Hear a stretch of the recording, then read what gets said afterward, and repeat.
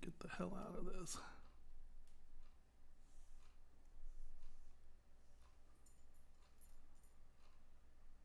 I want to go to this. Ah, well, I guess you just tap it. You learn something new every day. Okay. We can minimize that. Chat's there. Okay. It's about right.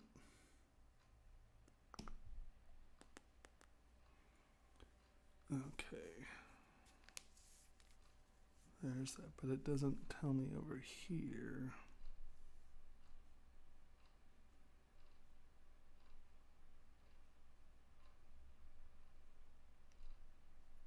Uh-oh.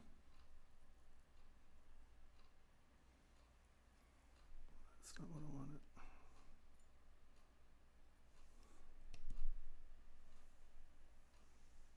Meh. What the hell? There we go. Jesus. I love it when they change things on me. All right.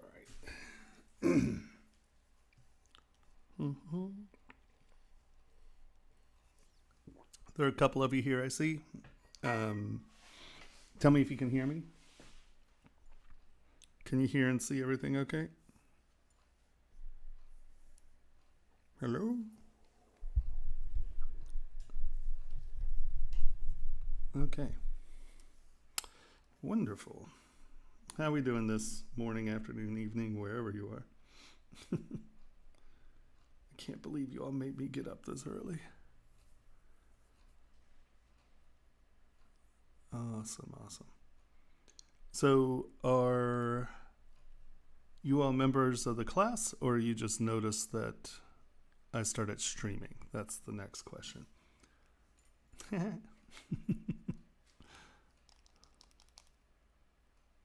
Okay, cool. Okay, great. Well, hi, being purple. So you're more than welcome to stay and watch.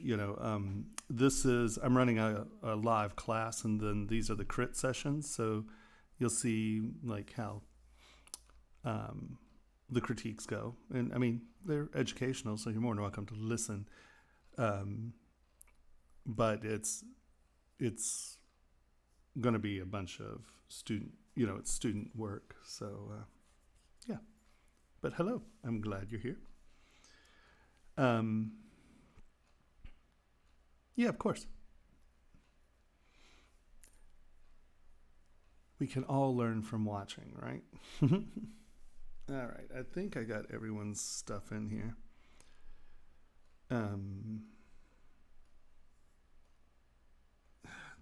I just love it. I haven't used my Twitch in so long. I'm set up a little differently than Pixelogic, so yeah, all right. So how many people do we have right now? We have 5. Okay, so that means there could be lurkers. So how are we doing, everyone? Is everything going good? It's a little early for me. I'm actually going to have to step up and get my coffee in a second. I normally don't wake up for another hour or so, having to get my fat butt out of bed early is rough. But to be fair, I only stayed up till 2 last night, so I didn't... normally my work days, 9:30, 10 to about 3, 4 in the morning. And I have to get up around 7 to get here on time and have time to set up. So it's like, it's rough. So everyone has to forgive me if I get all laggy. No problem at all. It's what I get paid to do, right? I think I should make all of you work at my schedule. That's your first education in jewelry design. You have to stay up all night. All right, we have 9 people. I should have made a note, sort of announce yourself when you come in, so I know who's who. Because this is my public Twitch channel. This is Ryan has classes running at this time, so I can't use his GoToMeeting or whatever I think it's GoToMeeting is what he uses. Because this session could be, honestly, it could be like 14 hours for me, depending on who comes in at what time. So, and especially when we get both classes up and running, this could turn into a long day for sure. Hey. So what I'm going to give us some time for people to get in. Obviously, it's just 10. We'll probably just chitty chat until about 10:15, 10:20. And then I figure what I'll do is I'll take a roll call of who's here, because some people have to get out because it's late their time. We're going to have to work on naming conventions too, because everyone put their name first, and that makes it hard to figure out what time it is. We might just do, what time is it for you right now? And then that I'll put it in order as like, the latest, so we can get them out first or something in that vein. Please tell me if my volume's low or you have problems seeing. I'm going to try to record this, and then well, this is the crit for the class. I mean, it's a public channel, so you're more than welcome to watch. But it's going to be, it's all the students' work. So, yeah. I mean, if no one's talking, and because I have to wait for some of the people in New Zealand at 4 in the afternoon, so I might be around doing nothing, and if no one's saying anything, I'm doing nothing, I'm more than willing to chat with you. But it's a crit session, so feasibly you can watch. The next crit session public is next Monday, because that's the last Monday of the month.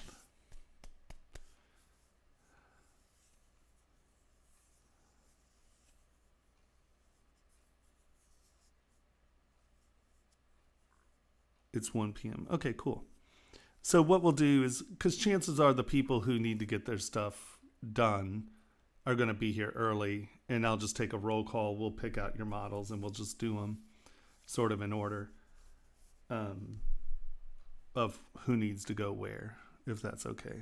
I figure we'll give everyone another, like 15 minutes, because at sometimes, I don't know, it's early for a lot of people and it's late for a lot of people. Who knows? So I'm trying to do the best here. I'm running a little slow, hoping my submission could be discussed with the batch from next. Well, yeah, of course. I mean, yeah, because both classes are going to do this on Thursday, so I'm going to run both classes crits together. Because you're only going to be a week apart, so I don't think it's going to matter much, because I have to come to a public. Well, it's not public. It's a rental office thing, because I don't have internet at my house. So, it takes me about 30 minutes to get here. And then I have to be here all day. So instead of being here 4 days a week, I'd prefer to only be here 3 days a week. And that's why we're running the one class on Monday during the day. And then I will stream for Pixelogic. So that's going to be a long day, because I'm assuming we're starting at 10 on Monday. And so, yeah, we'll see. It's going to be interesting. Everyone has to, well, I mean, I have like, literally some days I have dial-up speed. We're in the middle of nowhere. And every time I call the cable company, they're like, yeah, we don't really bring cable to people who don't need it. And I'm like, I really need it. And they're like, yeah, the last person to request cable in your zone was you 6 years ago. I'm like, oh. This is, I'm staying at the Homestead, which is my friend's house. And It's usually my landing pad. So for a while there, I was doing 6 months in Europe and then 6 months here. And it's always where I land. It's my second home, it's where I land and then decide what's going on. And I've been house sitting for the winter. So, well, I've been house sitting. I'm going to continue to be house sitting. So it wasn't just for the winter. But um, yeah, it is definitely a thing. I am praying that what do they call themselves now? It's not Stargate. It's what's Elon Musk's satellite company? Starlink. Hopefully he gets that set up because then we'll have broadband wherever we are. So yeah, yeah. No, I'll tell you, it would be heaven on earth if I had internet. You know, it's a beautiful place. It's awesome. It's quiet.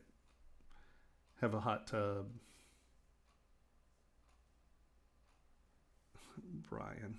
Brian's on workspace going, what's going on?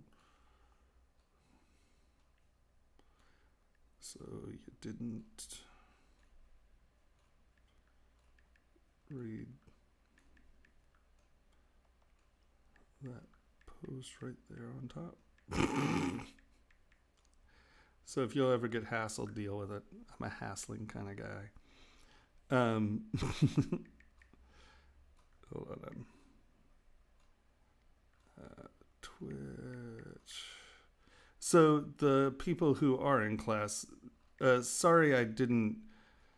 We're having a little bit of communication issues with Ryan's intern and me. Not a big deal. It's just the last interns have done this like quite a few times, and I don't have to. Okay, so now people aren't. Have people saying the GoToMeeting link didn't work. Okay, sorry, I have to text this to people because they're not reading posts. Twitch TV.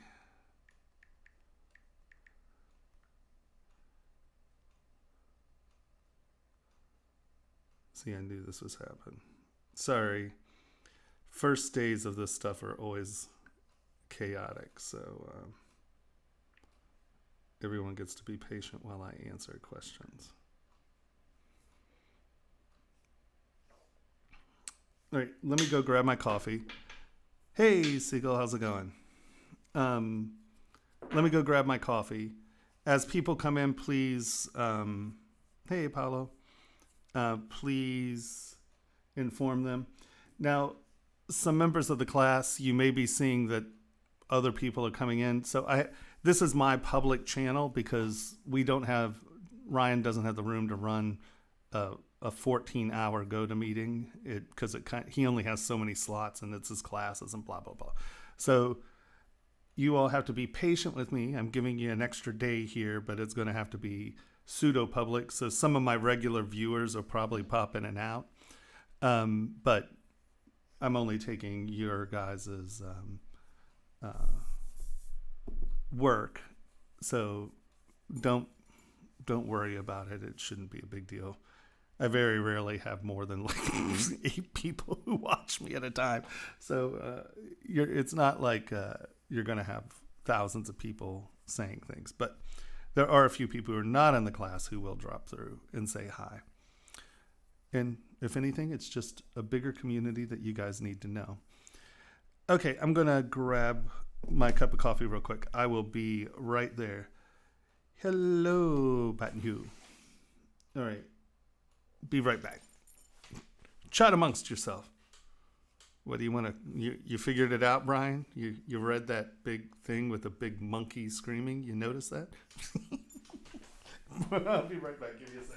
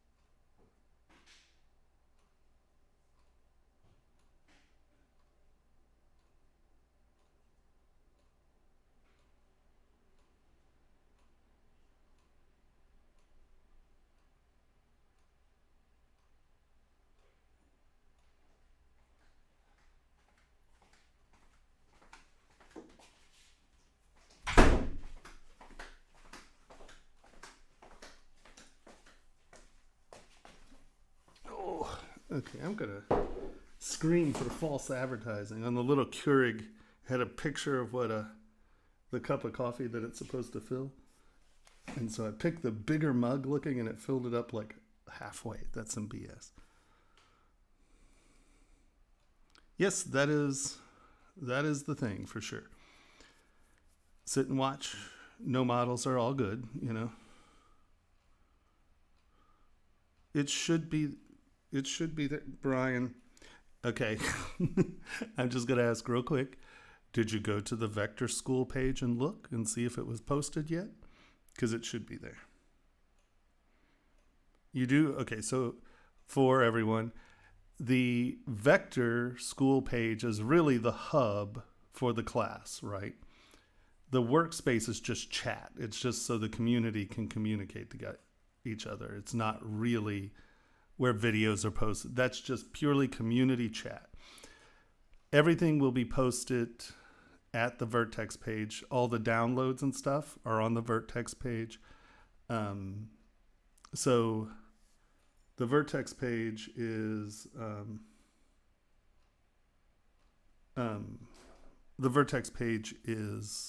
the place that you need to go, right? I would show you, but sadly, I'm not signed into our Vertex page yet, so I can't access it. So what I'm going to do is I'm going to record this and see if we can load it up on the Vertex page.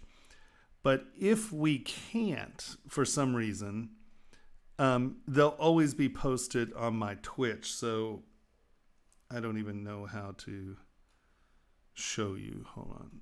Twitch changed everything. But if you look on my Twitch channel, it'll show you like all the, hold on.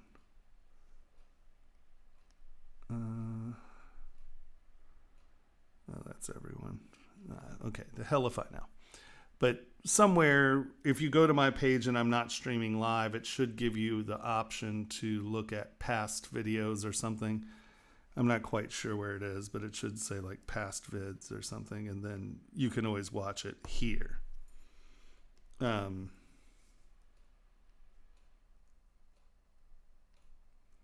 Yeah, refreshing your tabs is kind of an important thing. Okay, so how are we doing, guys? Do we have plenty of people from class? I know a lot of them will be coming in stages, but now, two things I've got to explain to everyone. Those of you who have been in the class with me before know this probably, and those of you who know me probably know this. But I drowned when I was 18 and I was dead for 4 minutes, and my brain doesn't work so good sometimes. So if you tell me something and you expect me to remember it, I wouldn't. I am more than willing to do anything to help all of you at any time. But if you like mentioned something to me 3 weeks ago, I have no clue what that is. If you ever think that I'm ever going to actually associate your real name with your name over here on Twitch, yeah, probably never going to happen. So I know that there was someone who said that they had to go, like this is late for them, like late in the night, so they wanted to go early on. So for those of you who are late and need to go first, or if someone has to be somewhere and they're here early because they need to get out fast, tell me and we will go to your work first. But don't expect me to remember it if you mention it in class or something. I can't remember whatever said here at the beginning of chat. I mean, really, my memory is not one of those things that could ever be described as powerful. Or even capable, really. Yeah. Oh, and the other thing is I think it'll be better in the future if we put, like, let's say it's 10 here, using the 24-hour clock. If you give me a number 1 through 24, before you put your name, that'll tell me what time it is, and I'll know like the people who are like, 18 to 22, they're probably the people that need to go first, Curry coffee is not good.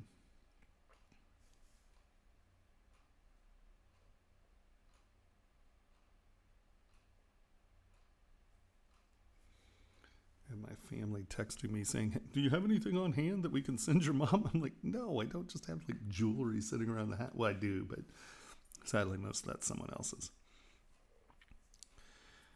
Okay, so who's out there who needs to go first? Raise your hand. Is there someone who would prefer to go first or early on so we can get through um, some of these people who are on time constraints?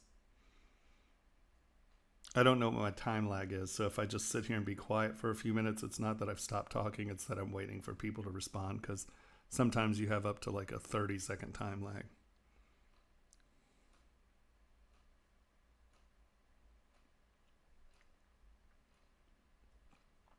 Exactly.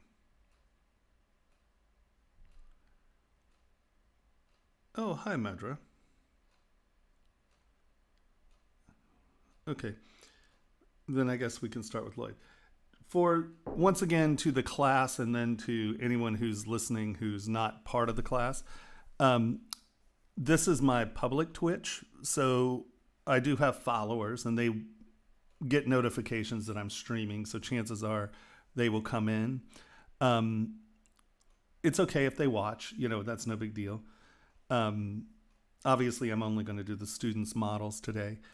And for those of you who are watching, who are, my regular viewers, I have to do the crits on my Twitch because uh, the the person who runs the classes usually does a GoToMeeting, and I guess GoToMeeting charges by time slot, or I don't know how the hell it works. But me doing a 14-hour crit today doesn't really work with his pay arrangement or something, because the class really is only well, it's labeled one day a week, but I find that crits are too important not to include them. And when we only have 6 weeks, it becomes very tight to do crits and give a class and question and answers in like 3 hours. That because at the end of the day, the most important thing for me is that you guys learn something, right? So I'm willing, like I sat with Zoltan for a couple hours the other night because he just wasn't getting some of the stuff. So this is something that is very important, and that is this: if you are having any problems, if you are feeling left behind, if you are panicking, and from these models, it doesn't look like anyone's in a bad shape, but like people like Zoltan and a couple other people who've never touched ZBrush, I think we all can go back to the beginning and remember how intimidating the interface is, and how just, using Shift, Control, and Alt for everything is a little weird for people who use an entire keyboard of shortcuts. And because this class, I have no way of breaking out. Like I said earlier, we have ZBrushers who want to learn about jewelry and jewelers who want to learn about ZBrush. So this is a tricky class. So how I kind of run it is I do a class, we do a question and answer, and now we're doing crits. And this really is where most people learn, is during the crits. So I don't think you're not getting what you're paying for in the class by any means. I just think that including this extra day is really important for you guys, I think. So here we are. And okay,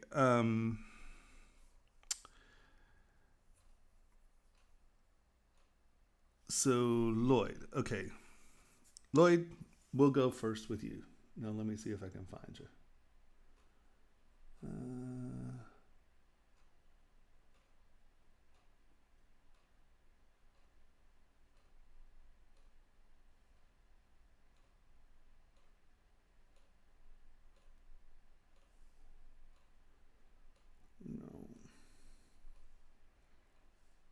Sorry, I can't find anything, guys. John Final. No, that's not Lloyd. Sorry, half the class is me trying to find things. Is that you? No, that's...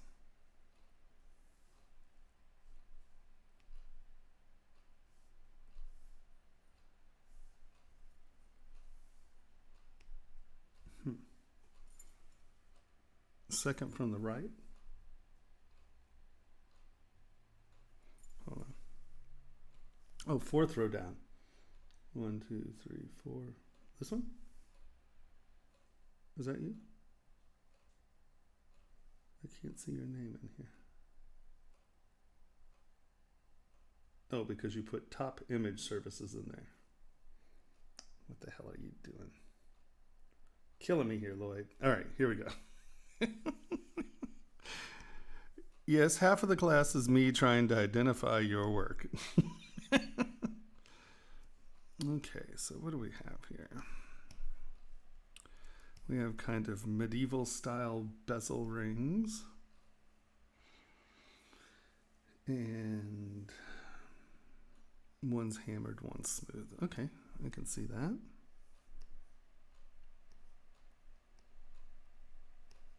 Actually, that's a pretty good hammer. I like that.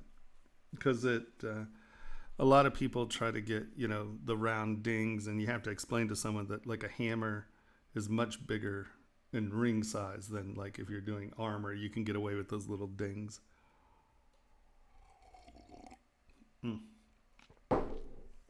right.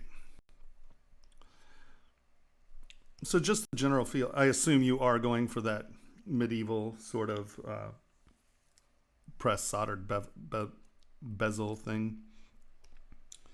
Okay.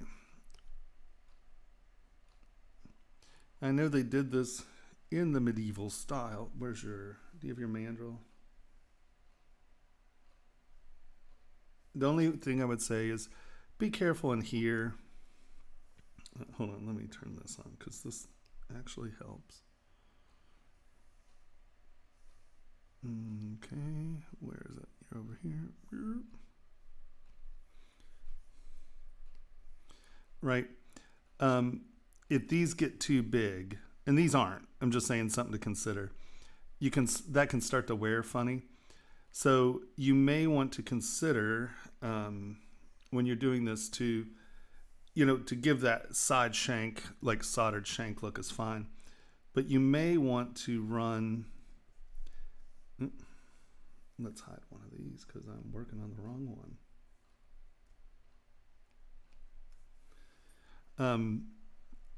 Just for comfort's sake, you may want, I really have to change that in the settings. That's really annoying. It's always 49 and I just haven't changed it was whatever my brush was set when I saved this, and that's way too big.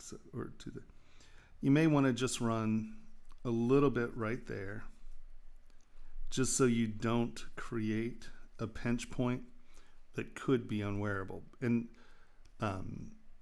any of these little edges can become like places that feel weird on the finger. So especially since this is flat and this is round, you're going to get a pinching of the finger right here anyway. So I would probably just give that a little fill. And you can keep it open on the side, so when you're wearing it, it looks like it's going all the way around, right? But try to keep that point from becoming someplace that's pinchy. Now, I like the proportions and stuff are quite nice, especially to the old style ring. And I like how you've left the tool marks in rough. It ties into the design of the piece. Now, is this it's just supposed to look like a stamped image into the ring, right? So this is now where, when I say think in layers, and once again, this could be matching a style that you've seen, right? So if you're trying to do that, great, take this for what it is. But so the problem with a lot of this older stuff, and what we do is when we're doing things that are somewhat flat, we lose true dimensionality, right? We lose what's actually in front and behind stuff. So I'm going to critique this on proper form. If this is a style, you're trying to do that style. I'm not critiquing the style, if that makes any sense, right? I mean, you could say, well, I want it to look that way because the marriage wing of Edward the 32nd in 1622 was like that. Great. And good. But I'm going to talk about technique that's good for all of us, because I'm going to show you what happens here.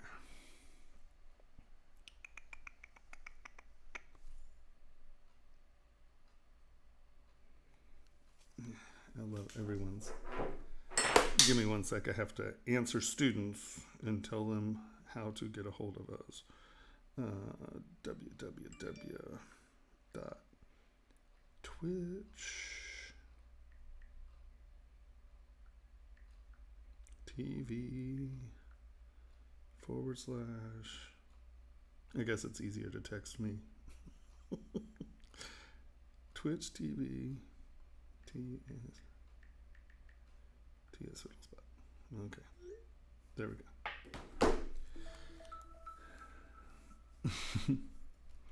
Okay, so I'm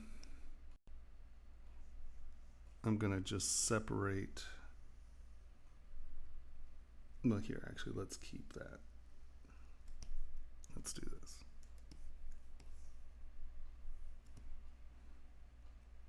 Control W, and now we can. So for those of you who don't know, if you mask something, nope, that's not mask.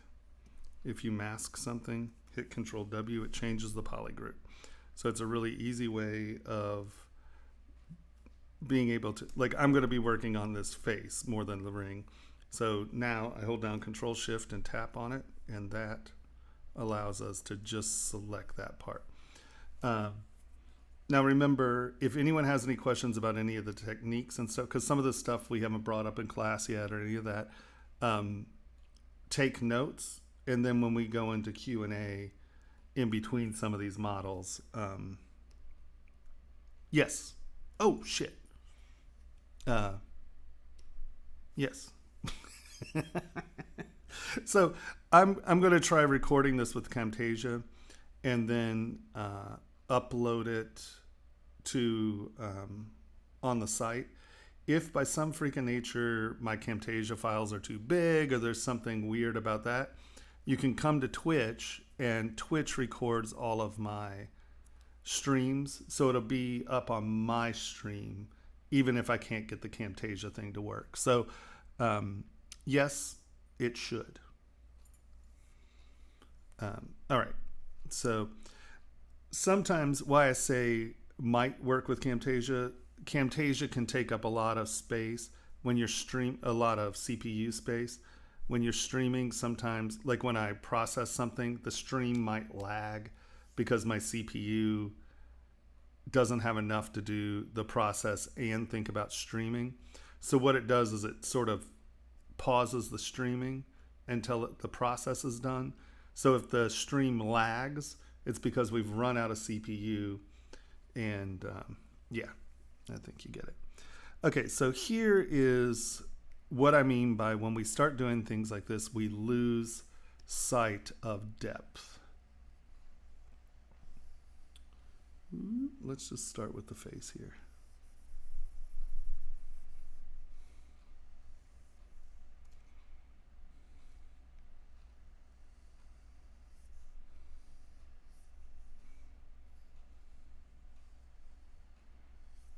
All right, I'm just going to push hide part, and that's going to put it away. So do you see what our main problem is? And this happens a lot when people start to do these low relief things. And that is your nose and your mouth wind up behind your cheeks. So everyone's faces always look like they're caving into the center, right? So just by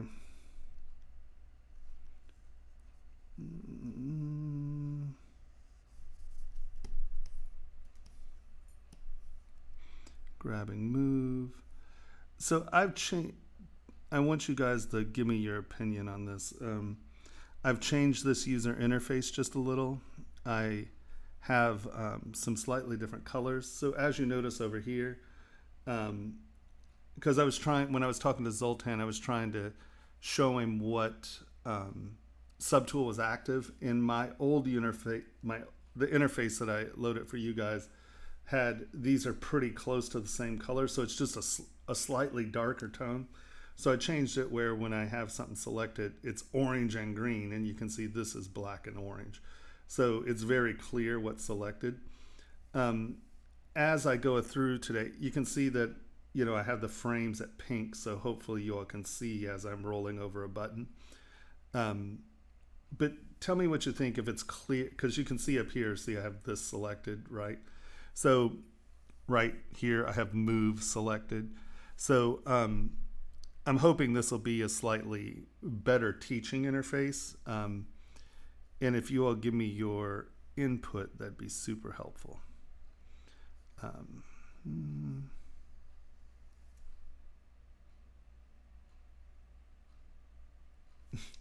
love all these people are on it's like they haven't seen it is literally right above them. Okay.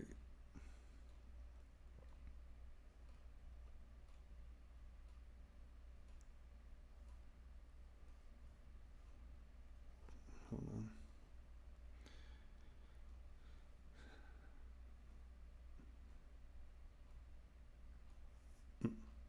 There we go. You guys are answering. Yay, team.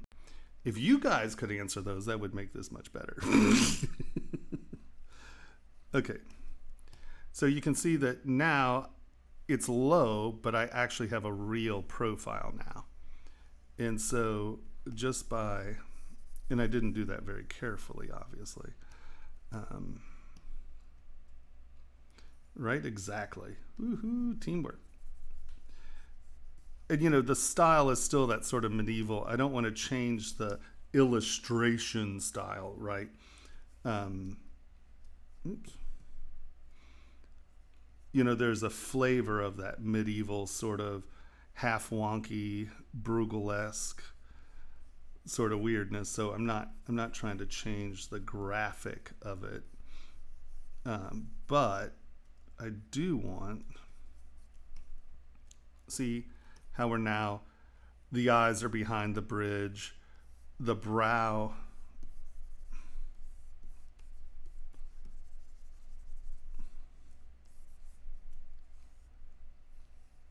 Right, try to get, if it's something that is referential to something that is real, even if it is this abstract, because these are definitely abstracted. This isn't your inability to sculpt, I'm assuming.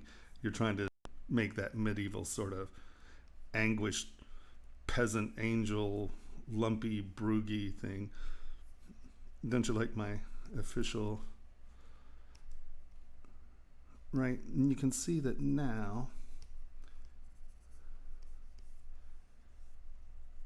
even from an angle like this, it reads like a face, right? Now let's go back to this one.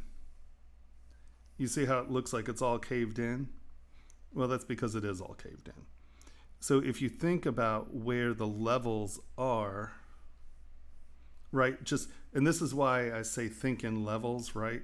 So let's just go to the back side of this, right?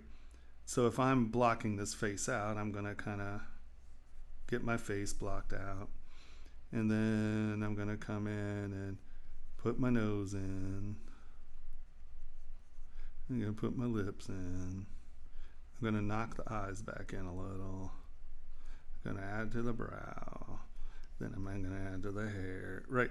And so I'm gonna build something that is dimensional, and I'm just thinking of it in layers first, and that's gonna prevent this kind of collapsing face. And it's really obvious when you have the neck that's very flat, right? So you have this very flat thing, and then you have this collapsed internal facey thing.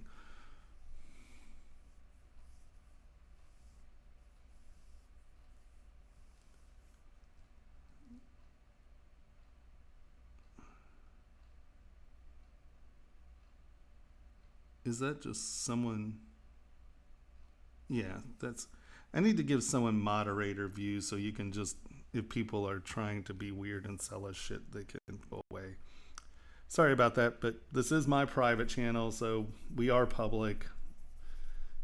I apologize, but that's the only way I can give you a 14-hour day. Let's go back to here. Okay, so right, so now we already have something that your brain isn't going, what in the hell is going on, right? So I would just kick this back just a little, right? Just give it a little bit of dimension, kick that back just a little.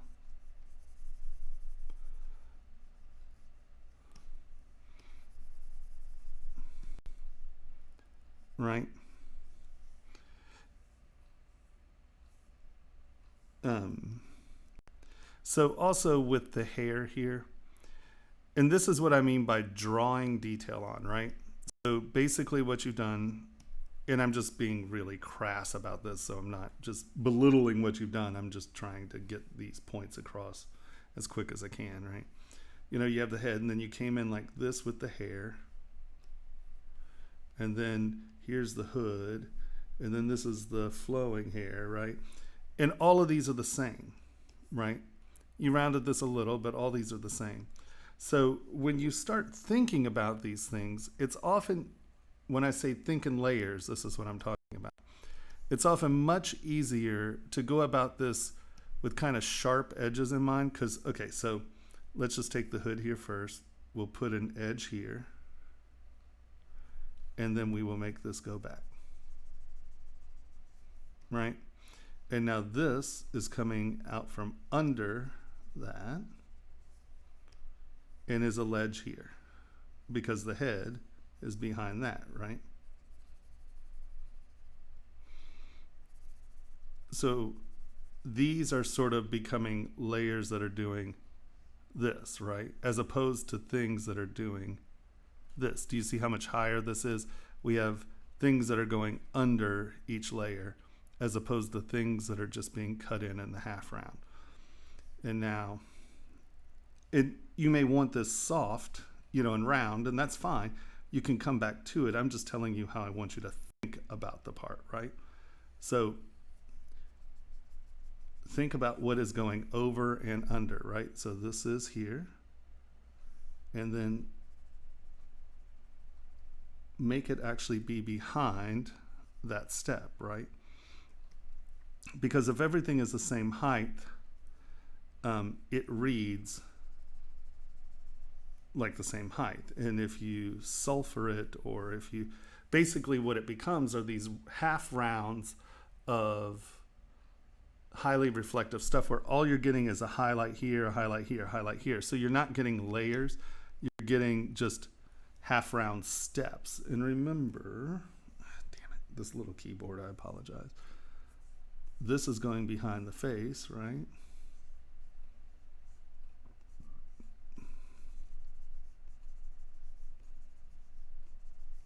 So if something's going behind something, make it go behind it, right? So that's going behind that toga or the dress or whatever, right? Damn it.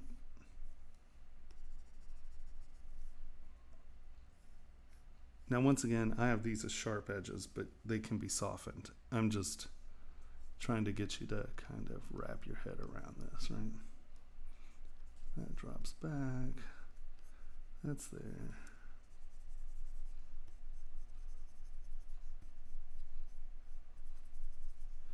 Now, that goes back first. It's not just this big gnarly thing. So whenever we're doing any of this, we're telling a story about layers. We're telling a story about what goes behind and in front of stuff. So, right, this. Is that the sleeve? Ooh. Hold on.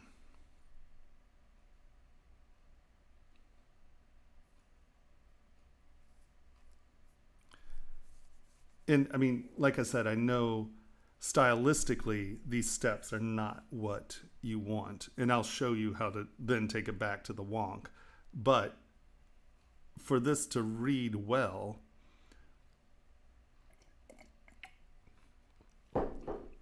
it's important that you think about it. Because even if these are half rounds, make that one come from the back. That one's going behind that. Right? So make sure that things that are behind each other are behind them, and things that are in front of each other are actually in front of them. Right? And you get a better read on the object from a farther distance away. Right? So that is behind that, and this is behind that,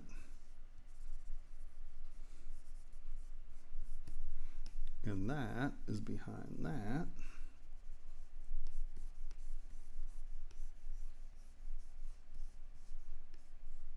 Oh, I'm trying to add there and I have my damn finger on the Alt button. Okay, so now that you get the, I would probably knock the corner of this head even back a little more.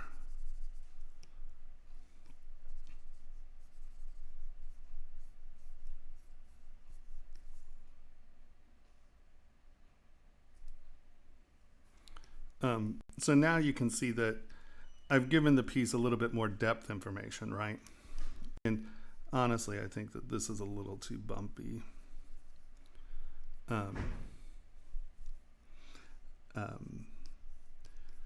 Right, so get your layers in place first,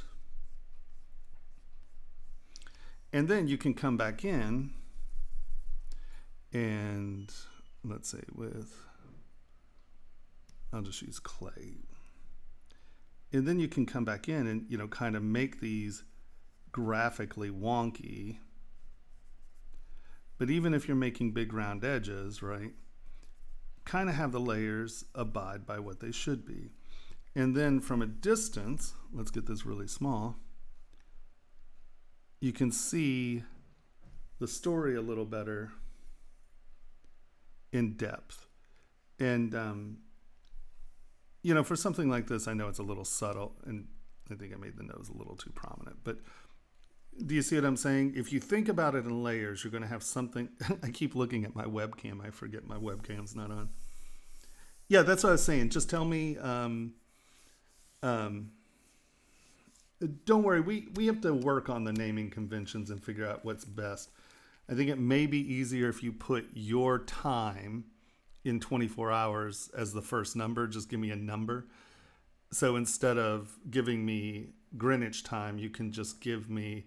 So like if it's 22 where you are, I know that that's easier to fix, or someone at 1 will have less, you know what I'm saying. But when we get into the thing, just tell me who needs to go first and we'll do it. So once you get the foundations that are actually on the dimensional levels, you can come back in and apply your style at that point. But make sure that you have layers, because it's going to read better from a farther distance. And once again, if you, like I said, you know, this is the wedding ring of so-and-so, and I want it to be like that. I'm not arguing that. That's a stylistic choice. I'm just trying to get you guys to wrap your heads around some of the issues that this stuff brings. And like in all reality, I would try to get, you know, the head in front of the chest, you know, where the planes are actually in a logical place, right? And you wind up telling that story better usually.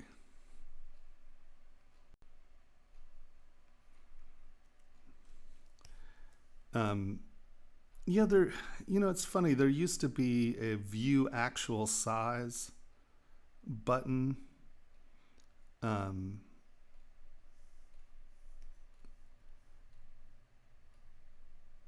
And I know that this is supposed to be very bas-reliefy, so I'm just fuddle-futzing right now. But, you know, try to keep things sort of sculptural, and then go into your style. But if you get these foundations in the right place, your brain will fill in a lot of the information, and then you just pick the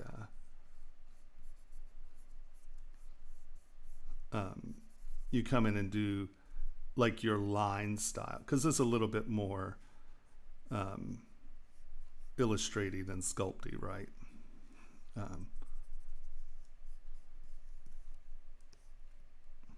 But you can see that's going to read much more dynamic.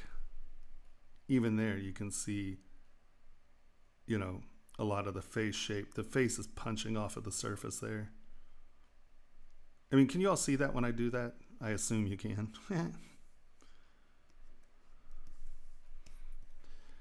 So I think that's really the only thing I would say to think about. I mean, it's great, and you nailed the style. I mean, it really is that sort of medieval, signet-y thing. And I do like your hammer texture. I think this hammer texture succeeded really well. And honestly, this is very historically accurate because you just had people with the chisel banging into it. And so if you're trying to make something that's historically accurate, this is pretty darn close. But I just want you to think about, for this style, this may be exactly what you're looking for. But as you compose pieces, this is drawn on detail. This becomes sort of sculpted, right? Because we have these high points that are diving back and under, trying to get some dimensionality there. So if you are copying a style, or you have a specific style to replicate, that's what I keep saying. I'm not commenting on this is the wrong style. I'm just trying to get you to think about what we're sculpting.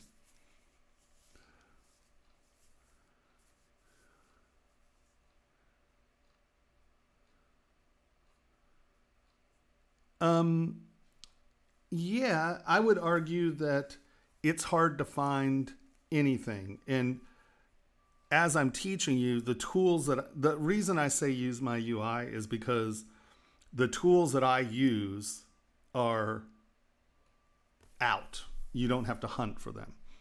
Does that make sense? So if you're not using my UI and I start, like I'll go to divide, well, you're like, well, where's divide? Divide's under geometry. So when I'm teaching, it's a little easier if you do use my UI. All UIs are confusing. There is no easy UI for ZBrush, sadly.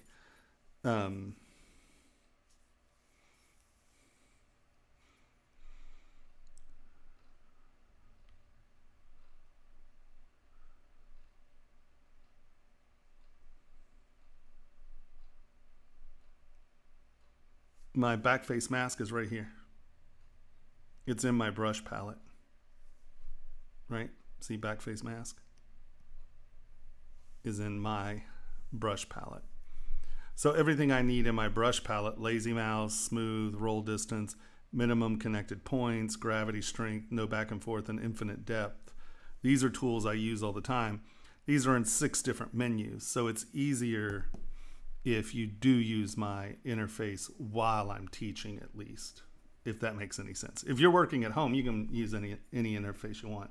But it's just easier when I'm teaching if you load the interface, because you're going to be digging around for, do you know where no back and forth is? You know what I mean? Do you know where minimum connected point is? So that means while I'm saying, oh, here, just use this, you're now going to have to go hunt for those things, because I pull all these weird little subtle things out of a lot of different menus. Oh my God. Hold on. Santiago has lost himself or something.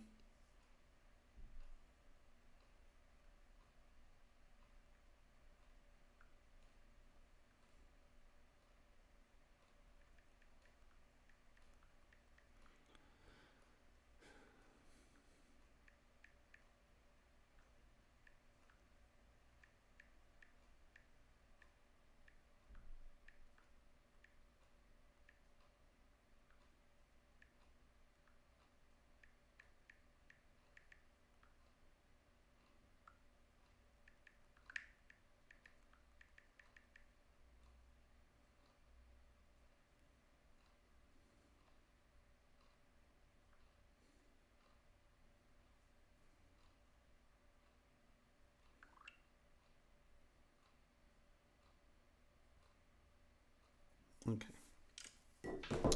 Hopefully Santiago can figure that out. All right. So, like I said, I think your ring shapes are great. I think your hammering turned out really well. I don't know why you added this weird detail right here. I know that was me. That's a joke. And like I said, I would probably just fill this in just a little at the bottom so it doesn't become a pinch point, because this is a flat back. So all of the meat of the finger is going to be pressed to the sides here. And so be careful about that. And remember, if you have a flat thing, it changes the size of the ring, right? You've just cut into this, probably, if not a half size, maybe a full size. So the thing you can always do if you're worried about that, and once again, I know that you're trying for, that evil look thing, but you can always do this. Let me hide that. You can always mask this off. Go into Gizmo, W, go to Bend Arc, and you can bend that to your ring side, so this looks like that flat, but you can give the ring arc so you're not cutting into the size. Because what you're going to have to do now is you're going to have to print this and slide it in onto a ring mandrel and see what size it actually comes off as. So, you can scoop that back out just a little, but you can see it could actually fit bigger, because, if the ring mandrel, if your ring size is doing that, instead of a size 7, this could be a size 9 ring, because the finger has this much more space to move into. So whenever you're doing something that changes the band or the shank shape, if it's not round, you're going to have to print and do a size test, and print and do a size test, because you're not going to be able to read it off a mandrel, right? Does that make sense?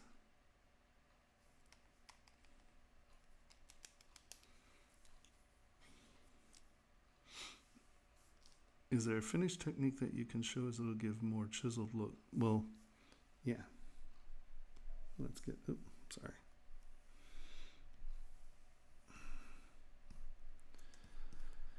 Let's go back to you. All right. So you're saying that it's just too soft? So are you talking about this being a more chiseled look in the sense of, so what I do, okay, so here, let me guess, you Dynamesh this, didn't you? So you have a single mesh that's Dynamesh, and you have no subdivision levels, do you? No. Didn't we talk about this? Okay. So you're going to, did I just re-Dynamesh it? I did, didn't I? That's okay. Hit Q.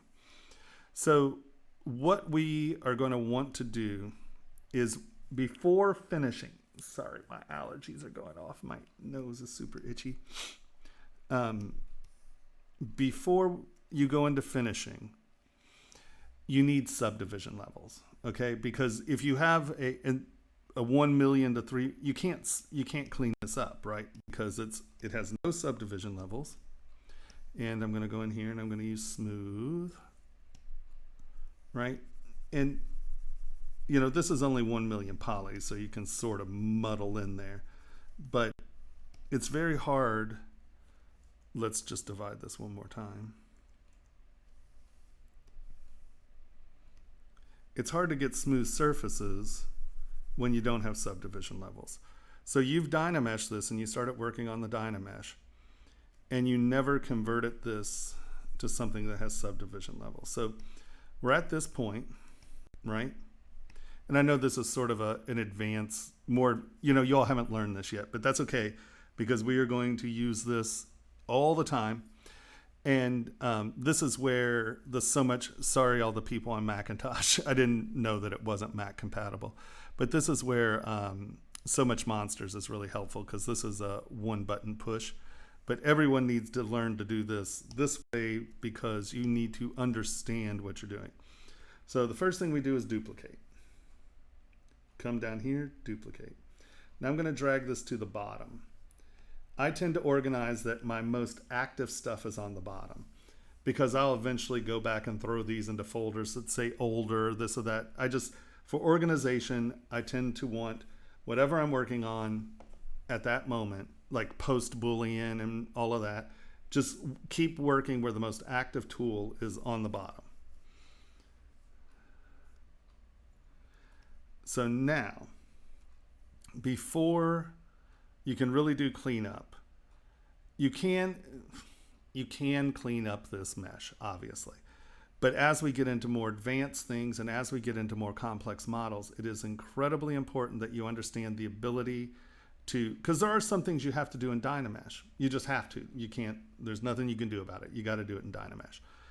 But we then want to come back to a quad model. For the most part, we want to work with a quad model with as many subdivision levels as we can get. Okay, trust me, just believe me on this one.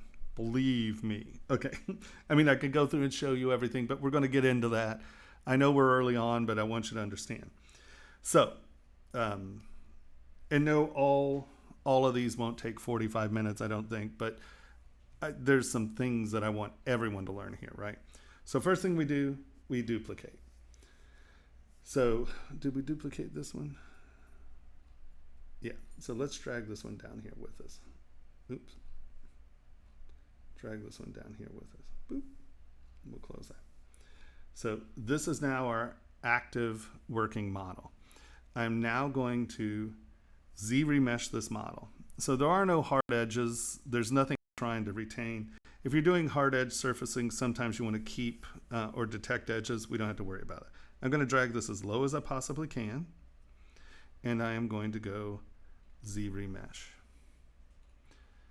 Now, often when you have a very complex model, like under normal circumstances, I would probably smooth this out some, but this should be okay. Because Z-remesh is going to try to keep all of the little detail. And sometimes if you have a weird mesh, it's going to try to keep some of the meshing information. So sometimes we want to Dynamesh this low and smooth it out first because we're going to be reprojecting anyway. So in 2020, or in ZBrush 2020, they introduced history.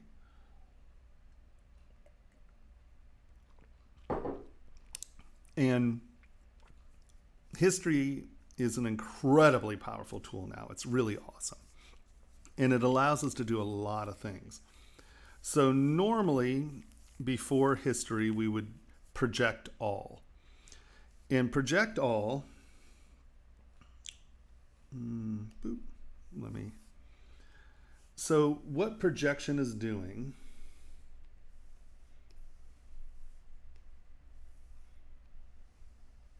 you have your object. You set your projection distance.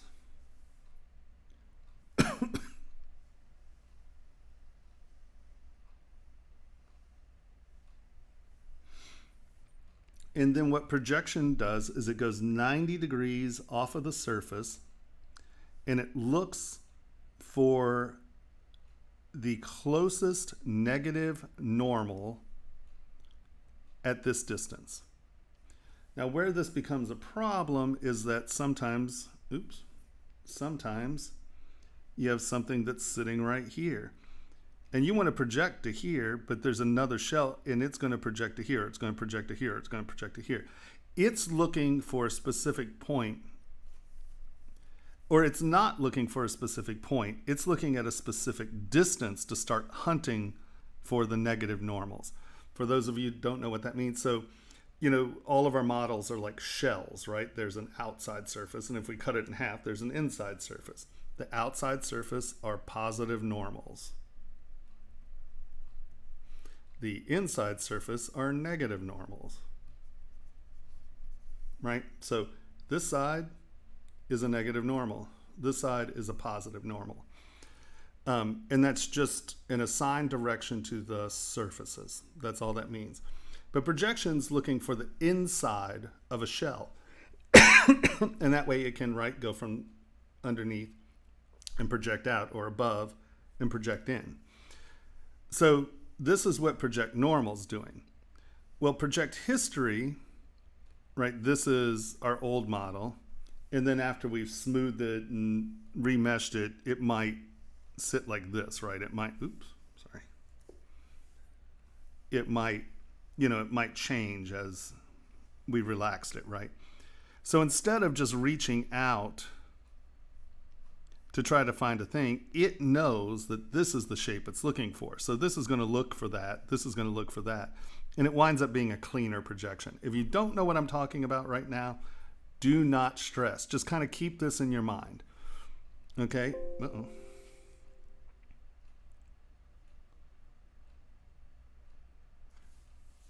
Yeah. We will, we'll, as I show them the projection stuff, we'll go over that. I just want them to understand, or I want you to understand, project all is looking for negative normals at a distance, at a set distance. It's going to look. Where project history, it specifically knows what shape it should be taking, so it's going to look a little closer. So you wind up getting slightly better projections. Both work. It's just, so now you can see I've relaxed this, right? And you can see how, like right here, that doesn't match up, right? And that's what I mean in the relaxation process. Our mesh looks a lot different, right? So now I have this base model, and I'm going to start dividing it. And so I'm going to divide anywhere between that 100,000 and like 400,000. Let's go up to 400,000, right? So now you can see, well, those aren't the same at all, right? They're different shapes. So now you can see what I was talking about, how by relaxing it, it's not in the same place. Okay, so with project all, it's looking for this subtool, and it has to be visible. What I want you all to get into the concept of thinking is, this is our original model. So I want this to be my history anchor, right? I want this to be my history state. So you can see on our timeline, we have our little orange block up here, right? Undo history, 527 out of 527. I'm going to hold down Control and tap that. That is now my active history state, because it's the square, the orange square, and it has a little white square inside of it. You see what I'm saying here? That's our history anchor.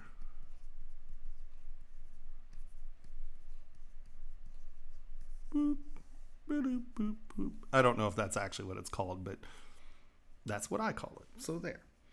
Okay, so now we've assigned this as our history state.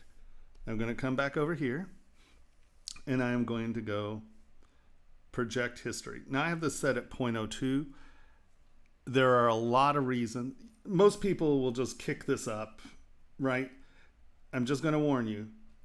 Go between 0.02 and 0.06 maximum, because there you can trash your mesh and never know it, and we'll get there at that point. But once again, at this point in life, just believe me on this one. All right, so I'm going to change my projection history to 0.03, let's say, whatever. I normally do 0.02 and just do it a couple times. It lets me know where certain issues in the mesh are as I'm doing it. But now let's look at this. Because it's a history state, it doesn't have to be on. So I'm going to go project history. And this is going to work through its little thing.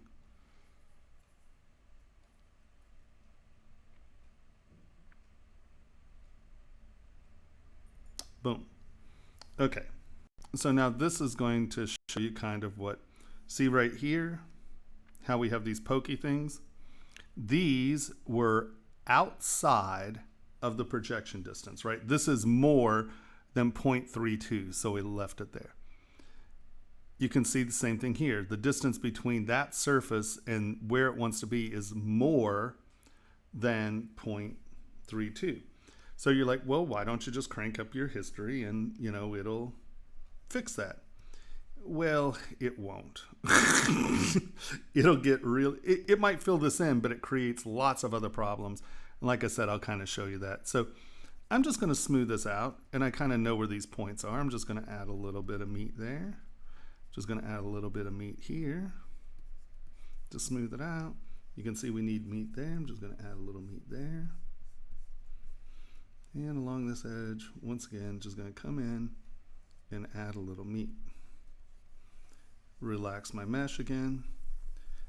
And the reason I'm smoothing over this is because ZBrush does not like coplanar surfaces. For those of you who don't know what that means, it's two surfaces occupying the same space. It freaks out ZBrush.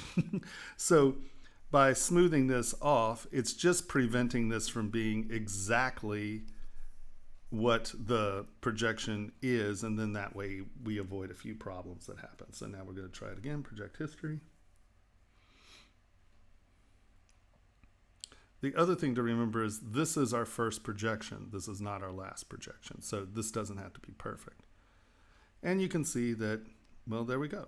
Everything's filled. But you can see this stretching right here. Well, that's because this is a low-res model. We're only at 400,000 polys, and it's stretching those. So I'm just going to smooth that area out because we know that this is well within the projection distance, right? There are no holes. So I'm just going to go back in and smooth this out because the next time we project this, we're going to have plenty of geometry in there to get those spots. So I'm not worried about it. I just don't want the tessellation to be there. So we just relax the mesh again. We divide it up. Project history.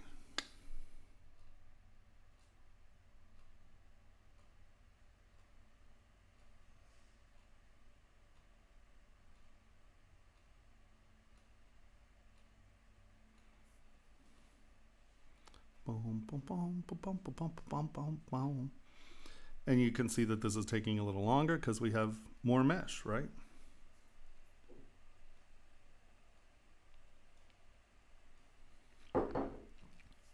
We're going to go all over this in class.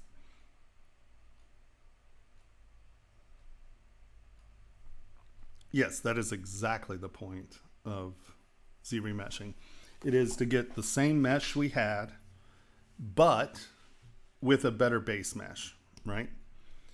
And now I'm going to divide this one more time. Oh, I already did. Never mind. So now, let me just clean that. Ooh, let me just clean this up just a touch, right? And as you can see, this is our original. This is my new one. And I can come in here, right? You can see how this is a little different because I smoothed that out. We have this beautiful thing called a history brush. And I can come back in and get it exactly where it was. So anytime you see any little differences, you can grab your history brush and paintbrush back to that exact spot. So this is our new one. This is our original one. Original, new. So why we did this, right? Because now I have strokes here. Let's say we want this to be smooth or you're trying to clean this up. Instead of sitting here and struggling with this, I can lower my resolution and I can come in and relax the mesh very easily to where I want it to be.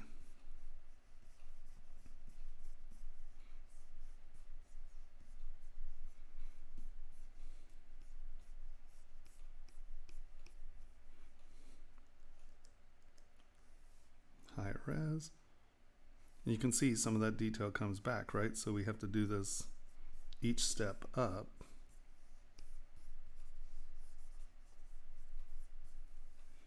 Higher res. So now our surfaces are much smoother, right? We've removed so much of that lumpiness. Now, of course, you're going to have to come back in, and I tend to do it here, and you might need to come back in and And you see what I'm doing? Instead of drawing a line there, right, instead of cutting this in, I'm using clay tubes, and I'm using that outside edge as if it were a line tool, right? Because that's going to read as a line. And so then when we come back in, right, you're like, well, Tomas, you just made this big thing that you just smoothed out. What the hell? Well, once again, just lower res, even just one, make a slightly smaller brush, and just come down and smooth that edge out. Right? And so now we have this linear detail that is not a line, it's a reflection shelf, right? And so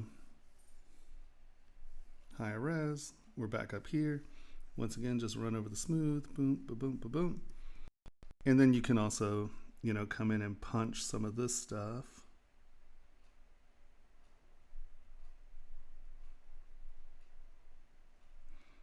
Smooth.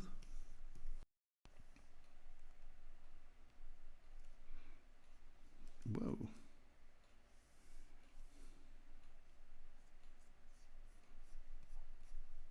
Right, you can see I'm not cutting lines in, right? I am making edges that are reflective. And so these read like lines, but they're not actually lines, they are edges. So everything still retains its relative continuity to the surfaces.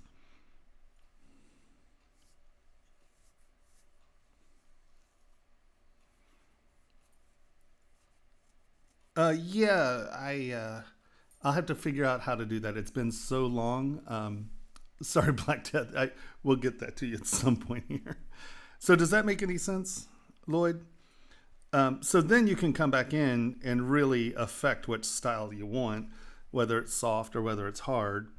But you can't change dramatically your geometry without having those subdivision levels easily, right?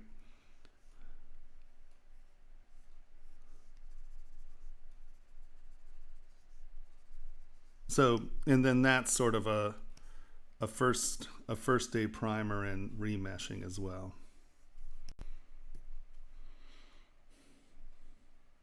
Cool. Okay, so who was it?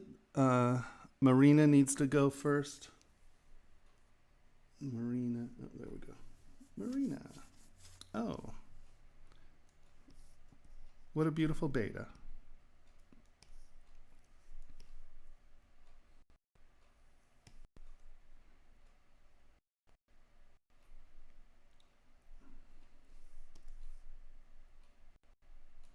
There's a lot of flow. Actually, it's a lovely form. The one thing I would say, and once again, you're in, these are, I always have to backpedal because the day I don't backpedal, someone gets mad at me. They're like, well, that's what I meant to do. I'm like, okay, everybody just calm down. When you do posing for things like this, and like for this, it looks like this is definitely a view thing. So it's meant to be sort of viewed like this. So the fish is sitting in front of the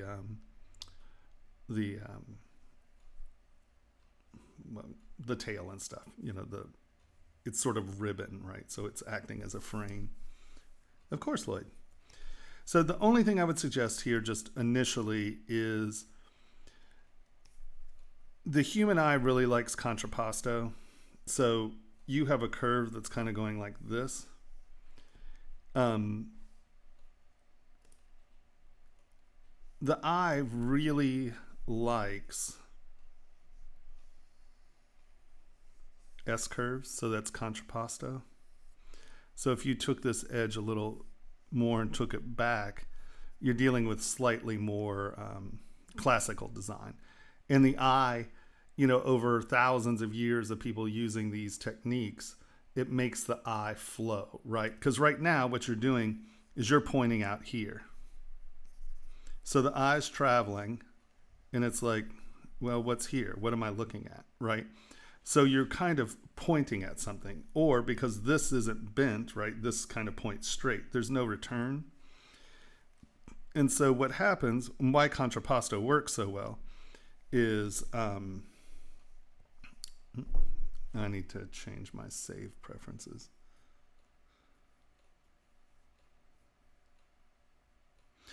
Posable symmetry is dangerous because if it's not absolutely, completely, and utterly perfectly symmetrical, it just refuses. And I mean, if it's one point is off symmetry, it stops working. And then the other thing is, it is insanely CPU. Like if you had this, 5 million poly model, it would choke out. So this is the other reason we want to keep as many subdivision levels as possible, because it allows us to do posing. So, but just real quick on the contrapposto, why contrapposto works, right, is that now this kind of points this way and you look and you kind of pick it up, right, and this is looking this way. Wow, isn't that amazing? What could that be? And that's naturally how your eye travels, right? So think of contrapposto when you're doing big wavy organic forms, or when you're doing anatomical poses, right? I mean, let's face it, this,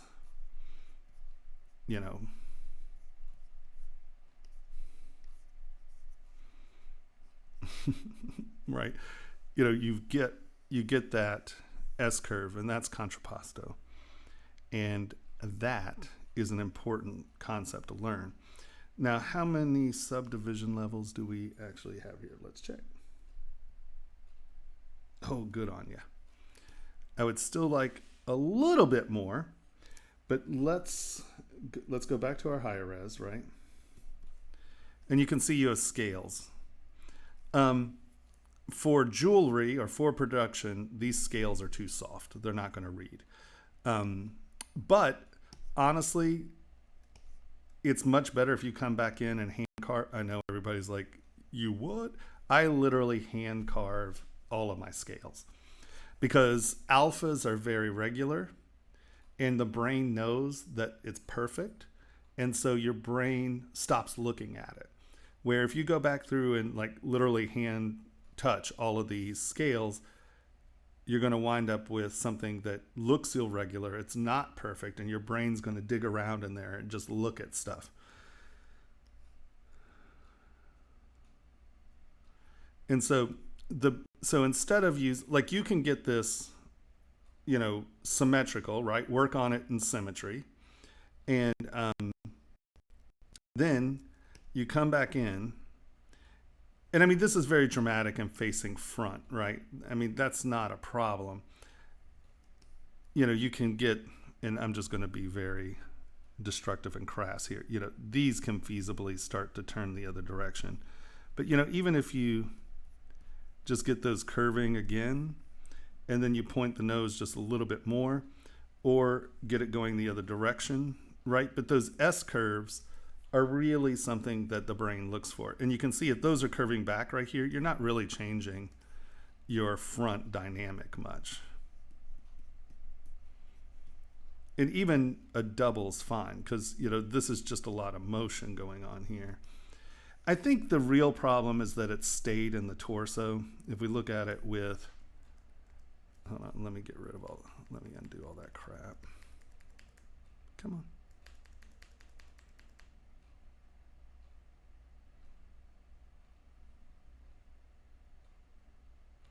And I know that, let's look at the torso, what you got going. I think you went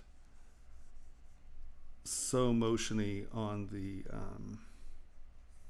the fin stuff. Your torso is going to be pretty straight. At least that's what it looks like to me. Let's see.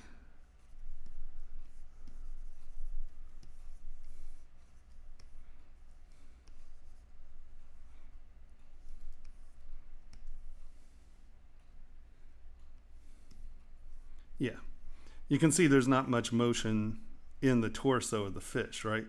So your fins are what's moving, not the fish. And we know that that's not true, right? The fins move because the body's moving. So let's go back down to our lowest subdivision level. And all I'm going to want to do is, let's take move elastic. And let's just I'm trying to think of the best way to resolve this, because I'm going to hide your eyeballs for a second. Is it? No. Let's bring this in more this way. And then we'll bring this in a little. Because if you think it's whipping, right? So these are going to be closer to that curve. And then let's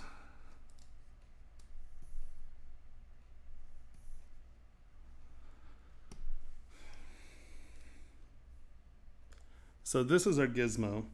If you hit Y, this is the old transpose tool. And we can discuss this later, but it lets us do some dramatic bends. But on forms like this, it's pretty aggressive, but I'm just trying to be quick here.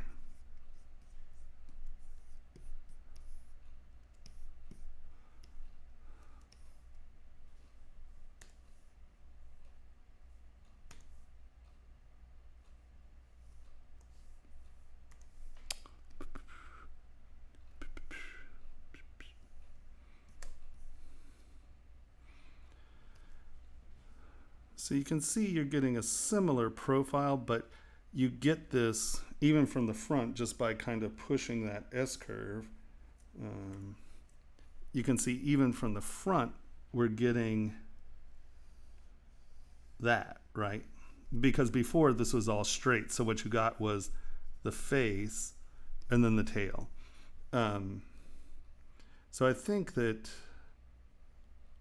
just kicking a little S-curve into the torso, you might need to pull this out a touch. I think I flattened that a little. I mean, obviously, you'll have to be a little more conscientious with your fish body, but so it doesn't compress too much. But so now we went down to this low level, right? And you're like, well, Tomas, I just spent all that time carving those damn scales. Well, watch, we come back up.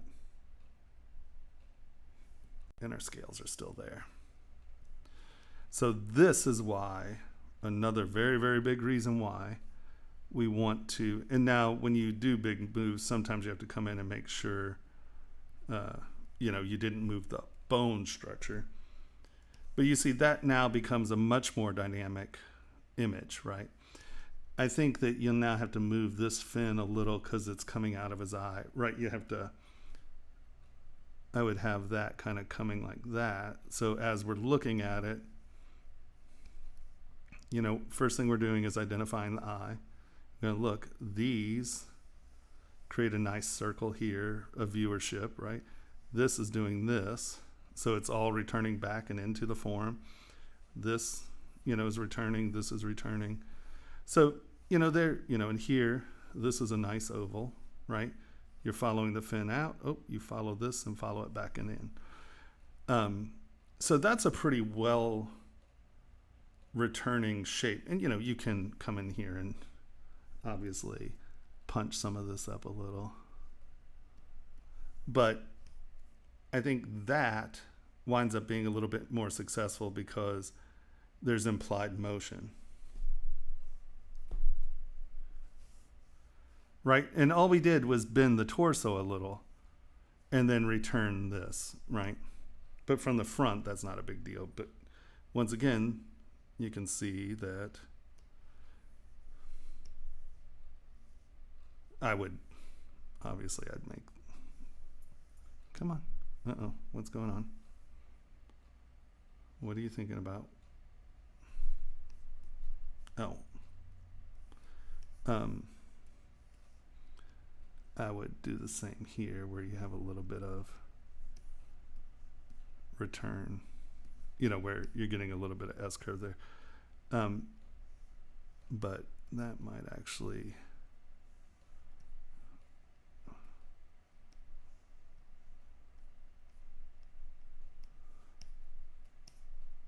and I'm obviously not being very careful by me pulling. These are getting heavy on the edge, but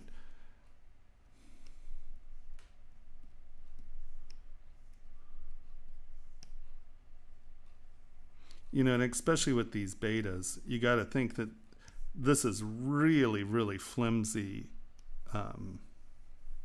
This is really flimsy. The skin or the material there is very, very thin, flimsy. And so what makes these fish so beautiful is you do get a couple waves in there, right? And they get those weird kind of, these actually start to go in fans on their own, right? And so they change direction, and that is one of the things that makes these fish so friggin' awesome, is that it's not just one big move, it's a big move and then it starts getting frillier at the end, right? So this is exactly what I would suggest. No. So I would say don't lose sight of how soft this material is, because you're sort of treating it as a big fan, but it's much more fragile tissue or membrane, right? And so you get this is much closer to the feeling. See how you get these little ripples on the edge? These are very close. I would say you may even want to make it a little bit more foundational changing, where you're like, okay, well, let's actually move the whole membrane, not just the outside edge. And that'll get that sort of, obviously that's not exactly what you're looking for, but these become much more dynamic moves, because they're very dynamic. They're incredible to look at. So don't treat these like big flat fins. Treat them like very thin membrane. Even if this is 6 millimeters thick, you can make it look like it's flimsy, right? So I think that is really where you need to go. And I would say you can use the rake tool to set these textures in, and I know your textures aren't necessarily solid or whatever, but I would definitely come in, and I'm gonna just do it with clay tubes there, and then I would definitely come in with either like orb cracks, and just kind of put these back in by hand, because what you can do, you can develop a much nicer rhythm, because the problem, once again, with the rake tool is these are exactly the same spacing, right? So it becomes homogenized. And once your brain recognizes an equal repeating pattern, it stops hunting for it. So I often use the rake tool as like a line guide, but this becomes much more interesting if you can change the thickness so it goes thick and thin.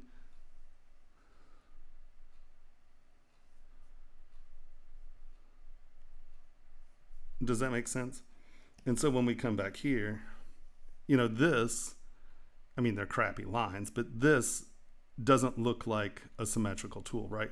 These lines look exactly the same as these lines that look exactly the same as these lines, where if you're putting these in by hand, you can actually really accentuate that change of direction and that flimsy membraneness, right? By, following a line. And this is way too aggressive, this line, but I want you to see it. So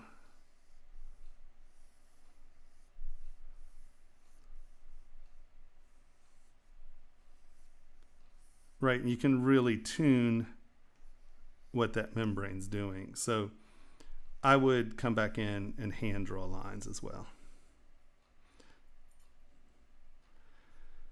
But you can see that you can work on this a long time and get, and here, I'm just going to do a couple of scales for you. So when I do scales, I tend to use SK Twist. And that is this brush right here. Yeah, they're just really aggressive. The thing to learn about all of these tools, I mean, look at, this is at Z intensity 2, right? So if you watch my brushes, you'll notice that actually, very few brushes do I really just crank up the Z intensity. I do that with my brush pressure, right? So I will come in and just kick up these edges, right? And because these are a little muddy, you know, you're going to have to make some decisions.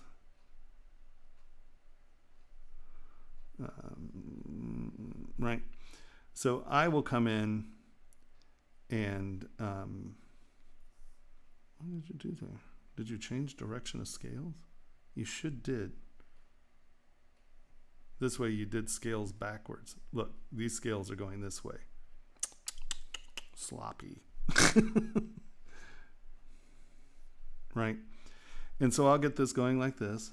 And because SK Twist, you notice I'm not drawing lines, right? So they're not losing their continuity with each other. Where if you just come in and take one of these brushes and just go like this, they're not actually going over one another. They're just lines. So just in that little bit of difference, look at how much bolder these stand out.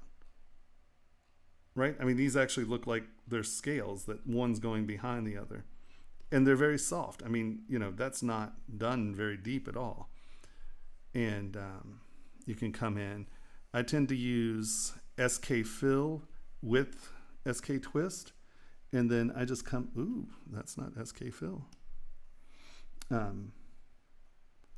And I tend to come over it like this. And it fills in the back side of that roll. Boom, boom, boom, right?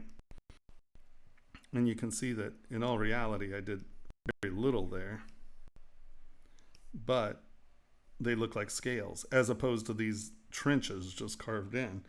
And what's funny is this will look like something that's going over and under one another. If you did this to the whole thing, this whole surface just chattery garbage. So over, under, think in layers, not in drawing. These are drawn on, these are sculpted on. And I'm going to say this every day of every class we ever do. So get used to it.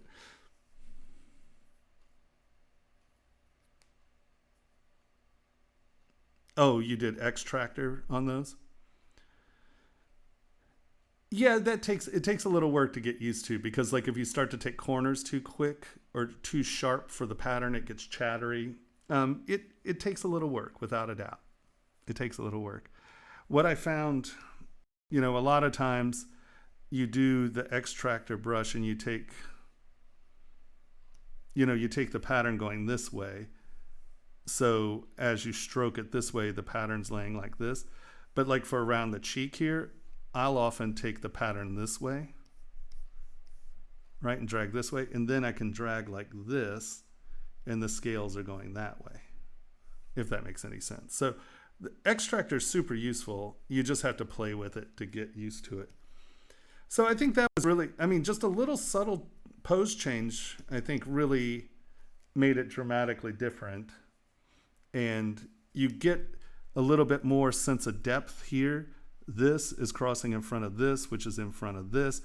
And you can actually see that this is in front of this. So we get this 1, 2, 3, 4 layers deep, 1, 2, 3 layers deep.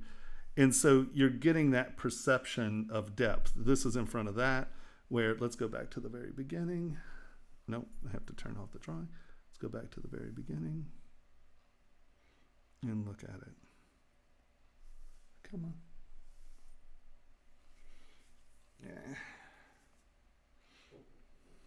Boop. You see what I mean? Oh no! Oh well, shit. Okay. I was supposed to push no right there because I was going to flick back and forth. But, wait, can we undo? Nope. Fuck. Sorry. But you can see that by just tipping that nose that way, this becomes a much deeper object, right? And I didn't change the shape of the fish, so if we start looking at it from other directions, it fails a little. But yeah, so I think that's your problem. You start it to get the tail wagging the fish as opposed to the fish wagging the tail, right? Have any questions on that? Does anyone have any questions on that?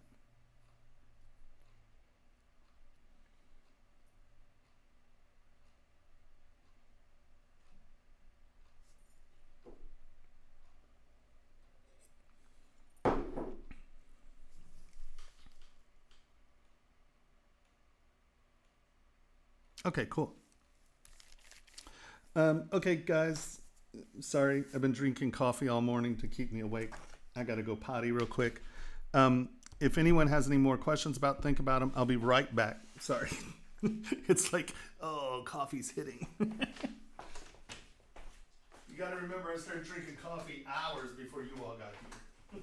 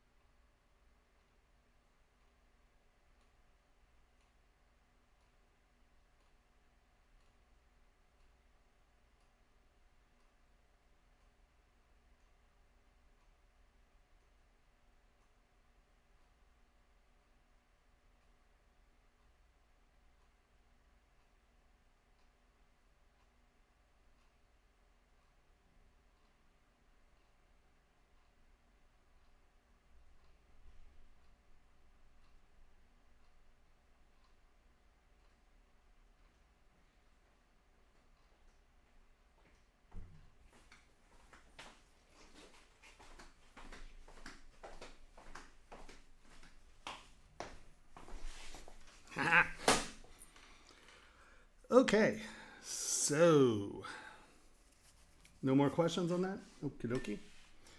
So let's see who's next.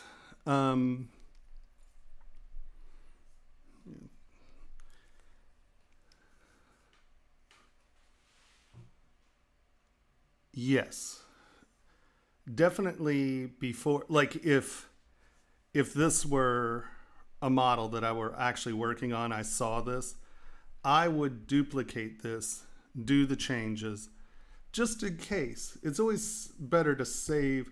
Whenever you go to a very dramatic change in your model, it's often better to save it as in duplicate it. Because that way, if you go astray, um, you you can always just easily go back, because if you notice what I did there, I went back to an earlier stage and I touched it and asked me if it wanted me to erase all of those things, and I said yes, just out of habit. Um, so for demonstration purposes, that sucked. And if I had kept the original, you can just hop back and forth between the two. So it's important to duplicate. Yes. Okay, Brian. I don't. You created a beautiful man, Brian. No, totally kidding. All right. So let's see what we have here. We have organic patterning, C, geo.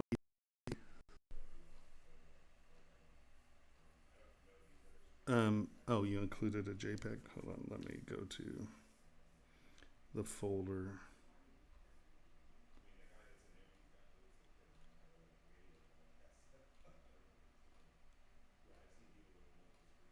Um,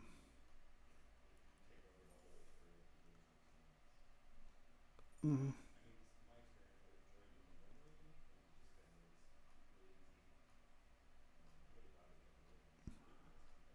oh, there it is. I'm like, what in the hell?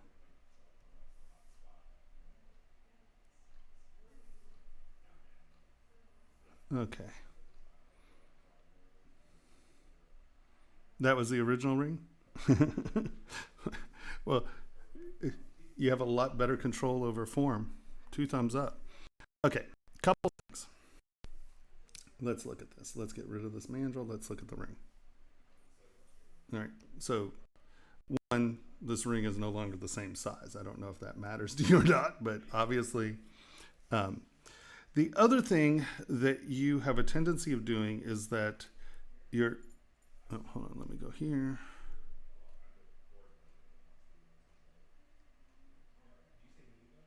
Right. No, and I'll tell you what, you've done a great job of not drawing all the ring. But I will say this, you have a couple things going on here. So in the future, for everyone here, when we're thinking about rings, think of having something on your finger that when someone shakes your hand, it crushes your finger into the ring, right? And that's uncomfortable. So the shape of rings, actually, this is round, but really how I want you to design rings, or at least to think about rings, are where they're thin, thick, thin, okay? And you're pretty close. I just want this thinner, because what you've created are 2 little ridges that are going to dig into the finger. So right here, this is our, oops, hold on. Damn it. Oh, you painting things. This is the danger zone in rings, okay? So think about it. You have your fingers, right? And you want the ring to kind of do this. And I know this is very dramatized, right? Because as you close your fingers in, you want this to be as inobtrusive as possible. So if you have this ring that has these big spikes on it, what happens even if you have little spikes right there? You've just created a cheese grater, right? So this is the danger zone on rings. So treat this, you can see that you just went around the ring, right? So treat this area as a completely different area of the ring. Even if the pattern goes all the way around, you have to think about this area differently, because this is the number one place where people screw up and make crappy rings. And once again, I mean, we could talk about ZBrush models all day, but at the end of the day, you're trying to create something that someone's going to buy, right? And if you sell the first ring and it hurts, no one is ever going to give you a second chance. No one. I mean, okay, your wife might, your cousins might, but let me tell you, no just random client is going to give you a second chance. Okay, so right, exactly. So I'm just going to do a cheesy quick fix here, and we're just going to kind of do this. I thought I had symmetry turned on. Oh, you have your ring not oriented in the world. So I tend, this is top, but as you notice, he built this ring kind of sideways. Try to keep your pieces in the world, sort of right, where we're looking through the z-axis, because that's front and back. The only reason I say that is because if you export this to render, you want it sitting right in the world. And so that is, so I just rotate it around.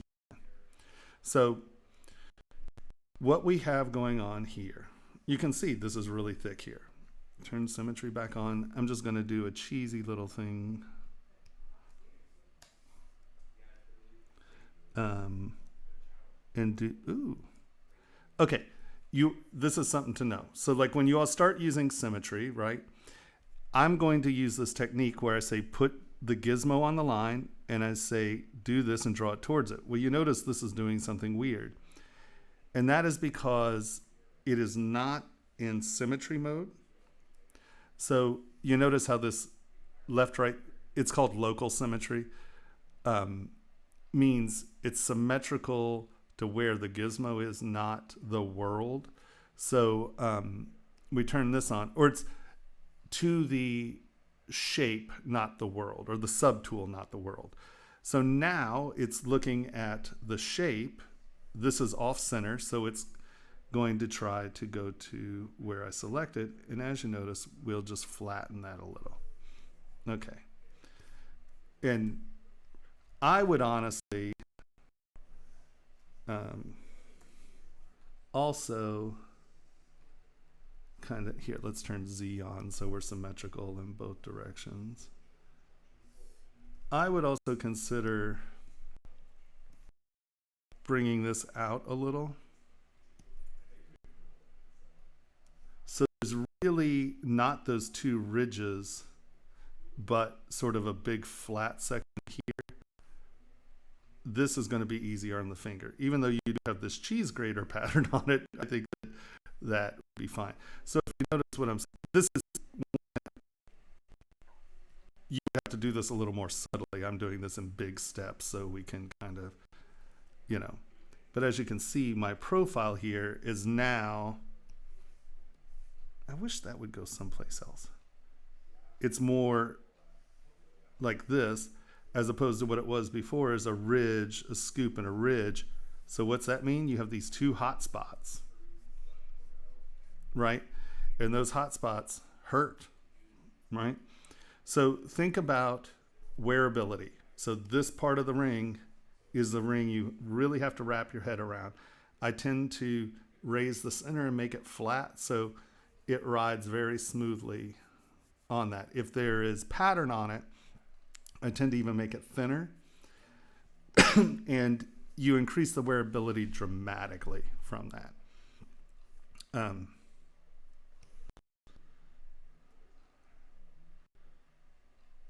No. Once again, it doesn't matter if these are finished or not, right? You might have been doing this, but this is also for the entire class. So we're discussing bigger issues as well as your issues. So don't stress about it in that context. Okay, so, you know, we have, let's take this back here a little. Now, you know, this is fun. I like this. That's cool. I would, one thing, and this is just purely a wearability issue, and this is purely my issue, and that is, especially on the bottom of the ring, excuse me, here we go, dry throat choking. I tend to think comfort fit is more comfortable. So on the bottom side, try to get rid of these edges. Your ring's not symmetrical, is it? Oh, God. Excuse me.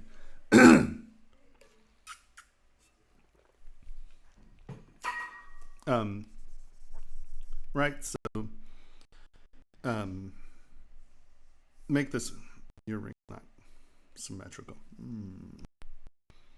Or maybe it's just not centered in the world. Hold on. W. I'm using the pen, like the matte pen, to go to the center of the object. Oh, symmetry's on. Turn symmetry off. Hit the little matte pen. We go to the center of the object. And so now I'm going to hit the little house, that's home. And it took us to the center of the world. So yeah, your ring is just not symmetrical. No big deal. Somewhere you got off symmetry. That's okay. So I tend to lean towards comfort fits. So just think about knocking these edges off the bottom. It's just a more comfortable ring that way, if that makes any sense. You did a pretty good job of creating a striking plate here. I would probably increase it just a little bit, and I would bring these below it. Because, so for those of you who know nothing about what we're talking about yet, at the bottom of a ring, I tend to create this, what I call a striking plate. Let's use build up. And so, that's funny, your ring is just really not symmetrical. What did you do out here, Brian?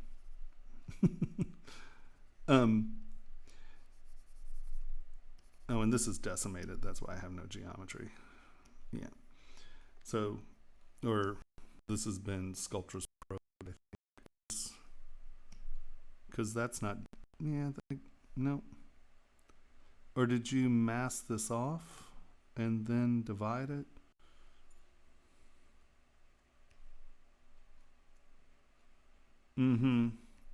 Sell it to the choir. Whatever. It doesn't matter. You Sculptris Pro'd this. Okay. Once again, I want you guys to get into the habit of using quad models, not Dynameshes. Dynameshes, and this looks like it was Sculptris Pro'd at one point or something, because this isn't normal Dynamesh. Oh, you decimated this, didn't you? No, that's not a decimation pattern. I don't know what you did to this. I think you Sculptris Pro'd it. That's my guess. Use quad meshes. And we'll start this week in class. We're going to start with quad model block up. You can use, and there are times to use Dynameshing, but if you use Dynamesh, you give up all control over your surface. Like if her koi fish were Dynameshed and we move that, we'd have to completely redo all the scales. We'd have to completely redo all the surfaces. And so it's a bad habit to get into for mesh control. Okay, now, if there are people who are sculpting things that all are done in Dynamesh and blah, blah, blah, great, I'm glad, great. It's not how I work. And I'm teaching you how I make jewelry. And let's face it, I've been doing this a long time and my jewelry usually works. So I'm giving you habits that are based on my workflow. And so you can say, oh, well, I make these lumpy wax jewelry and it works great and I got a great technique. Wonderful. I'm not saying you're doing it wrong. I'm saying this is how I do it. And I want you guys to get into this habit because it's going to give you more control over your model over the period of time.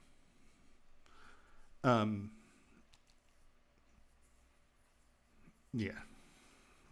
Stop. Don't re-project to...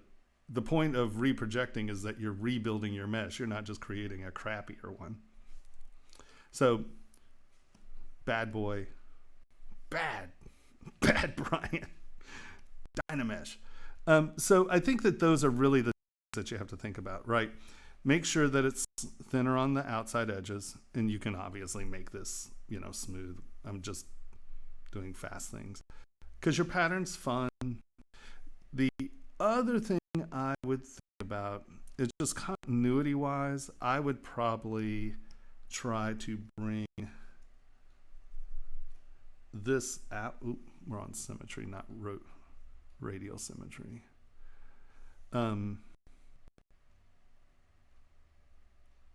So I just think I brought it in and I rotated it at an off angle.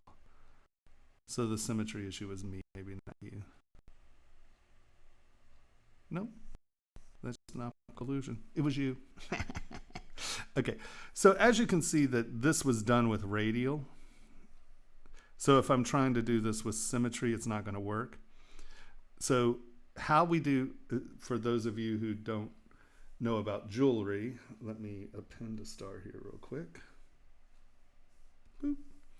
I want everyone to start, whenever you're doing a new form, I want you to get into the habit of using a star, because there's a lot of geometry in here, like all of this stuff. These are different geometry. This is based on an old system, and you can do really cool stuff with this stuff, but these you have to then make polymesh 3D. So we're adding a step in that transition, and if you're building stuff around it and then all of a sudden you try to do something, that conversion's a pain in the butt. And I want you to get used to using the gizmo as your first step. So we go into our gizmo. This little gear says customize. Boop.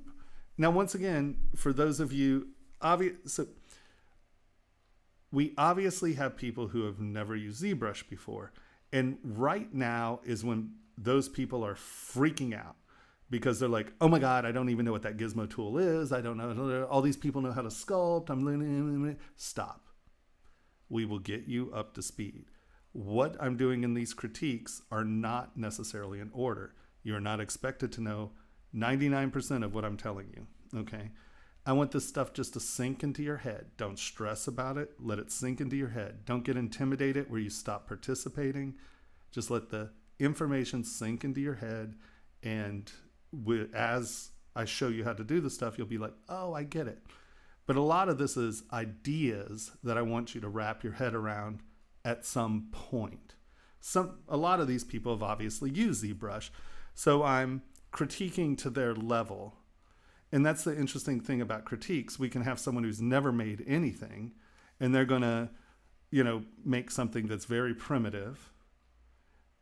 But the person who can sculpt a beautiful koi may have missed the idea of sculpting in levels. So you can see her scales aren't working, where if the person is doing like a leaf, we can show some very basic techniques that everyone can learn from. So don't get scared because of crits, okay? There are people who are much farther along than you are as far as ZBrush, but they may not know crap about jewelry. And so this is the interesting thing about this class and how we run it live is, through crits, we all can learn. The most advanced person can learn from the most primitive model, and the most primitive modeler can learn from the ideas in the crits. Because everything I'm telling you today, you're going to hear the exact same critiques every crit day as we go on. Because really, at the end of the day, it's just retraining how you think about geometry. And so even the best modelers in the world make things that will never print and are crap jewelry. So, or crap objects, right? Like all of this could be applied to like little D&D miniatures. All of this could be applied to anything that's manufactured. My whole class is about getting something out of the computer and into and onto people or onto a floor or, so all these techniques can be applied to anything that comes out of the computer. But don't get intimidated. Don't get bored. Just pay attention. And even if you don't understand it, as we go along in the class, those pieces will come together, and hopefully you'll already have a foundation in the ideas behind the tools. So Don't get freaked out. But I want everyone to start in Gizmo because Gizmo is good geometry. It's good geometry you can control, right? So I'm going to come here and see these are the primitives that I can make in Gizmo. I'm going to come to ring real quick, and I am going to where is it? There it is. Okay. Ta-da. And of course, this never happens on center, so it's a pain in the butt. We're just going to make that center. Okay, so for those of you who are ZBrushers and don't know anything about jewelry, I'm just going to divide this, turn this off. And so I'm going to turn symmetry on. And as you notice, when we sculpt, right, it's front, back, left, right for the most part, if that makes any sense. Let me just get these sort of, is that, there we go. So they're now pseudo-symmetrical, no matter how they started. So there's a thing called a bypass. A bypass ring does this. Oh, let me turn symmetry off. They bypass. This one goes this way, this one goes this way, right? Well, as you'll sit here and futz with this geometry, you may very well have a very hard time trying to figure out how to make a bypass or bypass symmetry. Or that's what, they don't call it that in ZBrush, but I call it that. So it's symmetry to create this off-center thing. You just have to think about it a little differently. As opposed to left, right, we're going down the center and we're doing the same thing to either side. So it's actually radial symmetry. So we're going to turn symmetry on. If this is in the right axis, it's the y-axis. So you're going up and down. You turn on R, that means radial, and you slide this down to 2. And now you see there are two things and they're doing the exact opposite, right? Because you're using radial symmetry. Does that make sense, everyone?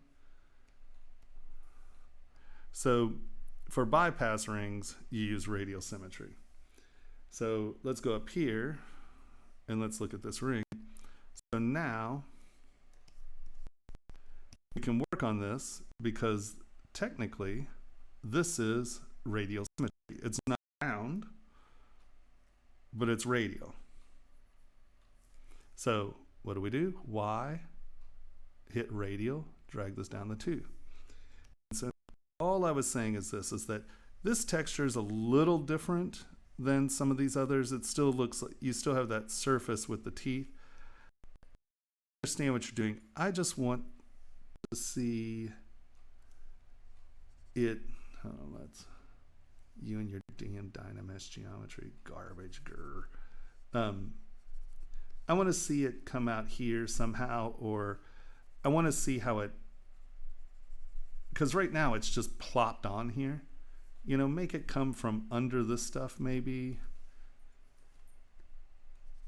You know, give me a reason for it to be there, because like right now,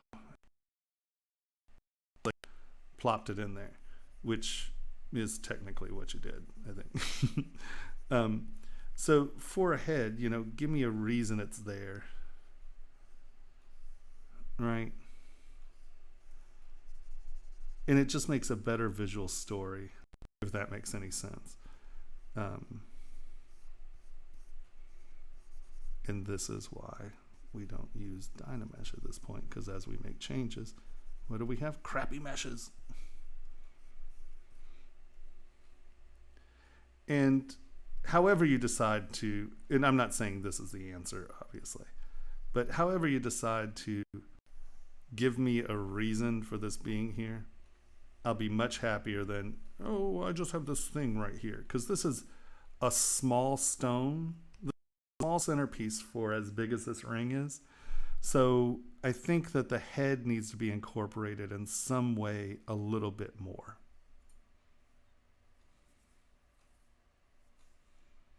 Yeah. And because it's radial, it's a little trickier. You know, maybe it's something like this comes out like that or something. You know, I'm just saying I want to see a reason for that because it just seems really arbitrary. Like this is just plopped down in the middle of this, and you have this organic versus kind of pseudo mechanical. That's it's really annoying that this. See how that's pulling towards center? That is super weird.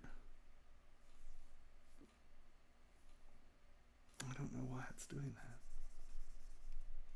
Right? See, as I do this, see how it's pulling this all this direction?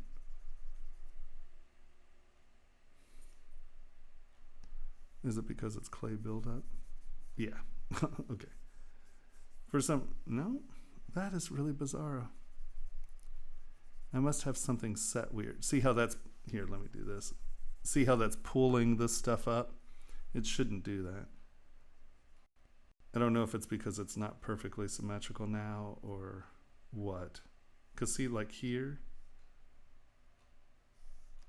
it's not that, is it? No, because see, I do this, see how this is. I think it's because it's not symmetrical, it's pulling to that point. Well, whatever.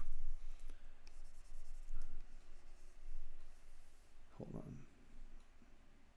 What was working here? Yeah, I don't know, there's something going on there.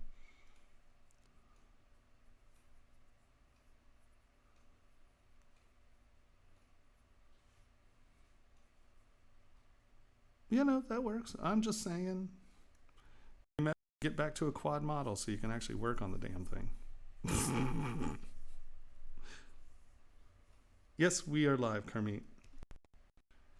Carmit, just know that this is crits for the class, so I'm not really taking general questions, but you're more than welcome to sit there and watch.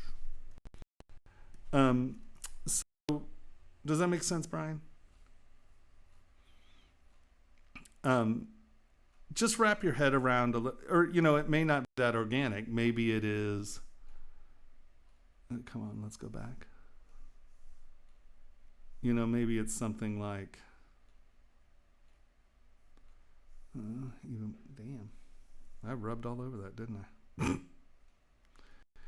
Maybe it's something like,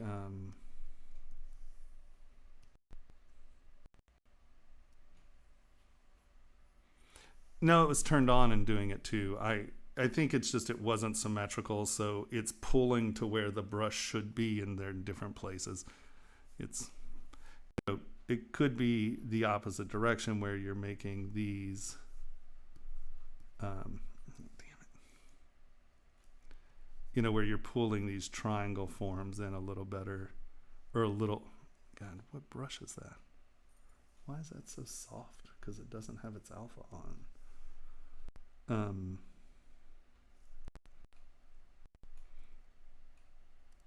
Where maybe you're putting triangles out or something. Maybe they get longer over here or something. Whatever.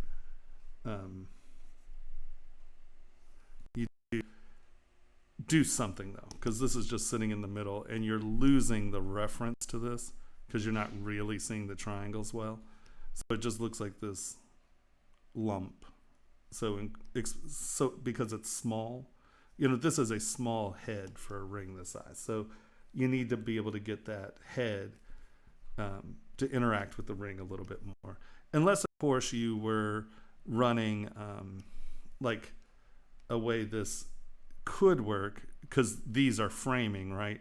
If you had a stronger shape here in the middle, then these are framing this, but this is almost like a background. So if you're going to have, see what I mean? It's pulling too. It's super weird.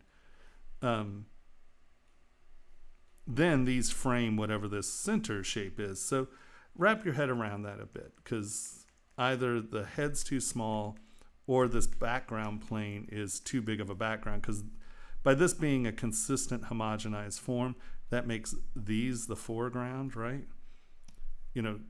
This becomes the foreground. Because once you have a pattern that's repeating like that, this is just noise, right? This is just background noise at that point. So what is it that's filling? How does this become important? Well, you could, like I said, you could come in and make something that is as big as these, and now this negative space can be pointing at the center. You need something pointing at that center because there's nothing pointing at the center. So you're losing, that's losing the importance of being in the center, because this is like I said, this is a lot of ring around a little mounting.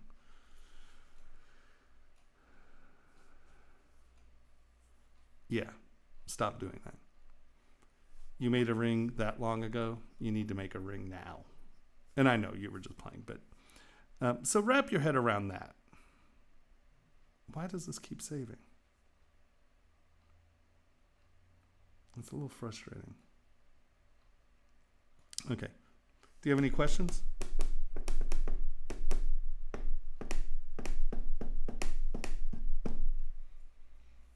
Any questions? What's our time like? Oh, I don't have 1, 2, 3, 4, 5, 7. So actually not that bad. It's about 8-second time lag. Cool. All right. So is there anybody here who needs to go next? Who's next? You tell me. If not, I'm just going to start picking randomly.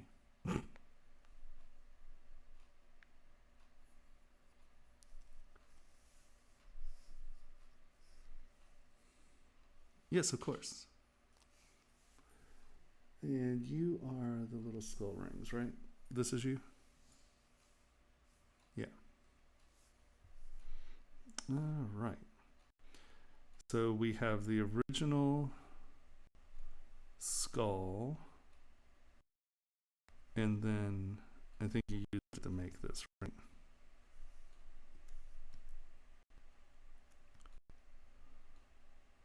Okay. So first of all, I want you guys to get into the habit of using the world correctly and getting into the habit of working in scale. I don't know if this is to scale or not. I'm not saying you're not working to scale. But see, that's 2 millimeters. So how big is this?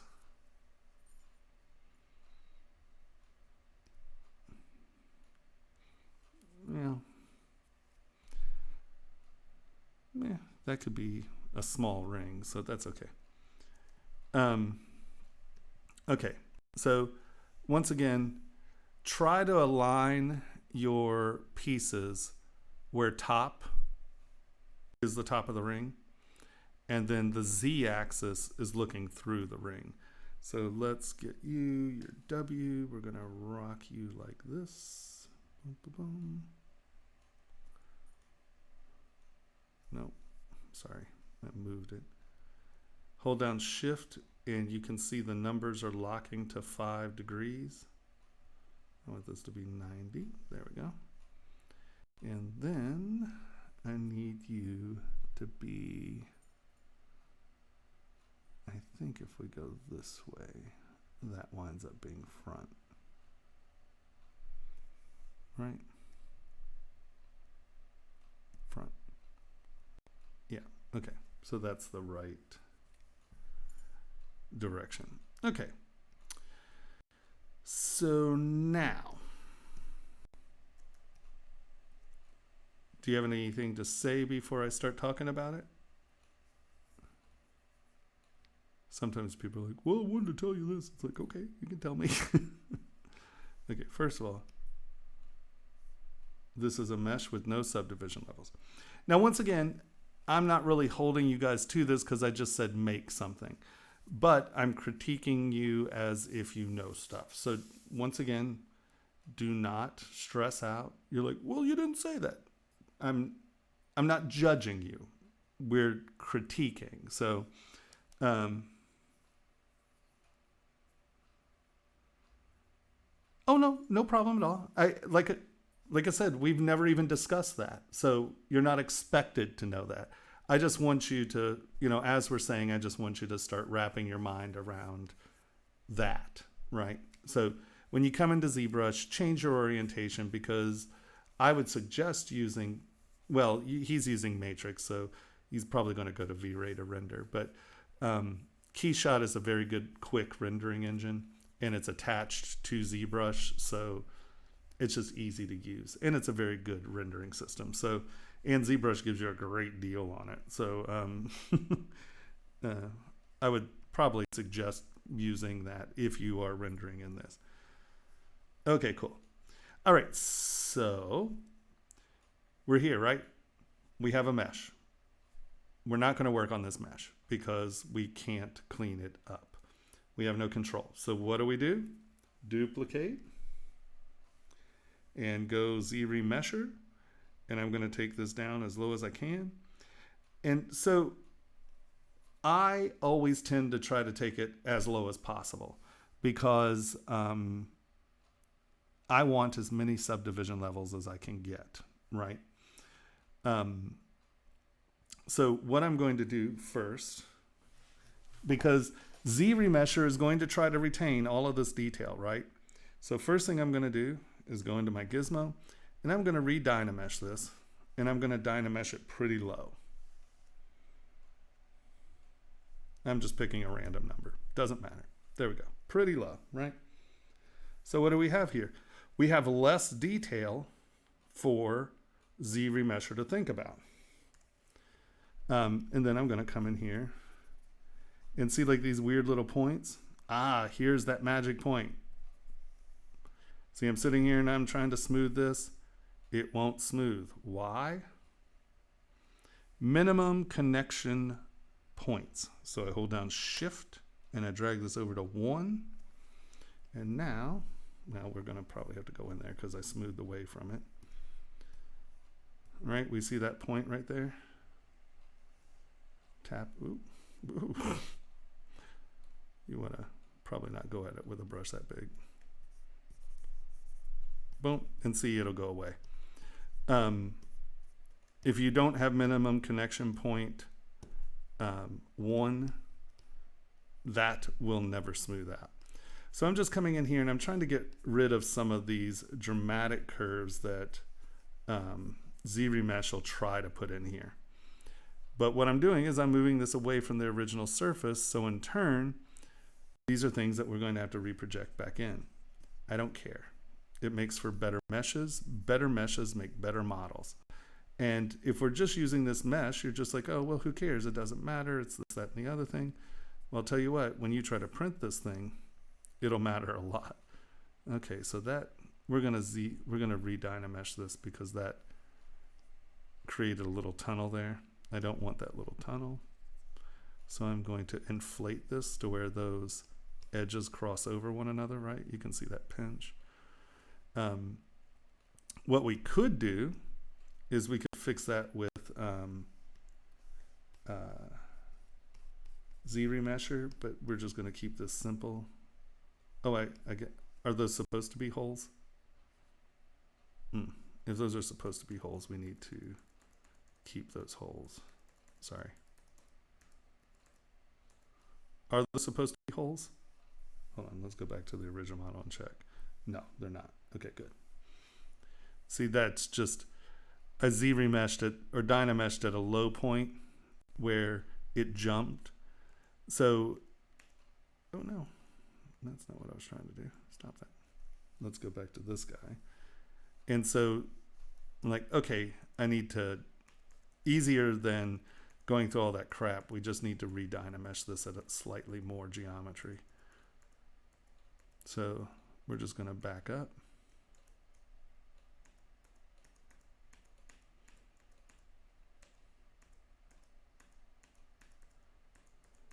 Come on, there we go. Because see, those are not holes, but these surfaces are pretty close together. So I'm just going to smooth these back away from one another, just so when we dynamesh, it doesn't want to make that jump.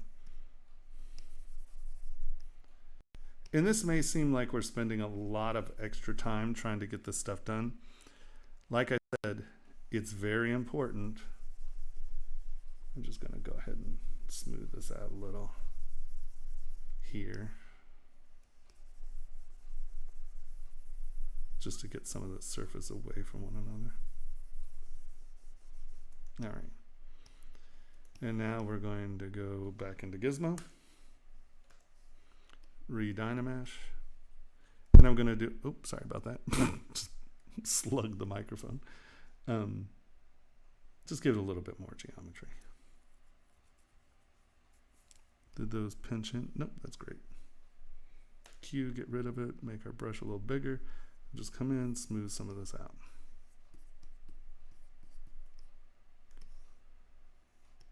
And there we have that weird little, that must be in the original mesh somehow. Nope, that's not what I want to do.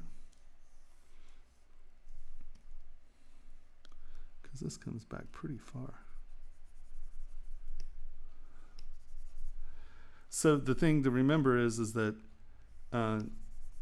ZRemesh is going to view this geometry, and often it's going to try to redo that geometry. So I'm just going to, once again, re-Dynamesh this, because I want to get rid of that pinchy geometry, because it will try. Oh, do you see what just happened there? So when we're Dynameshing through Gizmo, hold on, let me get back here. I didn't hit accept, and so it went back to the first remesh by Dynamesh. So every time within Gizmo you read Dynamesh, I want you to come in here, make sure you hit accept, because Gizmo has a history step retention thingy going on. I don't know the benefit of it. I'm sure there is. I just don't know what it is. So it screws you if you're trying to re-Dynamesh the same tool at different times. So, all right. So I'm just, like I said, I'm just kind of prepping this for the Z remeshing, because I don't want it. I want this mesh to be as calm as possible.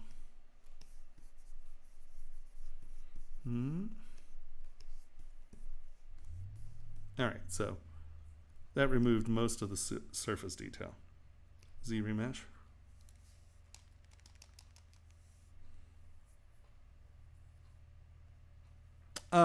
Yeah, actually, it does a very good job. But if it's, I still wind up having to go back and touch it up, because I want my base mesh to be so small. There's a lot of distortion when that base mesh gets that small, right? You lose a lot of, it rounds off lots of corners. See, and so we're going to lose a ton of depth information when we do this. So even if you're using so much monsters, or so much ZBrush, it does tend to still need to go back for at least one or two reprojections, or with the history brush, you know. So, but yes, it's actually, it does a really good job.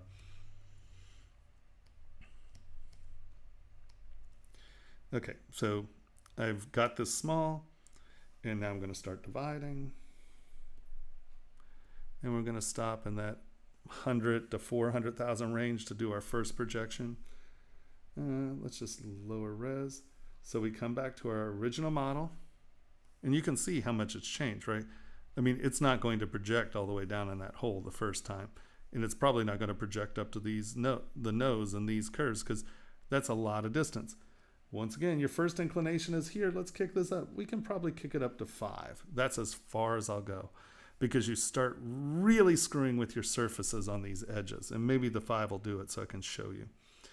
Okay, so we come back to our original model. We hold down Control, and we tap our little orange thing. That is now our history state. Come back to here and project history. Boop. Nope.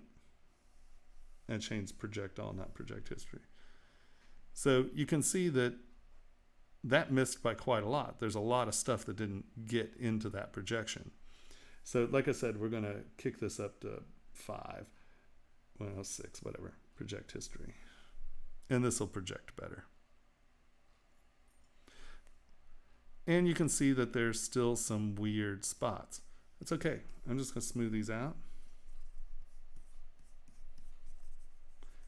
And just kind of get a little grip on where they are. And I'm going to go to my history brush, and I'm going to come in here, and I'm going to just brush in the details. Now, one thing you have to really wrap your head around when you're using your history brush is it is directional. This is not a morph brush, it's a projection brush. So here, let's do this real quick. I'm going to come in here and I'm going to project this, right? So that is projecting my hood. So it should be, you know, okay. But now let's look to the side here. Look at how stretched this is. Do you see what that's done? It's pulled all that geometry up. But when we start to get around the edges, it's dragging it all up. So at this point, we now have to come in and we smooth this out. And oh, here. This is exactly what I'm talking about. When it reprojects, see how we get this weird sort of crossover edge thing going here? This happens when you start using your projection distance too big. And you might not notice this. And this will absolutely crap out a model because it's going to view this as a noise shell, and you're never going to be able to get it to become a closed shell because it's going to think of these as little air loops. And it really makes your geometry messy. So now I'm going to come in here and smooth this out and go at a different angle, right? And I'm going to come in and do this. But since this is sort of 90 degrees to camera, it'll get us down there. But then you can see that this is stretching. So I'm going to smooth this out, you know. And this is a, you know, a multi-step process, but we're still really low here. So I just want my meshes to be relaxed. That's the important part. I don't want big, stretchy, tendy things, right? There's a hole. Well, there we go. We just brushed it in, relax it, and do it again. We want calm meshes. We don't want meshes that are very distorted because that creates large areas in which we cannot really sculpt on, right? And this is not our last projection, so it doesn't matter. I'm trying to get our surfaces roughly where we need them. Boom, smooth that out. Boom. And I'm just going to come in and just work this mesh kind of. See here? See how this pulled forward? That whole section pulled forward because I had a big brush and I was just going at a weird angle. So just remember that you want to rotate around it, smooth, and reproject it. But here again, I'm just trying to get my mesh roughly in the right place. So I know that I need a lot of geometry over here. You can see that, right? So I'm just smoothing this out because you want those, see how all that pinched up to that edge? You want that all to be back down where it was. We're just trying to get the mesh roughly where it's going right now without distorting the living hijibus out of the mesh. So, because this mesh does not have enough geometry to go from here to here smoothly. So that'll happen in a later projection. Just make sure you don't have any big distortions, and this process was a success. So I'm just going to come over this stuff real quick and just get my mesh back where it needs to be, right? And I'm just running over these surfaces with my history brush real fast. Now, I wonder if this did what I tried to get it to do. I'm hoping so. So, oh, see, there's a perfect example of how you need to be careful when you're doing this stage. I'm like, okay, so see how big my brush is? I'm like, okay, I'm just going to get this eye socket. Okay, boom, great. But now look what happened. It pulled all that out because this was trying to get up to this point. So you have to be careful when you're doing this because, see there, you need to rotate around. It's very directional. But once again, this is not, we're not trying to get it all fixed here. I just want to get my meshes within that projection range, right? So I'm not being super careful here. here is exactly, now I haven't touched this, right? This is purely from the projection. You look at this, see how all of a sudden this edge is over here and there's this weird flip back and all of that? That's because I made this such a big number. And so these edges are looking for things where they're not, and it doesn't know what to do. So it just kind of splays around. So it's much easier as I relax this. Hold on, let's see if we can get it to show the grid a little. Yeah, here we go. You can see how that grid is sitting on top of itself right now. It dragged all this, see how this is tessellated? It dragged all this geometry that way. Can you see that? It took all this geometry and it dragged it up here over that because this was looking for spaces out here, like 0.6. It didn't know where to go, so it just jumped. This area right here, if you don't know what you're looking for, you may never notice this, and you have a trashed mesh because of it.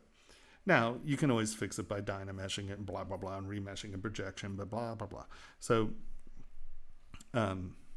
just, you have to watch out for this pinching stuff around edges if you're projecting that distance. Like 0.2 usually is very innocuous, but you can see it did it to this whole edge.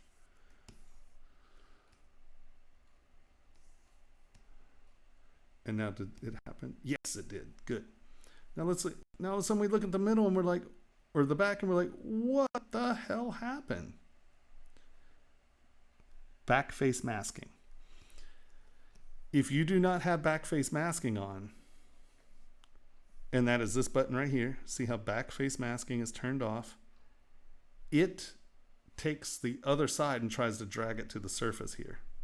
And I did that on purpose, right? Because I want you to see problems of some of these big move things, right? So that was all for crap, because if we look at a side cut of this, look, this is all dragged up, right?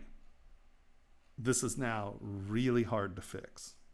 Well, it's not. You just smooth out the inside and reproject, but it's now a complete another step, right? So now we have to go, oh crap, what did I do? Oh, I didn't use back face masking, so I have to come in here and get a big brush and smooth. And then we'll reproject again. But you can see that when you're doing this stuff, and this back face masking is for any brush, it's for everything. It's very easy to mangle your mesh if you don't pay attention to your back face masking. So come back in, smoothing it all out. We're going to bring this down. Yeah, 3's good. I'm going to go project history. All right. So now, as you notice, we missed quite a bit of the projection. One way to go about this is, and that's a really lumpy here to fix that, because that could be very painful. So I'm going to leave that. I don't care if it projects up to that, because that needs to be smooth. Also, it just looks good. So you don't need your projection on to see, but this gives you an idea of what things are off. Let's go to history brush, make our brush smaller, make sure back face masking is turned on, and then we're just going to get some of these down to where they kind of need to be. And once again, I'm not being super picky, because honestly, we still have an entire another projection round to go. So I'm just trying to get my meshes sort of where they are.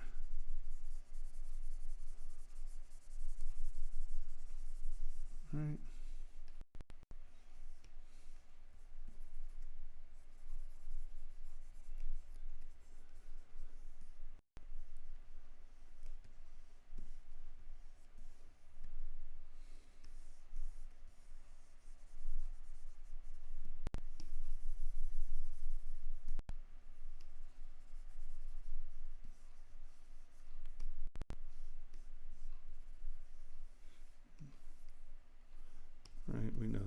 needs to come up.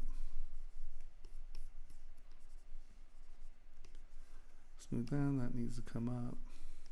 You can see that needs to come up, right? And I'm just quickly, I keep smoothing and reprojecting or reprojecting with the history brush and bringing it up. And so here, just smooth, bring it up, smooth, bring it up.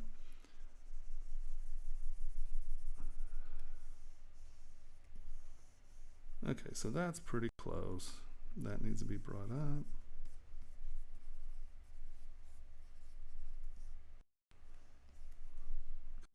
And once again, don't spend too much time trying to get this perfect. It will not be perfect. You don't have enough geometry on this pass. We're just trying to get this stuff within the range so the next pass will do a better job of getting stuff in there without distorting the model. Okay, so there we go. The inside of this ring's a mess, so I'm not going to be too stressed about it. Let's get some of this back up though, because that could be thin.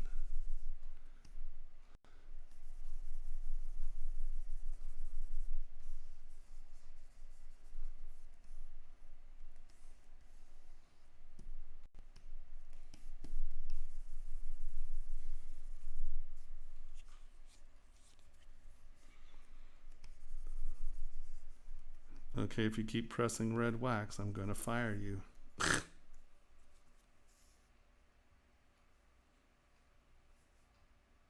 Yes, exactly.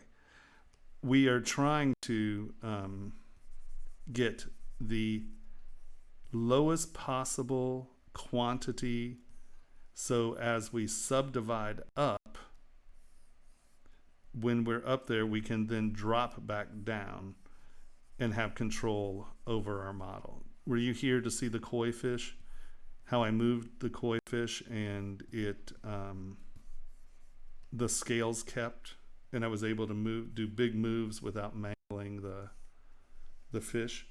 So if you're working in quads, as opposed to like we would if you had just started with the quads and stayed with the quads at this point. And like I said, there are times when you have to dynamesh without a doubt. But right. But the point or the goal is to have, 6 to 8 subdivision levels, because it allows you to clean up much better. All right, so we're there. We're going to divide high res. Let's divide this one more time. Let's do it at 2 million. I would normally divide this again and project it again at home, but sadly, this is a smaller processor and it'll freeze the stream if I do that. So project all. No. Project history. Oh, well, whatever.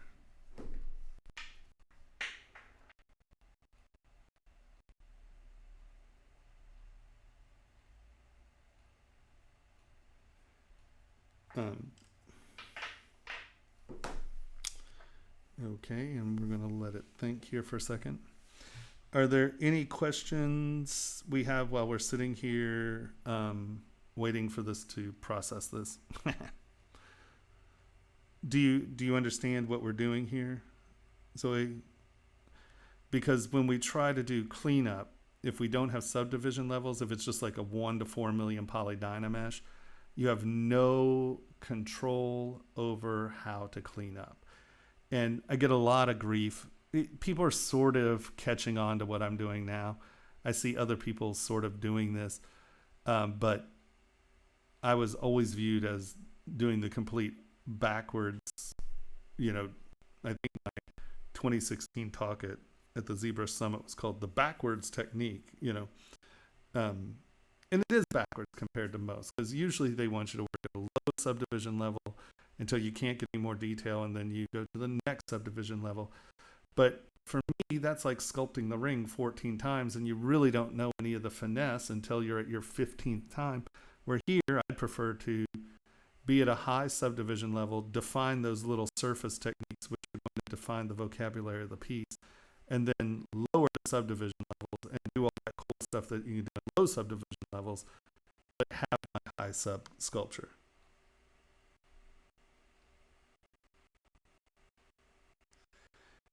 And I mean, feel, it, feel free to ask. Let me just get through this so we can, answering questions all the time doesn't necessarily.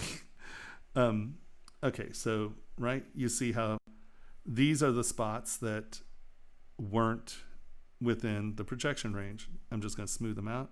And here you can see that history brush becomes not quite so dramatically destructive.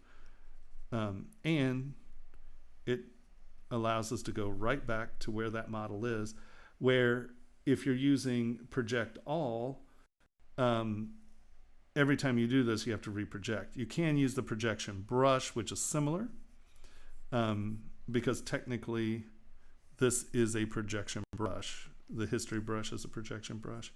So you could be doing this with the project brush as well. The project brush tends to work in one direction, and then you have to hit Alt and it'll reproject. So either it is pushing down to the normals or it is pulling up to the normals, where the history brush is doing both in the same stroke. So it's not a two-stage process. You get it done in one stage. All right. So you just come in and we just fiddle about with this until we get back to our original place, right? The one thing about the history brush is you can't use it with symmetry, and that's the benefit of the projection brush. But this isn't symmetrical, so it doesn't matter. You can't be symmetrical here anyway.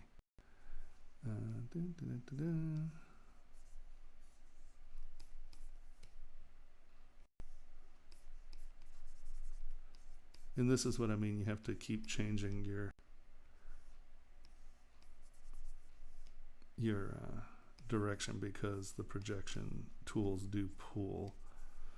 And sometimes it doesn't. I'm not going to worry too much about getting exact, because I'm going to have to go in here and futz with this stuff anyway. So just kind of getting our geometry where it needs to be. And we will reproject this one more time because we've changed quite a bit. But I want to get everything pretty much close to where it should be, relax the mesh, and then have it do one projection again. So boom. And remember, we're not always looking, well, I'm not always looking for a one button push to make things work. I think the one button push solutions usually wind up with garbage geometry. So don't be afraid to sit and fuddle with it a little. You're going to spend time with these. Just take it for granted that you're going to wind up having to spend time with them. Right? And I'm just using my clay brush to get down in there. And I'm going to do the same here.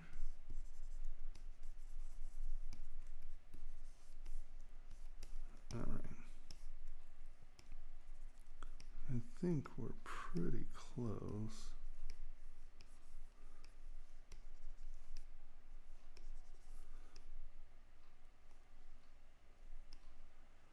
And once again, I'm not really stressing about the inside of this, because the inside of this, all those bubbles, we were going to remove them anyway. So, all right.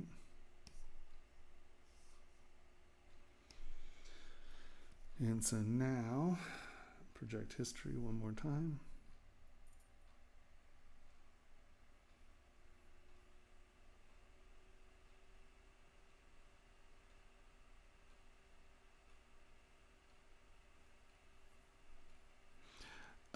Yeah, well, we're going to go through block up. I'm going to show you the process on Monday or Saturday. This is Saturday's class, right? So next class, I'm going to start from a block up. I'm going to show you how I want you to block up, and I want you to think about geometry.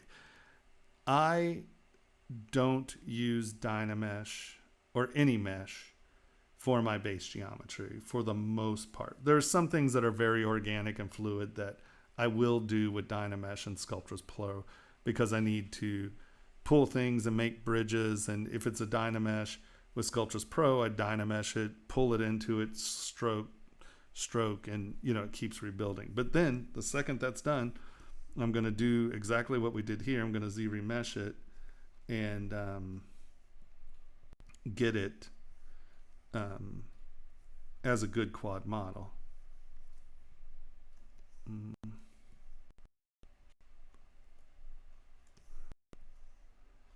Okay, so that's pretty close.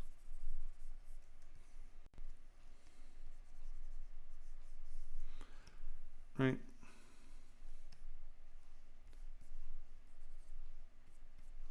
I think let's grab our history brush real quick and just, I'm just double checking your detail. So this is basically where we are detail wise. So, and once again, if these are stylistic choices, great. But, so what we have here is you have kind of soft, muddy detail, right? And so let's just start with the teeth here, right? So most people solution is going to be, well, here, I'm just going to cut, grooves around the teeth.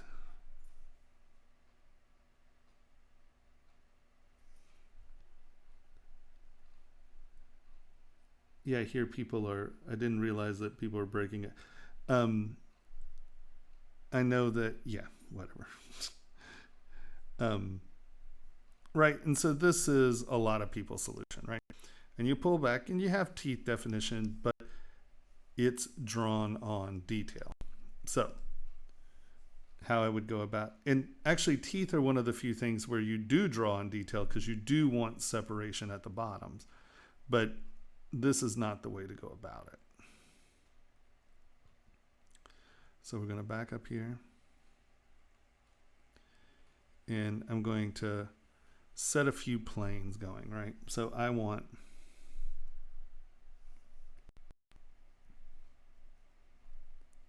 is the face symmetrical?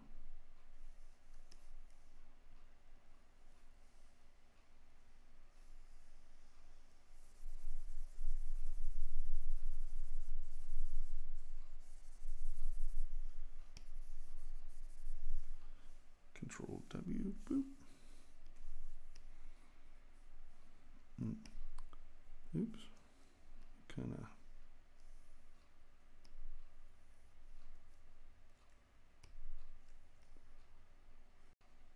Okay.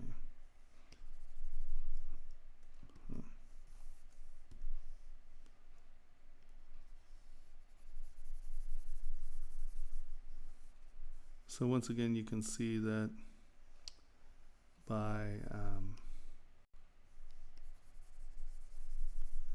masking off, hitting Control W, we make that a polygroup. And now we can separate that polygroup out and look at it individually. You can see I have some little blotches here. I'm not going to stress too much about that. Let's see, Gizmo W, center of the world. So we're a wee off of symmetry. So let's do this. Let's get everyone on. I'm going to move this. Oop, no. Stop it. I'm going to move this to center and now make that the center of the world. Cute, because it looks like this was started out as a symmetrical thing. So I'm just going to treat it as such right now because it's quicker. So I'm going to start to define some, turn on symmetry, right? Damn it. Not symmetrical. Okay, never mind. It got moved around. I'm not going to cry about symmetry. Turn symmetry off.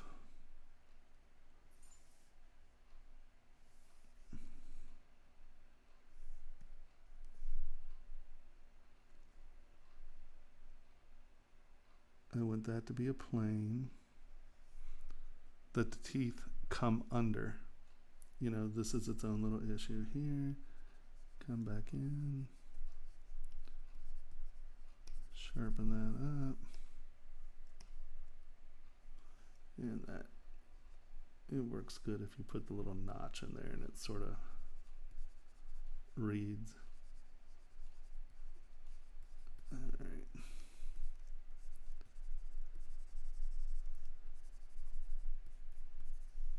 Okay, and then these are planes. Because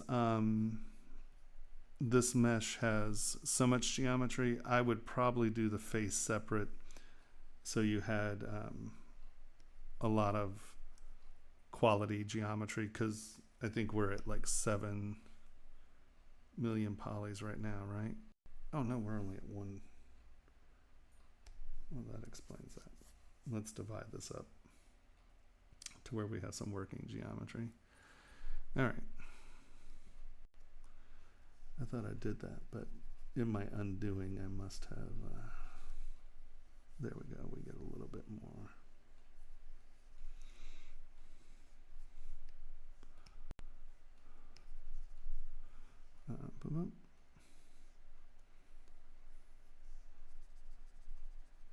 Planes and layers, right? Planes and layers.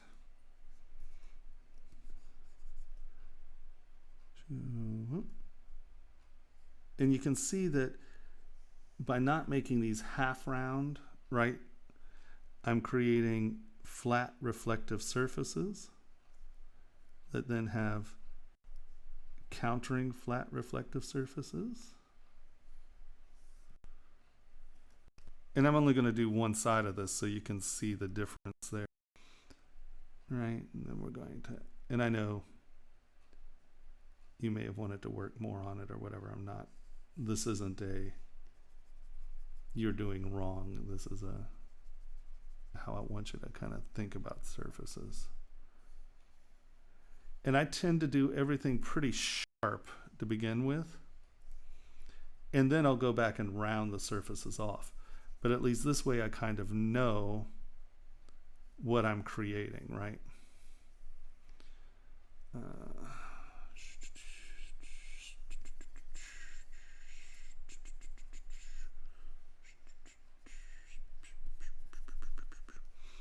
And if you're not making noises, you're not trying.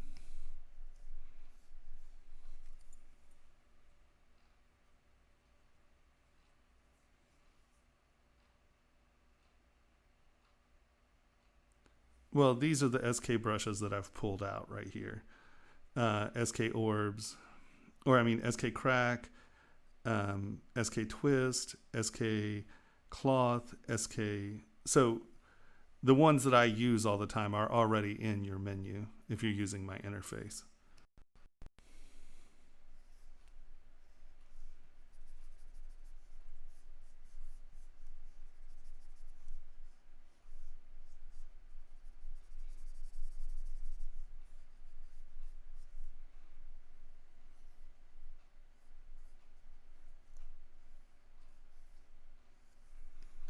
And so,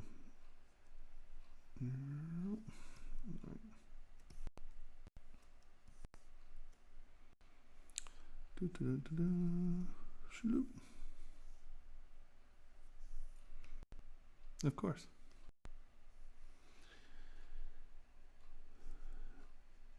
And you see how these are half rounds? I'm going to turn these into flat faced fronts. This is why I use clay tubes for everything. It gives me a flat surface and then a sharp edge. So I'm drawing with the edge of that tool, right? Like when I say drawing, I hope everyone understands this. If you don't, please tell me, because it's verbiage that I use all the time. So this is what I consider drawing detail in, right? It's just where you are cutting into a surface and you're expecting that graphic to be the resolution, right? So I'm not cutting lines in between these yet. I'm creating that line or that graphic with the edge of my brush. So that's why I use square alphas all the time on my brushes for the most part. I mean, I have some that aren't square, but the square brush, because see, it's giving me a flat, which now is a reflective surface. And then I'm using the edge to define where my edge is going to be, right? So now I've kind of defined the shapes. This is a bad, that one should be bigger, right? So there, now we have kind of the breakdown of our teeth. Okay, so even roughed out, look at how much clearer my teeth are, because you have these bubbles, they look like pearls as opposed to the teeth, which actually are very flat in the front.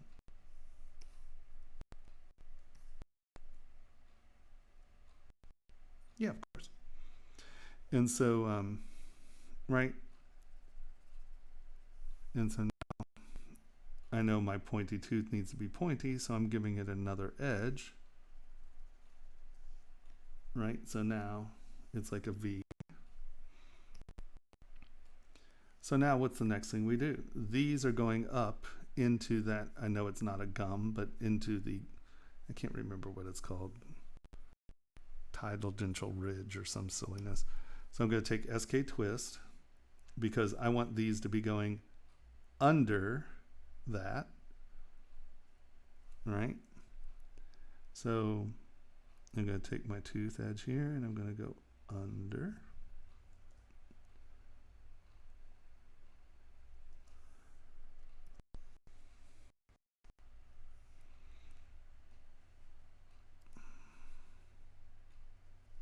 Wrong direction.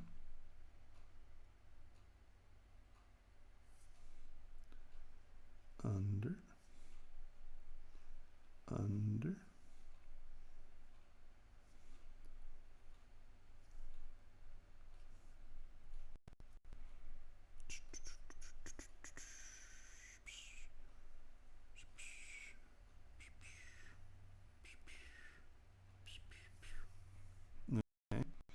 And then my teeth are standing out. And I'm just going to pick a direction.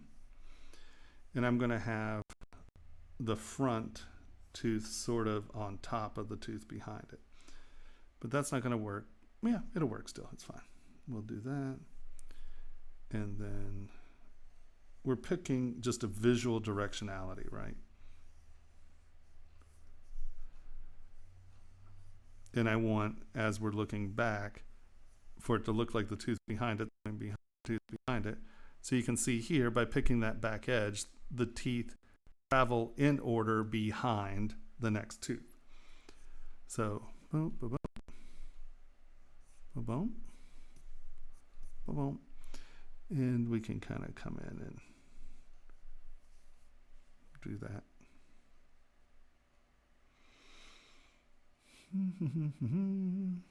I'm saving too much. I'm pretty sure I changed that. I do not understand why this thing is saving so often.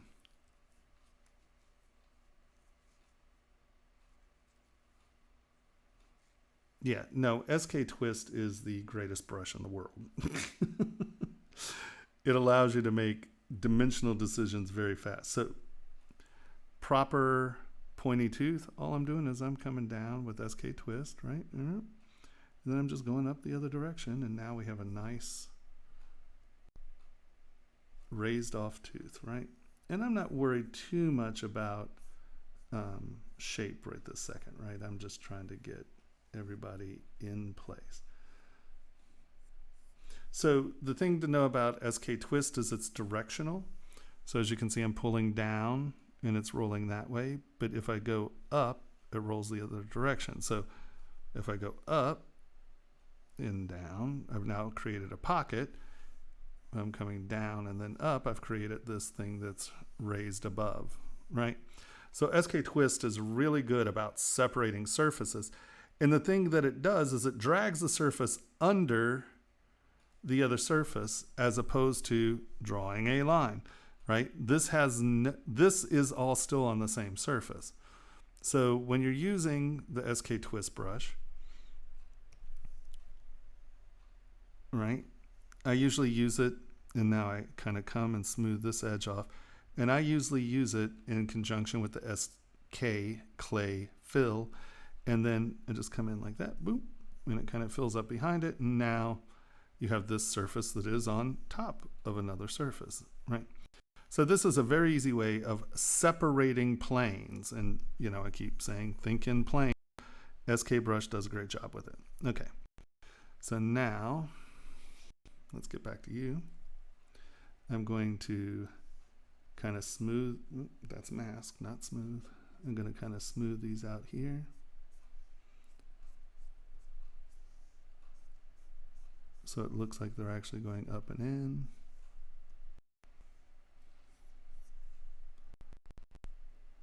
Up and in. Like I said, clay fill, just come back in and hit these edges.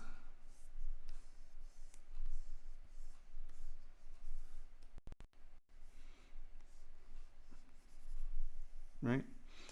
And then for pointy tooth, I tend to use pinch and just give it like a center ridge. I don't go all the way up usually because I kind of want it to be flat at the top. So soft and then harder, and that gives you that edge going back and in. Oops, stop that. This little keyboard does me in every time. And now you can see the gums here are a little weird, so I'm going to take SK fill and make my brush a little smaller.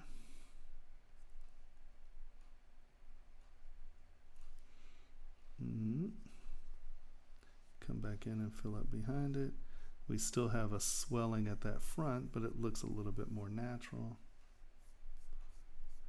Now, as you can see on some of this, we just don't have enough geometry right now to deal with this, to make it clean and sharp.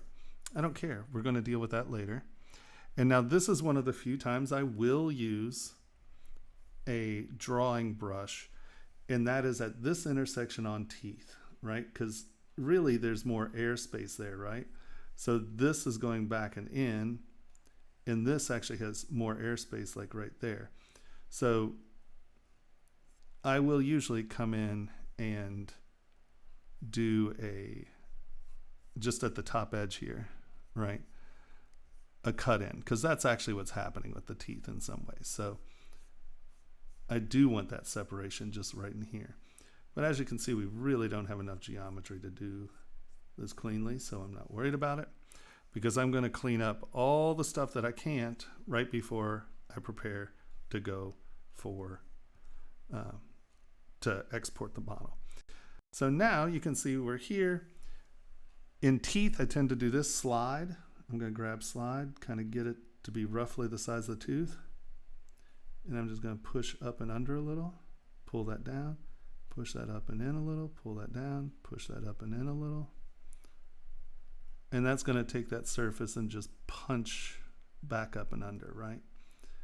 So, damn it. Sorry, this little keyboard makes me nuts.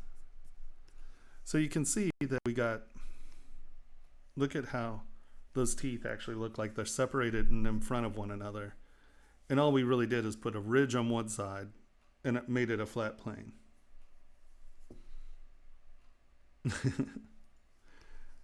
So do you see how really it wasn't hard? I mean, I really didn't do anything except I made them flat and just push that up and in, right? So that's a big one there. When we start doing the detail, think of them as in planes, not just half rounds, because they'll read better.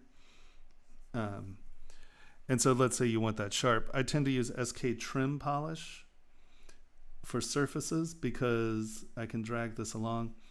And if you'll notice right here, see how this edge right here, see how it's not rolling over that edge? It's making that edge sharper. This is one of the few polish tools that'll do that. And so if I come from this side, do you see how it's not like kind of rolling over the edge? It's doing its best to retain that edge. I don't know what he did to it to get it to do that, but it's awesome sauce. So this is the easiest way to retain sharp edges. You can see I'm not even being very careful, and it's not aggressing over that edge like that. That happens all the time with other tools. So SK trim is really good for polishing these out, right? If you want to read, what is that? It's probably from the back side. And you can see how, turn this into an edge, oops.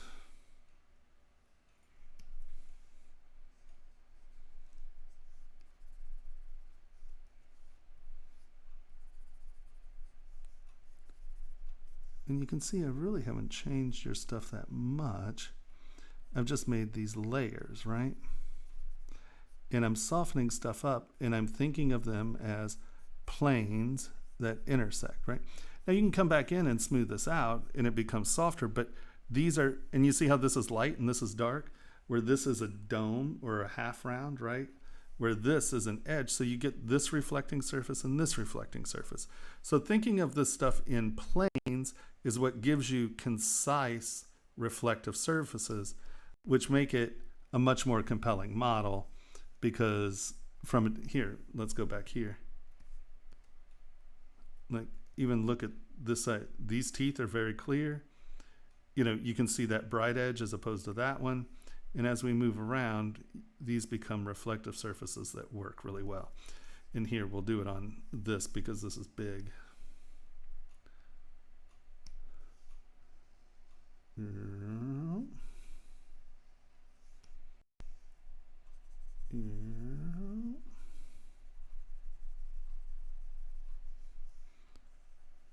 That comes over and under.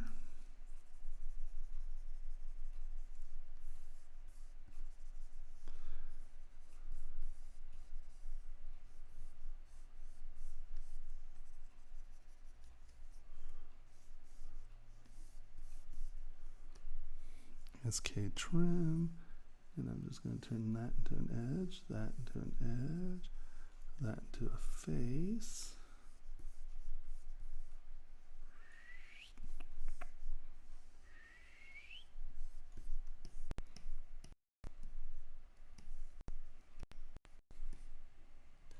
And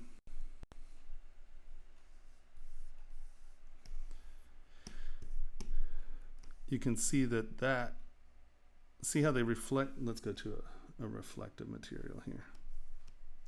See how that reflects as a plane, that reflects as a plane, as opposed to this soft lump. You get better plane definition if you think of these things as rectangles and planes. One second.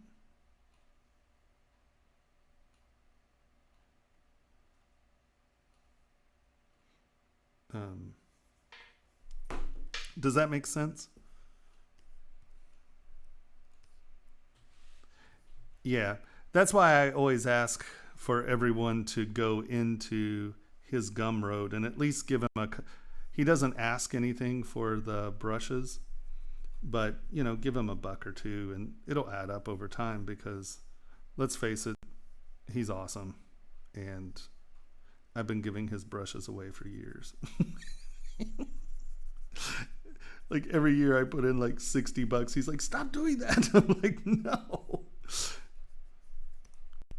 Right, do you see what I mean? By just making those sharp edges, you'll understand how the folds break and how they go under one another.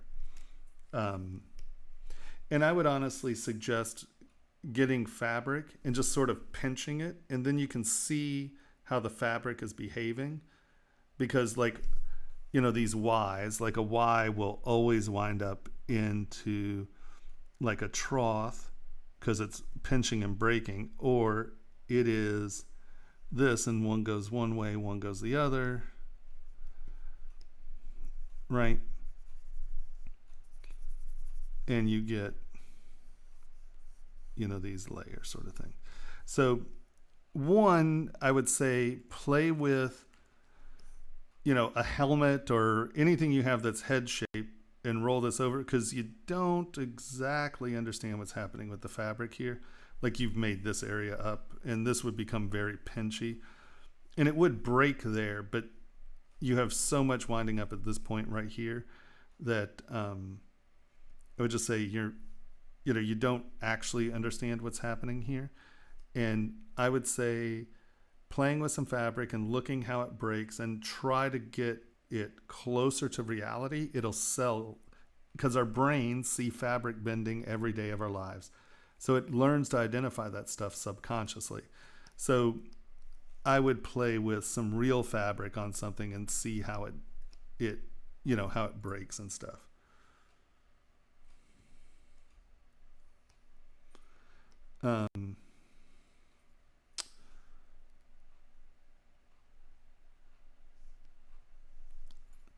Black Death, if you don't have access to the class stuff, ask me Monday and I'll give you the UI when I'm streaming on Pixelogic.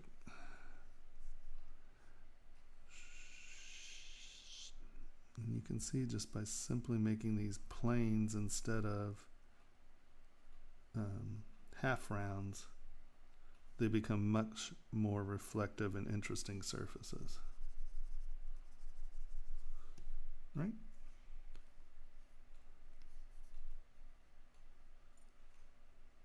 No problem.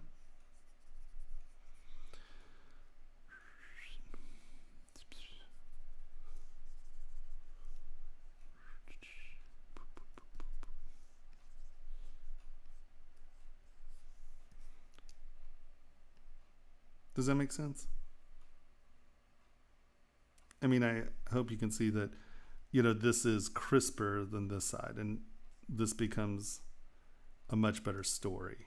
And you got to remember that's what we're doing. We're telling physical stories. We're tricking the mind into remembering things that are real, and we're becoming referential. You're doing visual signposts to things that the mind has already experienced. And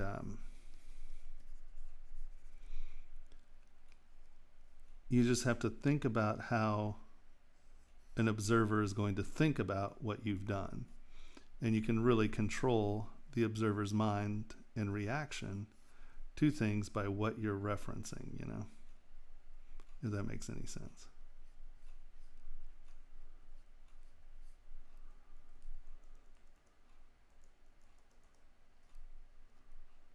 Come on.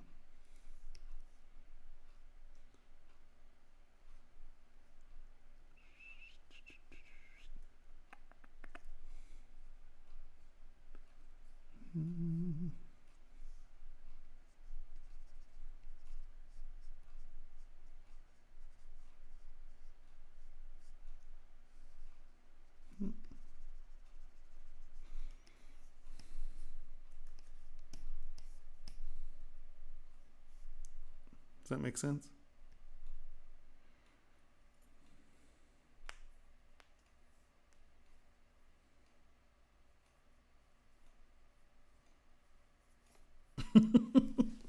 Well, what's funny is that, really, well, I don't know if any of you taken semiotics. So semiotics is the logic of visual representation. And when I say logic, I mean, like logic class. And so it's basically turned visual representation into like that logical mathematic formula, if then that sort of thing. And what you have to understand is what we are creating are signifiers, okay? And if we're making signifiers, that means that there is a signified. And our brains know what that signified is, right? This is a skull. We are referencing a skull. The human brain knows what a skull is. So we're using a skull as a signified. We are creating signifiers. And so really creating visual... Okay, I got to double check that. I don't think I changed the save properly because it looks like it's saving every 6 minutes. Well, this is all recorded, so don't stress out. But, well, I'd say pick up a book on semiotics, but it can be it's a deep read if you don't really have someone to discuss it with, I mean, unless you've taken logic classes, then it'll make complete sense to you.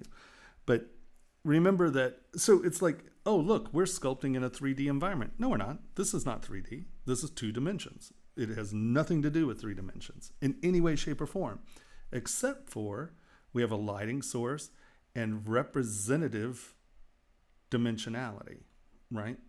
So this is a signifier of a signifier of a signified, right? Because this isn't actually 3 dimensions. And until it's printed, it'll never be actually seen as 3 dimensions. So we're tricking our brain through highlight, low light, and motion to believe that this is a 3-dimensional object to work on, right?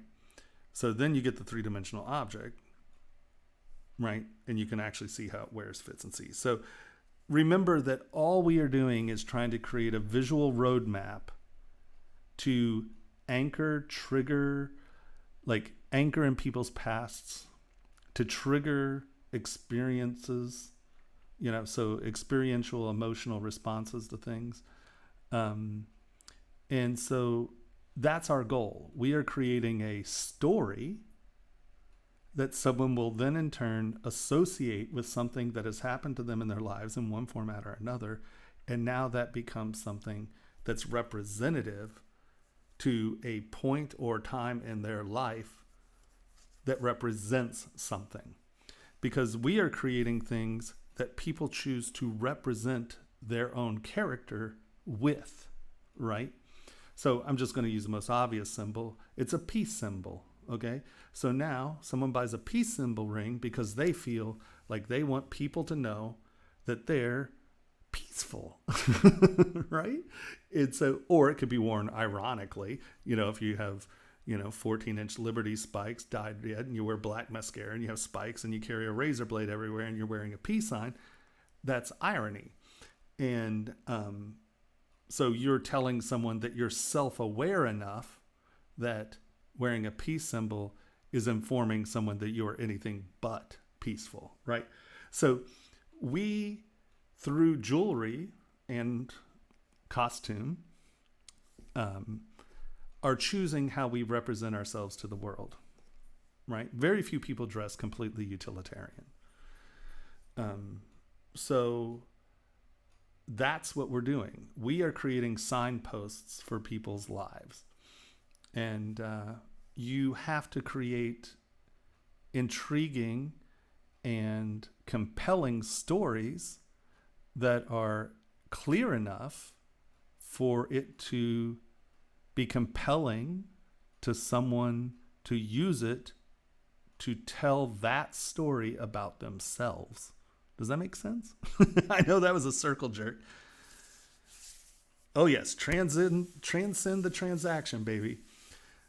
So that's something that when we get into more comprehensive design stuff, I use that comment a lot.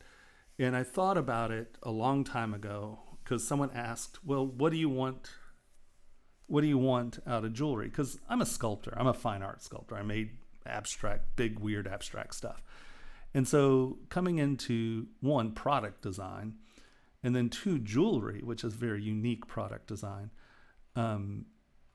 what did I want? And I said that I want to transcend the transaction. I want to create heirlooms, right? I want to create a product that has a story that is clear and compelling enough that, let's say, 6 generations from now, your great grandkid is going to pick up that piece of jewelry and go, oh, hell yeah. Because we want to design not on trend, but on story. And we can choose to design things that are on trend, but you damn well better transcend the trend as well. Otherwise, it's just like 60s glass jewelry or plastic jewelry came back in the late 80s, and it'll come back again. But that's trendy. It's not transcendent. So we want to create things that transcend the transaction and become something that's a compelling signifier for whatever our wearer wants to show. Does that make sense? Jewelry is unlike any other art form because it is truly interactive art, right? It is not jewelry unless someone's wearing it. And yes, there are museums that have art jewelry and blah, blah, blah. But I think there's a point in art jewelry where it's just stupid. That's not jewelry. No one's ever going to wear that. Like that whole trend in 3D printing fashion where it's all like this organic all around them. And it's garbage. No one's ever going to wear that. That's just stupid. It's not even haute couture design. It's dumb, non-functional, useless garbage that people are trying to pass off as haute couture. So, because haute couture is really much more about the apex of craft tied to amazing, flourishing, over-the-top designs. So, yeah.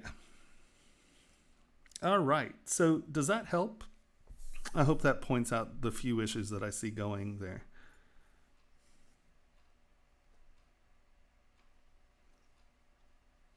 Well, I don't know. Have we done your thing yet? I mean, I've done stuff for someone that's here so far. So if you haven't been here, then no, probably not. I know we've only gone through 3 of these. So because I'm trying to get some ideas to you guys. So sometimes that's why these classes can be, or my crits can be, 14, 15 hours, because I'm going to be here until you guys learn something, if that makes sense. Okay, so who's next? Raise your hand, tell me your project, and we will go to it. Who's next?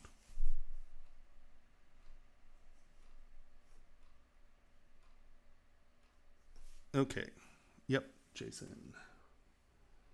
Jason, hi. Boop. Haha, okay. So honestly, you got some of the dimensionality stuff going on. And here you did sculpt. This isn't drawn on. I would say keep up with it. Like you started to get here and then you just kind of drew this line. I would say make sure to finish your ideas, okay? Because with that, it sort of stands out. And just by flattening that down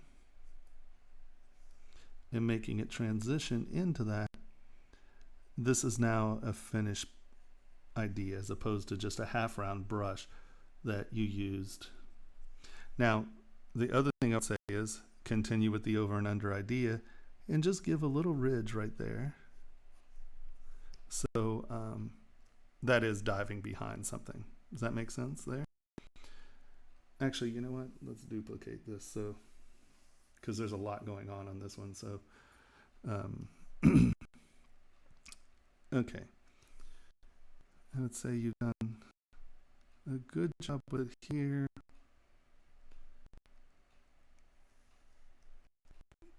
Once again, I would you started it there pretty good, but then you just kind of got into and these can be wrinkles, but just make them uneven so they're heavy in one direction, because that's going to, once again, the other thing you have to remember is this. There are only so many brushes in ZBrush or in any sculpting tool or any CAD tool, right?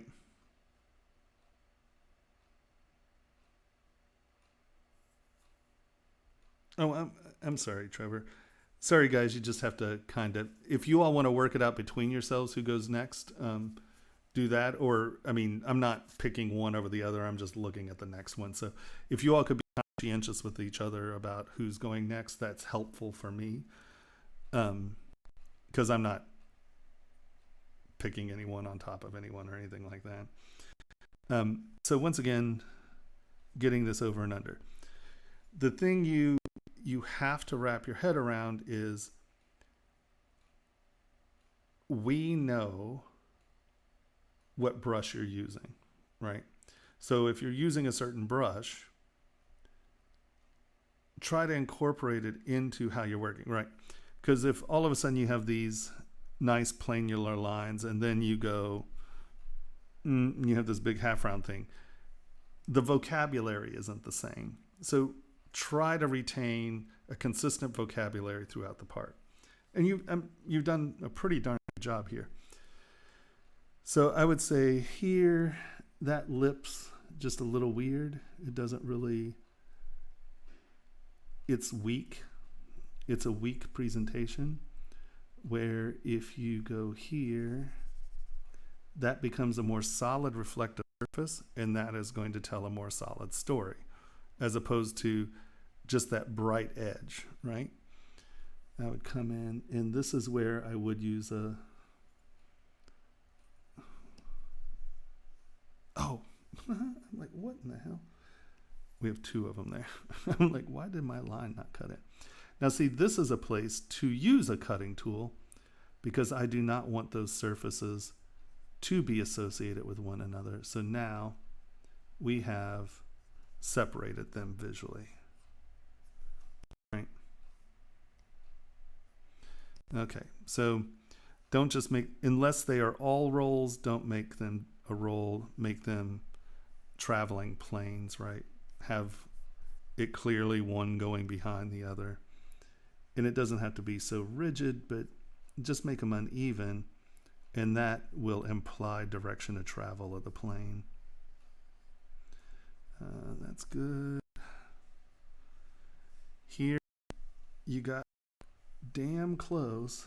I would say knock this back just a touch more.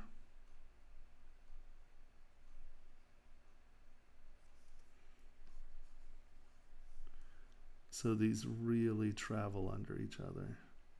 Just so you have, even if they're meant to be a flat surface, that gives you rhythm. You're creating a direction of eye travel.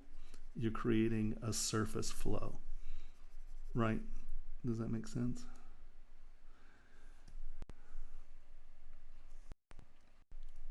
Right, you see how that's not just a flat surface with lines in it. It's now something traveling, right? There's a direction of flow. I would say a similar thing with these. You know, I put a lot of ridges and things. So I feel where you're going here. But even these, I would do directionally. Get it where you have directionality. And directionality implies motion, right?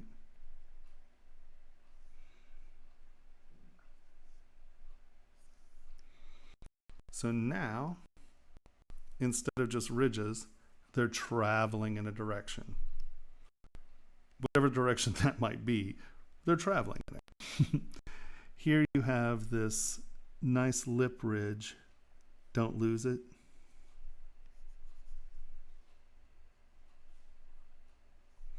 And you can see by just using SK twist and changing direction, those are no longer pinchy things, but they're planes. Look at how that was just a line, and by taking SK twist and dragging it there, I've now created that as a step. This is behind that surface because of that little reflective edge. And so by just tuning up some of this stuff, it's really going to help. Once again, here, and this doesn't have to be big, right? But SK twist on one side.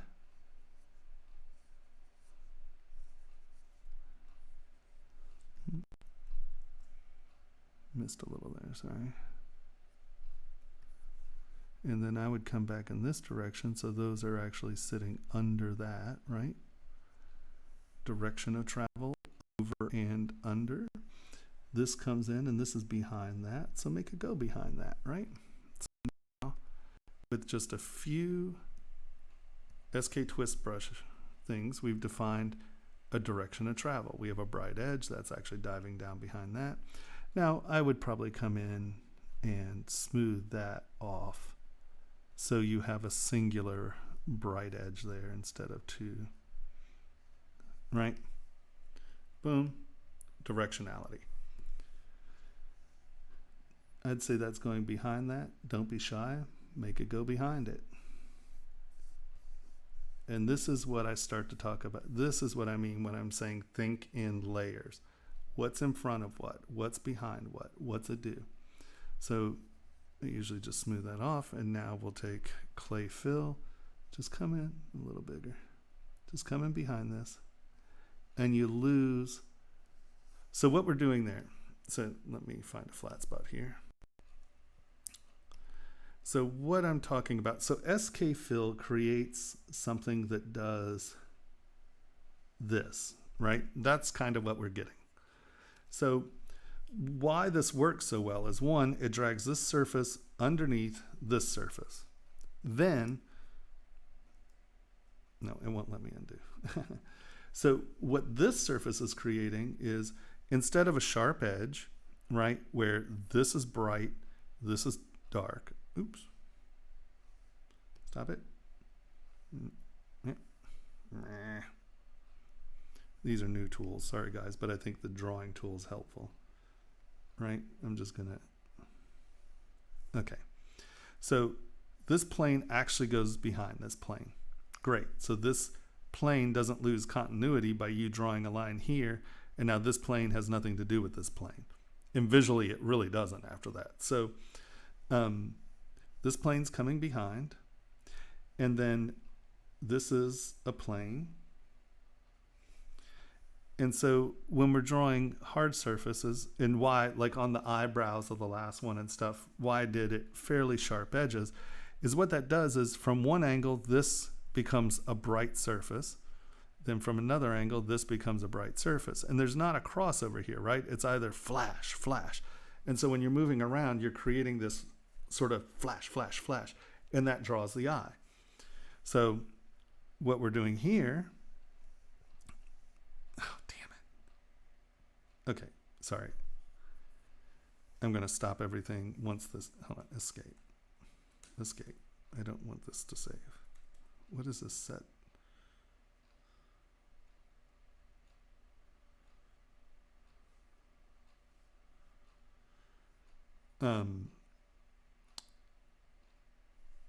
We'll get into that in a second. That says 45 minutes. That has not been 45 minutes. Okay, I don't know. For some reason, ZBrush has decided to save a lot. So what we've created is something that looks like this, right? So this is now a round edge, which means it's bright from a lot of different angles, right? So this edge you notice from a lot of different angles, but that goes all the way to here. By using the clay fill behind it, what we're doing is we're creating a plane that reflects like this. So you're getting a good flash on the flat of the plane, but this rolled edge retains reflectivity. So it really separates this surface from this surface. So it creates nice bright edges. So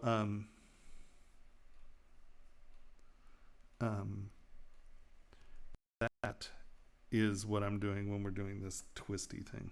Okay, hold on. Let me go back to the front and we will discuss this. So what are you saying?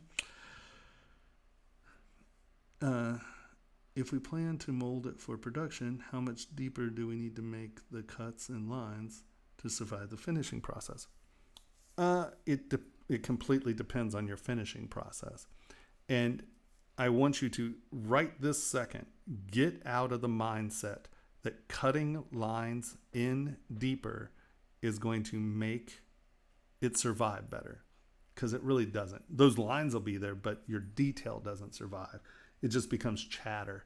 So doing these steps is going to make it much more survivable than if you're just cutting lines in. Because if you're just cutting lines in, you wind up with what I call surface chatter. You know, all you're getting is and it's noisy and it doesn't work. And it's sort of what he's doing with these eyes, right? Remember how I said, we're right here. Let's just do this first, right? So you have this, and he came in and he's defining an edge here, right? Well, this isn't going to look like an edge. This is going to look like a vein. And it may be a vein, but If it's a vein, then it's a weird detail. So this is where the clay fill would work better. And that is you fill this edge in, right? And now this is a reflective plane. And it's going to survive the creation of the detail, right? And so we can actually fill in up here. So we have this transition, right, where we're going from this is on top to this is behind, and then this is an edge,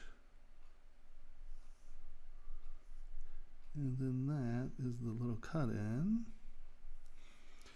SK twist, come in here, and I'm going to go in this direction, so it's sitting off that surface there. Oop, that's not shift. And we'll cut that in, and we'll cut that in, and now we have directionality of surface.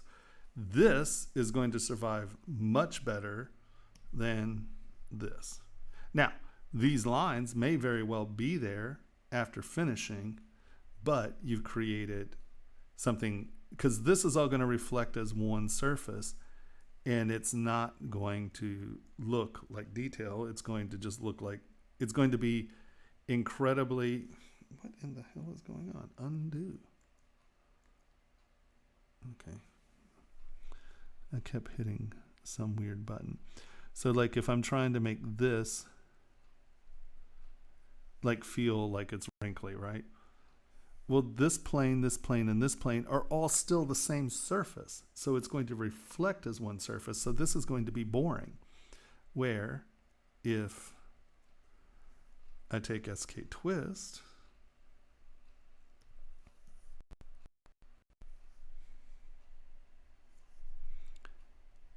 do that going one way here, and kind of come back in and do this going this direction.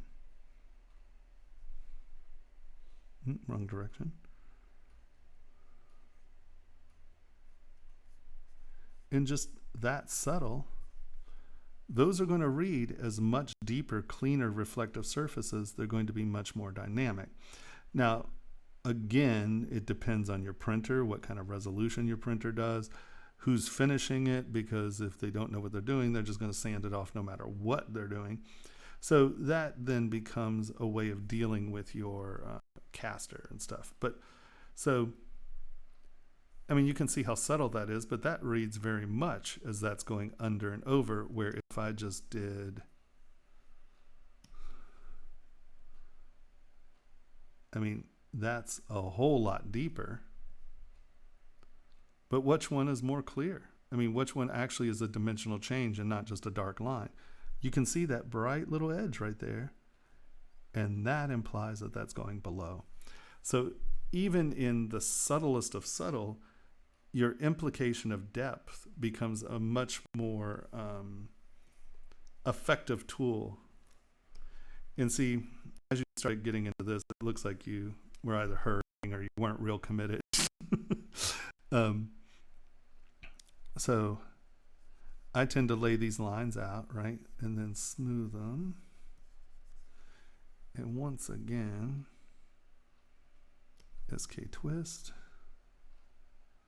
I'm going to come back in, come back in, clay fill from behind, negative clay fill, or alt, clay fill, negative, clay unfill, I don't know. Fill this edge.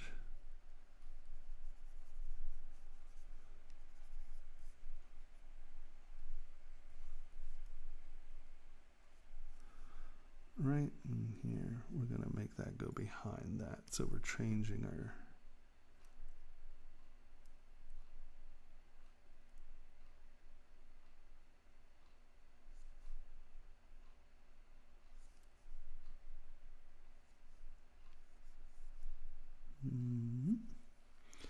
So clay fill on top, alt clay fill beyond. So we're removing the lip from under, we're creating a lip on top. And now, clay tubes, and I'm just gonna, because these are nodules, they're not, or they're ridges, they're not,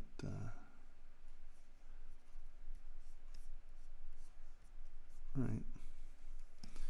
And you can see that that becomes a much more concise ridge than just a line.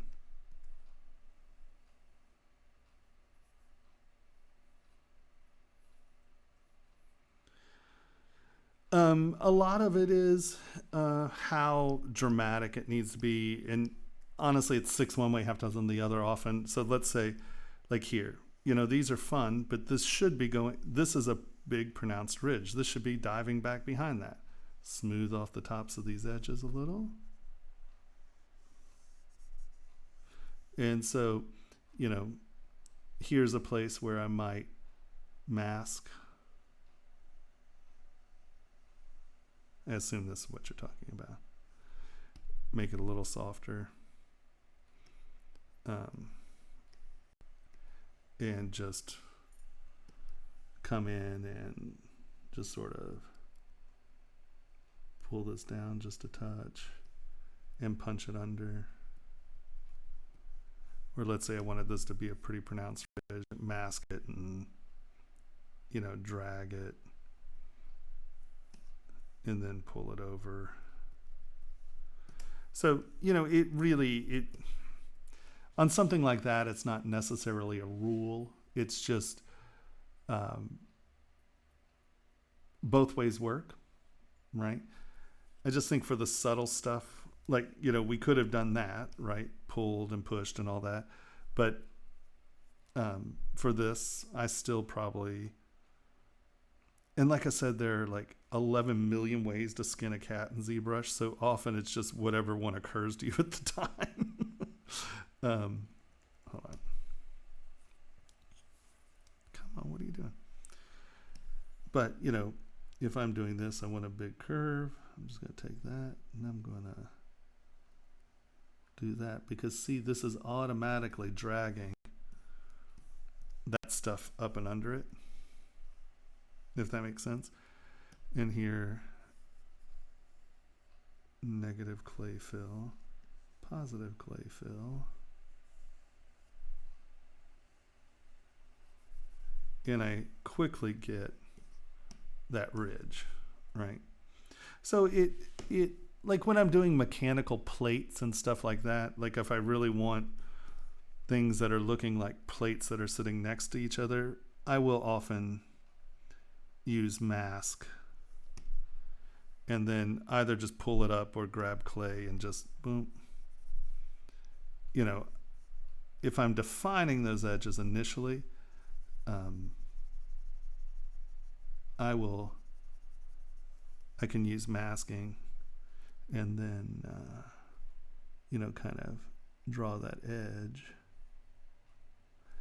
And then here you can take slide and too small.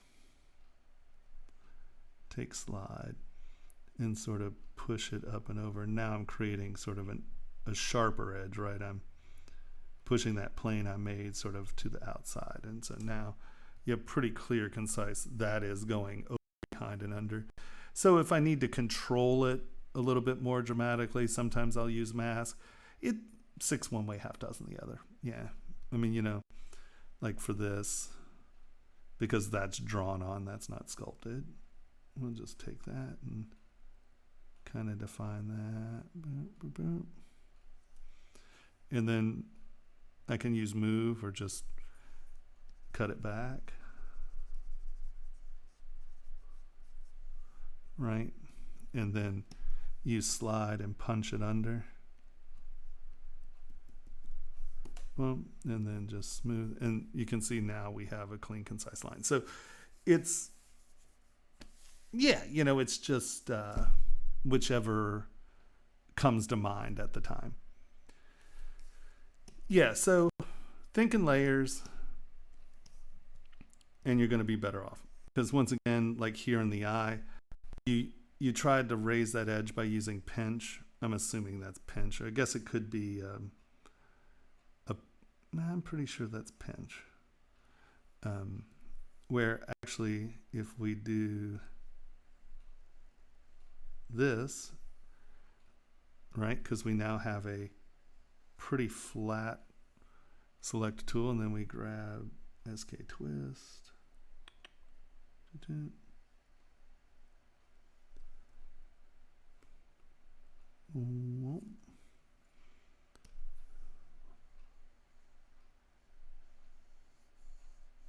Right? And so I'm thinking of these things as flat planes.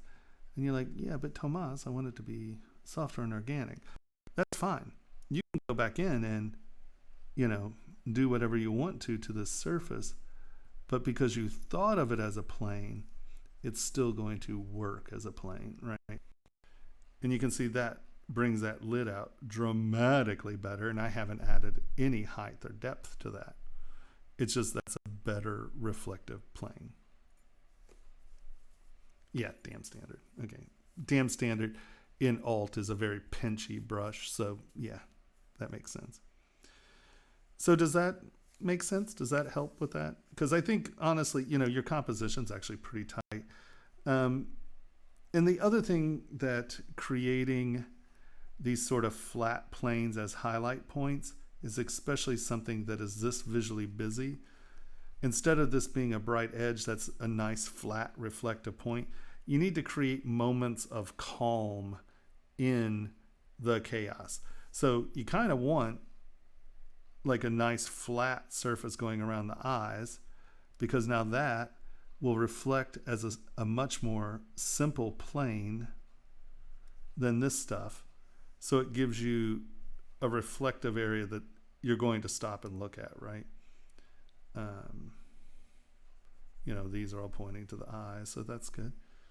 No, it looks good. I just think in planes and find a few places, like, in all reality, this would be a good calm point for the eye right here at the tip. And this is why I say hash marks imply directionality. So, and then I am just going to use a hash mark just to get the point across. Have it calm, have it start small, and then get bigger as it goes back. But have this moment that's going to be a bright spot because it's pointing, right? It's directionality. Just sort of like these points, it's just good directionality. Because if we look back here, see how that's just one line, right? See how that reads as a line? Because that's that damn standard in reverse. If we take this, we do this, we smooth that out, we do it again, we come back, oops, sorry, stop, Control Z, we do that, smooth, we come in this direction, because this is sitting behind that right there, behind, and then we go the opposite direction, and now that's sitting behind that, right? You see what I mean?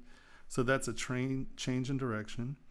Now we come in with clay fill and just fill this edge a little. And look at how dramatically those two surfaces are, or those surfaces are now. Now this is a plane, it's not just this line. This whole thing is sliding under it. This is going under that. This is now on top. So I really want you guys to start, and this is for anything, start wrapping your head around being very decisive about things that are going over and under one another, because that is what is visually dynamic, and let's face it, we're trying to create things that are visually dynamic, but it looks great.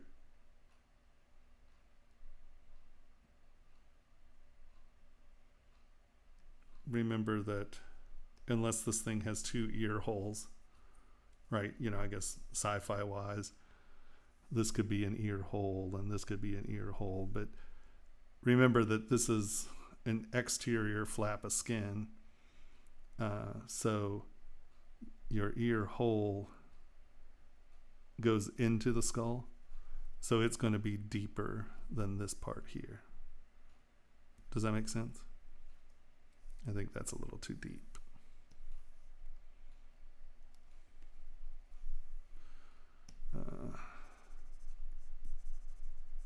Because what you have is sort of a flat reflective chamber here, which comes back in, and that conical is dragging the stuff down into the ear, and then the hole is actually deeper, right?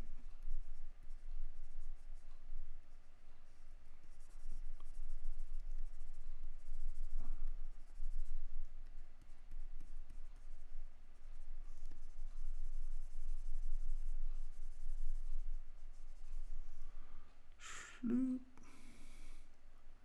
shloop, shtoop, boop. You know, it's a little bit, I know this should come in more, but that's sort of how the planes are.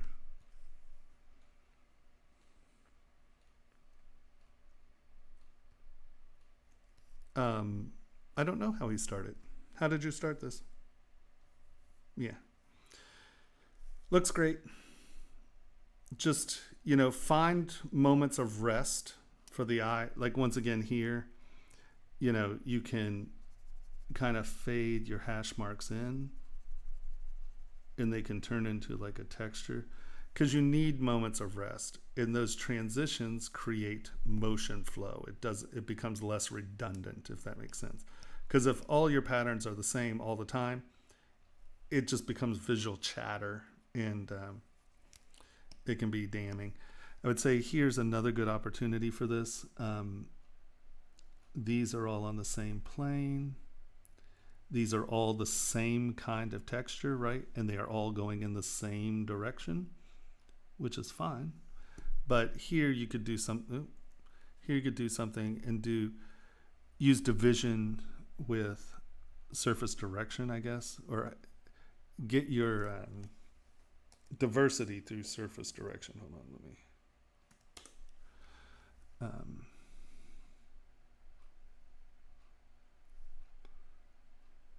And really make this a dramatic shift here, maybe.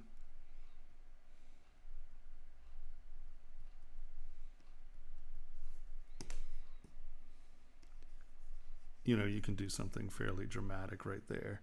And then all of these are not just on the same plane, right?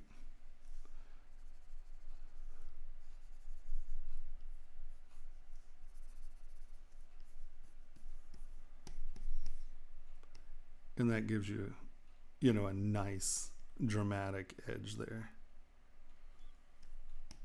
All right. So T-Vipes.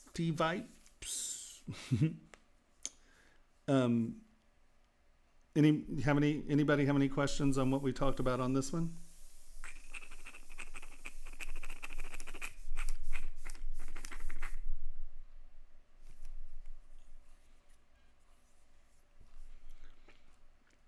And yeah, we're going to go into how to do block up in next class, or how I want you all to start thinking about block up. All right, was it T-Vipes that wanted to be next? Yeah. Which one is your model?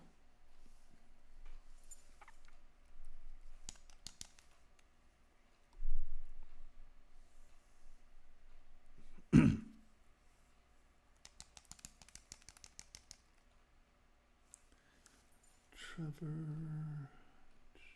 Here you are. This is fun. All right. I like the sort of Ralph Steadman sort of thing going on. It's good. Once again, you can bitch about style or whatever, but I would argue still give it even though it is flat and graphic, Still give it a little bit more depth, just so it doesn't read so flat. And once again, you go, no, that's what it's supposed to be. Okay, then you win, and it looks like that. But it, it doesn't change the front profile, but it gives you, as you move around, it gives it something to kind of wrap its head around,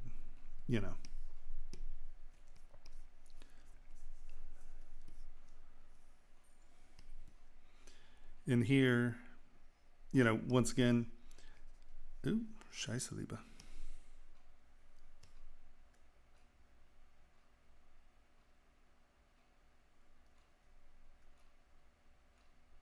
Yeah, no, it looks great. But even with something that's soft, think about it in planes and layers first, right? And that way, even if this is going to wind up being soft, that's way too strong. Kind of wrap your head around it in shapes, right?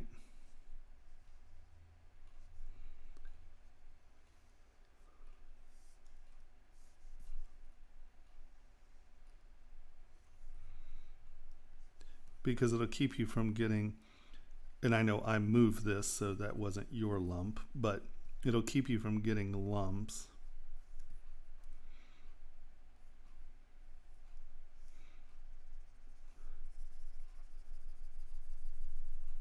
And it'll keep your shapes a little more consistent.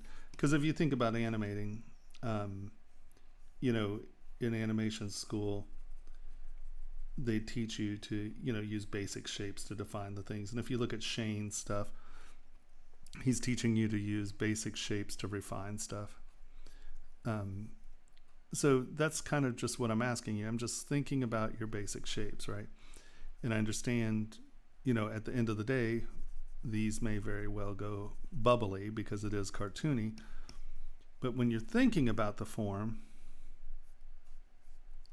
I want you to think about what it's doing and why. Because let's face it, if it's weird, it's going to look weird.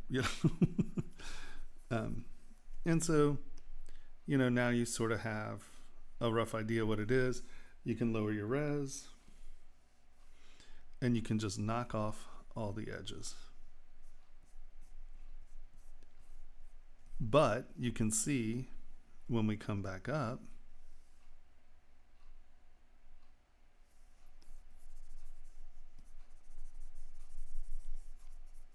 like the skeleton of it's there. Right? Does that make sense? And so, and I know I pushed this back, it's wrong, but just think about the dimensionality of that. So it's not just a flat thing. Your little vertebrae are great. And these are cool. Now, obviously, I would probably come in, because everything is cartoony, I would probably come in here and at least, no, is that not matte? Smooth.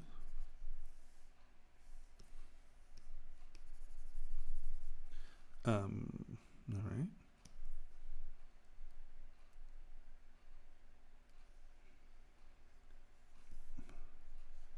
Knock these edges off. Because it is cartoony. So make sure that you're, once again, telling that same story.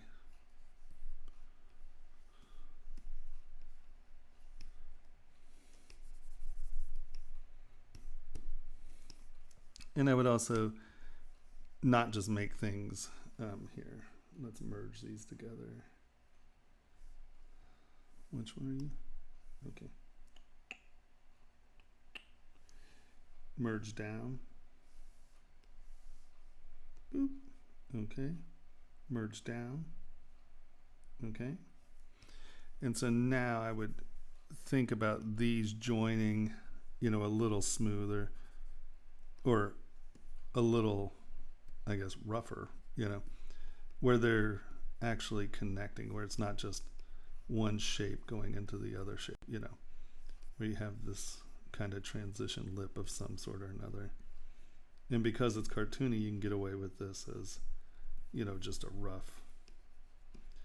But it breaks up the mechanical edges, which are what's not cartoony, you know.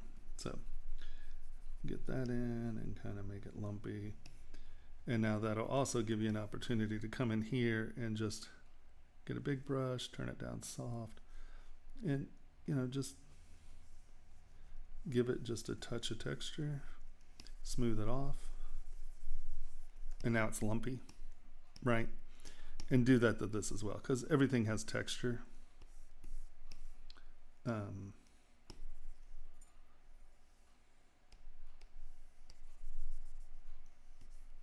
What in the hell? Oh, you had a lot of geometry going around, but not much geometry going. Yeah, only one side. Okay. Well, we'll just give it. No, we don't need 23 million volleys on that. Delete higher. And this is still going to be rough, but you know, just get some texture into it. Even if you smooth it out, you know, it's just not going to read this perfect cylinder right, because everything's sort of cartoony. Get rid of your smooth surfaces or your machine surfaces, right? Because look at these edges here. Turn this into one of those edges, right? And then you're speaking in the same vocabulary. Does that make sense?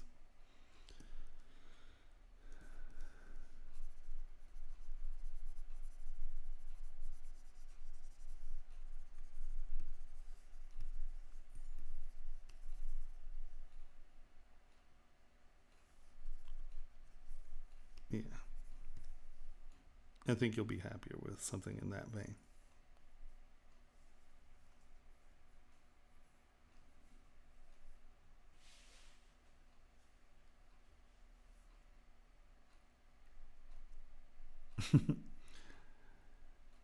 Yeah.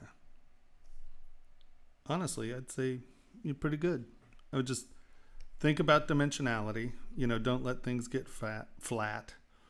And other than that, I would say that's good show.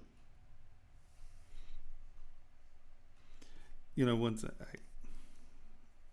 I'm sorry, I just pushed that in because it does not look better that way, but I think you know what I'm talking about.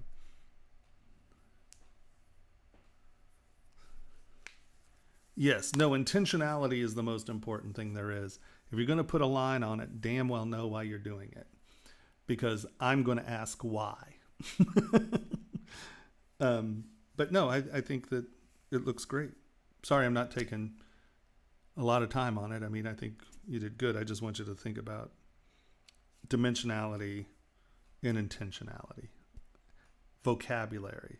Make sure all of the surfaces and all of the shapes are in the same vocabulary, unless you're trying to intentionally, you know, biomechanical, right? Something's mechanical and then it turns into something organic.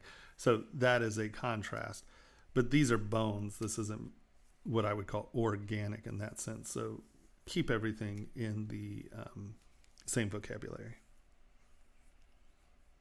Well, it's not even just detail. I mean, you accomplished what you were trying for. 2 thumbs up. Whoop, whoop. So you guys tell me who's next. Let's see. We did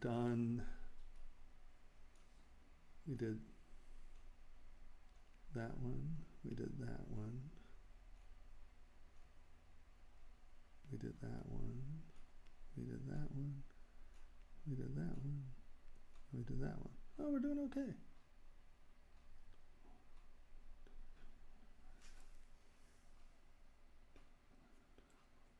Six in 4 hours. So you can see when we have 30 people, Actually, giving us pieces, this can take a long time. Okay, so who wants to be next? Ah, you're the class kiss up. You use jumping spiders. I'm One of my favorite things in the universe are jumping spiders. I just think they're like one of the few things, like you sit there and you look at the little bugger and you know that sucker is looking at you. I mean, you move and he kind of responds to you. They're very responsive animals, insects, whatever. Or arachnids. It's not an insect. I know I'm going to get yelled at there. so, dun dun dun. And this is the pseudo finish part. So I have a question. Did you decimate it down to this point for decimation? Were you going to go back and put texture on your high resolution model? Is there a reason we went from 32 million points to 270,000? Oh, yes. No, they are so cool. And no one does it better. Okay. Well, let's just...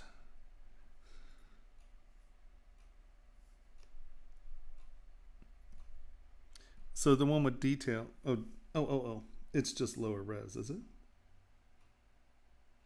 Oh, okay. I see. Never mind. You were like, what in the hell are you talking about? The higher res is there. When you sent it to me, it was at its lowest resolution. I was like, is there a reason you did that? Okay. So this is actually a wonderful example of where we're going to have mesh control issues, right? Because as you can see, he started with this as a ring, and he pulled the shapes out of this form. So you can see that this is, yeah, no, good call. I just opened it and I'm like, well, what are we doing? But you can see that this is one piece. Now this is a prime time where I would have built the spider separately and only built one, okay? Because right now you have 2 million polys in its base mesh. And then as we come up to this, you're at 17 million polys. Is there another? And what's this one? Where's the other? Oh, this one's 32 mil. Okay. So you have 32 million polys here. Is this all in one tool? Did you just pull this stuff out or did you add? Oh, no, wrong one. I think you probably just pulled this stuff out, didn't you?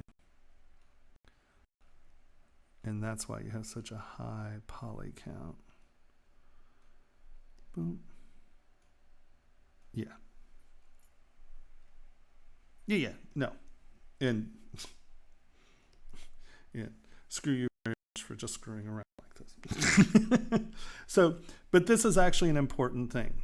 So we are completely dependent on mesh management as we go along here, okay? And what he did is he thought of 2 spiders on a ring, and he divided this model up to the point where he could get enough detail into his spiders. But as you notice, let's just take one of these spiders, and I'm just going to...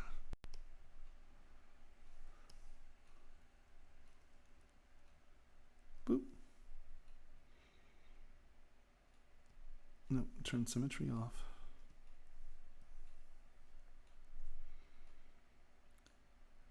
So we had 30 million polys in this model, but we only have 3 million polys in the object that we're actually working on, right? So this is where subtools are very important, right? Don't always try to get everything out of one subtool. Now, I think blocking it up this way is great. I would do exactly this at this, delete hidden, close holes, and start working on this as a mesh.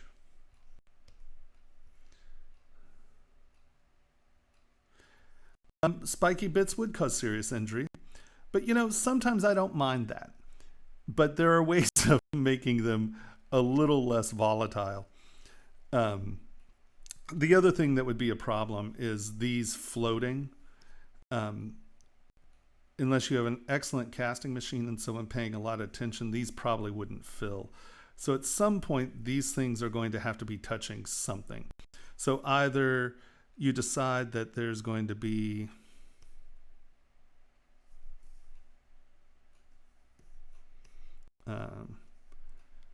even something, what was actually on the thing? Is it you have a center spot there? Yeah, okay, so you have flowers there. So let's go back to here.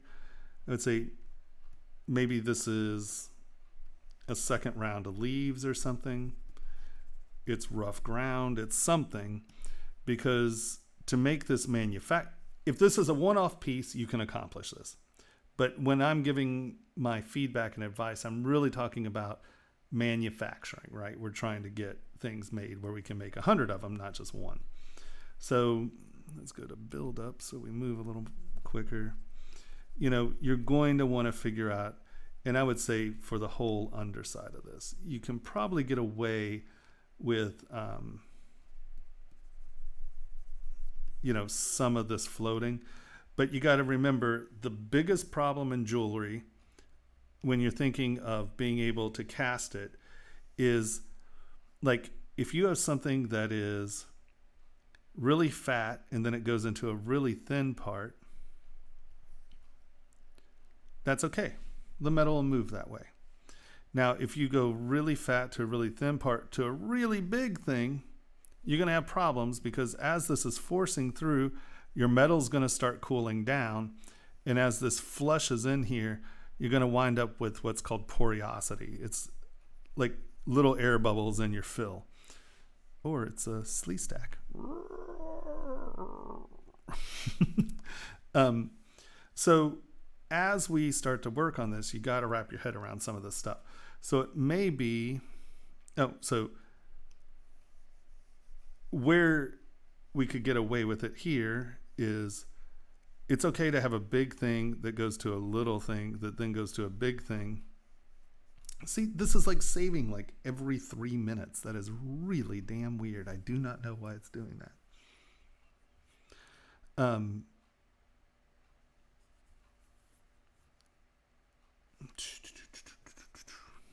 Well, I guess I can still draw, can't I? Okay. And these things can be very thin. I don't want to hear any comments about my drawing. But if it's floating out here, this is still a really tough fill, because you got thin metal. But now if this is touching, now metal can come in this way and you can get a fill. But you have to be careful. And I know, once again, I told you all just to make things, so you were not considering these things. But this allows me to bring up stuff for you to think about as we're going along. So what I'm talking to you about may be a lot more. Don't get panicked is all I'm saying. Because often when I start talking about stuff like this, people are like, oh my God, I don't know anything about it. Calm down. It's okay. Okay, so what are we doing? Come on, rotate. Right, and so you can look here and see how things are going to fill. So always wrap your head around how is it going to fill. Now, this is where thinking about, because like, I don't know if you saw the wasp hair comb I did. Those were pretty big, right? Now these are tiny, and that's where your flow issues can be a problem. So this is something when you start composing your scene, maybe, it's actually coming out of leaves. And so you can get something to where more of this is filled up, right? Where this becomes something that's textural, that's actually filling a lot of that airspace. Those wasps work because it's a huge damn thing, Now, the other thing you can do,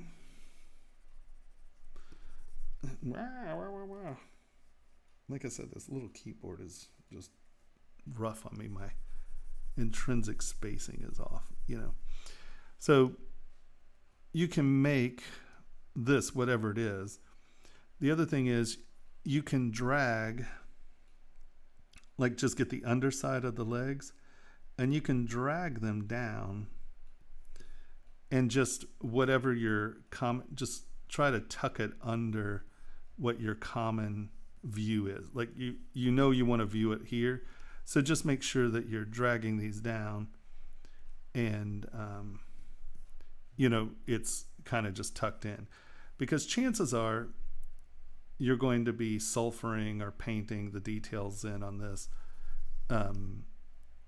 So these are going to read like dark lines anyway. So if you're oxidizing, that's going to read dark, that's going to read dark. You'll never see those connection points. So try to get things to be attached at most places, especially if they're thin. Because if someone who's even a half-assed caster, they'll screw this up and it just won't fill, and your legs will be pointing out like this and they're not going to ever fill. So look for ways to attach most of the thinness to the part, right? Because even up here, these front legs, you know, really, if you're dealing with this, you know, it's only a few mil. What is it? It's probably maybe 5 mil wide. That means these legs are, you know, very tiny. And you just mask that off. And then we just come in again and drag this down. And just pick the angle that you want. Now, obviously I'm being sloppy with my masking. I apologize. But I hope that kind of makes sense, because like, you know, from back here, if we push that around a little more, if this crap wasn't masked, then it actually moved. You can see how that can become not that dramatically visually different, but still connected in one piece. Sorry, let me get rid of that crap. If that makes any sense, because you got to figure, what is this? This is about that big. So you're not really going to see that. So remember your scale and try to get things as connected as possible, right? Because that's totally connected. And you'll never see that because you have that half round reflection of the leg going. So that's the one point. Now, damn it, I just love these guys. Okay, so here we go. Now for texturing on this scale, these legs are going to read fine because you have nice big separations, right? The fur on these will probably read fine. Now this fur is probably going to just turn into chatter because once again it is all on the same level. And so to get away from that, once again, think in layers. What's in front, what's in back? Because, you know, what is this head? I mean, if it's 2 mil, hold on, W. So those of you who are wondering how I do this, I go into the gizmo, hold Alt, get it here. I click Y, that turns it into the transpose. So under preferences, in transpose units, I have it set for unit is 1 unit scale. The internal measurement system of ZBrush is millimeters. So 1 unit is 1 millimeter. Now, if you change scene scale to inches, feet, and centimeters, I don't know, since those are what you're assigning as the unit scale, it might change it. I don't know, because I never do. I work in millimeters. So I have it set up for 1 unit scale. So millimeters is my scale. Minor ticks is 10. Major ticks is 1. So every 10 millimeters, or every millimeter is divided up into 10. So that means I have small hash marks at the 10th of a millimeter, and then I have big hash marks every millimeter. I think this is now the default in ZBrush, but if you load my UI, it changes that default. And what that allows us to do is come up to our little guy here, touch and drag, and you can see what size he is. Now I'm going to hold Shift, because if I do this, if you look, it's not necessarily going straight across. It's going to where that last touch is. Shift locks it. So no. If I go here, because I want to measure from this point, like the widest part of the base of the face, and drag it over, I hold Shift, and then I just kind of drag out. So you can see that's 2 and something millimeter. But if you go up here, see how it says 2.8662, I'm sorry, I'm dyslexic, whatever the hell it says. And that is how many millimeters it is. If you guys can't wrap your head around units or millimeters, you can set scene scale and hold on, so sliders to subtools. Oh, that's the whole size of the part. Let me update size ratios and make sure that's true. Yeah, 24. So you can do that, millimeters, set scene scale. I want it to be 24, 25, 733 millimeters. So now it'll say millimeters up here. It's the exact same number. Your call. I don't usually bother because I know that's what it is unless I'm trying to show someone or something. And then every once in a while, I'll set scene scale. I very rarely do it because the scene is millimeters.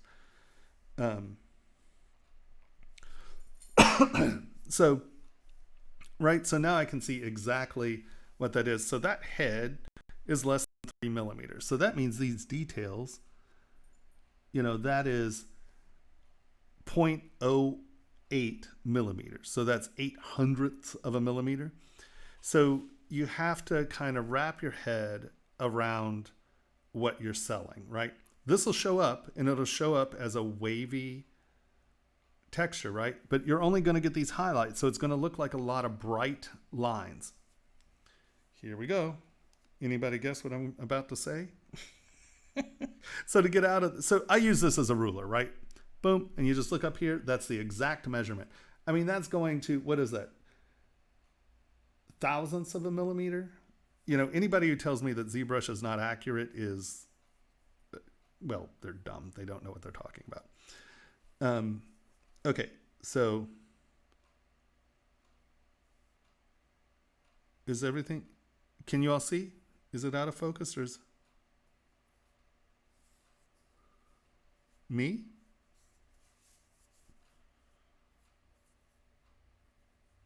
Okay, I'm confused.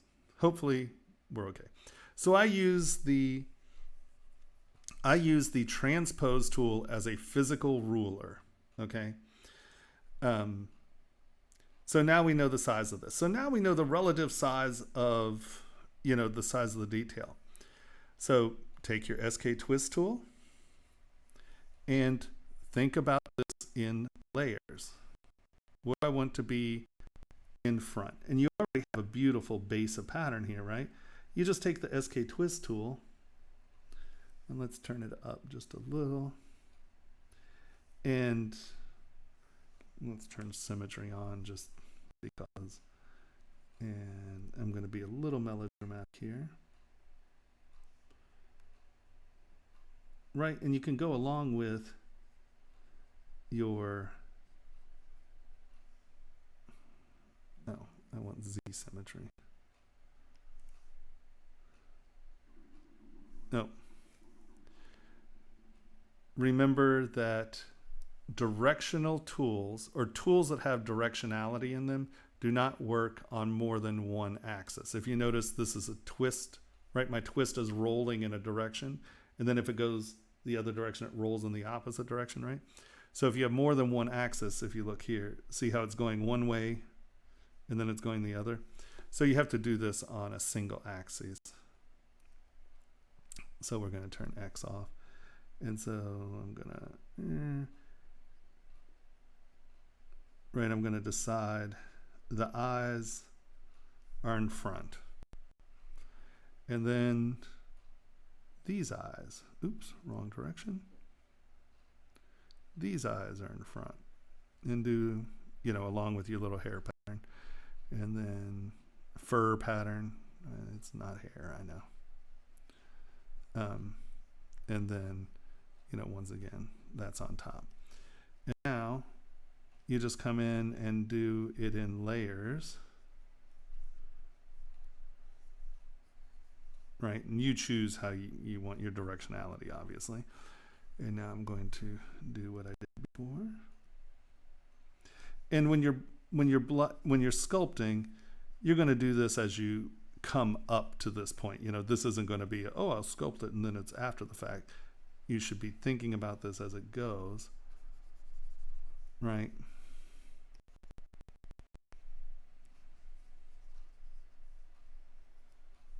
And then let's say you want a ridge there, and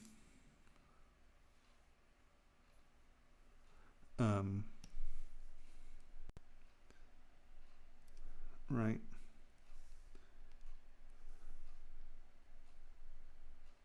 And you can just stroke this stuff in and get your big movement first, kind of get the idea and the directionality you want the movement to be going in. And come on.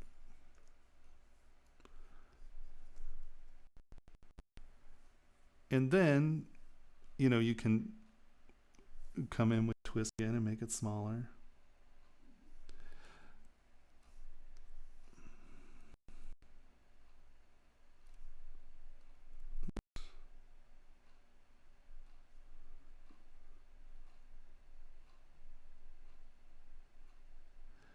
And now if you'll notice what I'm doing, I'm going back and forth, sort of like a zigzag, right? Back down, back down. And that is creating layered edges, right? Because if we go down, it's rolling this whole surface as a jagged area, right? And then come in with clay fill. Fill, hold on, Alt, and knock that little lip off. Fill, knock, fill, knock, fill. And you can see how you can quickly build what you're doing here with just a standard brush, and you're creating, because all this is going to read, all you're going to see are these highlights. You're not going to see the beautiful flow and stuff. So that's where thinking about this as layers, you can go, oh, I want, that to be a layer, and then that is going to come out from under it. So just that constant think of layers, because when you get this small, the only thing that's going to salvage you and make it look dimensional are these tiny layers. I'll try to get good pictures of the Aztec ring, and because I did that as a test to see what the Formlab printer could do, and I was blown away at how good the low level step stuff showed up. It was I didn't even think half of it would even show. And it did. It was impressive. So this is something that I strongly believe in as a reality for printing is, just come in and, do whatever pattern you want. And I know this sort of looks like feathers, but I think you'll be able to figure out a way to get your pictures sort of feel like layers. And then it's going to read a lot better in printing, if that makes any sense. Composition wise, yeah, it's not bad.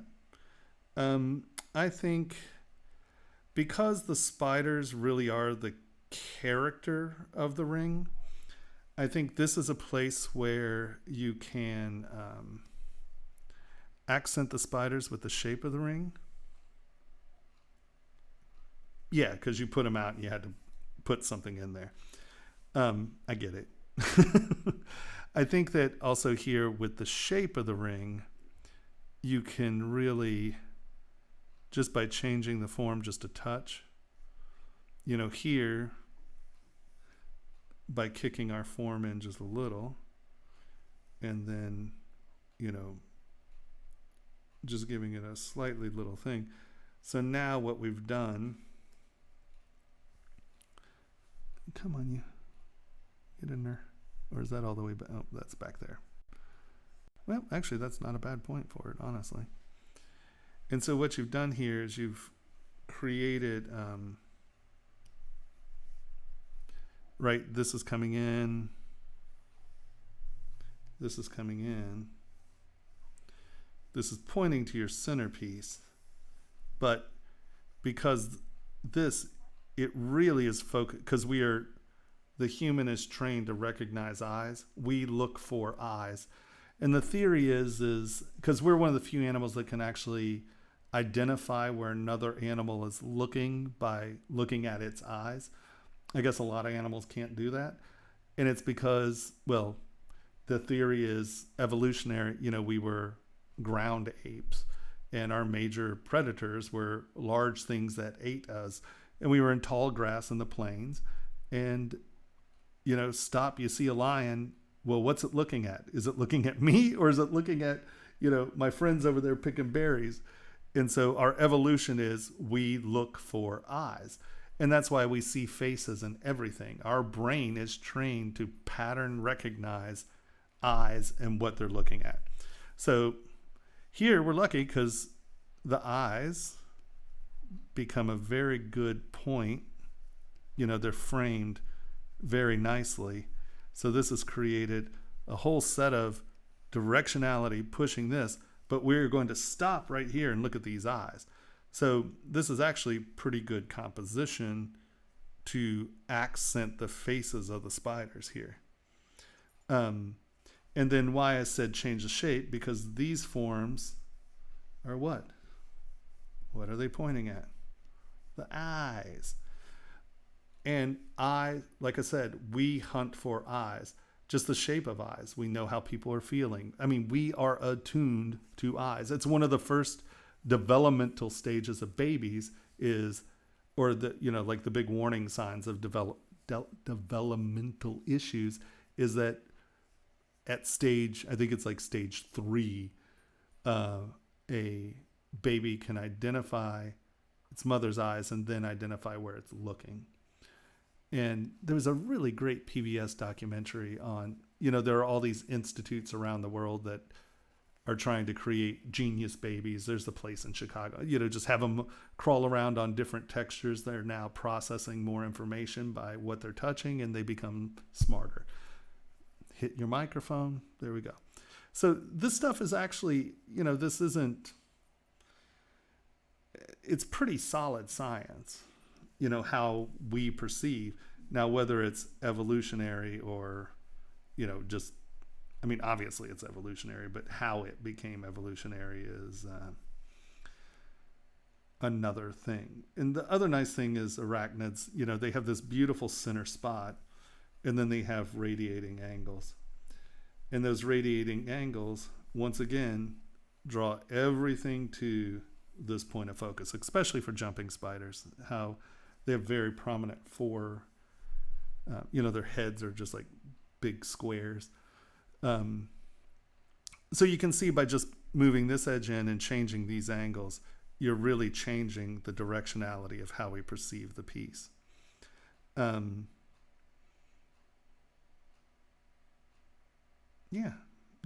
It's awesome.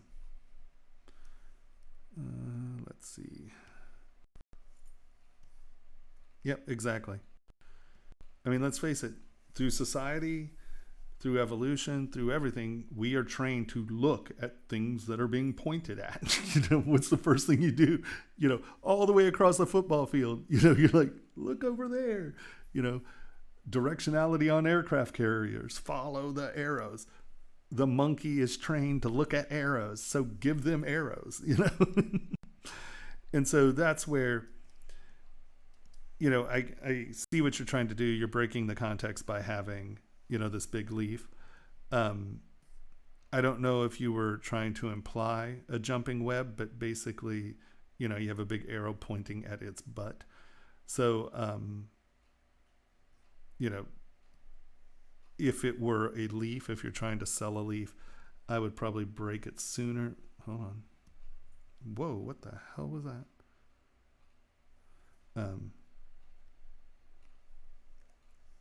Break it sooner where it's not pointing at the butt.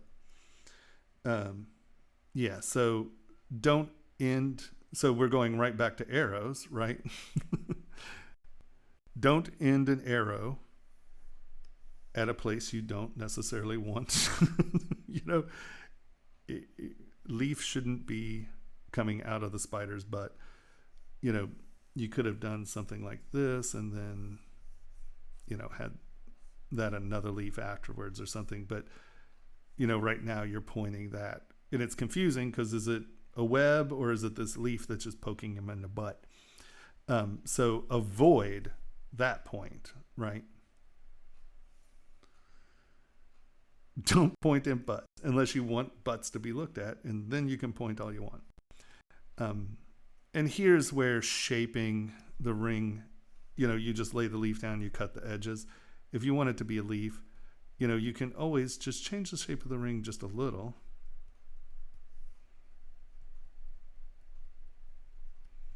And you can make it appear to be a little bit more like the leaf, right? And then if you ran the vein up this way, right, then the leaf is traveling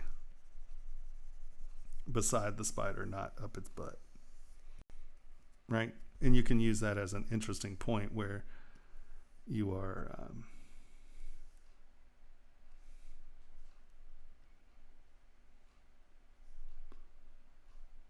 creating something that's, you know, a little more compelling. And this is a place where bypass geometry would be kind of cool, where, you know, one's going one way, the other one's going the other, and you've sort of created a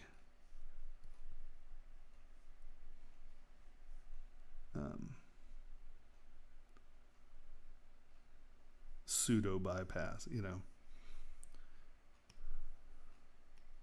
This comes like that, that comes like that. And then that's a way to break up some of the monotony of just all of this being identical, right?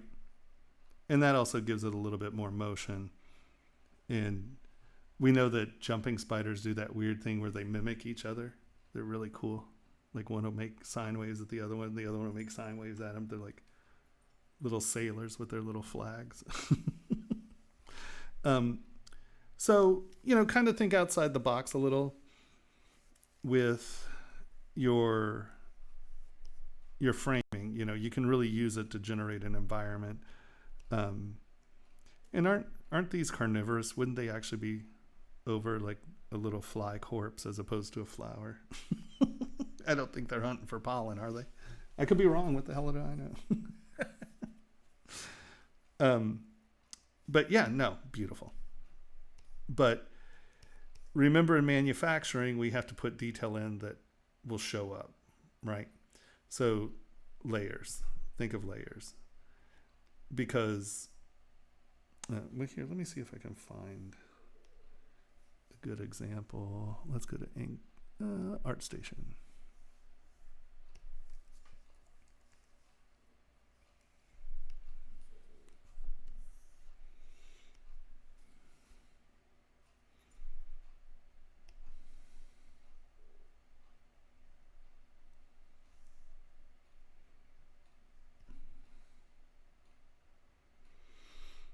I'm trying to think of something that,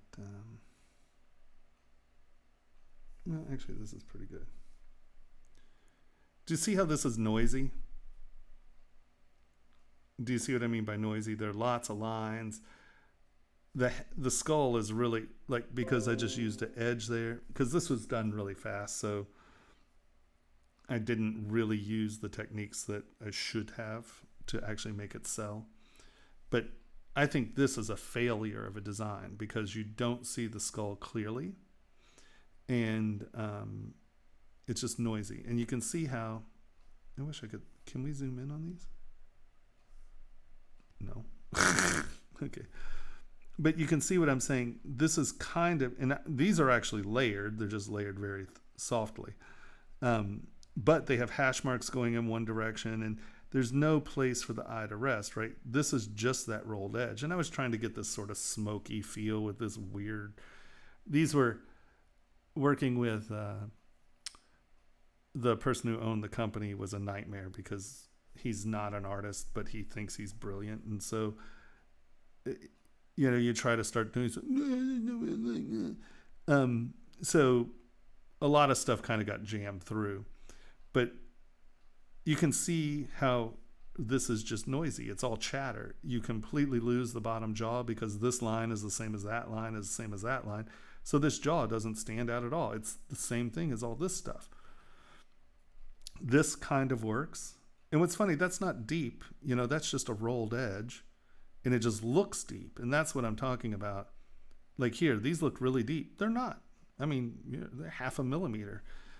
So you can sell depth without there actually being it, but it needs,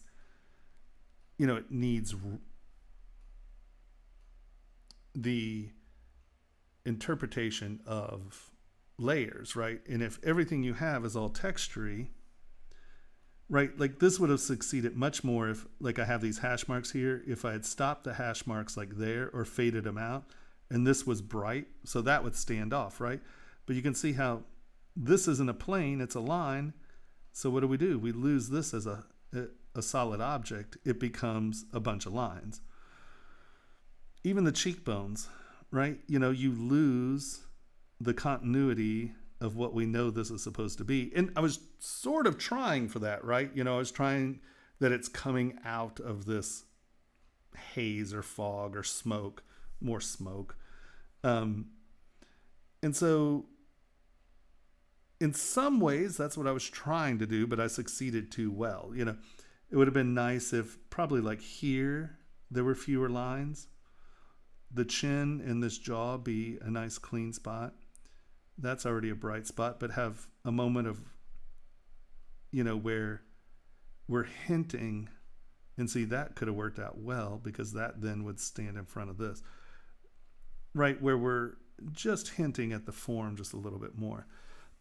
So some of this stuff up here actually works, but I think like from here down, it's just chattery, and this design fails to me.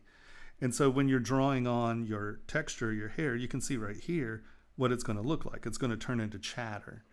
And so if you do, you can sort of see here, if you're doing sets of layers, you're going to wind up with something clearer, right? And how you accomplish that, I don't know. That's on your back. But all in all, obviously beautiful. You're a wonderful sculptor, and suck ass knows I love jumping spiders, so I see how you are. Oh, I lost my. Did this stop? Nope, hold on. That's supposed to go away. Are we not recording anymore? Oh, don't tell me that. Where's my record? No, I think we're still recording. Okay. I hope.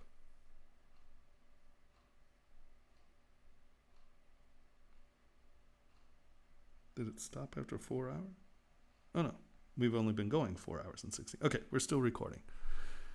Goodness gracious. Now let's go here. Oh, that's what happened. I lost my chat because I dragged my chat window away. All right, let's put that there. Let's bring that up.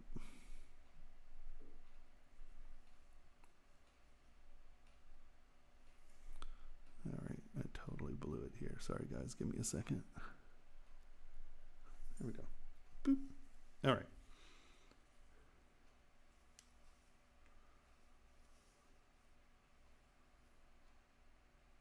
Ooh, I want to see.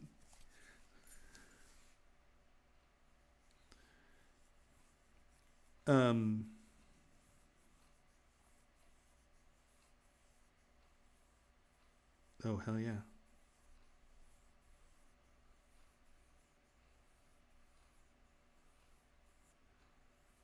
Okay, so does anyone have any questions to. Oh, that's so cool. So if people don't know, Eric's kind of one of my heroes. He's absolutely awesome. I'm so happy he's here. um, do you have any questions about what we talked about here? Does anyone have any questions? It's true. Actually, I downloaded your video, man. I was like, oh, this is the greatest thing in the world. And then my membership ended and I didn't get to go through it. I got busy. Oh, God. It's ridiculous.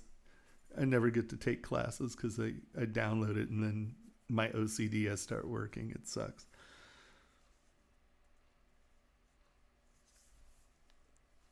I know. I just stooge. I'm a little silly sometimes. Okay, so who wanted to be next? Sorry, guys. You got to help me here. And Jim, so what is your piece there? I'm looking for Tony. Oh my God. Which one's your piece? Good, I'm glad.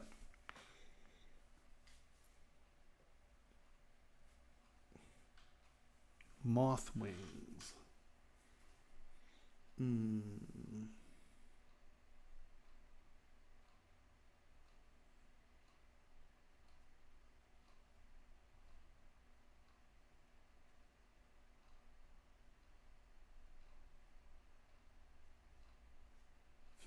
Did I not download your piece?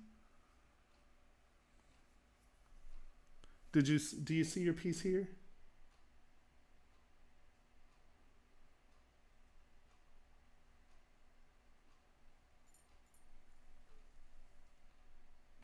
Yeah, that's weird. Hold on, let's go to the folder.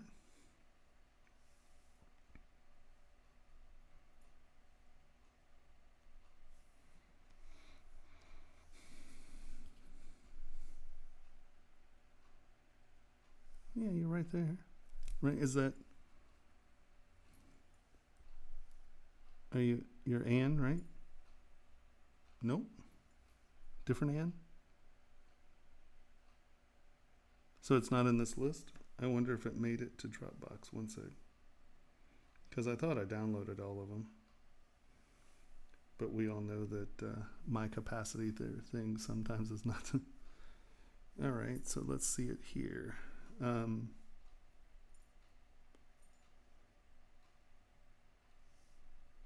You said that's not you.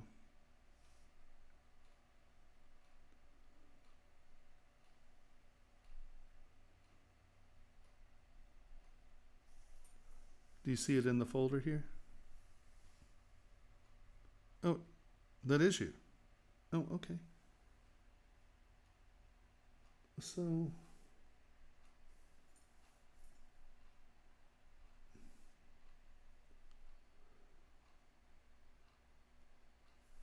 well, let's just.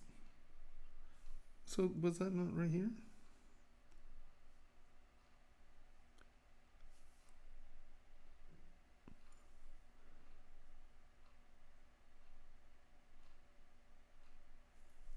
Oh, well, let's. No, there we go. I'm just a ding donged and didn't put it in. Sorry. It was early this morning. Don't expect miracles.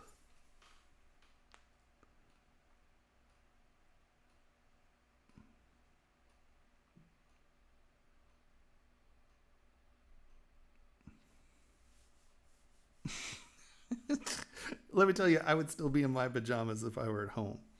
Actually, you did a pretty good job here of thinking of this in layers. Okay, we'll get to yours in just a sec. I'll download here. Let's just do it so I won't forget. Um, when did you put it in? Do you see it here?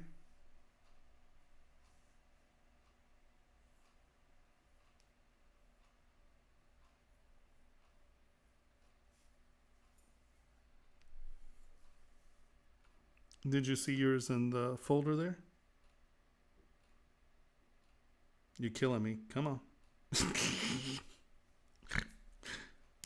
I don't know what the lag is. I'm totally hassling you. Better SW homework. I didn't see better SW homework, did I?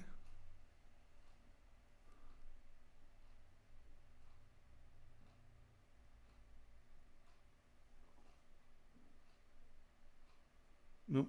Try to upload it again. I don't see it in here. And I will download it when you do. Oh, saving.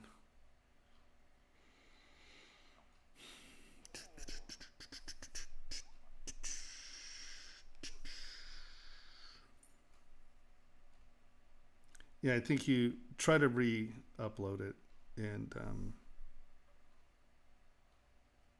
it'll give me a notification down here when you do. Sorry about that. Well, yeah. Okay, so you did a pretty good job about thinking of this in layers, right? Because you can see even when we get down here, like this low, that lip is very clear. Now, once again, I kind of want you to backfill this. Oh, yes. And we'll go through how to prep for print. You have to get this into a shell and all of that, but we won't deal with that right now. Come in with SK. Yeah, I do have it. SK fill. And just backfill this lip.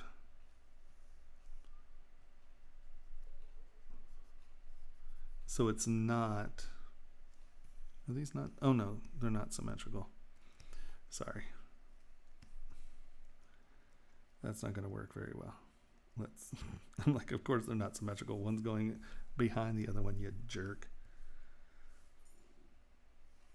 So come in and backfill that some, right? Because we're removing the lip from one side. So it doesn't look like a pinch. It looks like a layer.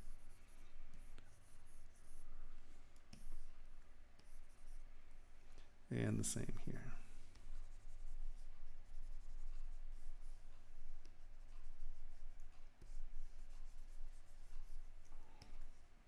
Right? And we're actually going to do that to this right here as well. Okay. So your shape's great. You know, you got your form in there.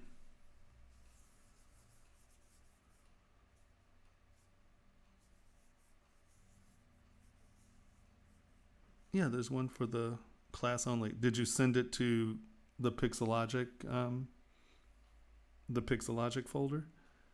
I can go there and get it, but I'd prefer you to. So if you go into the vector page, into the VertexSchool page, there's a link there. Use that link. Yes, there is a class only. Okay, so now, you know, and then you just kind of come back in here and you can get these scoops back, you know, because you kind of want that sort of, or it looks like you want that sort of. And this is where I will often let texture tell my stories. Shinya, what kind of webcam do I use? What is it? It's a 920C or something like that.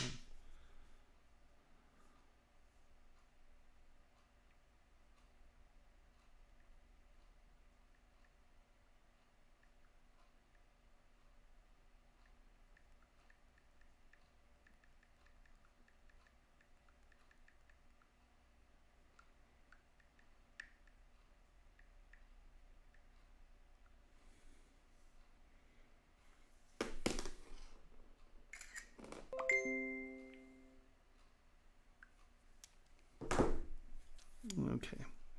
So this is a place where, because, we definitely have, these have like a change of color, right? These are different, like a monarch is orange and black or whatever. So a lot of these patterns are, camouflage or whatever the hell they are. But once again, they're intentional.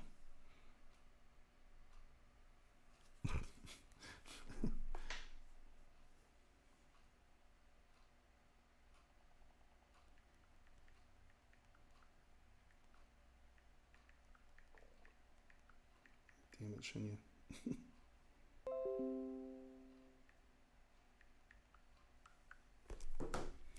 All right. And so this is where we can really use, and once again, I don't know what your intentionality is, but this is a prime example to teach this. So I'm going to show you this.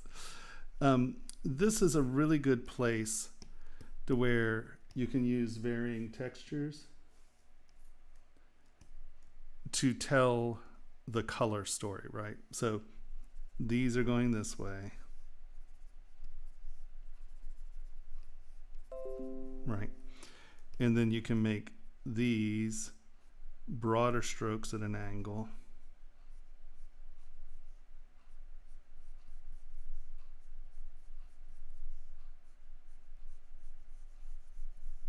Right? And then you can do the same thing here, going in the other direction. And so just through texture, and this is subtle, right? You can really tell a story about the color, right? So I think that you might want to play a little with that, because honestly, your layering's good. I just see how that's a lip. I want to see it as that edge kind of needs to be flatter. Otherwise, it reads as a pinch, not a ledge.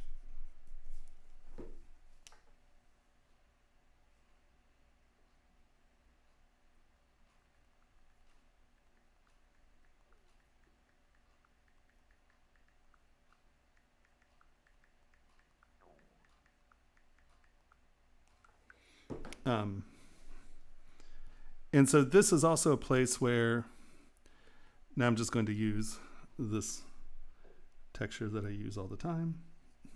Nope, other direction.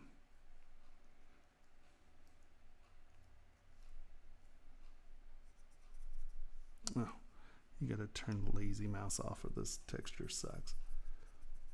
And here you can actually use a physical differentiating texture and then make it negative going this way. And then I tend to take SK Smooth or one of my flattened brushes and just come off and polish this, because once again, we want more flat surfaces than bumpy surfaces, right? And you can see how that tells a dramatic, and this is subtle. I mean, you can punch this up a little, but that tells a color story through texture. So when you're doing something like this, that one of the wonderful things about moths and butterflies and the such is that color story. And I think you can do implied color story literally just by the directions of your stroke. Shinya just sent his address to everyone. So honestly, I think you're doing a good job here. I do think that this angle, like this lip, it doesn't read as a seam. That's a really sharp edge on both of these. So that makes this look like a separate piece. See, this is where ridges, see what I mean? You kind of point at this, but then that kind of goes behind it because those are super sharp. You need to be careful about putting ledges where they aren't, because now that'll read as a separate piece. So make sure they're, and I'm assuming this is what this is. You're like, well, those are different pieces. Okay, my bad. Get your layer first. I know everybody yells at. I'm sorry. It's like, Tomas, you don't teach us anything. All you do is say the same damn thing over and over and over again. And this is a place where you can use a drawing tool as opposed to a ledge tool, because I don't want this to appear as different ledges.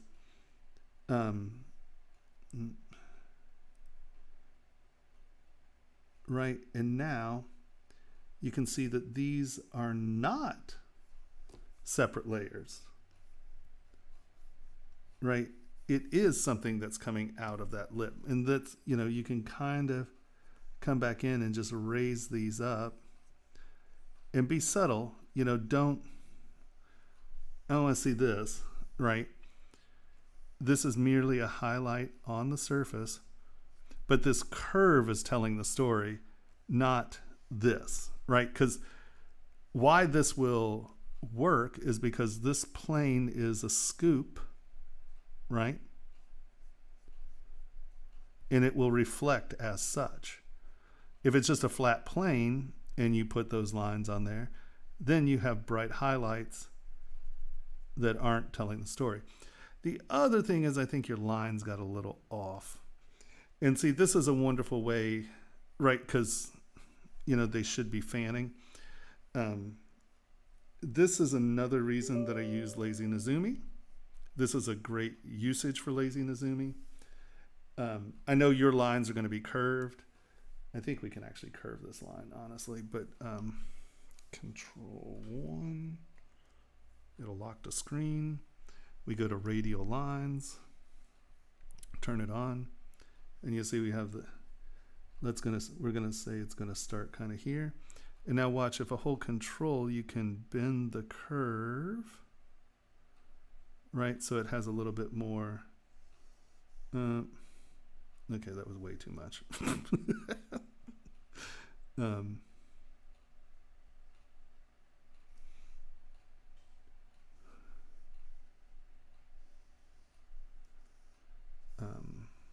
Right, and so now all of these are radiating from the same place.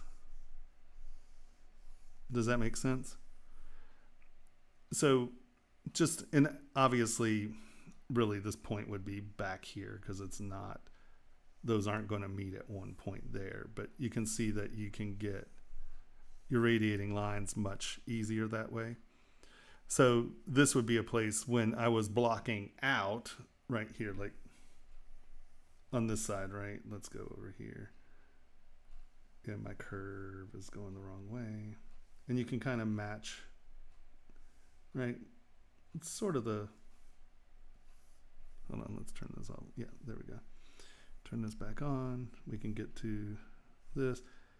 And, you can kind of match the shape of the wing. And just as guide buttons, you can, just give you an idea. And that'll give you an idea of the spacing, and then you can just come in and, you can change this however you want, but, you have a good orientation of where your spacing is, if that makes any sense.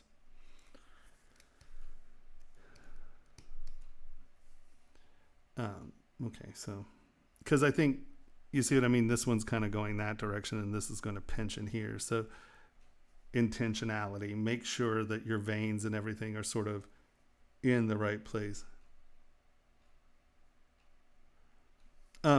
This is one of the plugins we were talking about, Lazy Nezumi.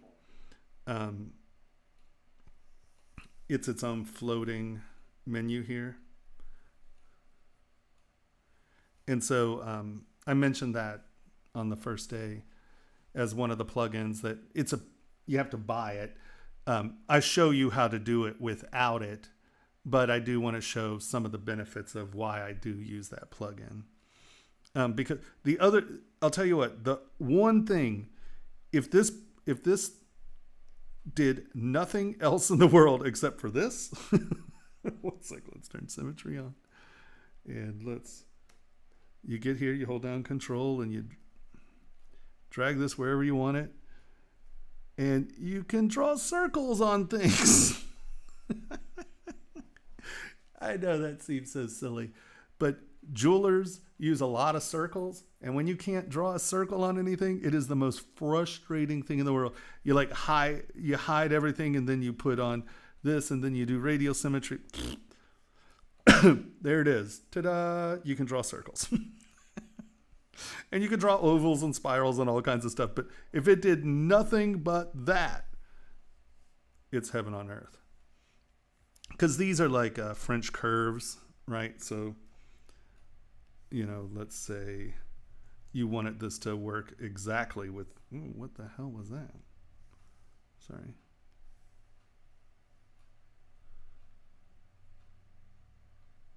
Yeah, so you can get this, and let's say we want to repeating lines that are exactly that edge, right? We'd get this one to sort of match that curve. Let's get everybody down some. You change the direction of the curve. We kind of get it where it should be.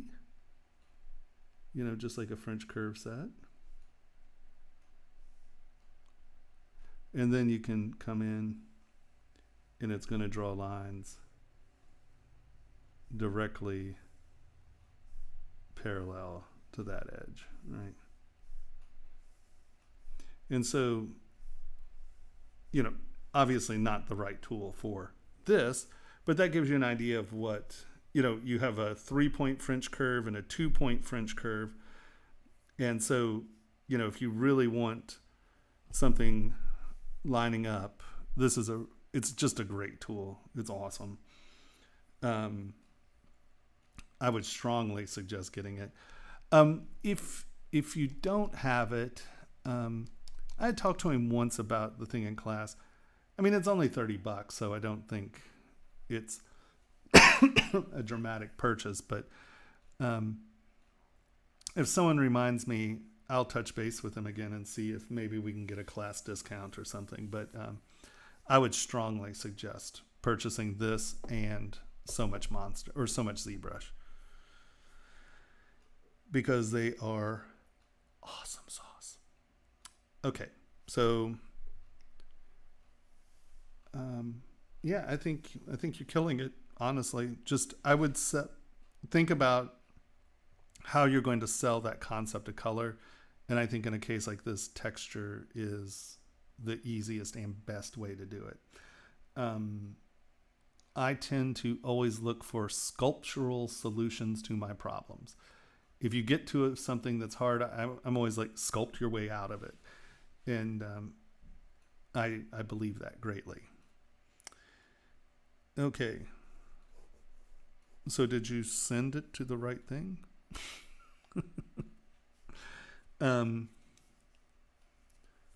Rubber can... Oh, hold on. I just missed... Wow, you all were typing a lot all of a sudden. The subtools are... All right. SK brush. Yes, they are life-changing. You didn't send it to the right folder, obviously. Is that limp a potential of becoming a molding issue? Not on stuff like this, because 99.9% of jewelry manufacturers are going to be using silicone molds, and there is some flexibility to that. Where you run into problems are like the spider legs, right? So how do you get that mold to release? How do you cut it out? And there are ways. I mean, you could get away with it. I mean, that's actually not complex, but it is something that has to be dealt with, right?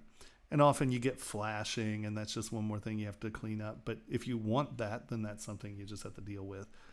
And you have to design around it, right? So if he had a bunch of texture on the underside of those legs, he'd probably be having... I'm talking about the spider now, right? If you wanted that outer space, you could do it. But those are very fragile, thin things. And you're going to have to slice the mold. And where that is, if you're using a lot of pressure, you're going to get what's called flashing. And that's where the wax, when it's injected, will push into the crack there, right? And usually that's minimal, so you can clean it up on the wax. But if you're trying to make thousands of these, every touch on that, if that takes, 10, 15 seconds, What's 15 seconds times 1,000? That adds up to a lot of damn man hours. So you have to plan around things like that. And you learn from the first few injections you do, then you change your model. That's what it really comes down to. Okay.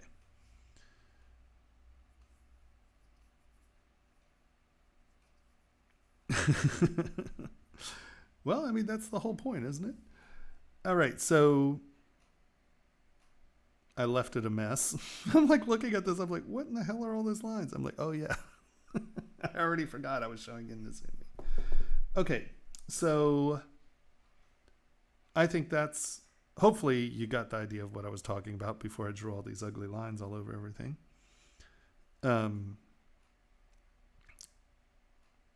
right. But, even something like this, if you made this smooth,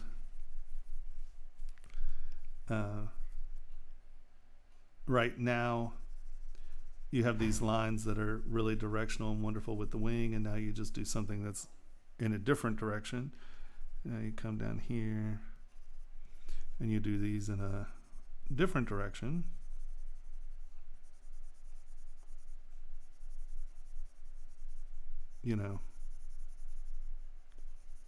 Boom, you're now selling color, right? So that's all I would say. I'd say wrap your head around it and try to think about how you would represent what makes those things really wonderful and compelling is the subtleties in tone and color.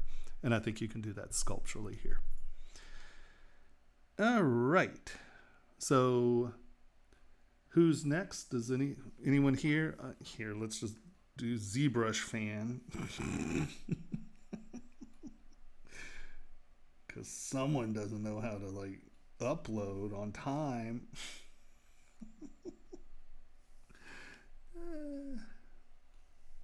All right, let's. Boop.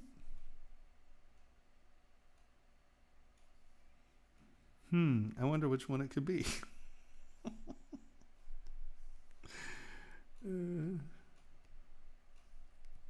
Come on, download. Where?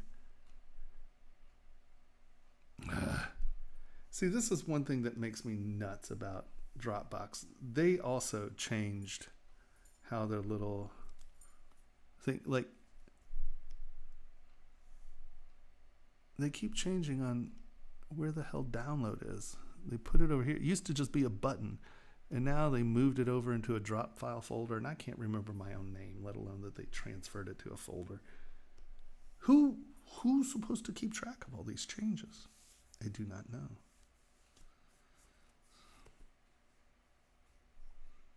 Okay, let's get to ZBrush fans work. I'm just kidding. Oh shit, did ZBrush just crash? Sure shit. Oops.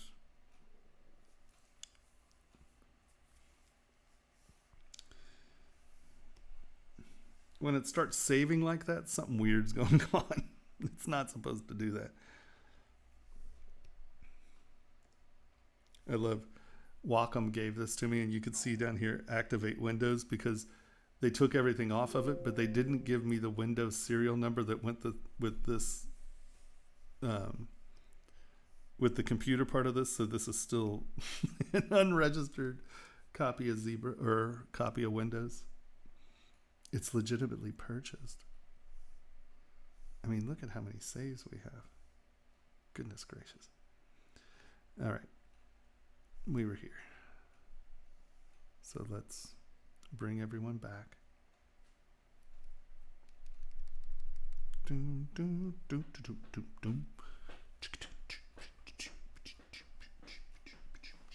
I'll tell you what, I need a second cup of coffee.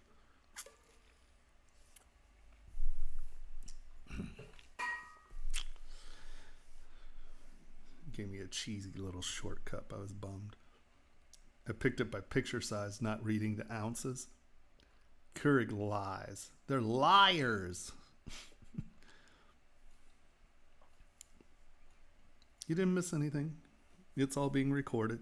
and they'll be posted. Okay, so let's go load tool, downloads.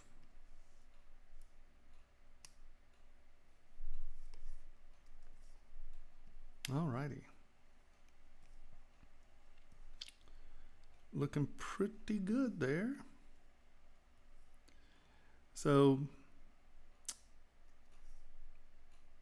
here I would say, once again, just be, because you're really, you're getting it. You're getting your edges, you're getting your things, but you're still, especially for leaves, you're still a little too bubbly. It's still a little too round. No, you didn't cut any lines. No, you're doing good. But now you have to think about layers in a slightly different way. Also, I think that how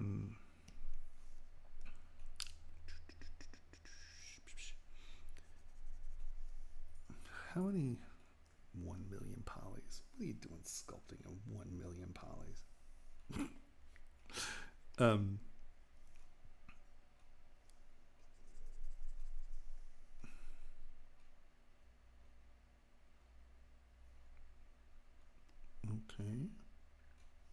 I don't know why that just happened. Oh, I crashed. That's still 49. Okay. Well, that's a good start. Let's turn smooth on again. Is there anything else I have to change? Not at the moment. So, once again, why is that so rough? What is going on with this geometry? Okay, it's not the geometry. I don't know. Maybe I'm hallucinating. When things are going over and under, make sure it really is. You want to make sure that this level really is below this level, because this was still up here, right? And then it just kind of cut behind. So you're basically not cutting a line there, but you kind of built a line as if it were being cut in. So knock this back. Get that ridge to be a nice clean ridge. Right? So now that's actually going under. And now here you have this as an edge. What is going on in this intersection? I don't understand why that's...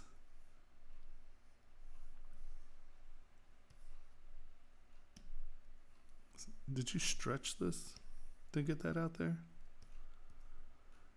You got a slightly mangled geometry here. Did you pull this or stretch this out to get this out here? Because for some reason, what the hell? What just happened? Okay, I'm really confused what just happened there. Okay, if you notice, I lost my undo histories. Whatever. Okay, so think about it this way. I don't know how we have 6 million polys and this is so wonky. Okay, whatever. I'm going to stop talking about it now. And once again, I'm thinking about this as a hard surface that we then will soften out. But kind of wrap your head around what's going on and make sure that the things that are going behind... Wow, this thing is churning. One sec.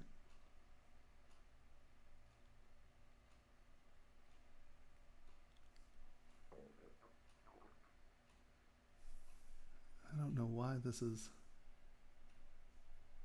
I mean, this isn't a big model. I don't know why it's chug-a-lugging so hard. That's super weird. Something's weird with your model, my dear. All right, so, think about...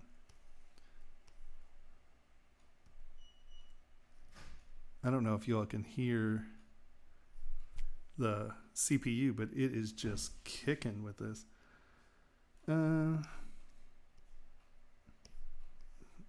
Okay. Well, here, I'm going to remesh this real quick. Just because I don't know what's going on with this model that's making my CPU choke the hell out. But it is definitely screaming. And I mean, it's only 6 million polys. I don't know what the issue is.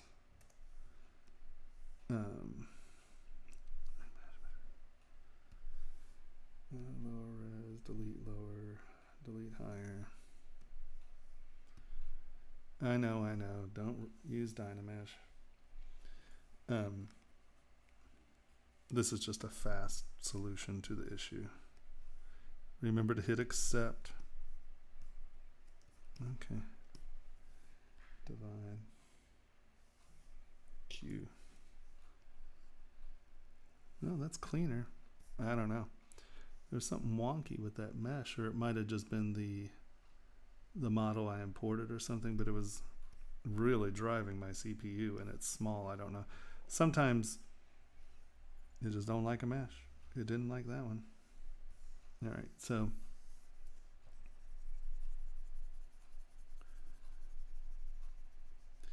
and now I'm thinking of this as a plane, right? But you know, I think you can turn this into concave, slightly more concave and slightly more convex curves as we go on. I'm really just talking about levels here. So this is coming in. Make sure it actually fades in. Don't make it just dive in, right? So you're going to drop this whole thing back in, which means you're going to knock this edge off a little more. Right? Does that make sense? And then once again here, we're going to make sure that that is behind that. It is in front of that. And you know, we can really do that by changing the aggression on that angle. Oh, scheisse, Liebe. That's not smooth.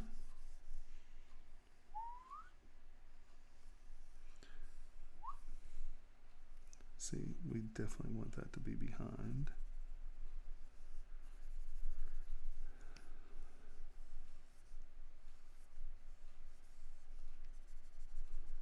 And instead of these being bubbly, make them planular. And you're going to get better reflection surfaces off of something that's flatter.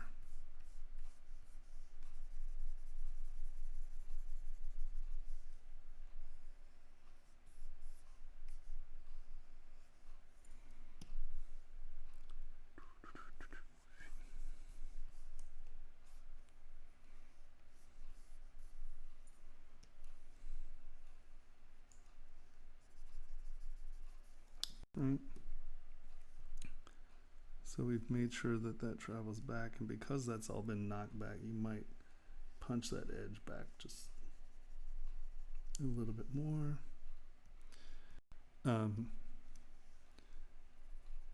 Pretty good. But make sure that it doesn't dip on either side. Imply some thickness there. And then that way there's that edge, and that's implying the thickness of the part. It's not just going all the way down. You can kind of just ignore that space, right? It's not really part of the thing, so that's okay.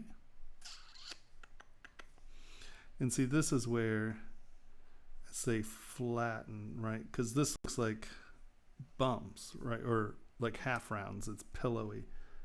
And leaves very rarely are pillowy. And so you want to figure out what the shape of your leaf is.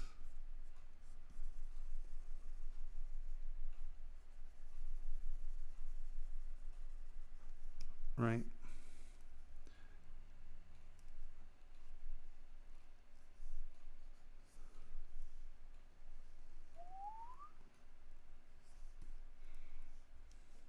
Yeah.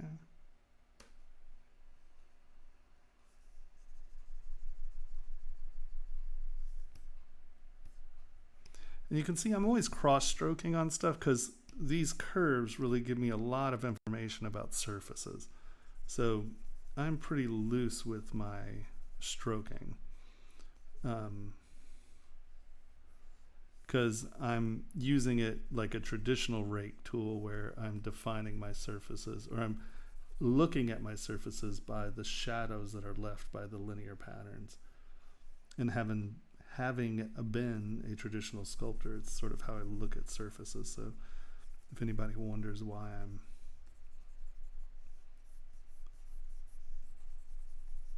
being loose about it, right? So that's probably a little closer to a leaf shape. And now you can make it where, here, let's make this outside edge a little curvier. Right, it doesn't have to be flat, but I blocked it out flat, right? So now at least my stuff is on the right plane. And you can even come back in and give it a scoop here, you know, to imply like that, like a S curve on that surface, right? Scoop over, you know what I mean? Know what I mean?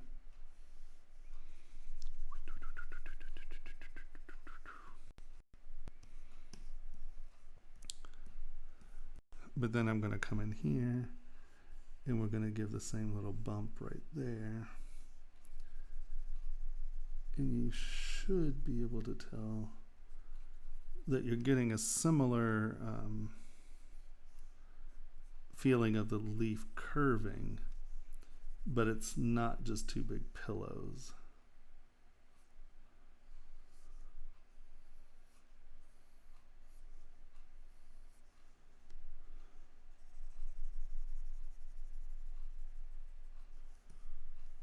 I got a big ass dent in there, but do you see what I mean? Like this, well, this surface definitely needs to go behind that one, because your leaf's not changing direction.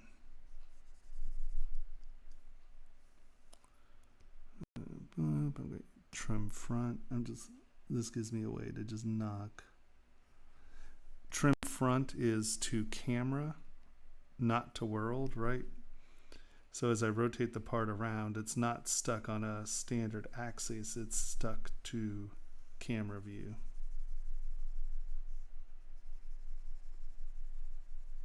Not a world. Well, the other thing about pillows is how do they reflect? Instead of having nice surfaces that have, you know, layer continuity, they reflect. You're just going to see a bright reflection, right? You're going to see a bright reflection here, bright reflection here.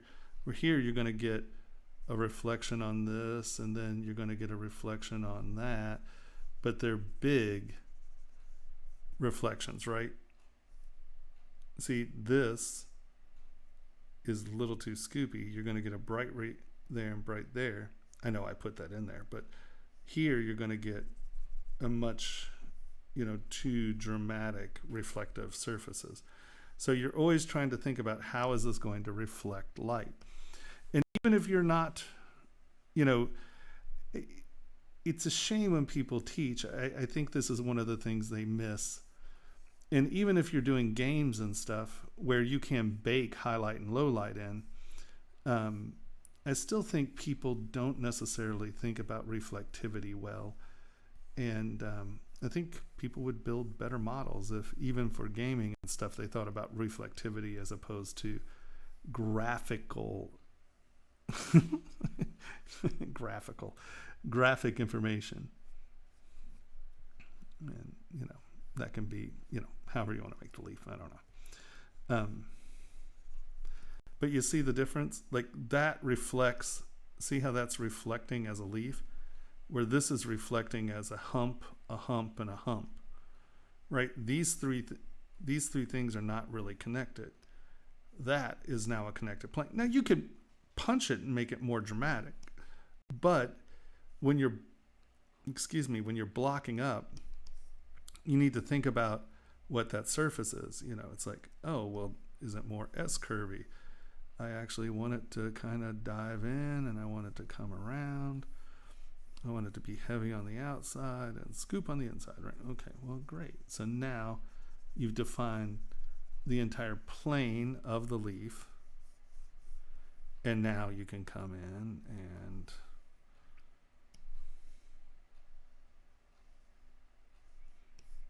draw where your line is. You can do little veins. Wrong direction.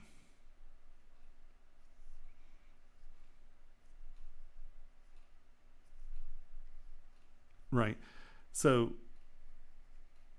but we're working on the same plane. And so you just have to remember, what does the object look like? Make sure your base shape looks like the object, and then you can distort it, punch it, twist it, turn it into that. So planes. Honestly, other than that, this looks pretty good.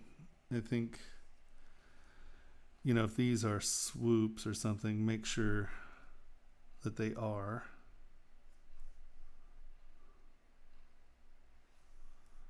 Don't get muddy.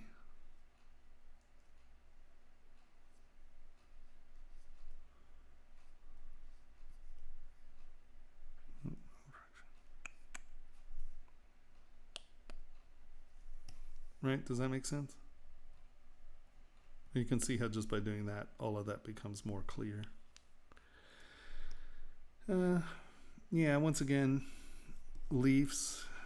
Remember, if this is the vein of the leaf here, really that edge should appear to be there. So now what is that? Is that a second leaf? If it is, make it clear. If it's just something rolling behind it, make intentionality. What is it? If it's just abstract texture or nothing, just make sure that it is that. Right? If it's nothing, don't imply that it is something. I don't know. Does that make sense? Because, there's nothing wrong with that being nothing but ring base, right? This can just turn into, a nice flat thing that is just the base of the ring.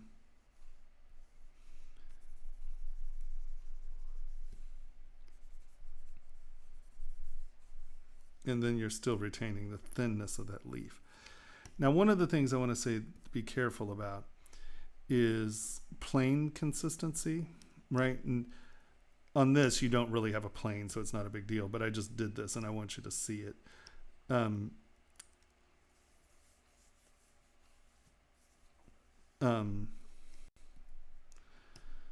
So we're putting a leaf on the bottom of this, right?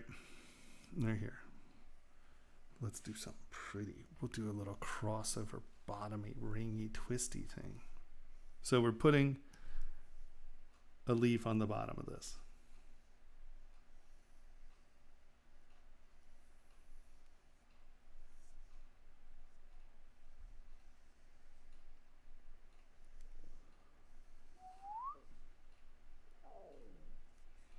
Leaf.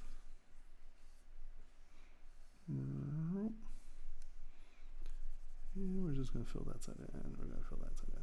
Dun, dun, dun, dun, dun. And so now we've decided this is what our leaf's going to look like. Yay, leaf. And we're out here and we decide to, define this edge more. We're going to define that edge more. Great. So now we have the plane and shape of our leaf. It is sitting on this surface, right?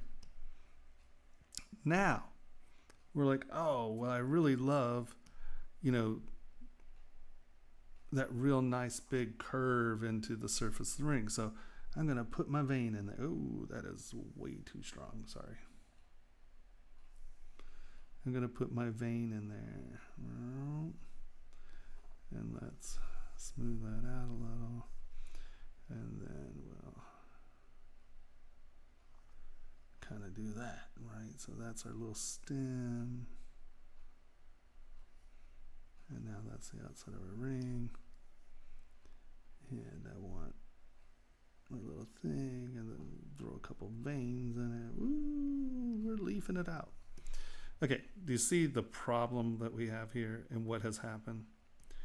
So if we look at this surface, this leaf now looks really weird. And here, let me just smooth this out a little because it looks weird for sculpting reasons, not depth reasons.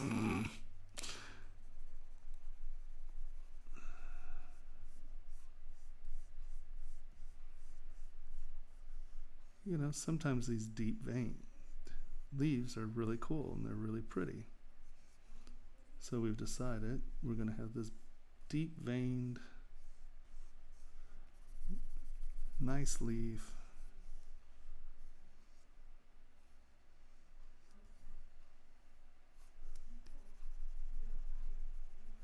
And we're sculpting away and we're making our leaf look great. Okay. So looking at this angle, I hope to everyone, something is wrong. You don't know what it is maybe, but you're looking at it and you're like, well, okay, something is weird about that.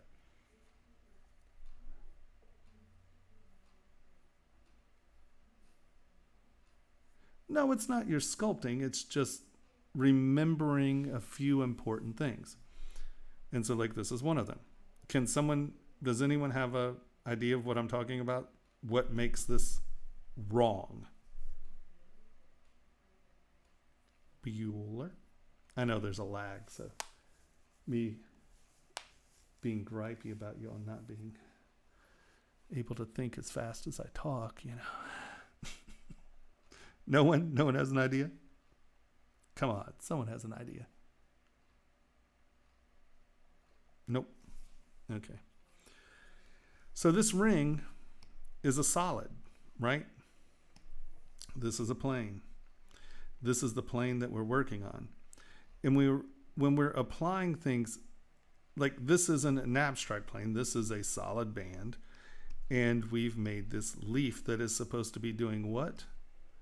Sitting on top of the solid band. Now, if I take planar flattened line and I go from here to here, what happens? We're digging into that surface. So you need to be, let's look at it this way, right? That leaf is no longer sitting on the surface. It is below the surface. And it cuts in and it looks goofy because we are implying a hard surface here. Now, I mean, if you're going to sculpt everything else in leaves, that implication of hard surface is no longer there. But this is a big deal because it really does look stupid if we're not paying attention. So let's go back.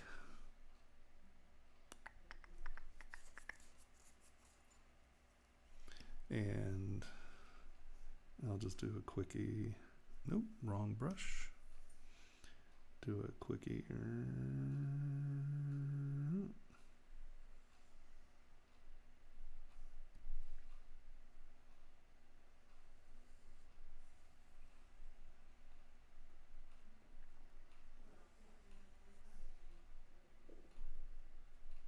Oops. All right. Sometimes it gets sloppy.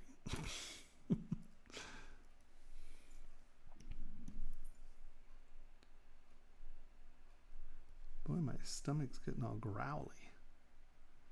Time to make a sandwich, maybe. All right.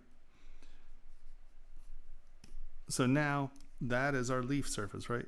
So what we have to make sure is that if we're going to put something like that V or something in it, we want to build up away from that surface. And now this is going to become our trench, or you know, the valley of the leaf.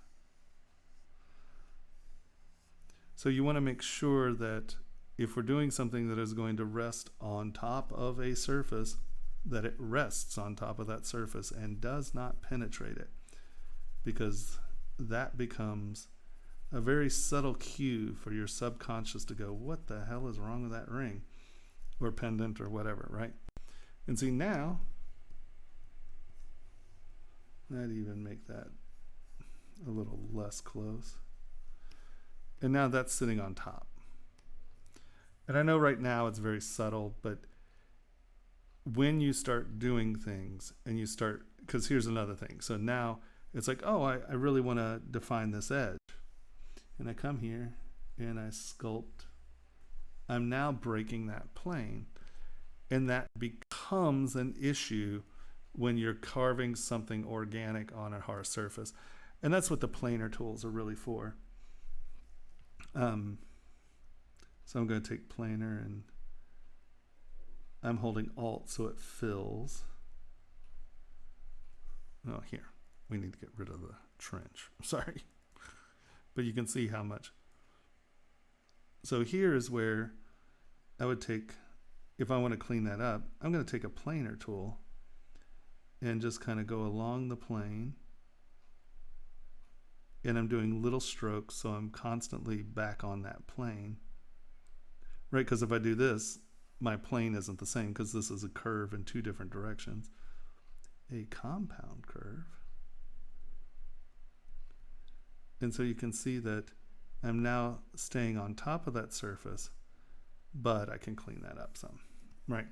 So like up here, that doesn't matter, right? But if you were doing this sharp little edge right here, all of a sudden this becomes a weird thing because this is here, but then you have this big trench dug into it. So just remember that that is an issue, is breaking the surface of the piece of jewelry if it is the implication that it is a hard surface. Does that make sense? All right, so no, I think you're doing okay. I would say just, you know, think about planes when you're blocking up, and then you can break them, but you can see that, you know, that is a leaf surface, that is a pillowy vagina. Right? Right on. All right. So we still have a few that we haven't done. Who's here and who wants to be next? Who's next?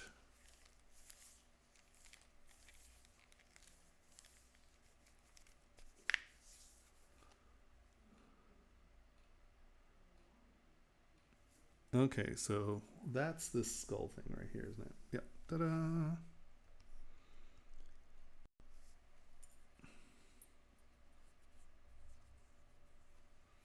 No. Okay. So, under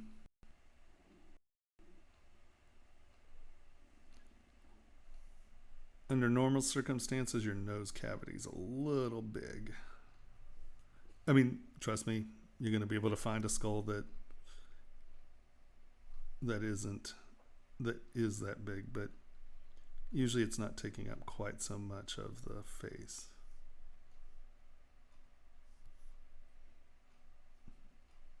In relation, that's usually a little bit more the size. You know, once again, you're going to have a real hard time casting this. I know if you're just printing one, great. So in my skull rings, what I wound up doing was filling the, holy Hannah. Oh, that's the wrong brush. That's why I was like, what? I wound up filling this in. I'm not going to be precious about this. I'm just going to fill it in. Oh my God. Can you all hear my stomach grumbling? It's really ridiculous. Come on. There we go.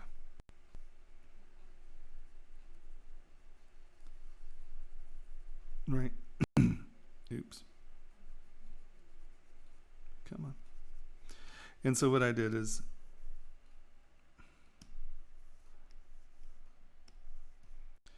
I just came in and I cut this back, right? And then I cut this back.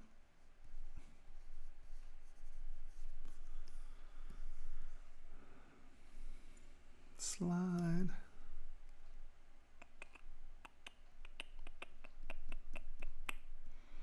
And just even having that little lip, there's the implication of, you know, if we're looking You can see it there. But there's still the hole there, there's the hole there. That reads pretty well, honestly. So think about that, filling in spaces, and so we don't have unnecessary holes. And you can see it's a really big deal back here. You want this to be, once again, if you're printing one, do whatever you want to do. But if you're actually trying to make a line of jewelry, you need it to be producible. So, that. So here's a hard surface thing again. So if this is supposed to be carved into the skull, a skull's not soft, right? You don't get rolled edges like you would clay, like here. So when you get everything in and sorted, here's where SK Trim becomes a really great tool again. You come back in and knock those lips off because you're cutting into a hard surface, so you wouldn't have that sort of clay roll, right? If that makes any sense. You wouldn't have that raise. These are actually being cut back into a hard surface. So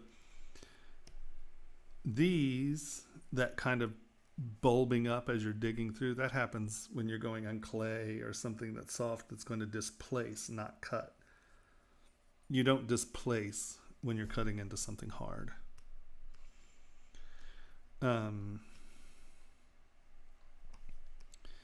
And once again here, I would say this is an intentionality thing. It's so funny, I did bead cover or pearl caps exactly like, the 4 skulls. And this is the decision you have to make. Is this 2 separate things? So I'm going to take, a crash button and I'm going to make these separate, right? And I'm going to try to sell this as 2 separate skulls, or this becomes an abstract object and I'm going to define things that are, abnormal, but become a design element. So, like I said, be intentional. So, doing something that is like that and then, kind of filled in and maybe it has its own design or whatever. God, I'm saying a lot, aren't I? Damn it. I thought I kicked that habit. I said and so I started saying so. So then instead of saying every minute, I was saying so every minute. The wonders of making videos. Grr. Actually, I'd probably keep those separate up there.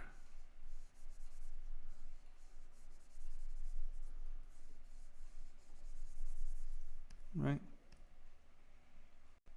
Yeah, it looks. I'd probably make some sort of standout element that's now architectural as opposed to anatomical.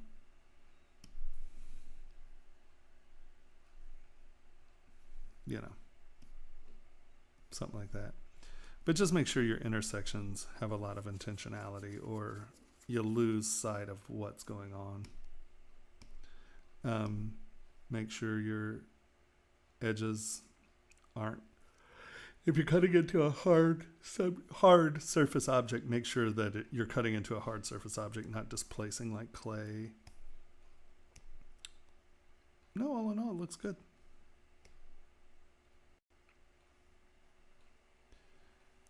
I would clean up the insides. It just becomes messy. And you can just turn this into a nice, just a nice design. Once again, because this isn't something that's anatomical actually, because let's face it, we don't do this with heads. On the bottom side, you don't need all that organic, chunky, lumpy, dunky stuff. Come in and once again, sort of it's an intentionality thing, because anyone can take 4 models and just slam them together. But if you came in and did something like this, now all of a sudden it looks like you made a decision, right? It's not just, oh, I took 4 models and jammed them together. It's like, I took 4 models, jammed together, and made an object of art, right? So this all goes back, you'll hear me say it all the time, intentionality. This wasn't random. I didn't just pick a model and did this. I picked a model and I made a decision to make the inside look like it was a design, right? And the funny thing about doing that with the insides of things is that becomes a story. That's that secret. It's on the underside or it's on the inside of a band, and they can choose to share that or not, and that's power. That becomes, something that's powerful. It's their secret, and they can choose to share it with you. And if they're sharing it with you, that's an intimacy, right? And people love things on the inside because they then, once again, they decide who they let in. And that's a powerful tool of intimacy. And it's something as dumb as, putting something on the bottom of a Wacom holder, because you're telling your friends, and then the 3 people in the room, the 2 people know, oh, we got a secret. And you might not realize it, but when the one guy lifts it over and turns it around and looks at it, hey, what the hell's this? The other 2 people are like, yeah, we knew about that. You didn't. And it's not adversarial necessarily, but it becomes a tool of intimacy. And that's very powerful. And so doing the insides of things, I think, are, it's one more story that the wearer, purchaser, signifyee, it's just one more story tool. And I think really, that's really the only things I can see. Producibility, you need to fill that in. You need to make sure that you're not getting these roles. Be intentional about intersections and interiors. Yeah. Do you have any questions about that? Anyone? Cool. All right. You're all going to have to... Oh, shit. Deal with me dropping everything in the room. Give me one more second. I'm going to use the restroom again. It's only been a couple hours. I know. I got weak bladder today because I drink so many damn cups of coffee in the morning so I'd get here on time. I'll be right back. Give me a sec. Oh, goodness gracious, I'm old and broken.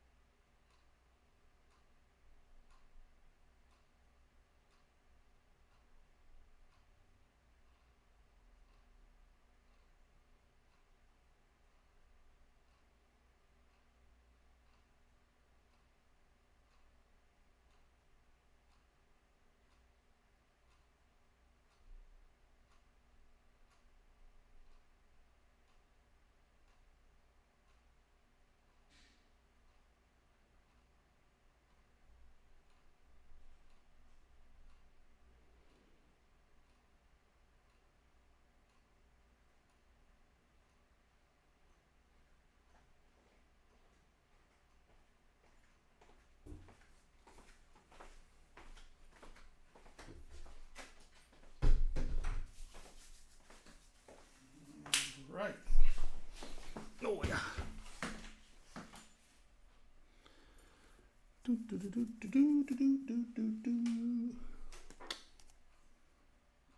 Where'd that come from? That's really interesting.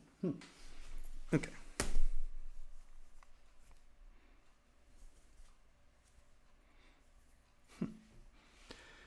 Okay, who's next? Is everyone still here? Y'all didn't just abandon me, did you?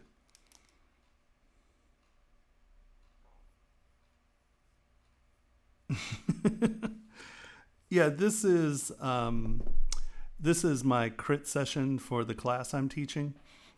So the only way I could get a long enough block of time is to do it on my stream. So this is student work from the class that I'm teaching. But yes, we're live. All right. So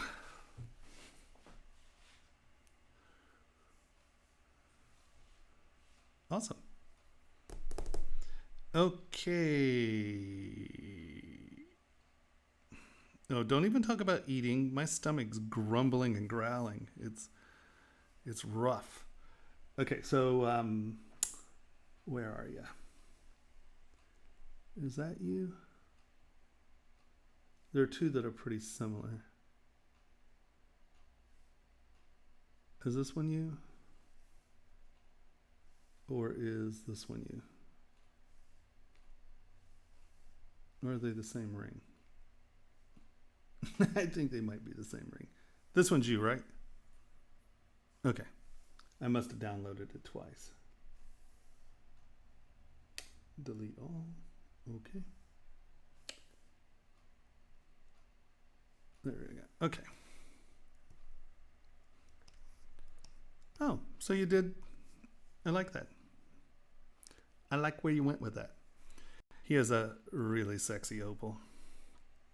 And I'm assuming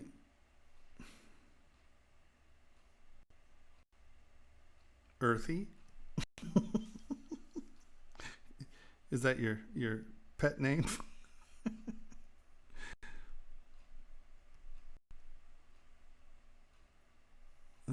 Let's see.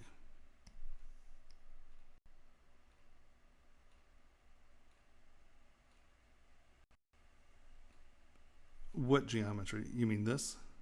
Or in this place? Is this what you're talking about? You screwed up because you didn't use Sculptress?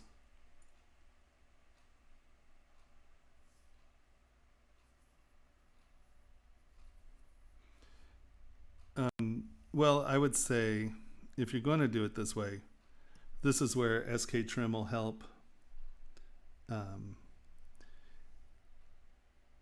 And give it that lip. And that's going to, even if you wiggle it, because one of my favorite things is this texture with twist, because you can really go, around and get an interesting shape. So if you were going to do something this rough, I would definitely give it the lip. Give it the lip. And it's going to hold up better for you, if you know what I mean. Yeah, these are interesting.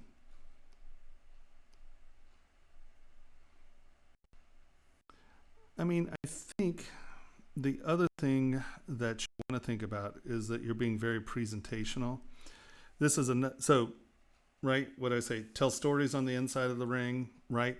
We're not just decorating the outside of the ring, we're creating sculptural objects.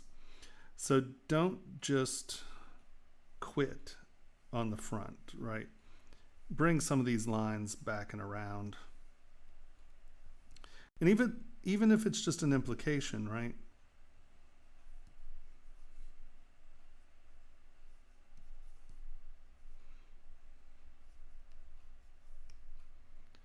But nothing just stops, right?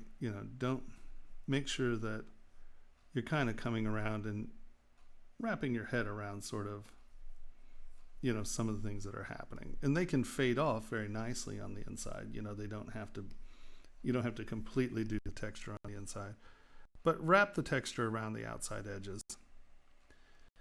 And I think and once again, this being abstract texture, who the hell knows?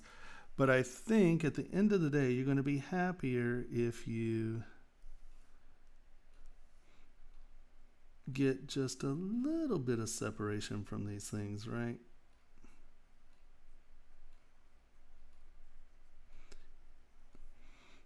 Figure out what that means and what that is.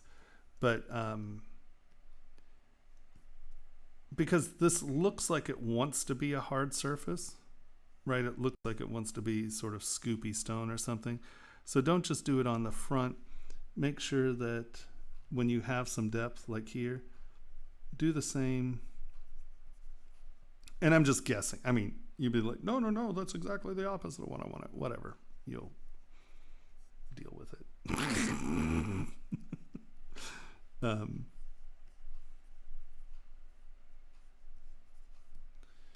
Right, just kind of be consistent in your language, I think.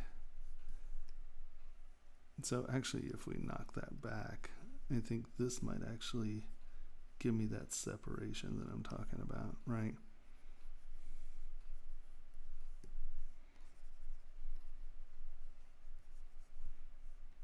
Now, if you wanted this to be lumpy, then get rid of your hard surfaces, but because those are things that you intentionally put in there, I'm assuming that's kind of what you're shooting for. So I think that, doing this where you have the soft edges and then the hard edges, decide which one you want and be intentional about it, right?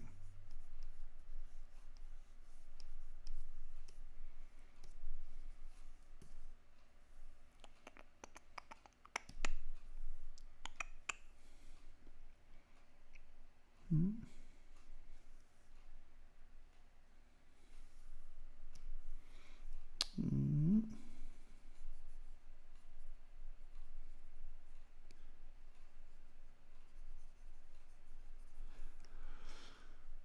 And one thing I really find nice about this texture and why I built this tool is because it works. It creates some really cool edge effects, right? So this is on top. So this is positive, right? And then I want this to be negative. And then this is positive. And then this is negative. And then I come back with H polish, flatten, or SK trim. They all sort of do the same. Well, they do similar things, but you can see that this should be, H polish. It sort of gets rid of everything there. It makes it like a smooth surface with sharp edges. And then, come on, you can do it. Back up. There we go. Flatten, you can get in and it'll do similar things. SK polish, though, works really nice because it keeps, if you just come in and tap some of this stuff, you wind up getting those weird little islands with texture around them on a smaller scale as well. So you can kind of get this weird kind of chunky gunky sort of, and this also works for turbulent water really well. So, come in and sort of decide what your, these things are supposed to be. Because, they're abstract. And if it's just abstract, who cares? I mean, it's great, whatever. Cast it and look at it and see what you like, But with this texture in particular, coming back and flattening some of the points out makes some really nice, kind of cool, like worn. It looks good. Well, get your damn, I mean, I guess you can wiggle it in there, but that opal's fragile. Get those back out of the way.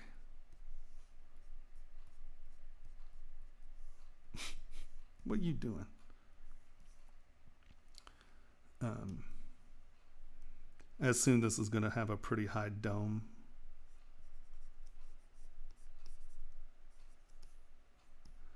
Because right now you're looking at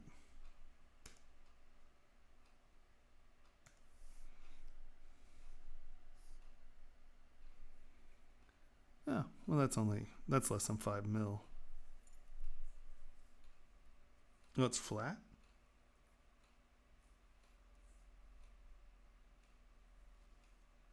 Yeah, of course.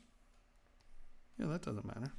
I mean, if it looks like what you want it to look like, then you win. It looks like what you want it to look like, you know? Because this sort of looks like it's heading towards nugget jewelry. You know what I mean? Like the gold nugget jewelry. But it has like these cool organic shapes. So if you're going for the cool organic shapes, I would make those the bigger part of this. Hold on. Y, Q. So then I would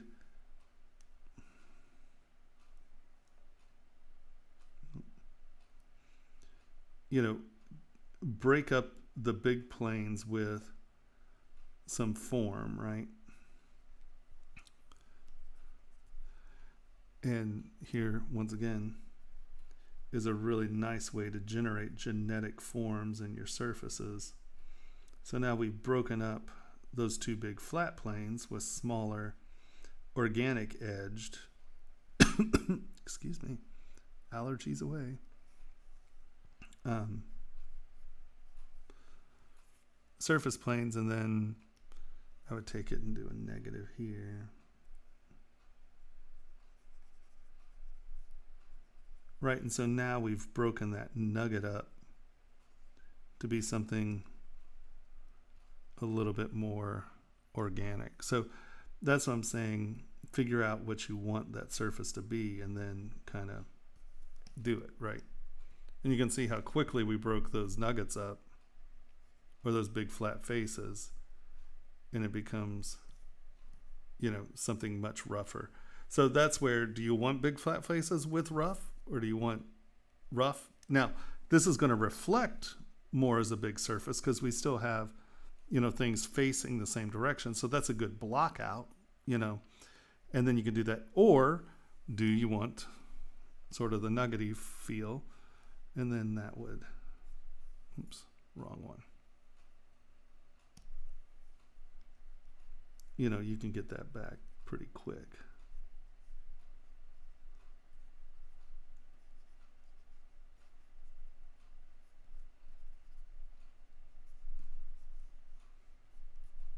And you can see how the tenor of the ring can change dramatically quickly.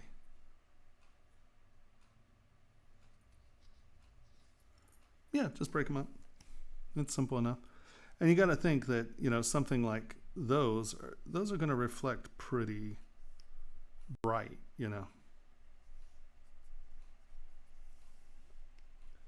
Let's look at our boom.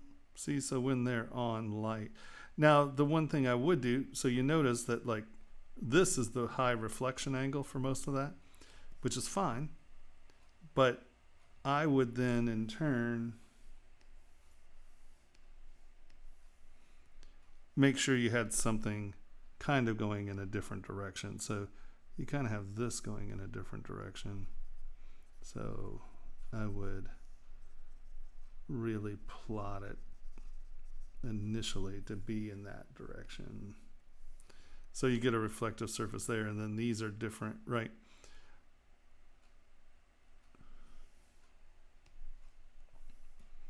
And then since you have this, I'd probably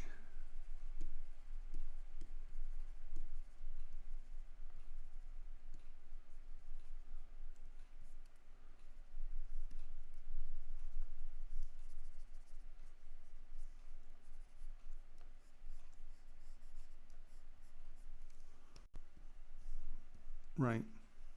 So you're breaking up the directionality of those reflective planes. If that makes any sense.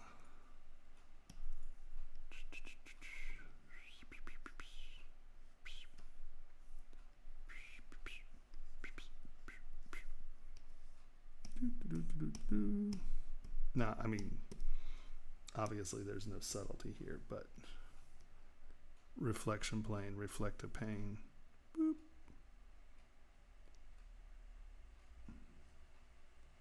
So just wrap your head around what the thing you're actually hunting for is, make a decision, and then you can obviously get there. I mean, you're halfway there on 3 different things. So just decide which one it is, and then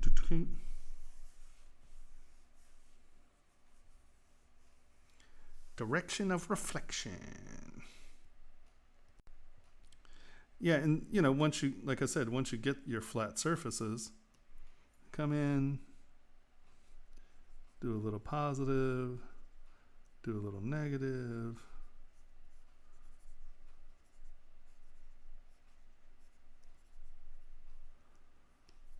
And then polish it back off. But when you polish it off, you get those interesting little edges.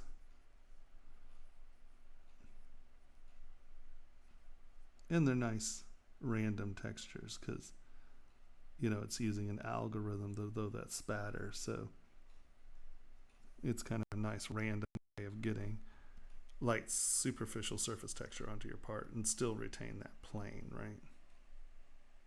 But it breaks it up some so it doesn't look like just a big plane.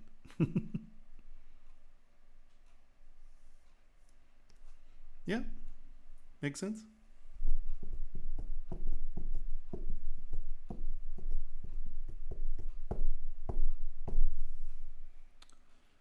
Do you have any questions? Did that answer that? We were good.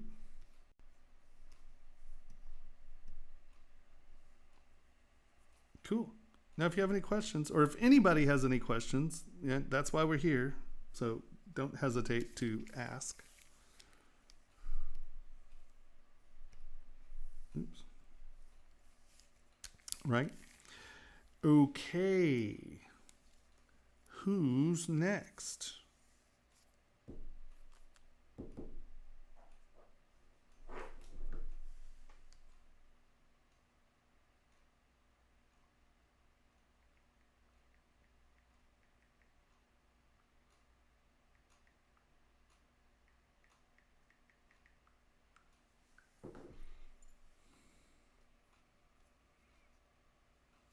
Dramatically. I used to do, I'm really tight and anal now, where I used to do huge, big stroke organic planes that intersect and stuff. But yeah, it's actually fascinating. I can't wait to, when I get my education platform set up, it'll become slightly more passive income, and that'll give me, because while doing all this, I have some ideas for some cool stuff, furniture and, even some jewelry stuff. But, I have to keep working so I can pay my bills. So I don't really have a lot of time for that, just pure exploration. And it'll be really nice if I could just get like 2 or 3 months where everything's paid for. I don't have to think about anyone else's anything, and just sit down and start playing with some things that I have in mind and see if they work. So hopefully.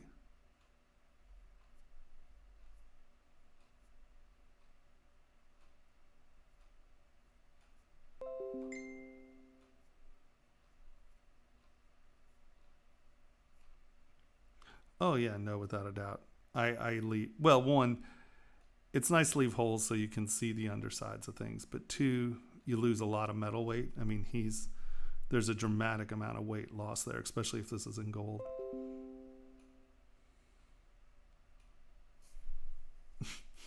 What is Shane just spamming me again?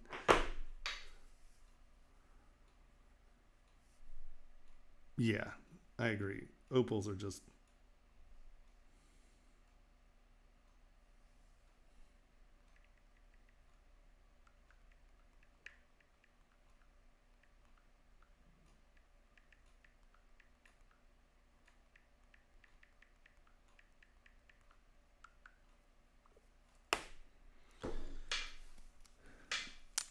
yes, this will, well, I'm hoping my recording works, so yes, it will be on Vertex. If it is not, it will be on my Twitch, and it'll be labeled Vertex School Crit Session 1.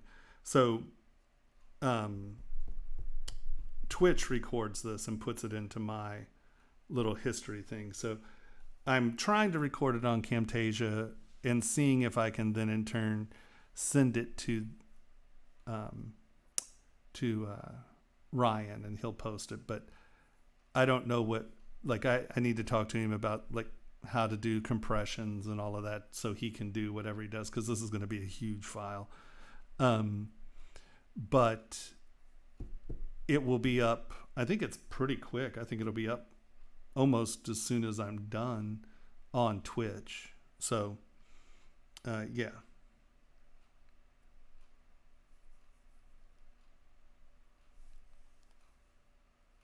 Exactly. Double it using. Okay. So who have we not done? Who's here? Is there anyone here who has not had their piece looked at? Because I'm seeing a few pieces that I haven't seen yet or haven't looked at yet, but I don't know if the people are here.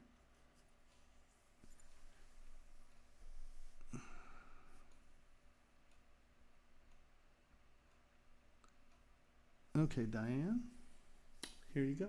Boop. You're the hand grenade, right? Okay.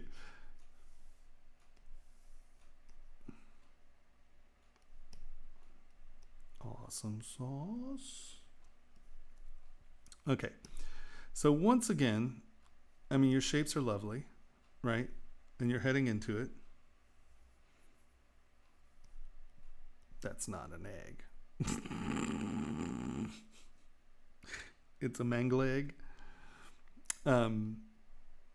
But you have bleed over to your layers, right? And the only place that I really see it as an issue is this one here. And once again, unless, you know, this is an aesthetic decision that I'm just not seeing, separate this stuff out.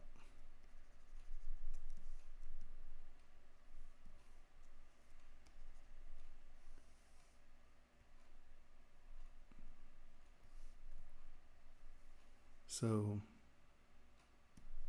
once again, yeah, you know, don't be afraid. Separate, separate, separate. So this is sitting inside of this, right? This connection thing here just got a little weird as far as I'm concerned.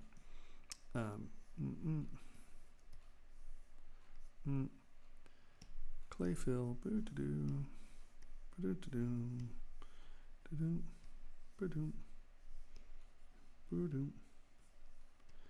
and then you can take this and, oh, this is only a, okay, first of all, you're sculpting in really low polygons, and that's why you're getting some of this stuff. I would prefer to see you sculpt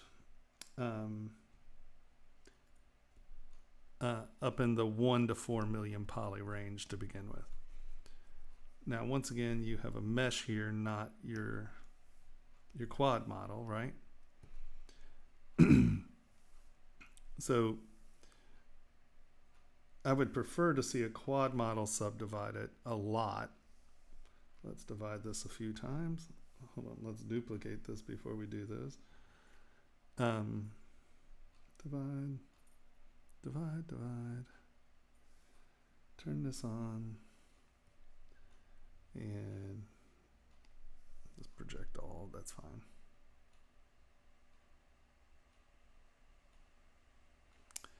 Yep, well, first of all, we don't ever just wind up with a Dynamesh.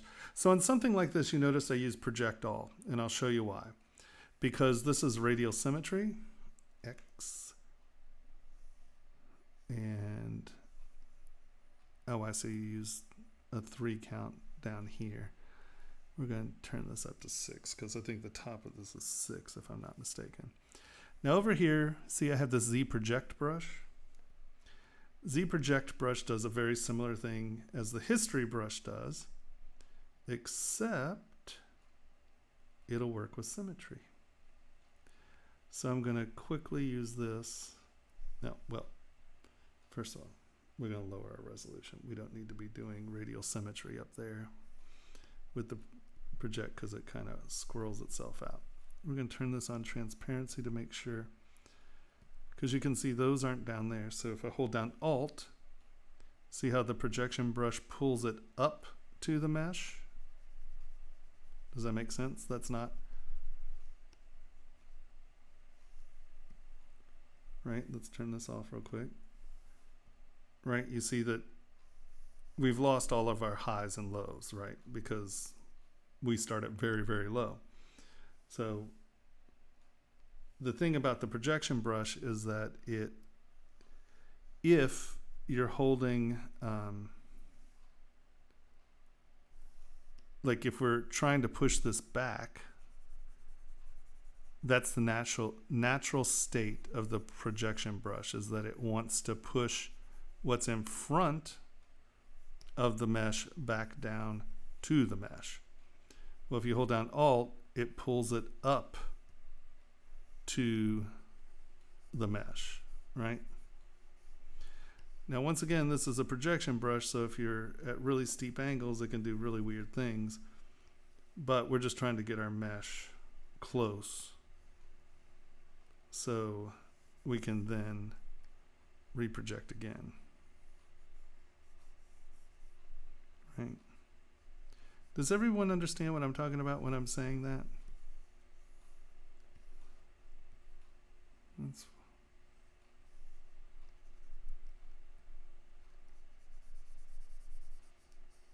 Now, of course, we'll go over this in class, but oh, now we're not on 6, we're on 3. Okay.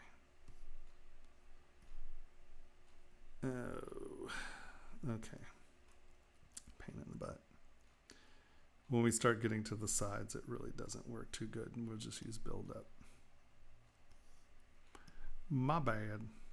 Whoa, whoa, whoa, everybody calm down. Why are you doing that? Pain in the butt. Is sculpture, why is this acting so slow and weird? I wonder if it's Camtasia.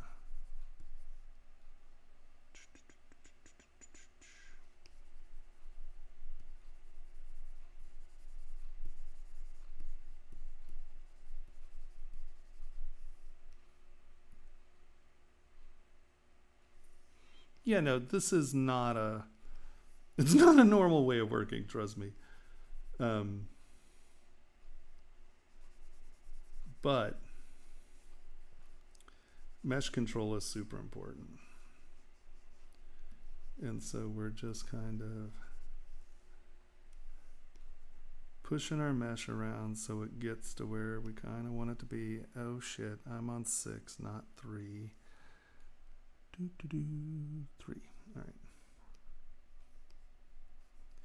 Because she has things going over and under, it can't be a 6 rotation, it's a 3 rotation. Come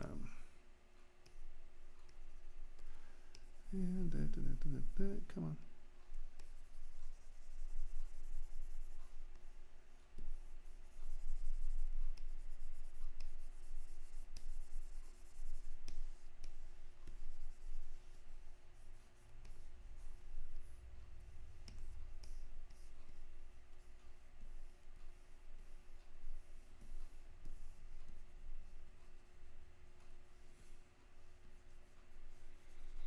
And we're just getting the mesh kind of close. And you can see with transparency, I can see where things are. And that's great. Turn off symmetry real quick. Project, I'm going to increase this a little.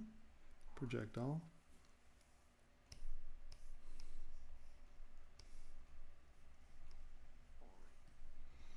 And that's too far up. You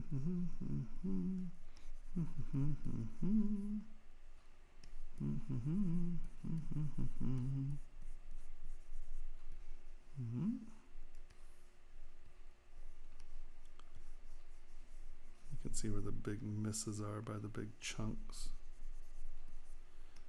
Cutting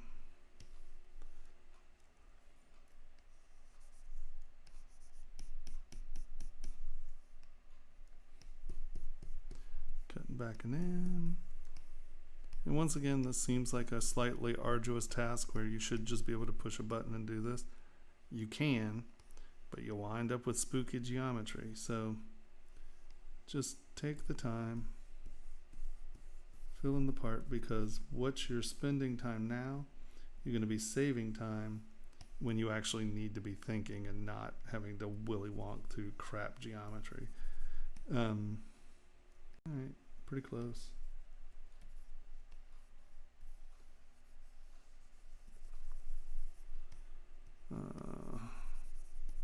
This is all weird, but we'll get to that. I'm not too worried about that one. Let's lower the res one more time.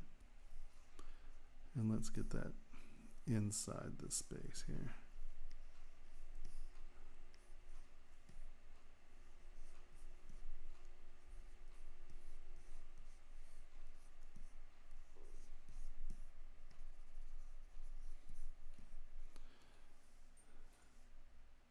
High res, high res, high res. Project all. Boop. Now we should be pretty close. We're obviously going to have a few places that aren't.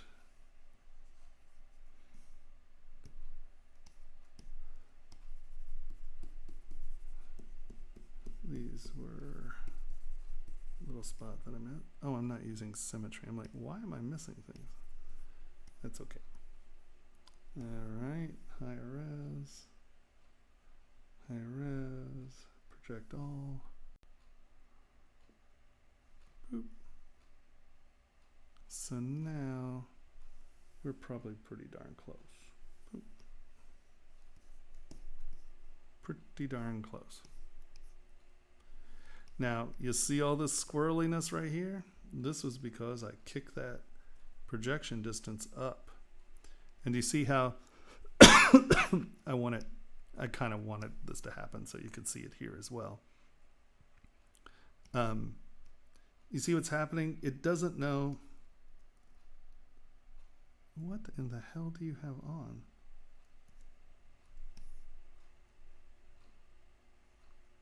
Why do you have control curves? You don't have dynamic. You do have dynamic subdivision on. Boo, don't turn dynamic subdivision on. Boo. Dynamic subdivision is fake geometry. And when you're doing really low resolution meshes, it allows you to kind of sort of see what high resolution meshes look like. But it's not real geometry until you convert it. And like you can see right here, I didn't know that's what you were doing. So I went through my system, and that's not real geometry, so it squirrels out and it doesn't know what to think about. Don't. It's not real geometry. It's a sort of a preview. And I want you to get out of the habit of using anything that's preview geometry, because sort of like this, you know, if we're farther along and all of a sudden I'm trying to do something and why it's not working is because it's preview geometry. You know, if you use that, you have to convert it almost instantly. And most of the time we forget to do that. So no dynamic subdivision. Not yet anyway. All right, what's this? It's so funny, my stomach is going wonky. I can't believe y'all can't hear it, it's loud. Yay, directional microphones. Okay, so let's get back to this. Turn that off real quick. High res. Let's turn this back down to a reasonable projection distance. I just wanted you all to see how it kind of mangles those edges if you are doing. And see, we've been through all these projections, but now all of a sudden we're not. And look at what it's done, because it was fake geometry. And so, like, you've spent a lot of time getting this in shape and form, and now all of a sudden you have this, and you're like, well, what the hell? And it's because you didn't convert it quick enough. And this becomes an issue. So no dynamic subdivision levels until you know how to do it without dynamic subdivision levels.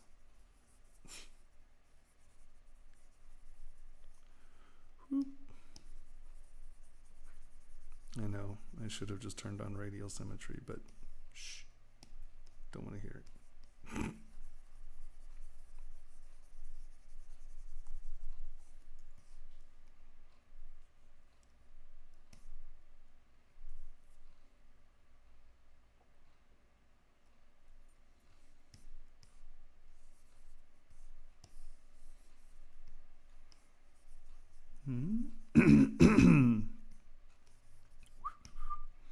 Okay, so now I think we're pretty close.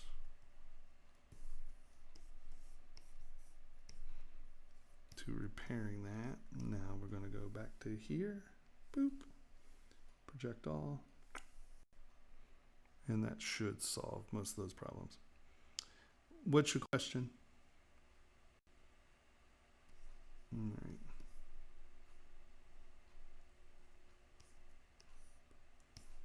Oh, that was low poly. Oh my God, I'm at my highest poly at 200,000. Goodness gracious. Oh my goodness. Oh my goodness.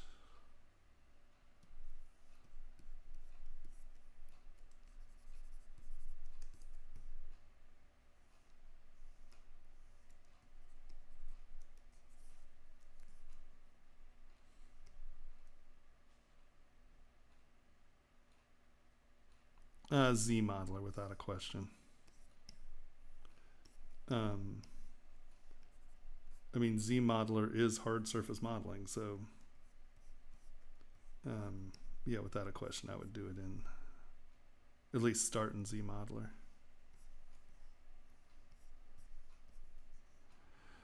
Okay.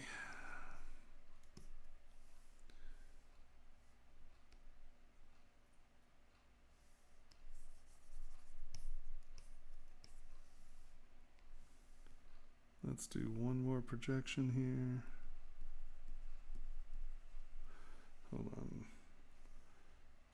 I keep saying I should turn on symmetry. I'm such a dumbass. Turn on symmetry. X3. Okay.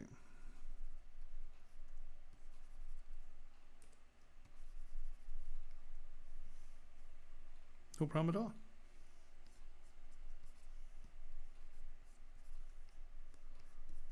All right, so I think we're all pretty close to our surfaces. Yeah. All right, one more time. Project all.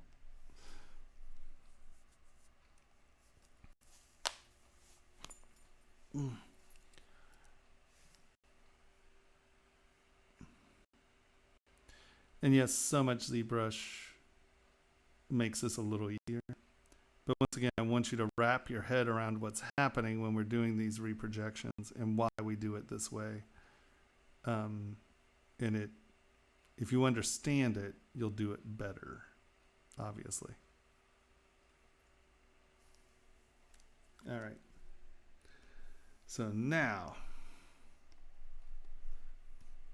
let's get back to our issue here.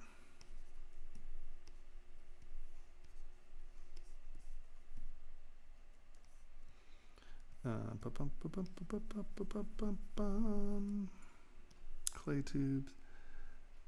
That is way too strong.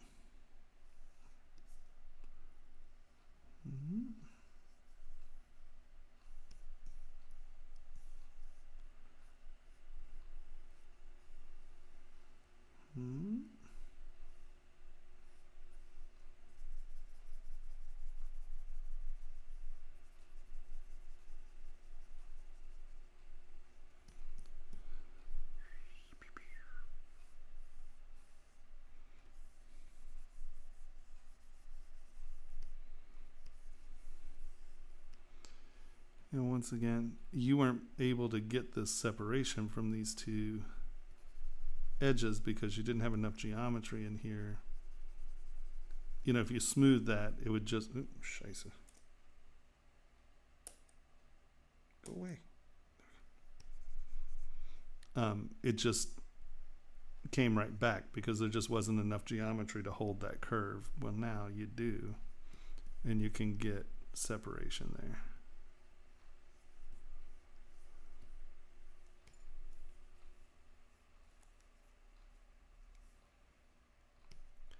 Yeah, it's because you didn't have enough geometry. You were sculpting at a low geometry, and oh, I guess this isn't. I thought this was symmetrical to thirds. Sorry. Well, then this is making no sense at all. I'm just going to do one side for you. I thought we could do this quick. My bad. Come on. Come on. Yeah.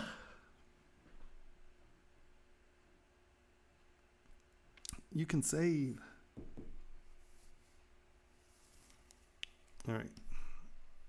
Sorry, we're not symmetrical, so I'm just going to find the one side that I was working on. We're going to work on this side. We're going to turn symmetry off. Okay. Nope, that's not smooth. So why you were having problems with these edges is because you had very little geometry, right? So as we lower this geometry, right, you can see they're just, right? There's just not enough squares for that to go back in and be clean and even. So that's why we want to work at high geometry, because we want to be able to do these separations, get them clean, get our ideas solid. And then if we need to smooth or move or something, which the low subdivision levels are good for, then we lower our subdivision levels and just do it.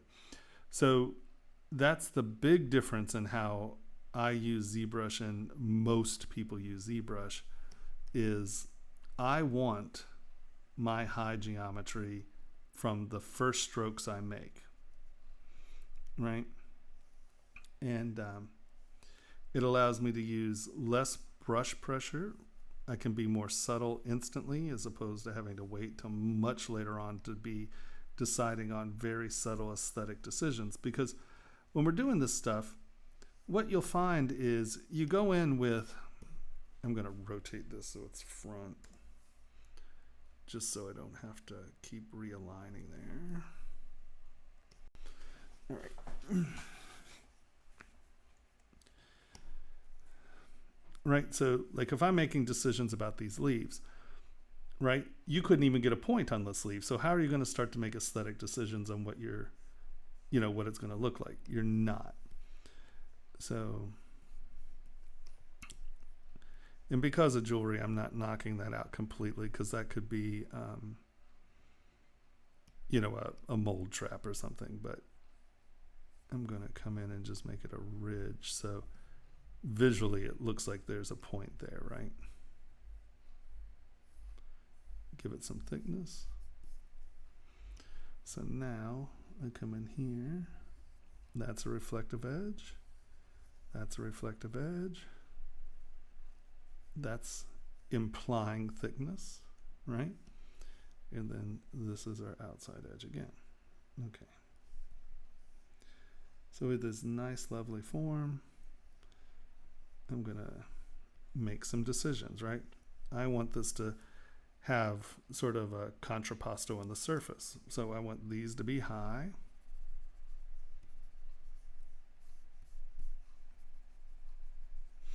And so like these decisions, you can't make at low resolution. So I find it much better to be up here because like at low resolution, I can't decide what my edge thickness is like this. I want a dramatic change in edge thickness because I want to see that from the side. Once again, that implied thickness of the leaf, right?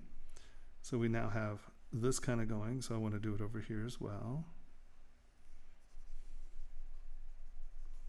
right? Because we're looking at the shape of the leaf right now. Now here's another point where that don't break the surface. Like if this were flat, I'm like, why is this digging in? Does that make sense? So I can't dig this in too much. I need to build it out. Otherwise, you're cutting into the leaf below it. And we don't want that. Our brains go, what the hell is that? It makes no sense. So deciding on the shape.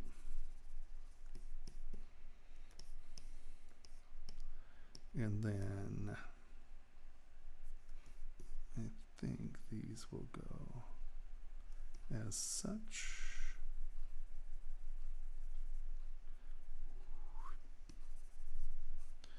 And then I want this to be a raised sort of vein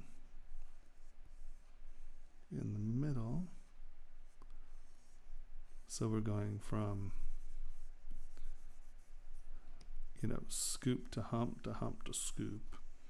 Contrapposto movement.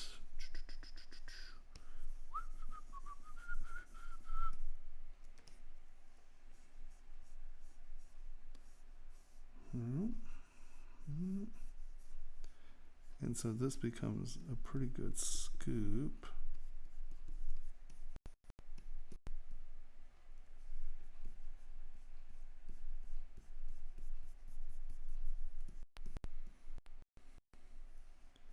And now we go to the side and we make a decision on what it looks like from the side.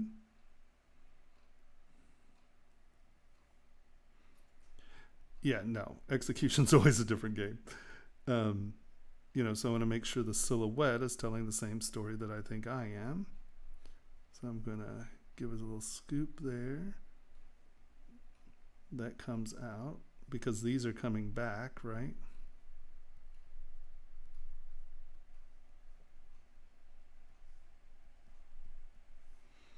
And then that comes in.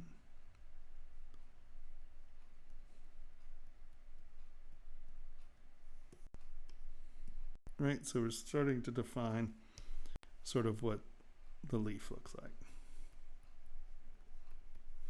And you sit here and you futz with the shape until you got what you like, right? And I'm going to, oops, that's really big. If it's that big, it needs to be softer. Because this down here sort of becomes architectural, right? So I want this to make sense for that, because I think that this could be a nice feature where this comes in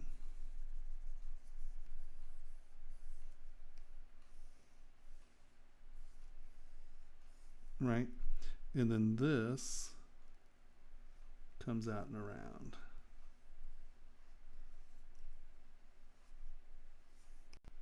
And so this sort of looks like a scoop here.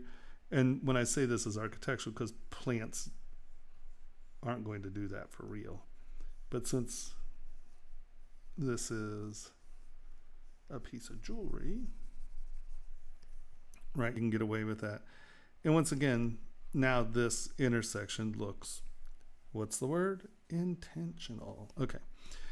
And so I do use slash here because I don't want these to look like they're on the same plane.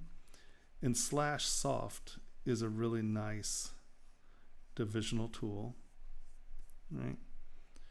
And so you can see this is scooping that way. So we want to make sure that even at angles, it's telling the same story. We're going to move that up, right? Because now it looks like the leaf is doing that. And smooth it out. And let's get a nice smooth edge.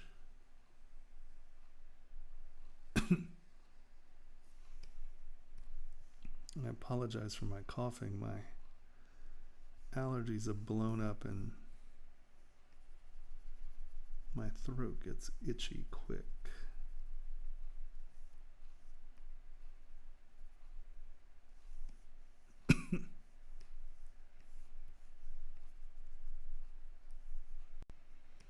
And once again, you can take a lot of this and then soften it and make it much more organic. But I want you to see how I'm thinking about these surfaces, right? I'm thinking of them in planes and layers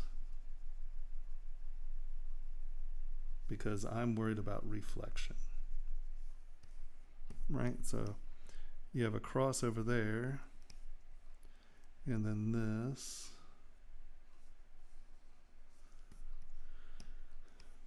goes over and under.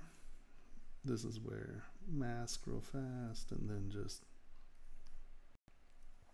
grab, move, and pull it in. And why I do that, because it's easy to get that curve, right? I want that to look like a curve coming in, and then this is going to do something like that. Smooth it out. Oops.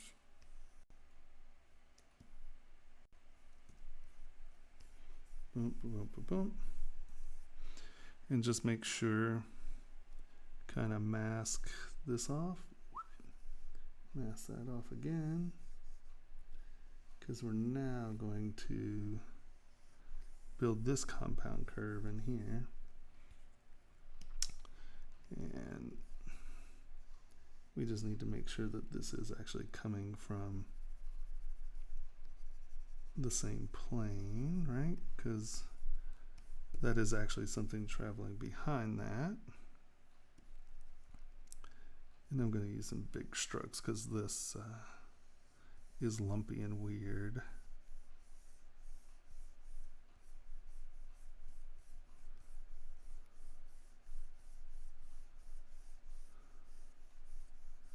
Right, because this is compound curve. We're going to make that similar.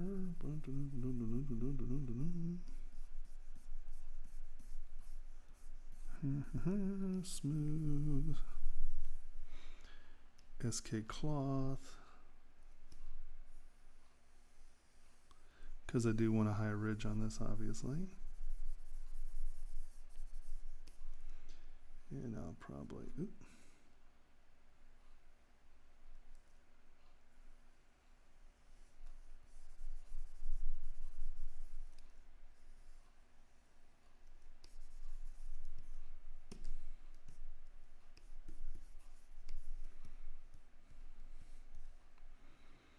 that went up a little too far.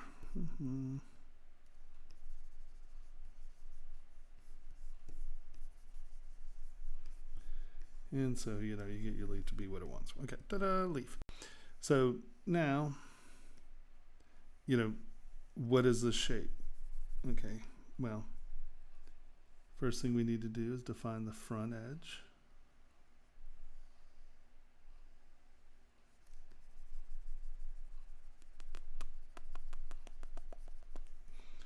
And chances are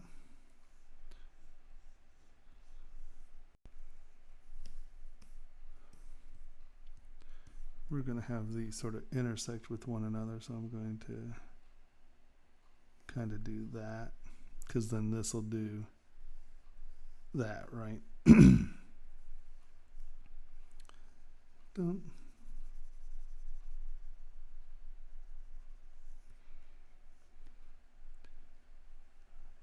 Shoot.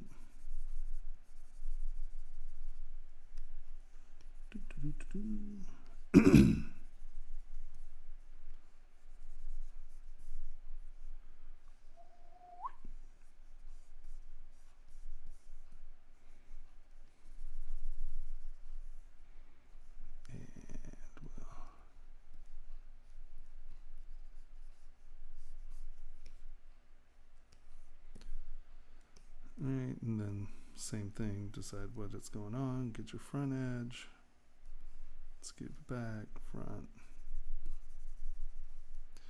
But, make sure these things are actually, changing layers, and because these just started to become drawn on, right? Where we can take our slide now and kick that surface back up and under. And now there's the definite implication of tucking under, right? So next one,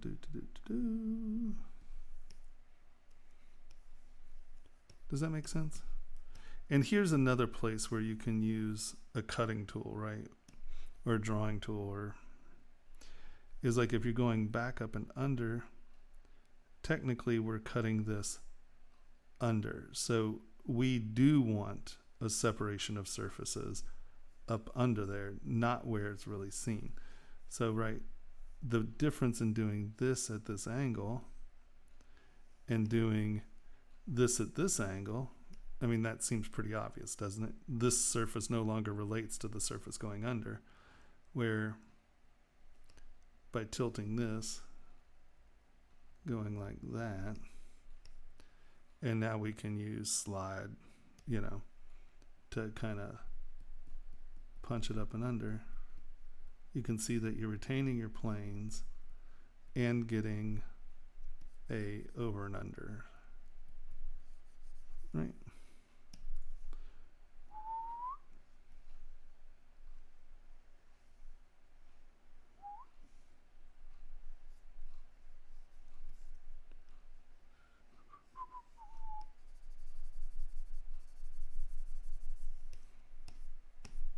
Does that make sense?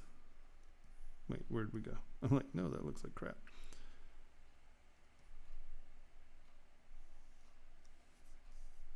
Because this is probably going to do the same thing here.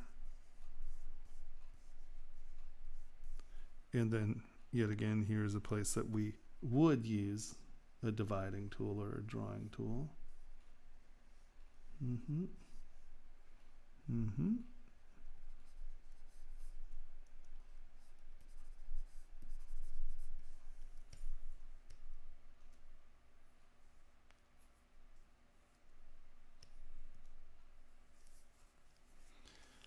So I think that, I mean, that gives you a better idea of sort of how to approach this step, right?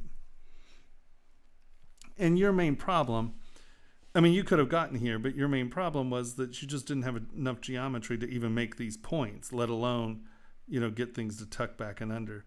So I want you to start sculpting in that 1 to 4 million poly range, because you were only at 270,000 polys. That's never going to work.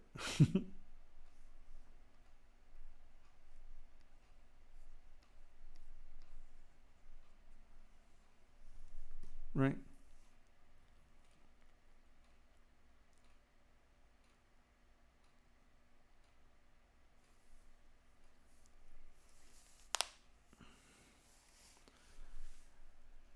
And then, you know, you can go in and shape things because you have enough geometry to actually move things around and shape them. If you want to learn character work, the absolute best place to start, I think, is at Shane Olson's site, which is 3D Character Workshop. He, I think, has one of the most concise, simple to understand ways of creating. Now, his is stylized character design, but if you wrap your head around what he's teaching, I think that you'll really grasp the ability to do realistic stuff as well. But I think teaching the fundamentals of shape, form, silhouette, and motion, I don't know that there's very many people better. He also streams on Pixelogic's live stream. Usually he streams before I do in the middle of Monday, like Monday at noon or Monday at 2, something like that.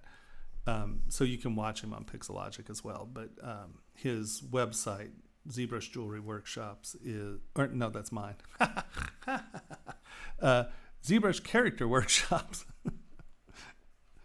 I think that's what it is. Yeah. Yeah, he's a badass, and he's very good at teaching the basics of character design. It's sort of like why everyone says take life drawing. So what life drawing does for you is it allows you to quickly identify the base forms that then in turn build the anatomy. So you're not doing a very concise study of insertions and origins and flexion and torsion and blah, blah, blah, blah, blah. You're like, oh, it's a circle, a rectangle, an oval, and you put them together and ta-da, you've got a body. And that's what he teaches best. He's fantastic. He's just a genuinely cool guy. He's a nice guy.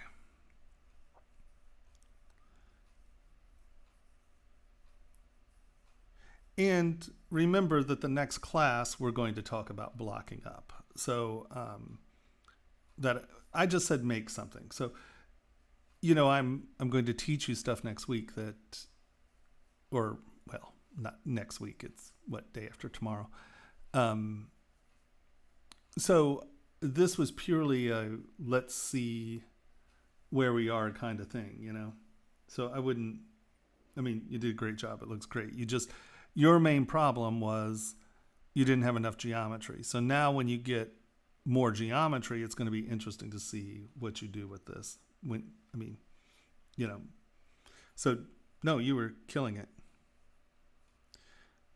Shane Olson, ZBrush Jewelry Workshop. No.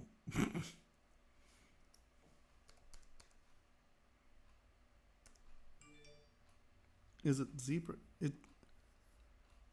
Is it ZBrush character? No, it's Character Workshops. Damn it. One sec.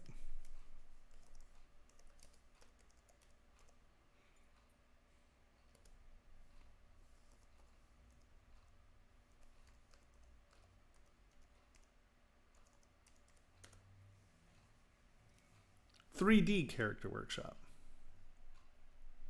That's a site there. And he's a badass, and he's a very good teacher. He's very clear and concise. He really has an idea of, it's good stuff. I was like, I'm doing something wrong here. Okay, so let's see.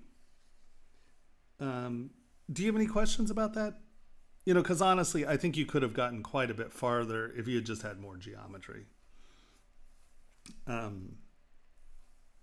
We have looked at this one. We have looked at this one. That's Tony. Frame.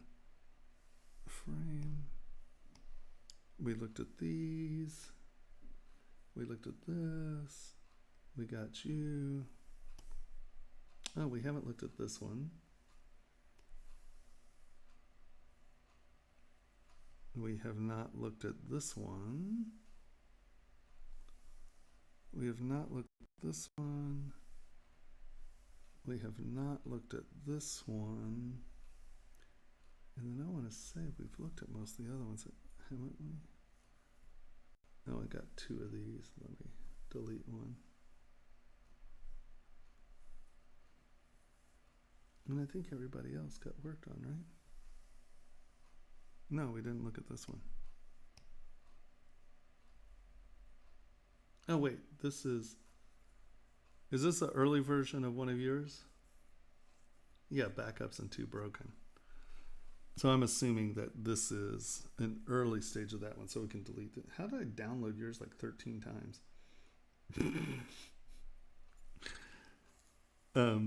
Okay, so we have a handful more. Is there anyone here who hasn't, like, we just identified models that haven't been looked at, but it's, oh, Jeff, there you go. No, that's not you. This is you. Da, da, da. Bum, dum, bum, bum. Bum, bum, bum, bum, bum. All right. So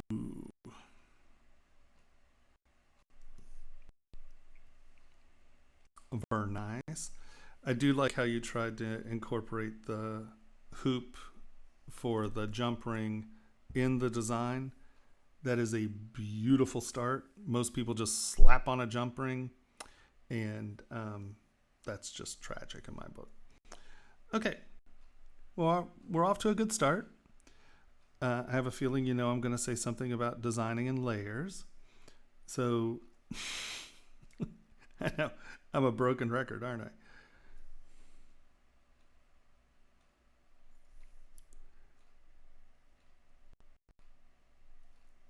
So the thing is that the face is sort of in front of this second line, right? So make sure that it is. And once again, you did a pretty good job about getting some depth, but you have a lot of depth in it and you're not using it in the design. Do you see what I mean? Like this is all flat, or I mean, this is all thick. So make sure that you use the depth that you have in your design. Um, and I'm going to, once again, is this center? No. It is centered to, I'm trying to, center's including that spike out there. So let's, W, X, Z. Oh.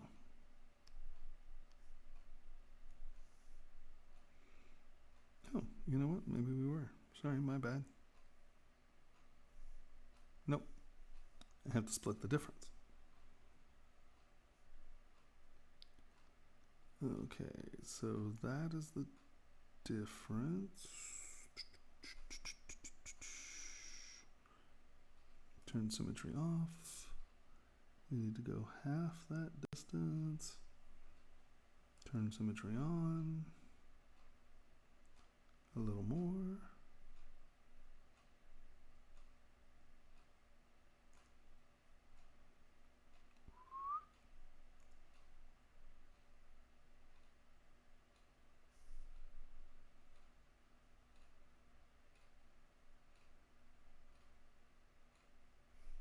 All right, we're real close.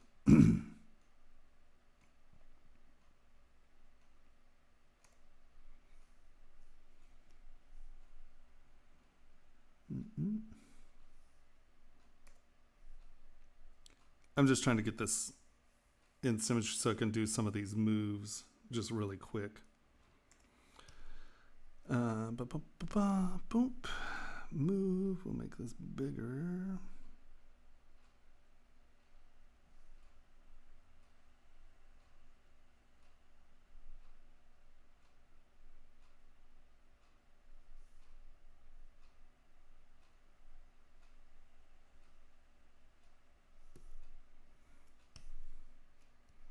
Okay, now we can get a lot more depth and things can be a little bit more behind one another because we pinched these down a little bit more. And this is still plenty thick. That's not going to just turn into a spear. So now we have a little bit more of a jump start on,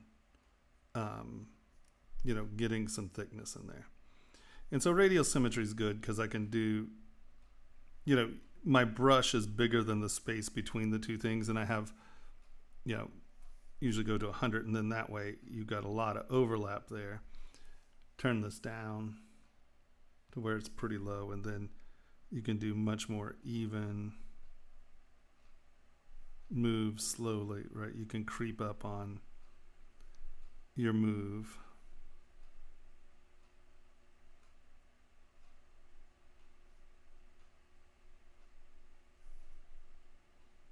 All right.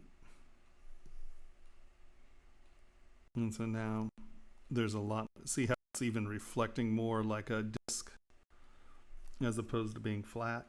So we're going to start there. And actually here, I want to make sure that this is...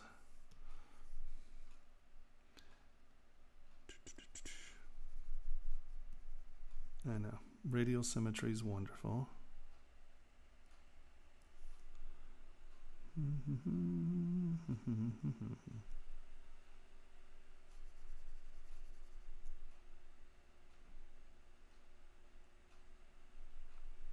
So I just want this to be a nice framed shape.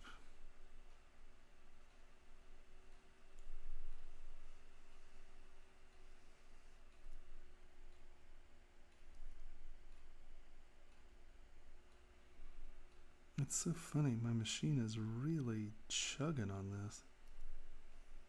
I do not know why. This is not hard for it, or shouldn't be. Oh, I bet it's Camtasia. Because I have the video recording running, it has less CPU to work, so it's like, ugh. All right, now we're going to, let's use slash and just get right here, just get a nice light separation line there. Right. And then we're going to take form, soft, and let's get this down to 50. I think that's probably closer to what you had there. And now we have some nice, even, hashy things. Now, if you wanted this to be like organic and not want those even, you can, obviously do it by hand. But I'm trying to, so you all don't have to be here this long. I'm trying to get stuff done, trying to get through some stuff for you. All right, so now we're going to turn radial symmetry off. And we're going to come back here, and what are we going to do? We're going to think about this as a what? I'll give you 3 guesses. I know it's pretty hard to guess what I'm about to say. A layer. So this layer is actually in front of the one behind. Now, I do not know why.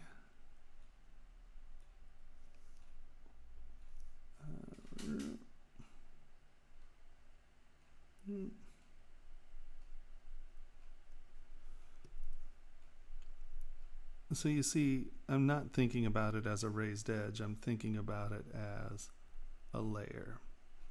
And so when we get up here and I knock this back just a touch and I bring these forward,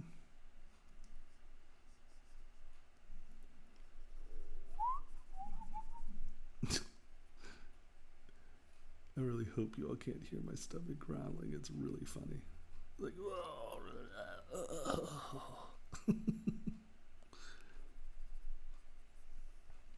It's been a few hours since I've eaten. And I guess it decided that a bagel is not enough.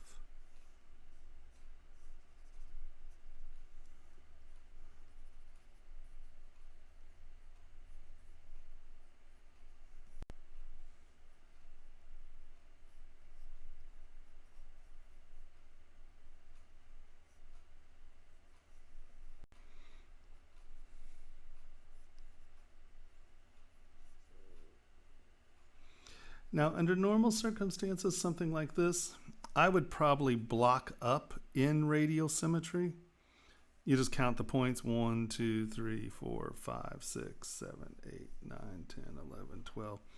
Do this radially, get everything in place, and then come back in and by hand move it so it's not perfectly symmetrical. But it would be a way to get your materials in or your shapes in much faster than this, than I'm doing it. Not than how you did it.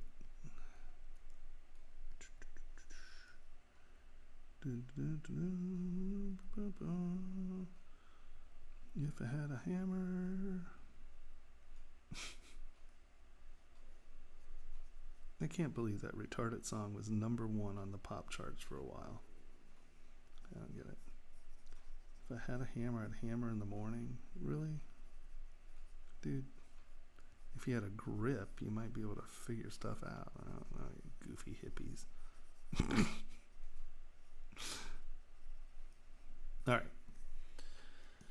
So now you can see that already we have a clearer, and I haven't even gone back and defined edges, right?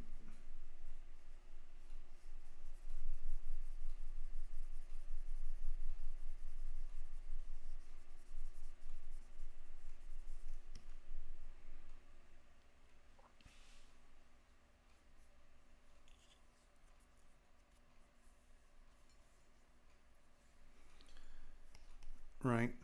And so you can see,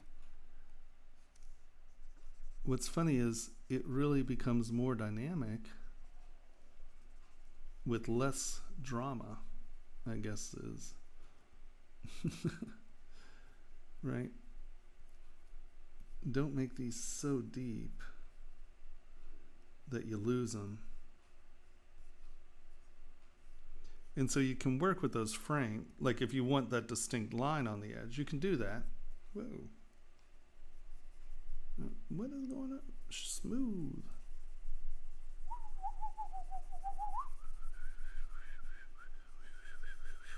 Right? Okay. Ta-da. Now, you, let's say you want those very dramatic edges, right? Well, I can do that here. Now, if you notice, this is now flat. It's not round. So that becomes actually a much brighter linear edge than a really deep half round would be. And I'm obviously not spending a ton of time on this, but I think you're going to get the idea, right?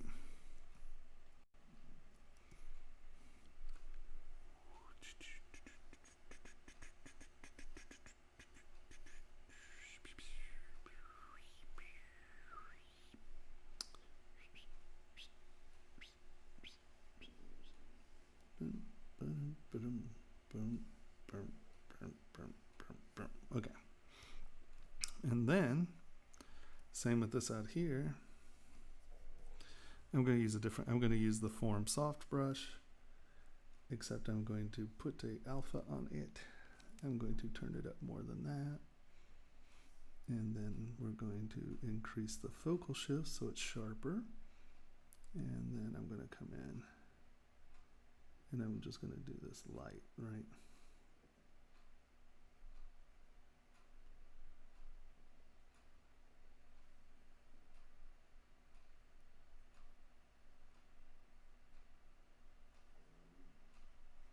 Mm-hmm.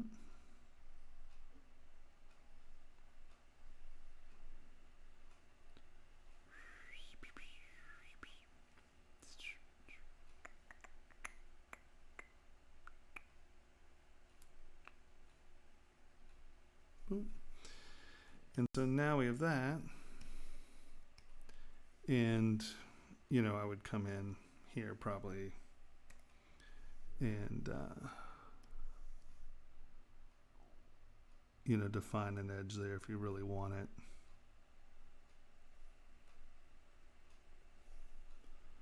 Right?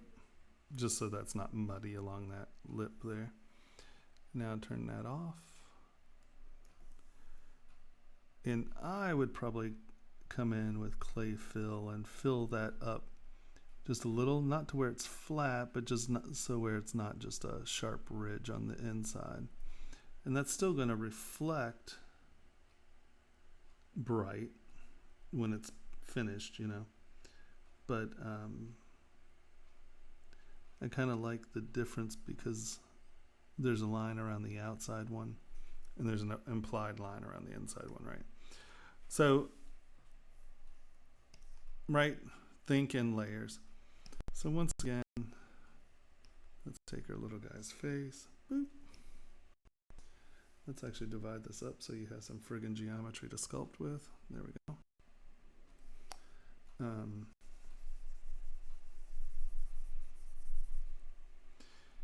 Here's, once again, what I mean. See how you've made these, you've used a round brush, right? It's a half dome. And you start to lose it. Now, the beautiful thing is, you know,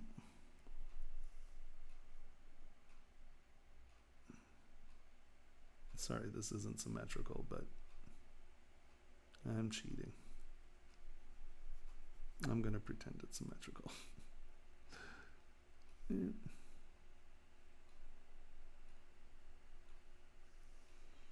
Right. Well, actually, I don't want this symmetrical. I want you to see the difference between the two. Come on. Come on. There we go.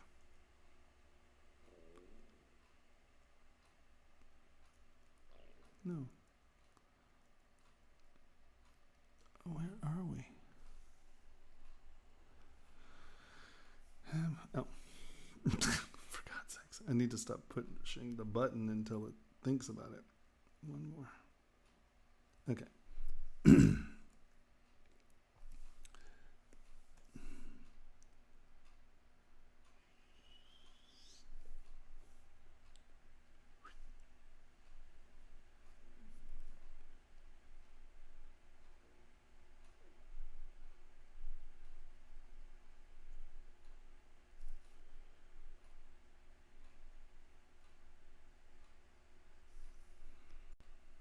That's still too strong.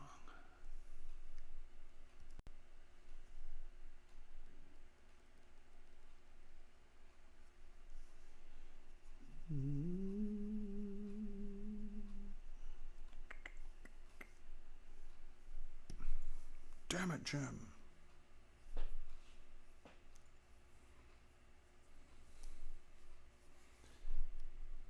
How many people do we still have? Oh, we still have quite a few people. Oh. Wait for program to respond. All right. So we're going to knock out some of that lumpiness we have. And here, this is a good place to show you kind of SK trim, how it works. You can see that it's really good at flattening the surface. And see how it leaves a sharp edge? It doesn't aggress that edge. Super nice. So now I'm going to take clay tubes again. And I'm going to make sure this plane is at the right angle, because I'm really defining the inside lip of that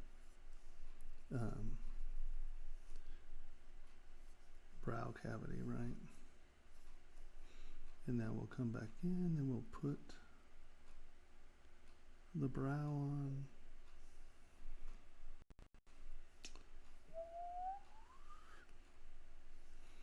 I brush a little big so we keep getting crossover and lumpiness here, but I think you'll get what I'm talking about.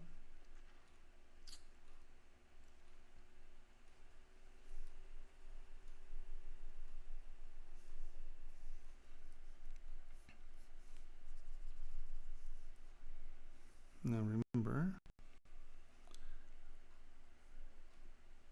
brows and lids kind of work like this, you know. It goes under.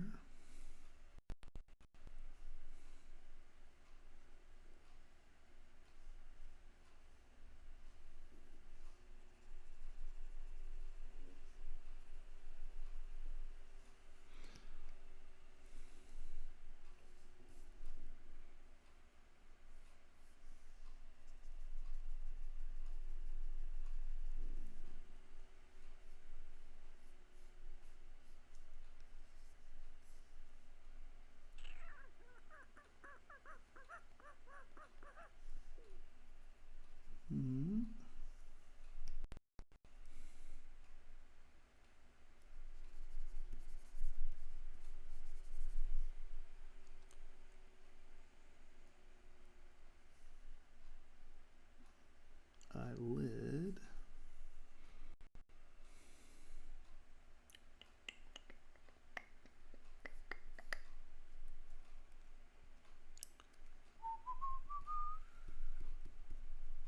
All right. So I'm defining those inside lips of the eyelids.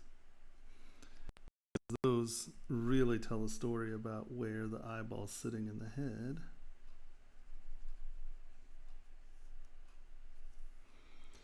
And come on.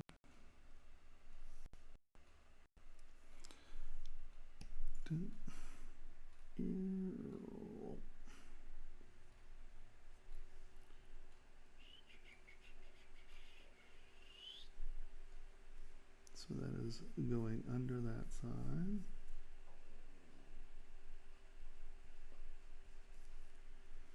And then this.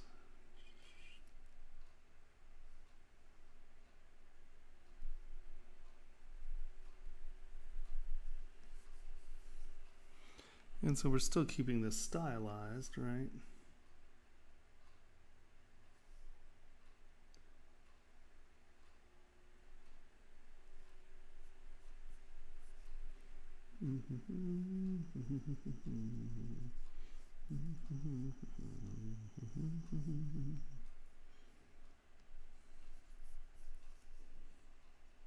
And now you can add your eyeball back in. And you'll see a lot of people use balls, and that is the easiest way to get a good eyeball. Is just throw a ball in there and project to it or something, because you want, implication of layers. That's going to dive back in there.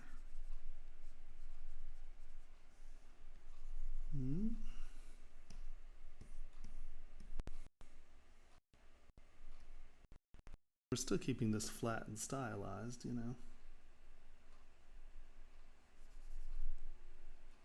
but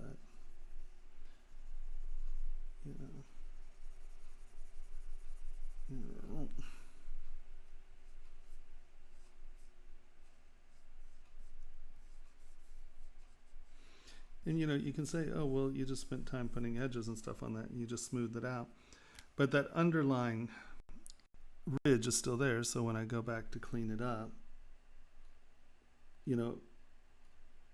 it's still pretty much there.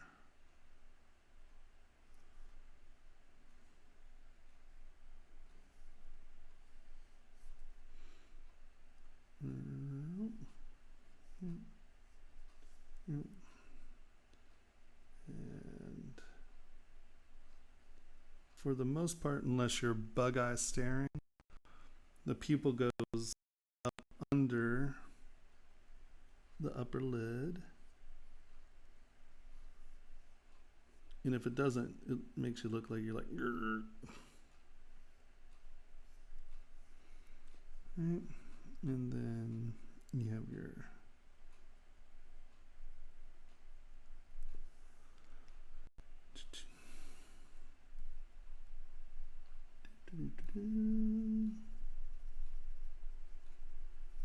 pupil, and you have your little reflective dingy dot there. Boop. And now let's turn that down, make it bigger.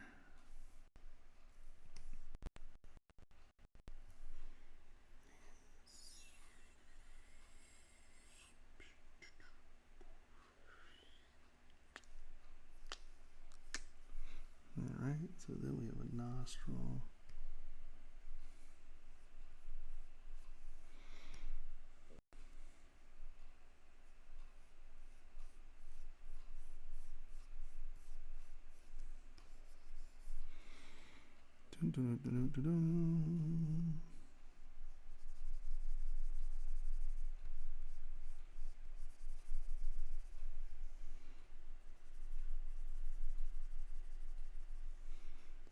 So much of this, like I said, you don't really have to make it super deep, but we know where these things are in the body, and even if it's stylized, getting things in the right place really make a big difference. So we know this is a cheekbone, right?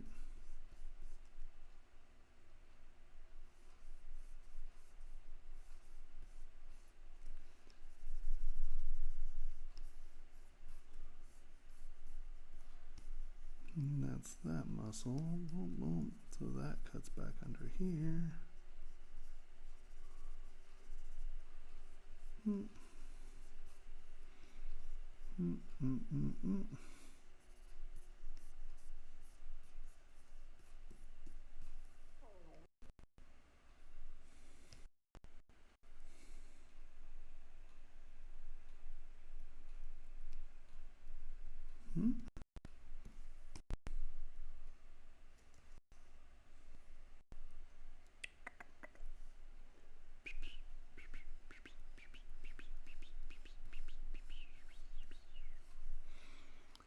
SK trim. Just get it to separate. A little too dramatic. Just get it up off the body a little.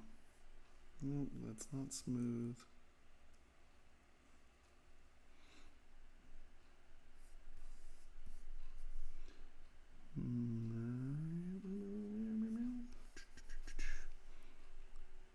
Get our lip up off the back.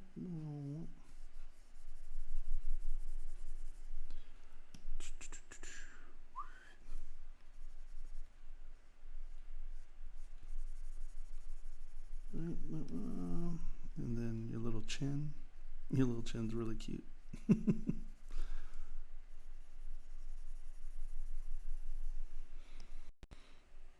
And so, layers and levels. Does that make sense? Have a good one. We only have a couple more left, so we're almost done.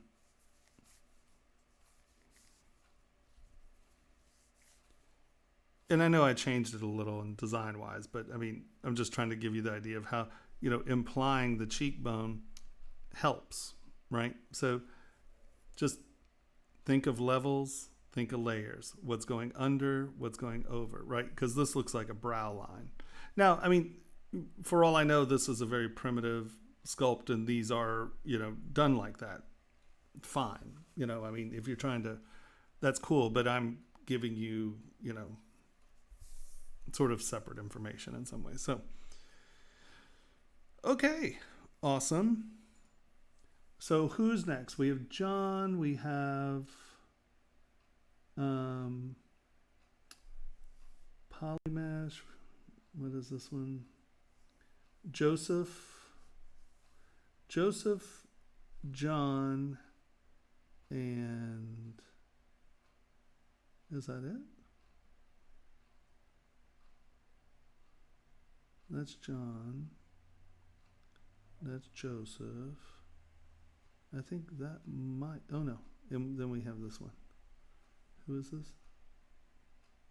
I'm not seeing a name on it. I might have oh, this is Keiko. Are any of you here? Oh, there you go. Of course. No, don't worry about it. That's why I've run a long day.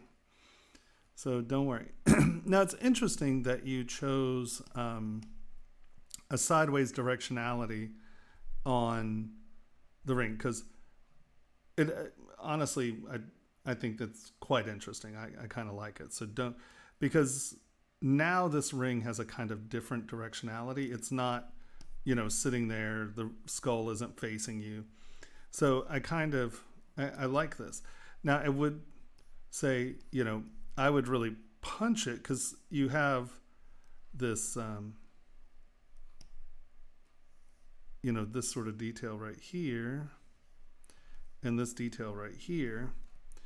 Well, I would really punch the directionality of this by, hold on, let's kind of, so once again, layers, right? Not drawing on. So if we're going under something, I want things to go under things.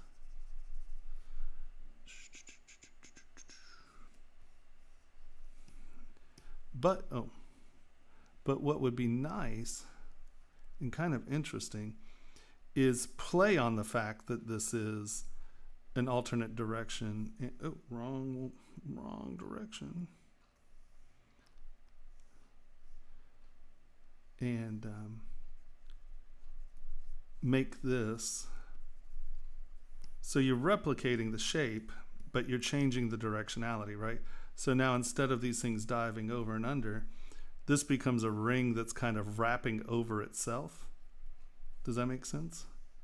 And I think that could be an interesting play here, because like I said, you don't usually see rings oriented sideways, and I kind of like it. I think it could be sort of cool. So here, let's kind of give it a chance to do it.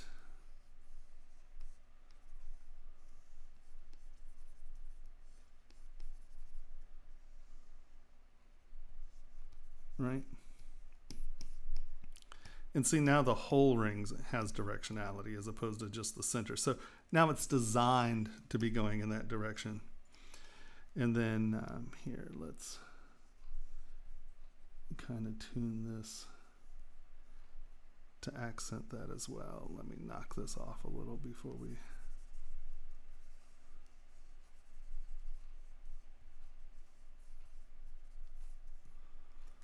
All right, so let's...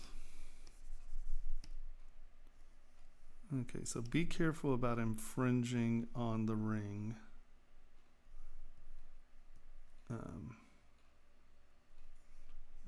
Whoa, wrong button. Let's knock this up. So whenever we have things that are really close to the ring hole, I find that things just are much more comfortable if everything points, instead of going sideways, it points up and away from the finger hole, right? Because we don't want to turn the finger hole into a guillotine, right? So here, let's think about something like this.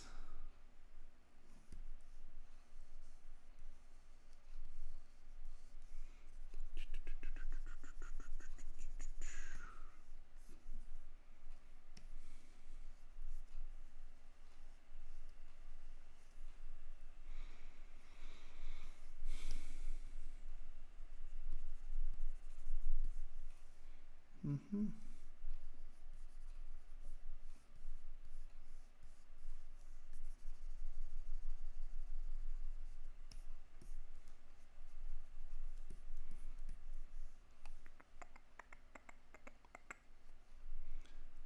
And so you now have a replication of the shape, kind of. Except this one's going under.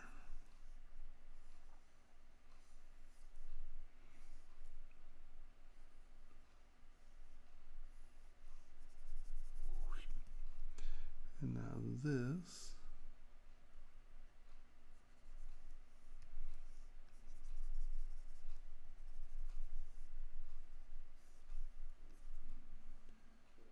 is going over.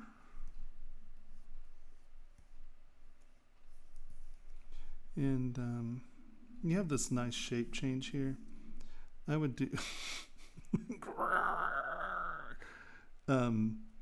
I would give some sort of linear on this band.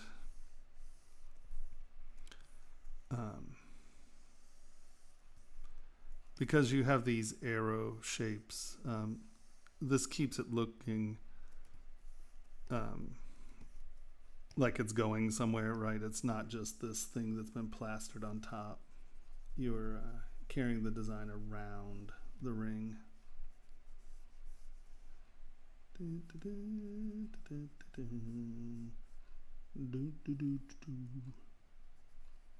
Now watch me get sued by the Beatles because I'm humming. Or I guess that would be Michael Jackson's estate. Michael Jackson bought the Beatles library out from under Paul McCartney. It was absolutely hysterical. I peed myself laughing when it happened.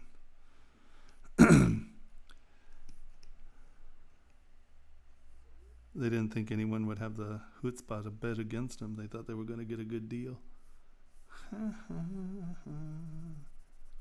So they let their licensing relapse, and Michael Jackson outbid McCartney. It was really funny. Not that I'm a Michael Jackson fan, but all I know is be careful when you have a multi-billion-dollar property and you just assume that people are going to be nice to you. Oops.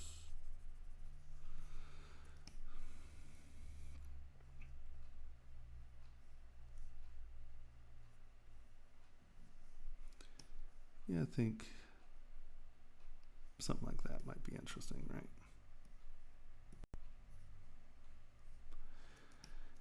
And your skull's fun.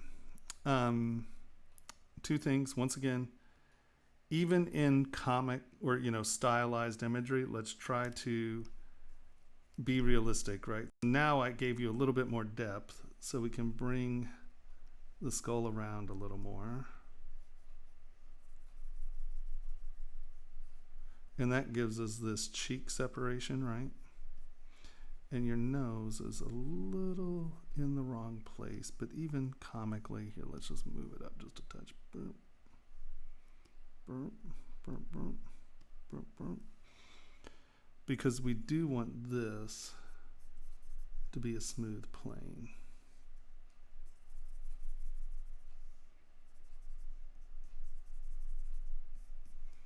You know, nothing wrong with the stylization.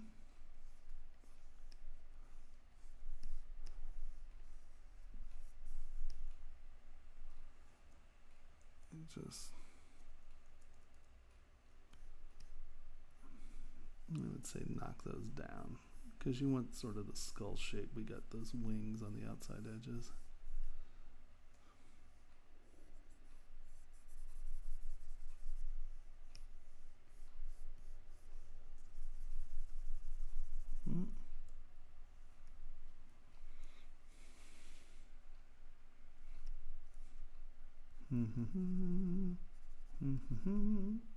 I don't think you had that many teeth, did you? Sorry. I just wiped out your teeth. I don't remember how many there were.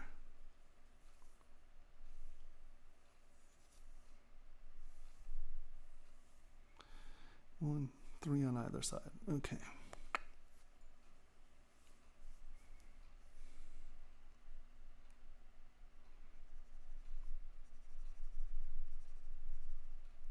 And once again, you know, the style that you had put down there, that might be style, and I've cleaned this up and you wanted it rougher or whatever. I'm just trying to get you to think in layers, you know. So,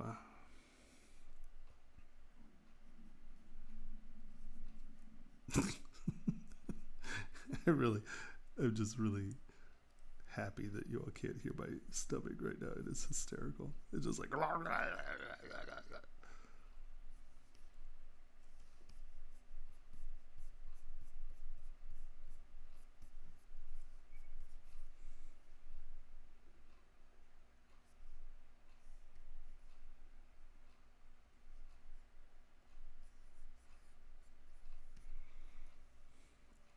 And yours were in something that stylized it. Oh, that's annoying. That's supposed to be clay and clay buildup. Why are you doing that? Where's DW clay? Clay. Oh, there it is. Boop.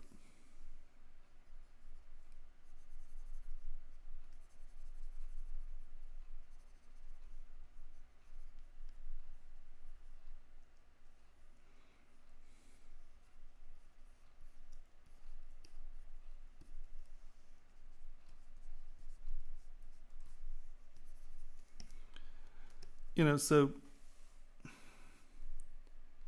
I like kind of the tulipy skull pod groovery. It's cool. But does that make sense?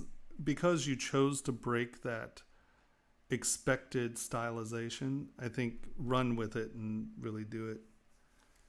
Good night, Cynthia. See you Saturday. So I think that, you know, that's kind of going to help you out. So when you're doing it, just kind of, you know, you made a really interesting decision, so run with it and, you know, keep it going, you know, commit to those decisions.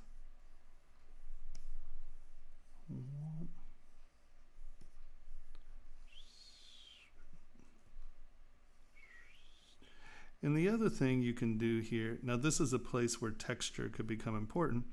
Right, your skull is pretty simple. It has very little like surface detail. So what you can do is, and I'm just going to use my ever going texture brush here. Because why I use this all the time is that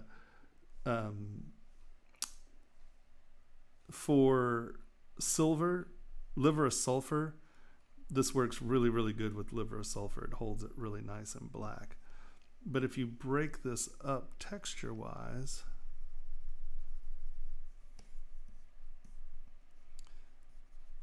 if you really want something to stick out, you know, like I was saying, when the one that was really busy, we made moments of rest. Well, this is pretty simple surface textures, right? So now we put the texture in it and it stands off that surface a lot more. So think about using texture to pop either way, either putting texture to separate something from the foreground or removing texture so you're getting something in the background or foreground. So texture is moments of rest. So here we're creating a moment of motion to push this big, nice, smooth, polished thing up and off the surface.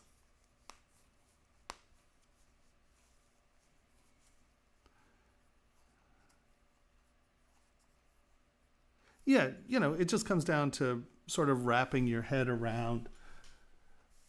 Because or let me rephrase that, I very rarely know where I'm going. I tend to like to throw a bunch of stuff down and look at lines that I find and, interesting surfaces that I like. And, it's interesting to start with the skull sideways. I've done skulls that sit sideways on rings, but there's almost always, one on the other side. I don't think I've ever made a ring that's sideways with only one piece. So, and this kind of reminds me of like the older Egyptian lotus rings where you had the lotus pattern on one and then they just bend it around. They made them flat and then they bent them. So, or to go really low class, spoon jewelry, where people bend the spoons. There's directionality to that. So, yeah, no, quite fascinating. You almost have like a lotus grim reaper, that could be a hood or a tulip. Either way, hood, tulip, depending on where you throw it, it can be a hoodie tulip. Right? You can really accentuate that, let's say.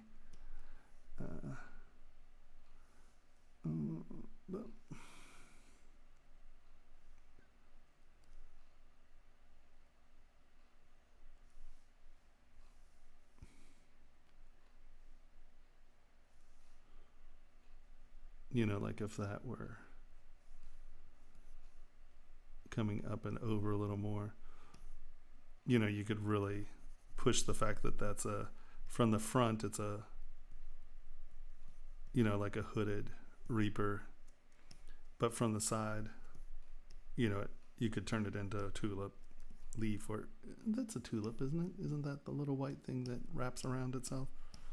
Yeah, the hell if I know.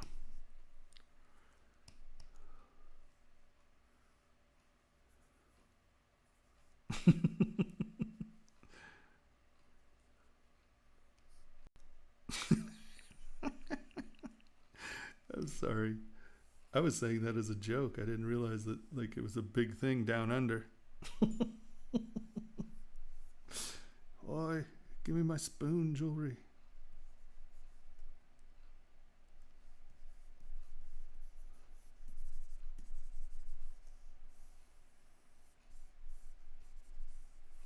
Who'd have thunk it?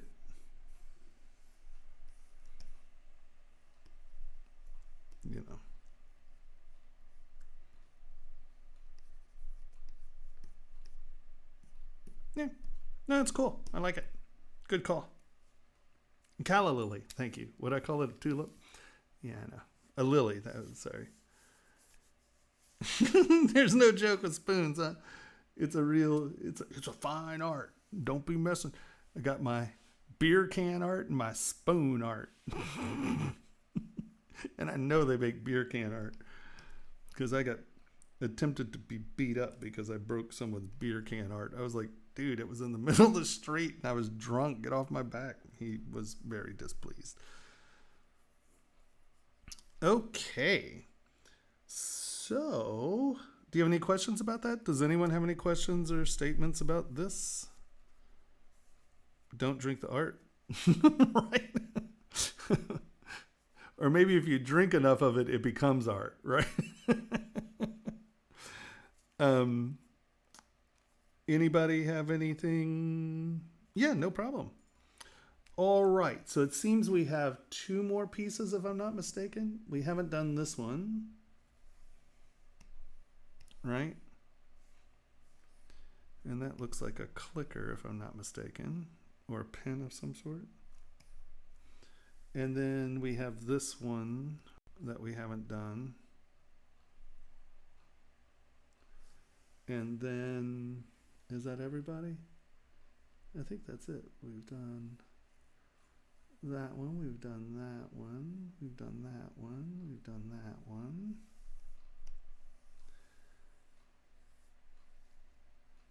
We've done that one. Oh, I didn't oh, I'm like, what in the hell? Why aren't my things highlighting right? Hold on. I didn't store my configuration. Config, load UI, downloads. Come on.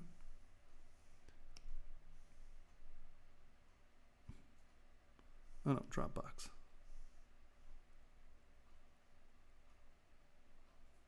There we go. I just thought this was easier because you could see what was selected, right? No, we still have a few things to get done. I'm not going to go eat while we still have students. That is uncouth.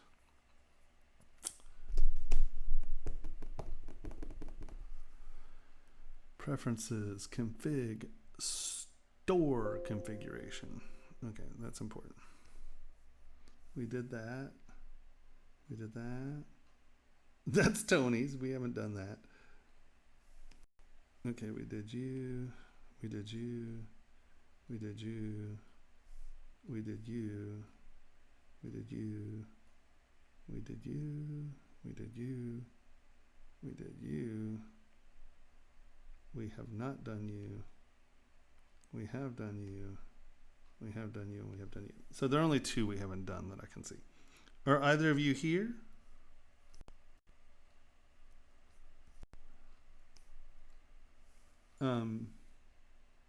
Okay, well, let's just start here.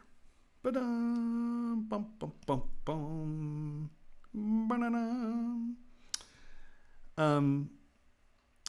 I'm assuming that this is beginning to be a clicker, like a septum clicker, or a pen.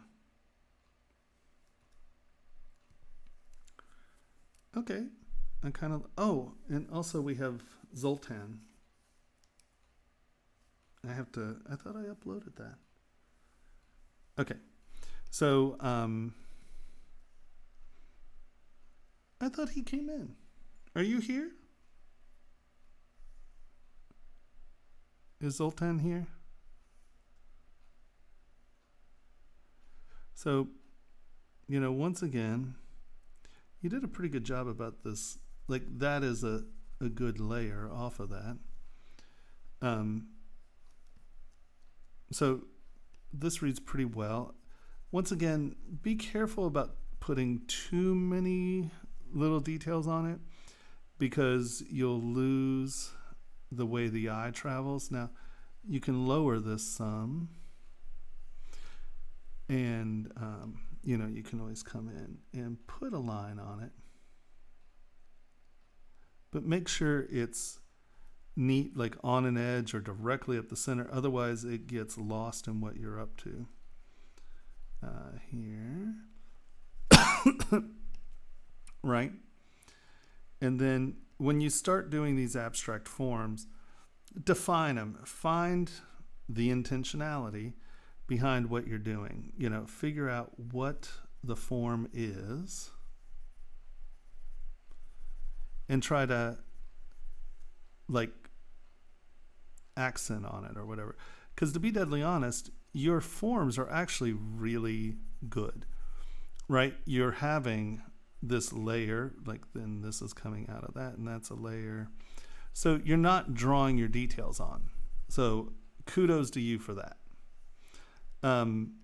You probably needed more time to work on it, so I'm not going to, but just make sure that you think about why things are there. And at this point, you could be at the point where you don't know yet and you're hunting. And this is kind of what I do. I don't ever know. Well, that's not true. Sometimes I have, contractual, this has to be an elephant. Then, I obviously start with an elephant. But, just come in and figure out what it is and make sure you're telling that story. Now here, you started doing good. These are layers. Once again, I would tend to use clay tubes only because these are small, right? And a half round will not reflect as good as these nice flat clay tubes. Because, you're dealing with a millimeter, a half millimeter. That just reflects better. And you can get it to look round, by throwing an edge here. Hold on, let's SK twist, pull it off the surface. It's a little strong and big, but you get the point. Right, and I'm thinking about this as, two planes. And when I'm building it, I will, build this and make it sharp, because that's going to tell a directionality story, right? So I'm going to make sure that these are all going in the same direction.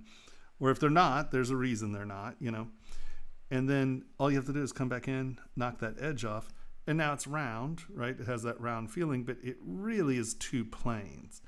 And planes reflect better.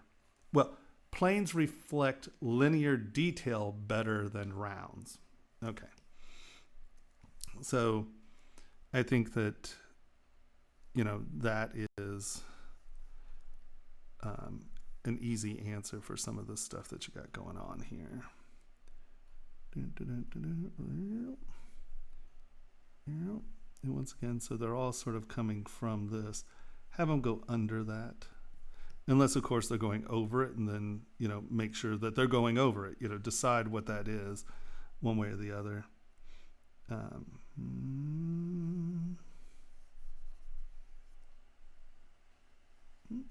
Wow, is that a different subtool? Interesting.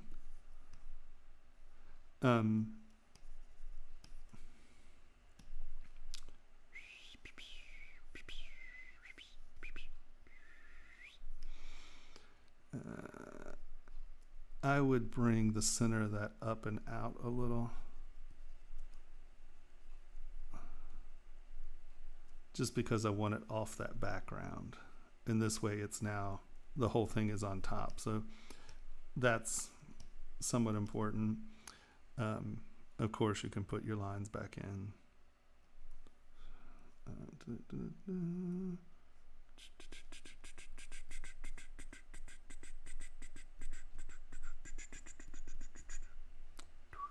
All right. And I think you're going to have better, effect with the flats there. I'd make that line. Don't let that line from behind interrupt this surface, because it is sitting on top of it. It's not going to react to it that way. There. All right, and as far as the scales go, you have good depth. I mean, but once again, I would start with these being sharp edges in planes, sharp edges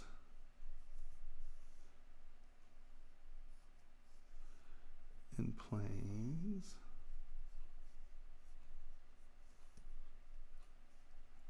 is it rattlesnake scales that have this nice ridge in the center of them? I can't remember. My poor brain. My poor brain. It's been beat up. I'm a very abusive parent. I beat my poor brain up all the time. Yep.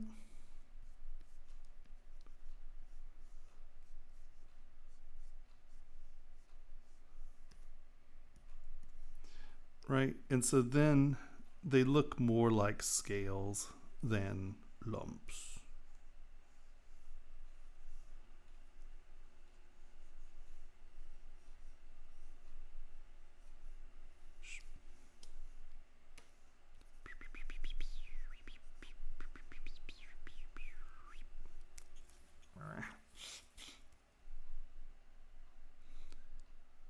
Now, if you can make Doctor Who noises when you do this, you're awesome. And you can emulate a Moog.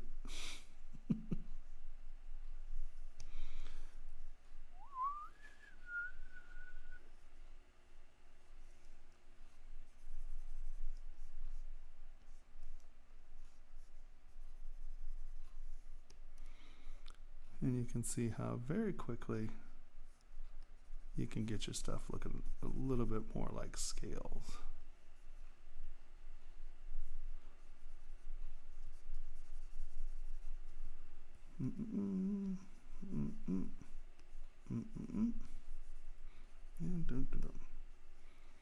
There we go.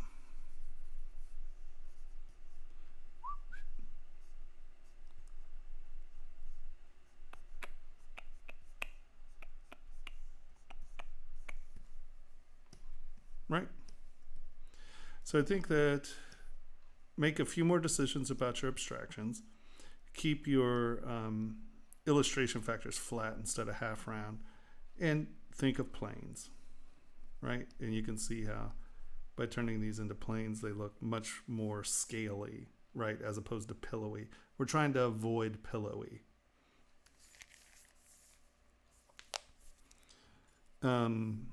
Anybody have any questions about that one? Anyone? Bueller? All right. So look at. Now he obviously has a plan for this. Is it a? Oh, is it? Oh, is this the? Is this lockpick? Is this a stylization for his lockpicks? I've always wanted to say I have a lockpick store.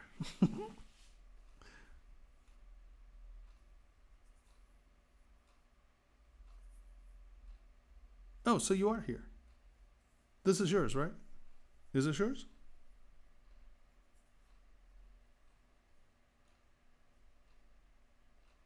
Or did we already do yours and it was a different thing? Did we do yours? Oh, poo. I was all excited. Did we get to yours? Where is yours? Did I miss it?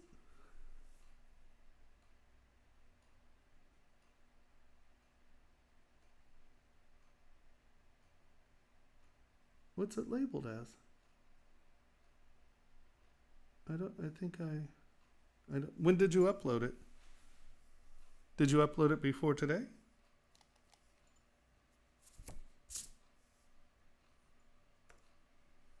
One sec, Okay, so did you, what's the file called?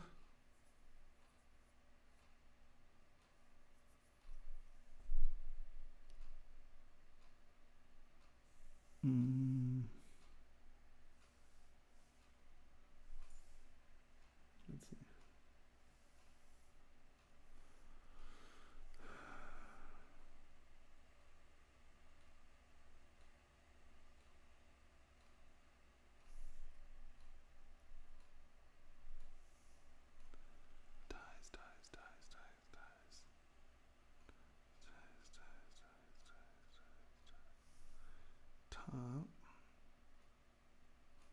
I don't see it in here. Did you upload it to the link from the page, or are you seeing it here and I'm not seeing it?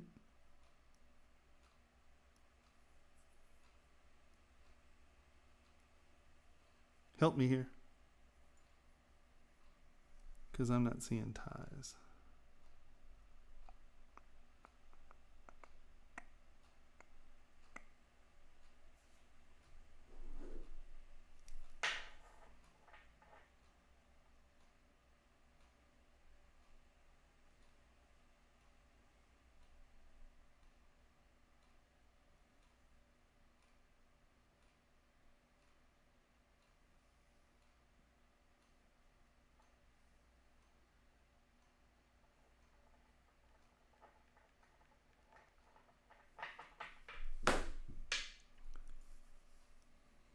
One, two, three, four, five.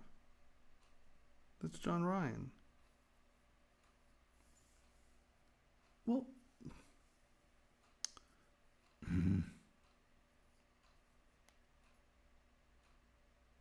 he just said that that one wasn't his. All right, now I'm confused. Is this yours?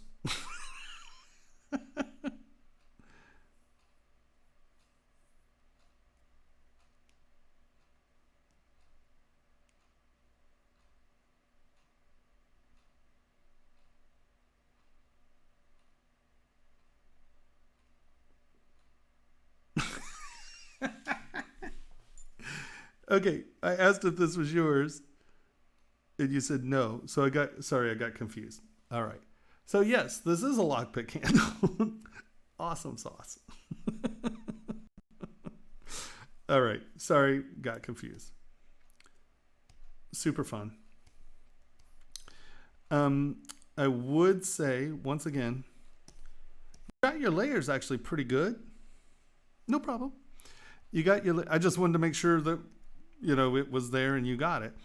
Um, but you then came back and did this around them, right? You drew around your edges.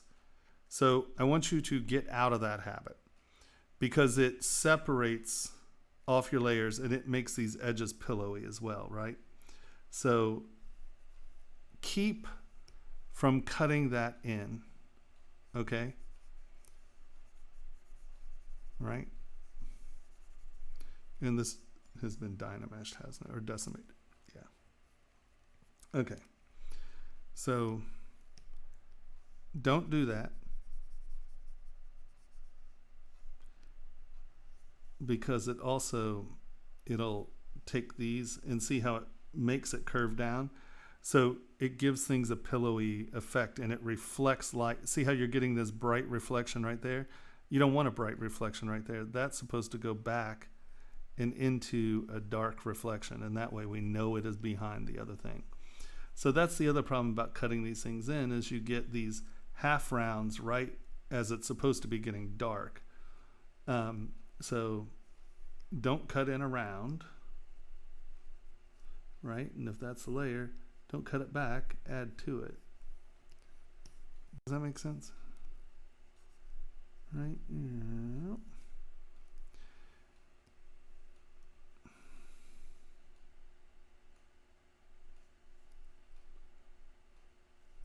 I'm going to dynamesh this because there's no geometry here that I can work with. Remesh by dynamesh. Turn symmetry off. Turn symmetry off. Remesh by dynamesh. 1,000,000. We're going to drag that out. Oh no, it's not a big deal. I just got to do it so I can talk about stuff.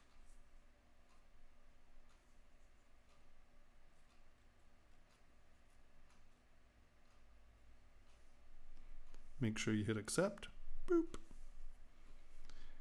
Turn that off. And let's get in here again. All right. So obviously we've lost a little mesh fidelity, but I think you can stay up with me, right? Here, let's divide this a couple times. Now we have enough mesh to, we don't need 15. 3 will be fine. So do you see what I'm saying? Right? Like here, it's going down and you're getting like this bright reflection where we don't want it. So I'm going to fill this up a little. Turn symmetry back on. We're going to fill that up behind that a little. Okay.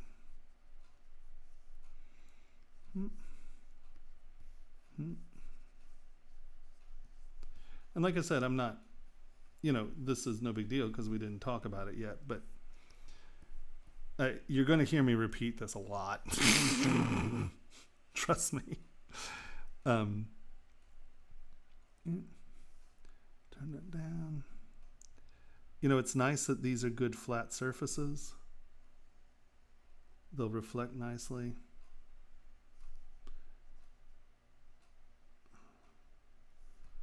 But just be careful about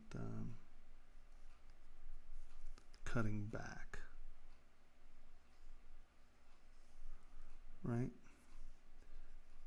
Because I know it seems counterintuitive, but nice low levels will play and read far better than deep cut lines. For things for layering, right? I mean, there are points where deep cut lines read very well because they're big ass deep cut lines. But here you're telling the wrong story, right? and that is, this is going behind that. All right, so, right, so you see that now that is going behind that, that is going behind that. We're not doing these separative cut lines.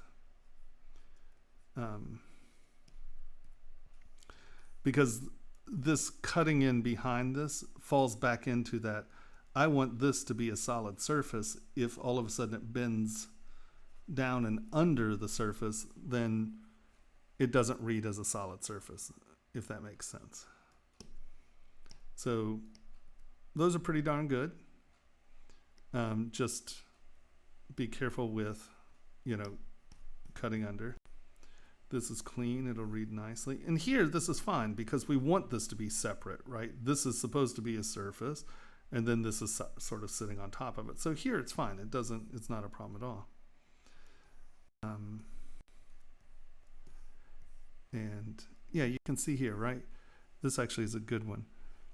Right, this should be going under that surface, but right now it's a V cut in. So this is digging into that hard surface where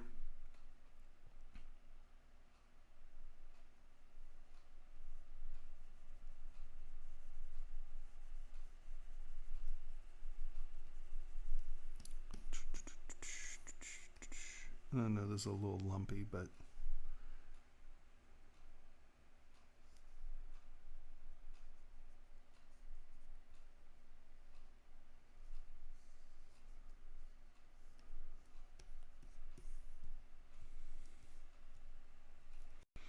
and yes, your lines were more elegant than mine. I'm sorry.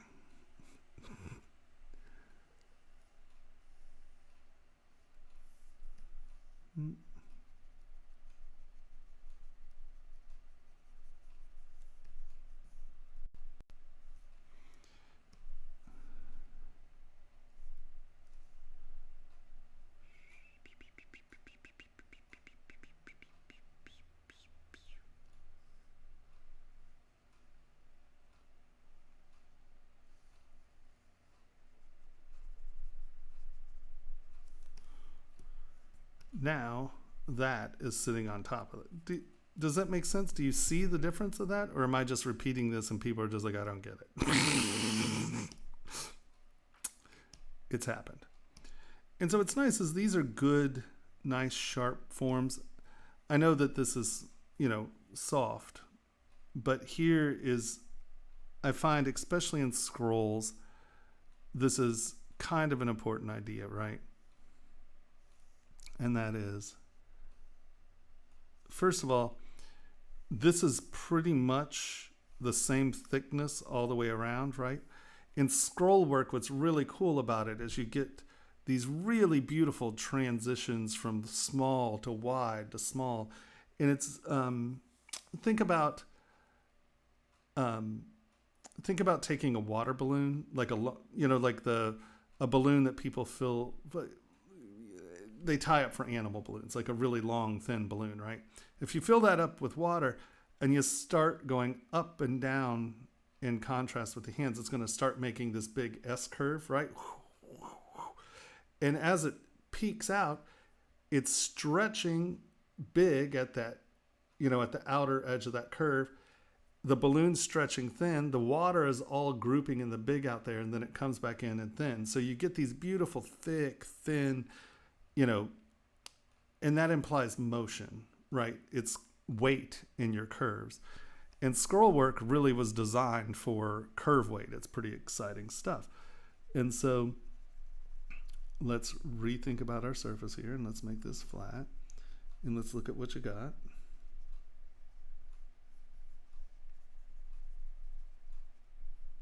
Right? Okay. So what the other thing that is really important in scroll work is sort of contrasting curves, because it makes really dynamic dark and bright lines, and that are not contrasting, convex and concave curves. So the outside of an edge can do this. You might have a reflective surface, but then this edge scoops in. And what's kind of cool about this formula for scroll work, we're going to take this out like this, right? And this is going to come like that, and then that's going to be out like that. So when this is bright, this can either be really hot or really dark. And then this is really dark, and then you get a nice fade up to bright, right? So these become incredibly dynamic, moving forms that, you know, swoop and curve as you bend the part. Right now, all you have is one bright line, and as it rotates, it's going to move around, right? Because this is a tube, if that makes any sense. So what's exciting about scroll work is that change in dynamics. One sec. So let's get that out. And this works for everything. It just, scroll work is really exciting this way. So let me take this. Now because see, you have this basically the same thickness all the way around.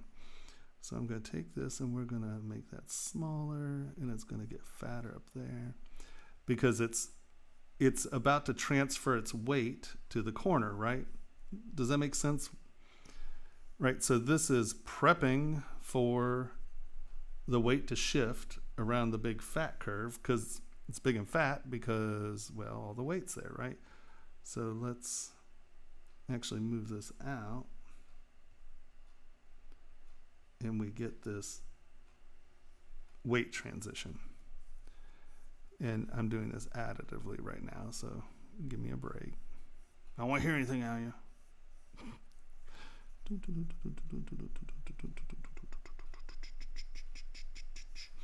The other thing is this is sort of coming in front of this other one, right? So we're going to...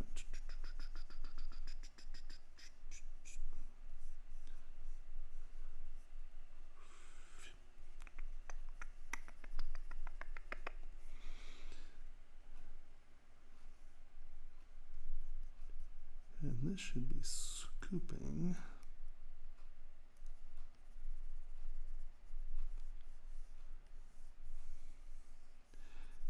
And once again, this is kind of where those transitional compound curves can really be exciting. So we got a heavy scoop here, and then as this comes out, this turns into almost a round, right?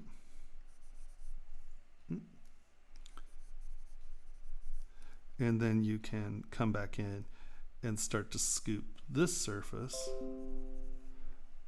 Right, so you're creating different motion on that surface, if that makes any sense. Stop. So you can start to play with that convex, concave, in, out, over, under.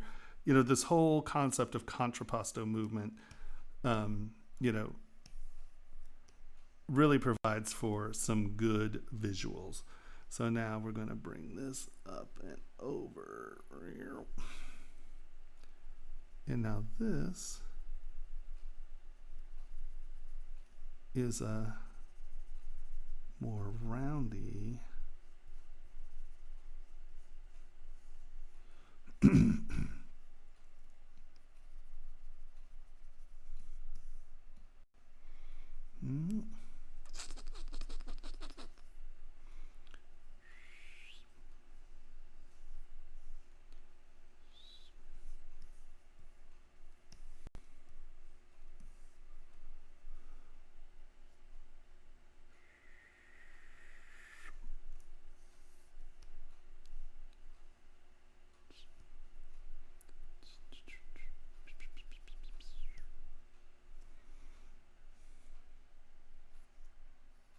right.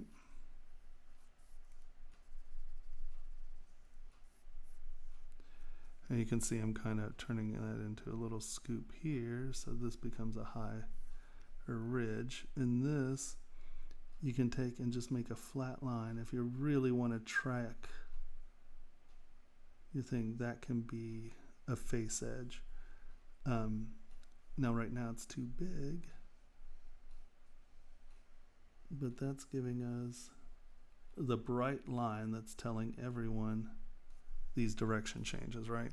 So now when we come in and we smooth this outside edge, you really can tune that little edge to be a nice little bright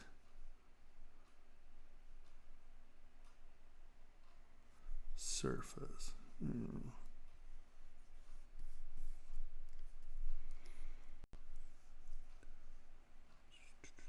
That brush is too small. That's why that's doing that.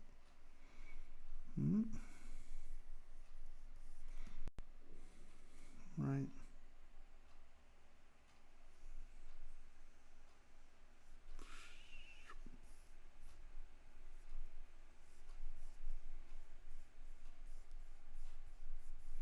All right, so now you kind of have that going. And I'm being a little melodramatic here. You know, this is pretty deep, but that's okay.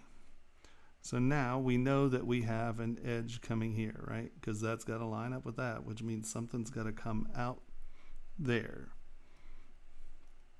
So this is going to be at least the high point of whatever comes over here.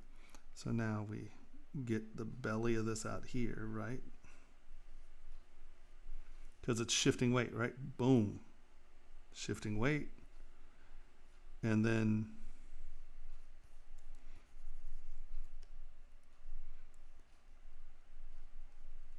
usually you want the scoop in here pretty deep, so it's shifted weight again, right? Then whoop, then boop. And now this can sell itself because it's sort of a scoop. And that's making this edge really nice and bright. And we can follow that scoop around.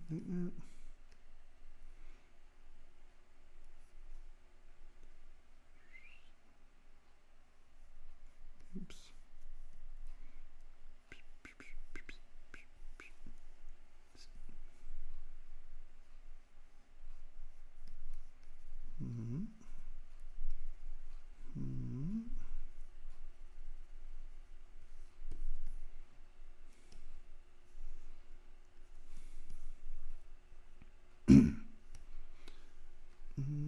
Boop.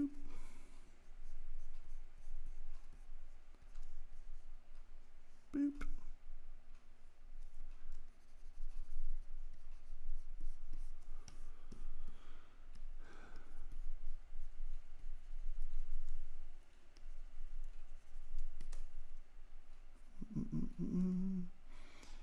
And what's really cool about scroll work is that I love these little intersections, because they're not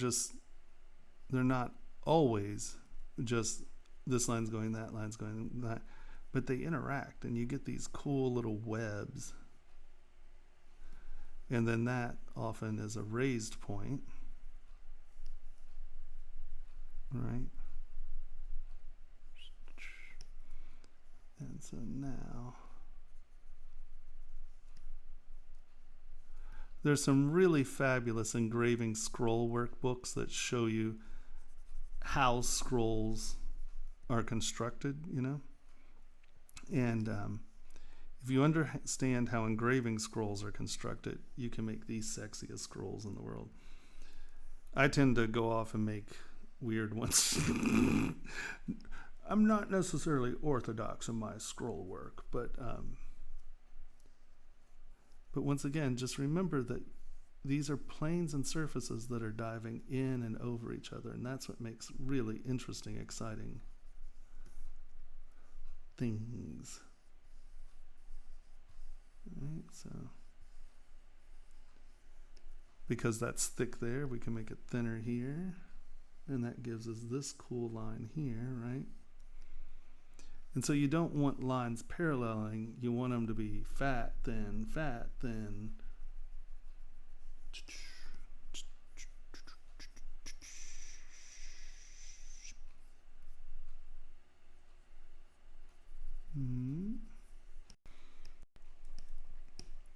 And then, hold on, let's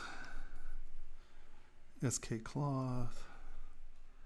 Like I said, I like SK cloth because it has a little bit of gravity to it, and that makes kind of nice little dealing things.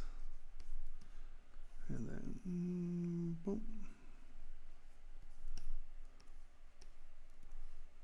And that. Fill that in.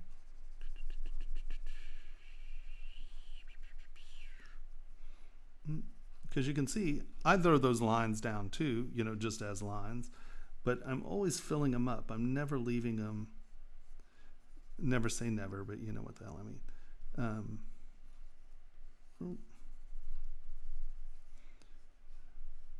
And that comes in front of it.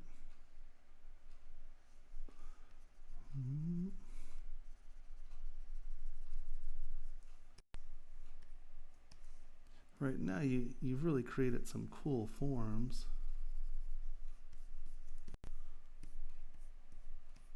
And do you see how much more dynamic that is than this? So let's go to gold real quick. Boop. And watch as I swirl this, right? You're tracking that high edge, and all of a sudden, boom, it curves. And you're getting a hot spot here, but as we look back, see how that's moving along that convex curve? And so you just get these really cool motions of light. And if you have a nice piece made well, you can sit there and play with it, and it's really awesome.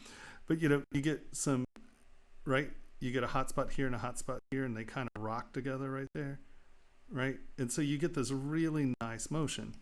Now let's come down here and look at the half round. Okay, you're always just getting a singular linear because it's just going to the high hot spot. Yeah. No, scheisse, leave it. Oh, boom, boom, hide. Right, so because it's a half round, you're only getting the little bar of light. It's not really motion. You're not seeing the motion.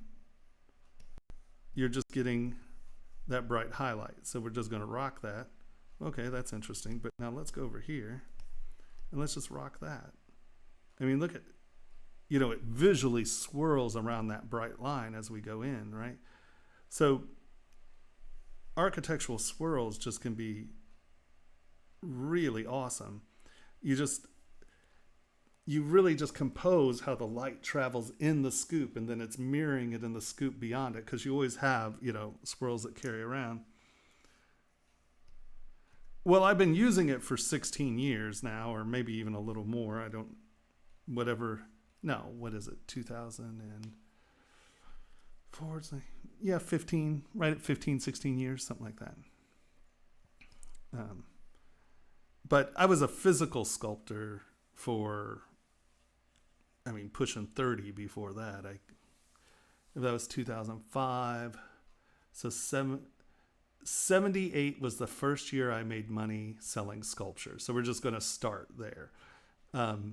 78, 88, 98, 2003. So 30 something years I was a physical sculptor, and then I shifted to digital sculpture 16 years ago. So I'm old, so I can have experience.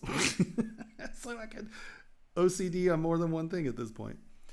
So does that make sense?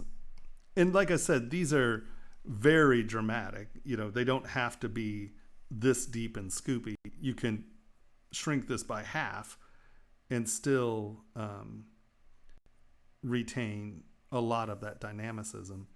But, you had the puff there, so I used it. See, here's another place that if you look at engraving scroll work, you have these intersections, and this is another good place to make like one of these little hitchy things, and then it comes up sort of like this. And this is one of those places I use hash marks because it kind of, because in the illustrations they kind of do that. They have like this little hatching that usually fades away, and so that way you could create these these wind up being arrows as well, right? Because you have long line, line, line, line, line, line, line, line, line, line, line. So this is another great place to have your eye directed, right? And then, this is another one of those transitional intersections. So often these in engraving become this hash mark, which once again, you're directing the eye, right? So with linears, repetitive linears can direct the eye very well. And you can see how that just pushes the motion in the piece, right? It's going there, and now if you have a scoop there, these are going that way. And so now you almost have a sound wave, right? So you're telling all these stories by doing this, I guess. And like here's another place that hash marks, or I tend to use hash marks, is I have this. Now I'll break this up, right? And then I will use hash marks in here. Where's SK Carve here?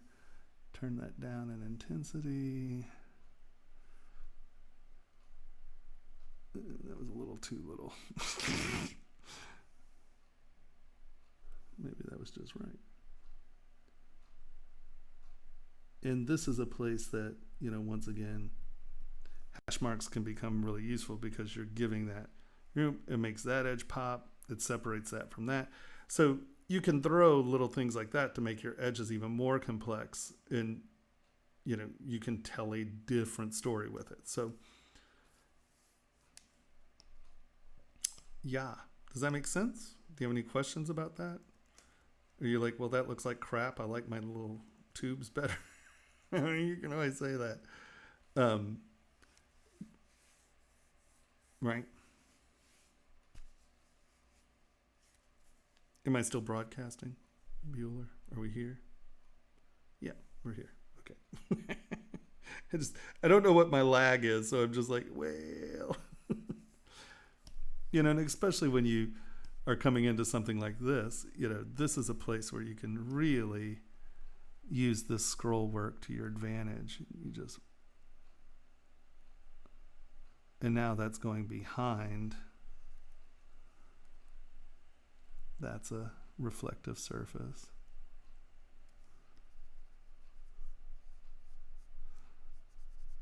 Right, and you can really play off, that against that somehow. These just become good intersections to do all kinds of cool stuff.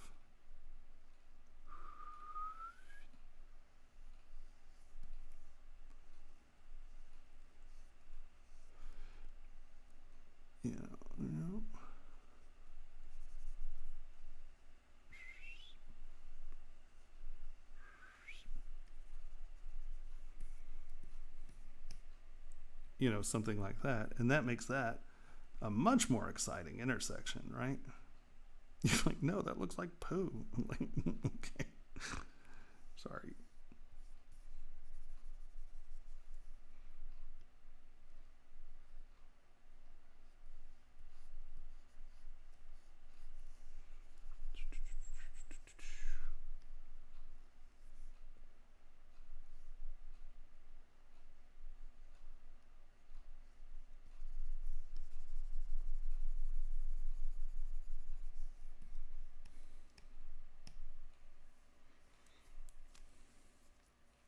No, I do not model with perspective. I never use perspective. Perspective is fake.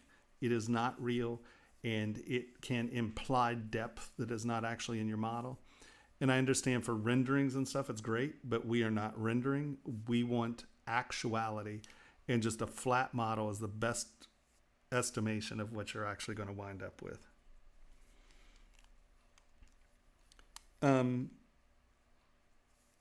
All right, so that was everybody, right? We went through everybody. Please ask any questions about this or any comments about what I was just showing you there. We did that. We did that. We did that. We did that. We did that. We did that. I didn't really show you Tony's stuff because that was a horrible joke to me. There was that. We did that. We did that. We did that. We did that. We did that. We did that. That. All right. I think that's all the models, guys, except for Tony's. Yeah. No. And just like the, the dynamic. What do you call it? The geometry thing. Dynamic subdivisions. I never use any of that stuff. Well, at least not in this context, because it's artificial geometry. Subdivide your model up, because we're not staying in low subdivision, so there's never a reason to do it. We're actually giving those subdivision levels. So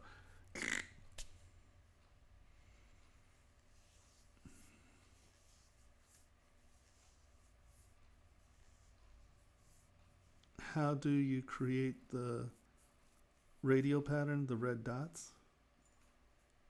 Oh. I was like, where? So this is our symmetry bar, right? And so X, Y, and Z. But what you do, see this little R right here? That's radial. When you see there's a radial, and that's on this axis. And this is always center of the, saving again, damn it.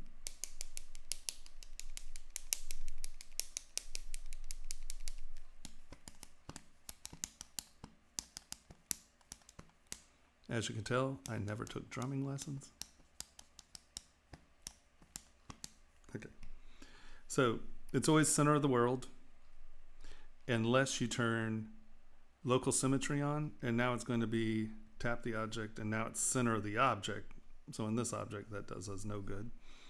But so center of the world, center of the object, and then your slider count. That's 100 of them, right? And that is 11 of them. If you want to do bypass geometry, it's 2. Always keep mirror on. There's just no reason in the world not to have it on. So keep that M selected. So yeah, you just decide what axis you want to work on. And I know it may seem like you could do really cool things by having multiple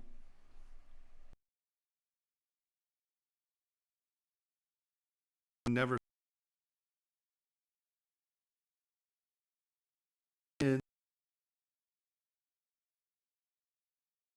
sorry, now it's going to process 220, well actually, okay, 128 contact points. Okay, so I did all the models. So now are there any questions and answers? Does anyone have any questions from what we've gone through? Wow, I just hit 12 hours and 2 minutes from when I woke up. Not since we've been doing this. We haven't been doing this that long. 8 hours and 7 minutes we've been doing this. All right. So how are we doing? Everyone got really quiet. So give me some feedback and tell me where we're at. Class, Bueller. Or is anyone left? I put everyone to sleep. This form reminds me of a flintlock rifle. Well, you think this is epic? Just think, we're going to get more people in class starting Monday, so these could be really long sessions. If everyone I mean, you got to figure how many of these people participated. There were only less than 20 models. But in the future, I won't have to go over some of the basic ideas. You're all going to pick that up. So, well, I think that Twitch puts it up like right afterwards, if I'm not mistaken. I think that like as soon as I stop this, it'll be up on Twitch. Cool. So I'm pretty sure it's pretty close to instant, if I'm not mistaken, on Twitch. So you just come back to the Twitch channel, and I don't know where it is, but somewhere there it'll say, well, here, let's see where it says. I don't think. So this is Joe streaming? Oh, no, if I change pages, is that going to screw us? Did I below this? I might have. No. Okay, let's not do that. Oh, goodness gracious. I'm always such a ding-dong when it comes to this crap. So somewhere on this page, when we're done,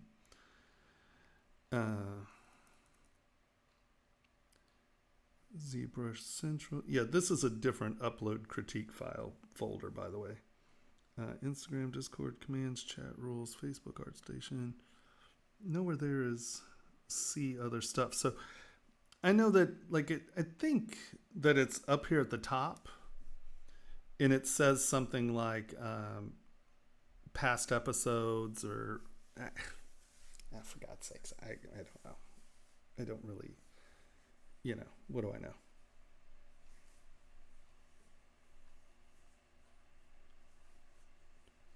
No, Saturdays are not crits. Saturday's a class. So, nope, we're done with these models.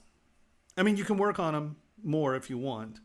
But the other thing, I've had people in class go, oh, well, can I just work on one model and tune it up and make it good? No.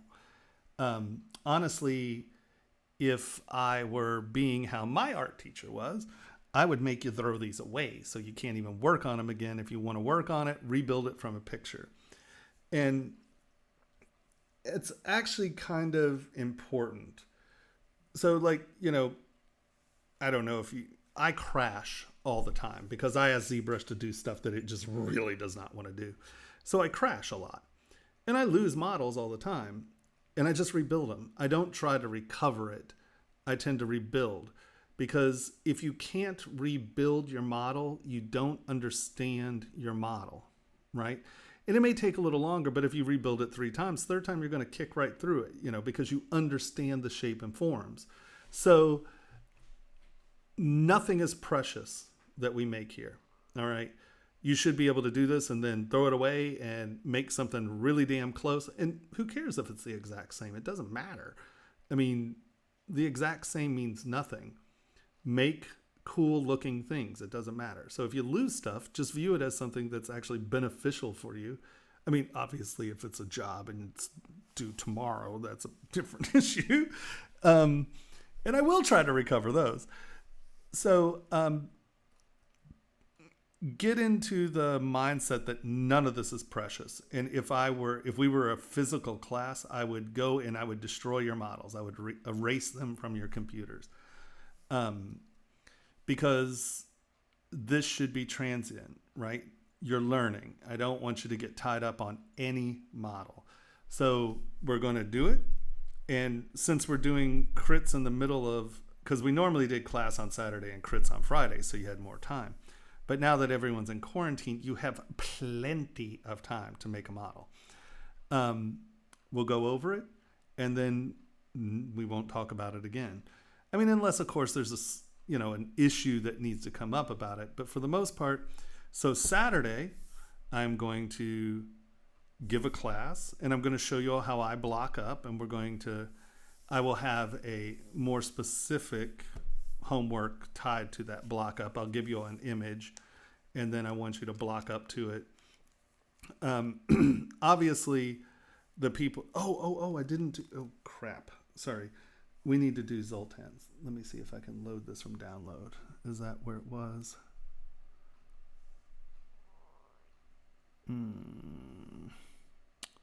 Crapus. Well, actually, I'll go over it with him. That's fine.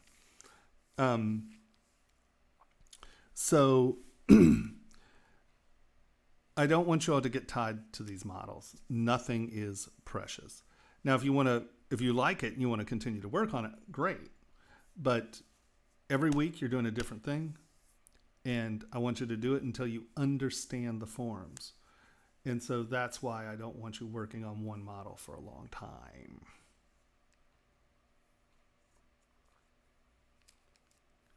Right. Volume. Oh, I thought you can't hear me. Yes. Quantity. um, are there any questions? Zoltan, I'm sorry. Are you here? You kind of disappeared. I don't know where you went. Um, I'll go over yours on Skype with you because for the most part, it was just the back face masking issue was really the only problem you had. And we went over that with the one mask. So just make sure that your back face masking is on. But like I said, I'd be happy to go over that with you on Skype. Righto. Does anyone have any questions? Do not, and please, guys, do not hesitate to ask questions. I don't care how many hours I've been here. Does not matter to me. I need you all to understand stuff. So for, most of the people that we've had here, are competent and can make models. But that means of the other 20 people that didn't put models in here are those people who are having problems. And if you're having problems, I have to know because I'm willing to help you work through them, but I have to know you're having problems. And it's better to know you're having problems now. And, if you think about it, if 20 people didn't put in their models because they didn't think they were good or whatever, well, those are the people who need things looked at, right? So do not hesitate, do not be shy. You can't be shy because if you look at other people's models here and you're like, oh my God, look at those spiders, or oh my God, look at that. And you're like, oh, I'll never do this. And you quit. That's absurdity. It's absurd because we can get you up and running in 6 weeks. If I can't, I suck at my job. Or you're crazy. I did have one person that was pretty useless, but he was insane. It made my life insane. It made everyone in the class's life insane. He was a little insane.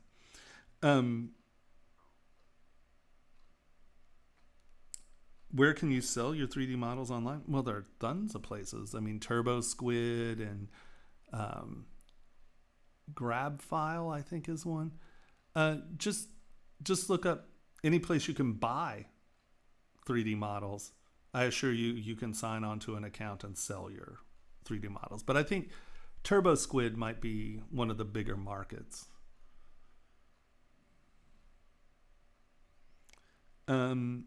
Okay. Anyone? Everyone? How are we doing? Any questions before I pull the ripcord?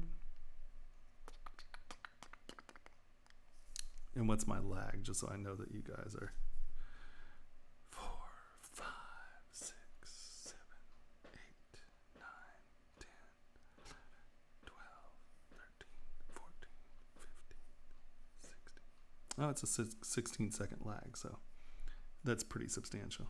Okay. Of course, like I said, the most important thing about this is that you guys feel comfortable making objects and understand enough about jewelry that you can commodify or monetize your models in some format or another. Oh, Sketchfab, that's another big one. Yes.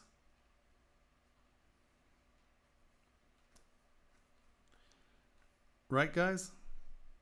I'm going to give you another minute if anyone has any last minute questions.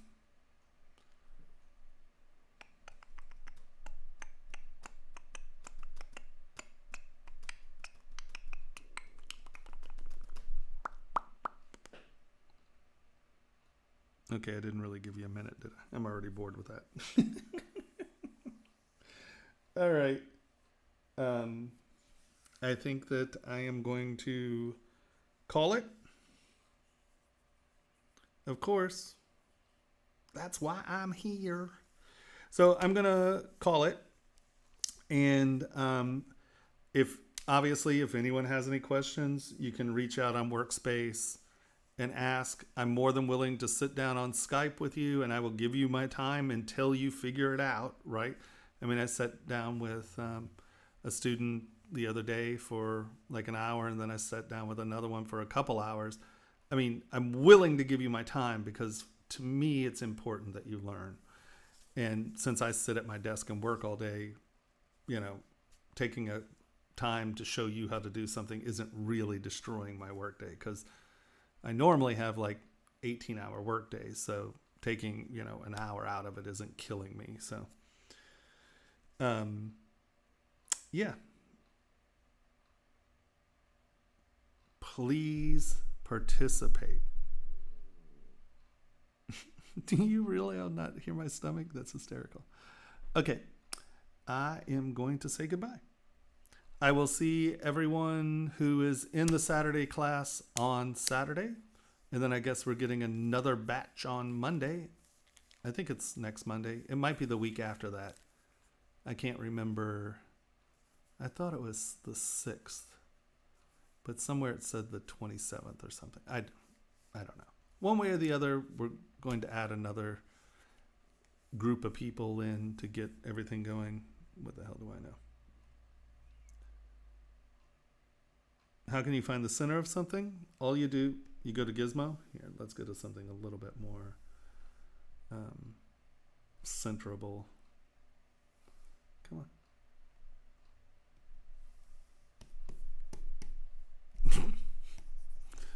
Okay. Is it this Monday? Okay, good. Well, I don't know what I did. Somehow by me going to the other thing, ZBrush froze. So if you go to the Gizmo, we'll do it this way. If you go to the Gizmo, like my Gizmo, there's a gear, there's a tack pin, there's a map pin, right? Like, a flag on a map. There is a lock, or actually there's a home. There's a padlock. Boop. And there is a little thing that is either 1 bar or 3 bars. If you hit this map pin the map pin,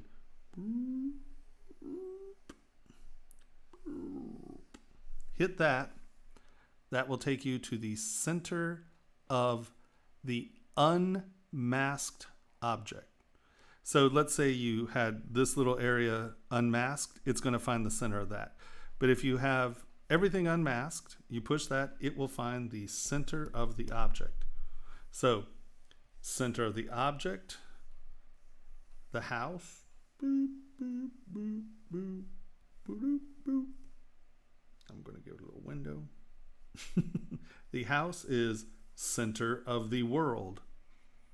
The padlock is locked to the object or free of the object. So you'll either see that or you will see this. Nope, that's probably something a little more like that. So if you hit the Alt button, you'll see the padlock open. If you let go of the Alt button, the padlock will be closed. And if it's locked, when you move this around, it will move the object. If you hold down Alt and move it around, you're just moving the gizmo. It is not locked to the object. So flag pin or map pin is center of object.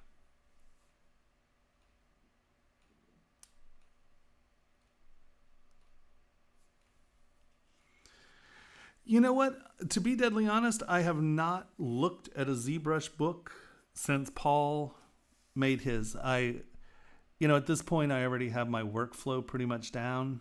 And every once in a while, I'll look in the documentation for things, or I will look in Ask ZBrush or the basic ZBrush videos, like sometimes with layers and things that I don't, or morph points I don't always know about.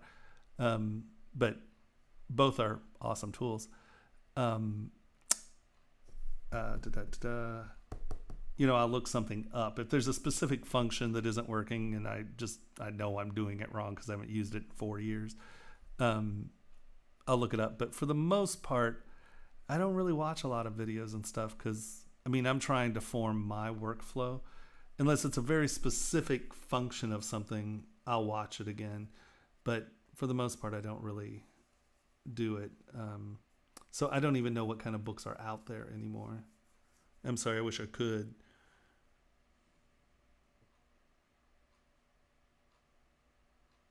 Yeah, no, without a doubt. Sadly, you're at the very end of it. Okay, so I think that we're sorted out.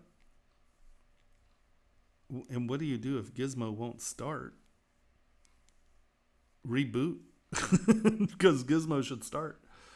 If you can't find your Gizmo, hit the Alt button. Can we? Wow, look at the. Do I have something open? Yes, that is why. Okay, here. Let me show you this real quick. Let's turn that off.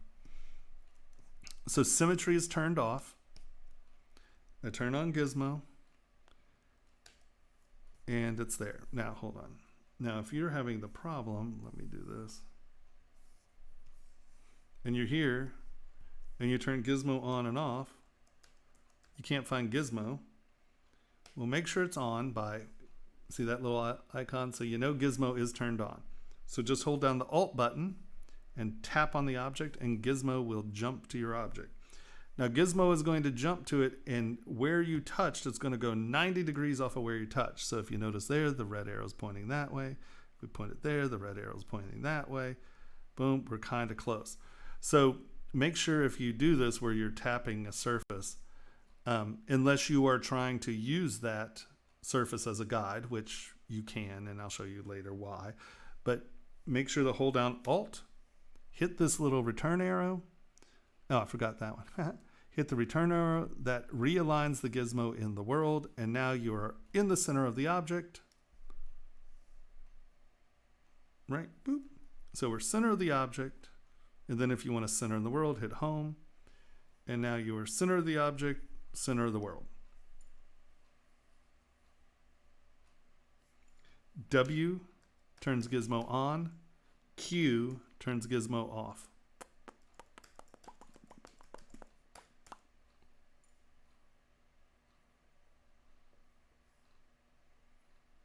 And if you have any questions with Gizmo, the basic Gizmo video actually is pretty good. Hold on. Boop, doop. Pixo.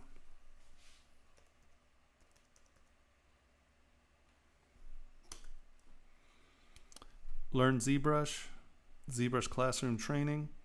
And if you have any basic questions, this is a fantastic place to learn, right? I'm going to hit search. I'm going to here, type in Gizmo. Gizmo 3D, custom Gizmo. I want Gizmo 3D. Burp. And these are all things that have Gizmo 3D as a tag. But this one, Gizmo Getting Started, Intro and Usage. This is a really good Gizmo video. If anyone is having issues with Gizmo, that's a really good one.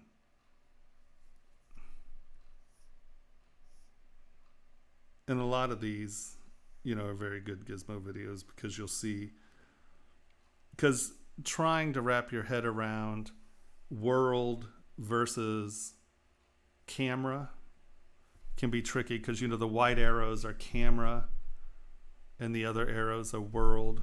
So, yeah, there's things like that. So,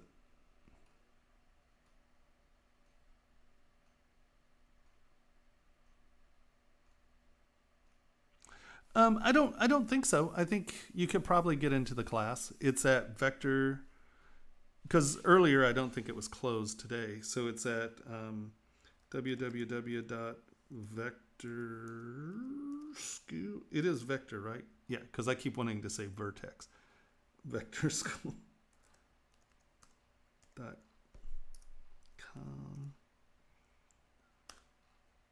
And then it is,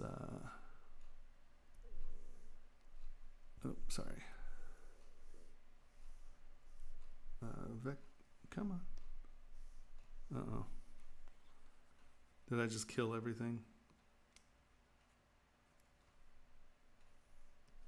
Okay, no, there we go. VertexSchool.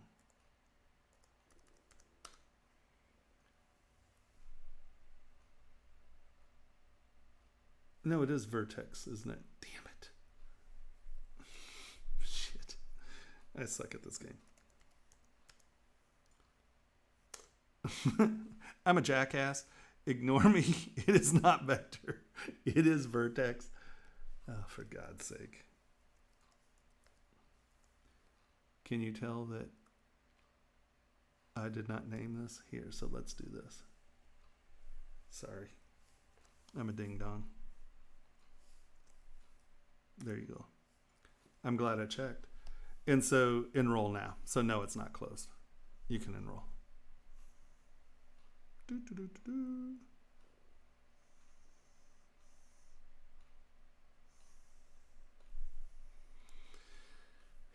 Any other questions? I notice you use some for texture. I don't see anyone else use, I assume. Yeah, they are covered in class, but that's a brush that I, to say I made, I mean, it's really just a form brush with a spray pattern, but it works really well with liver of sulfur. It really takes the black. Hold on, let's go to ArtStation here real quick. Oh, crap. I can't see the chat if I do that. Come on.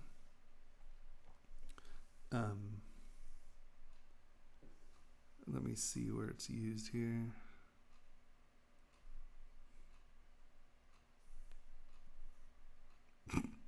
Of course, I don't have anything here. So, like, let's say something like this. Now, if I want these to be really dark, damn it, where is it? There it is. If I really want these to be gray and I want them to really hold that darkness, I'll use that texture really small in there. And it just gives a place for the liver of sulfur to hold. It's nice. I use it as a background a lot more now. I could have sworn.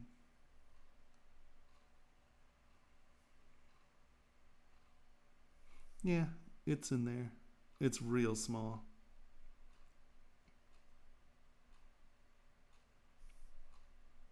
Yeah. I think I used it back in here.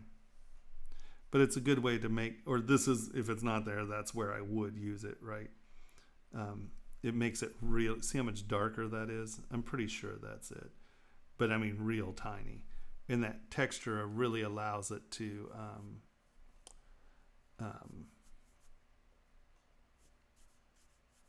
bite in there. Because you can see here how it's sort of in the finishing process that sort of rubbed off so you get a light spot. And see how dark that is? Because there's texture in there. And so it just holds the dark really, really, really well. Really well. Okie dokie, artichoke. Look, brush viper. Don't forget your brush viper. All right. I think that's everything. I mean, does anyone have any questions? Did I miss anyone's model? Is there anyone in class left? Are you all making fun of me behind my back? Sergey. That's a good brush. Nice. Well, that's a good stylized hairbrush too. Wow. He has some good brushes. Interesting.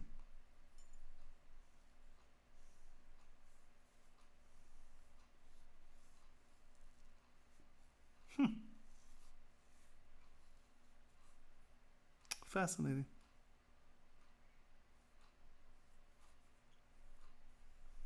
I would say that he probably took Shane's class because this block up looks a lot like how Shane does it. I'm sure other people do it, but Shane's been doing it long enough that... Interesting. That's what's kind of cool is you can always go out and you can buy all these brushes. And that's the thing about some of the jewelers who get into this who don't feel like they can sculpt. There are tons of models you can use. and I'll show you some of that as well. All right, guys, I'm going to call it. I will see you Saturday. Have a fantastic day. Hold on, I need to find. Why aren't you coming up? Where's my.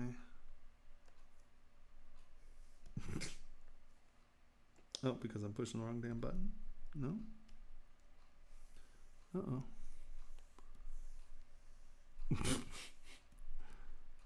Okay, we can close that. We can close that. We can close that. We can close that. We can close that. Okay, stop recording first of all. Boop. Stopped recording. Hey, I didn't see that. There it is. That looks great. That's the thing you made. That's awesome. I'm trying to. My little menu bar won't come up. No, I don't want that. Oh, I do want that actually. But I can't. If I can't get my menu bar up, I can't get OBS to stop. Oh my God. Every time I'm online, I look like a jackass. All right. See what I mean? Like that menu won't come up. I wonder what that's about. Oh, it's because my keyboard's on the wrong damn. There we go. How to get over there? Stop that. How do you drag it back down to the bottom? There it goes. Like, for God's sake. Okay, OBS. All right, guys. See ya.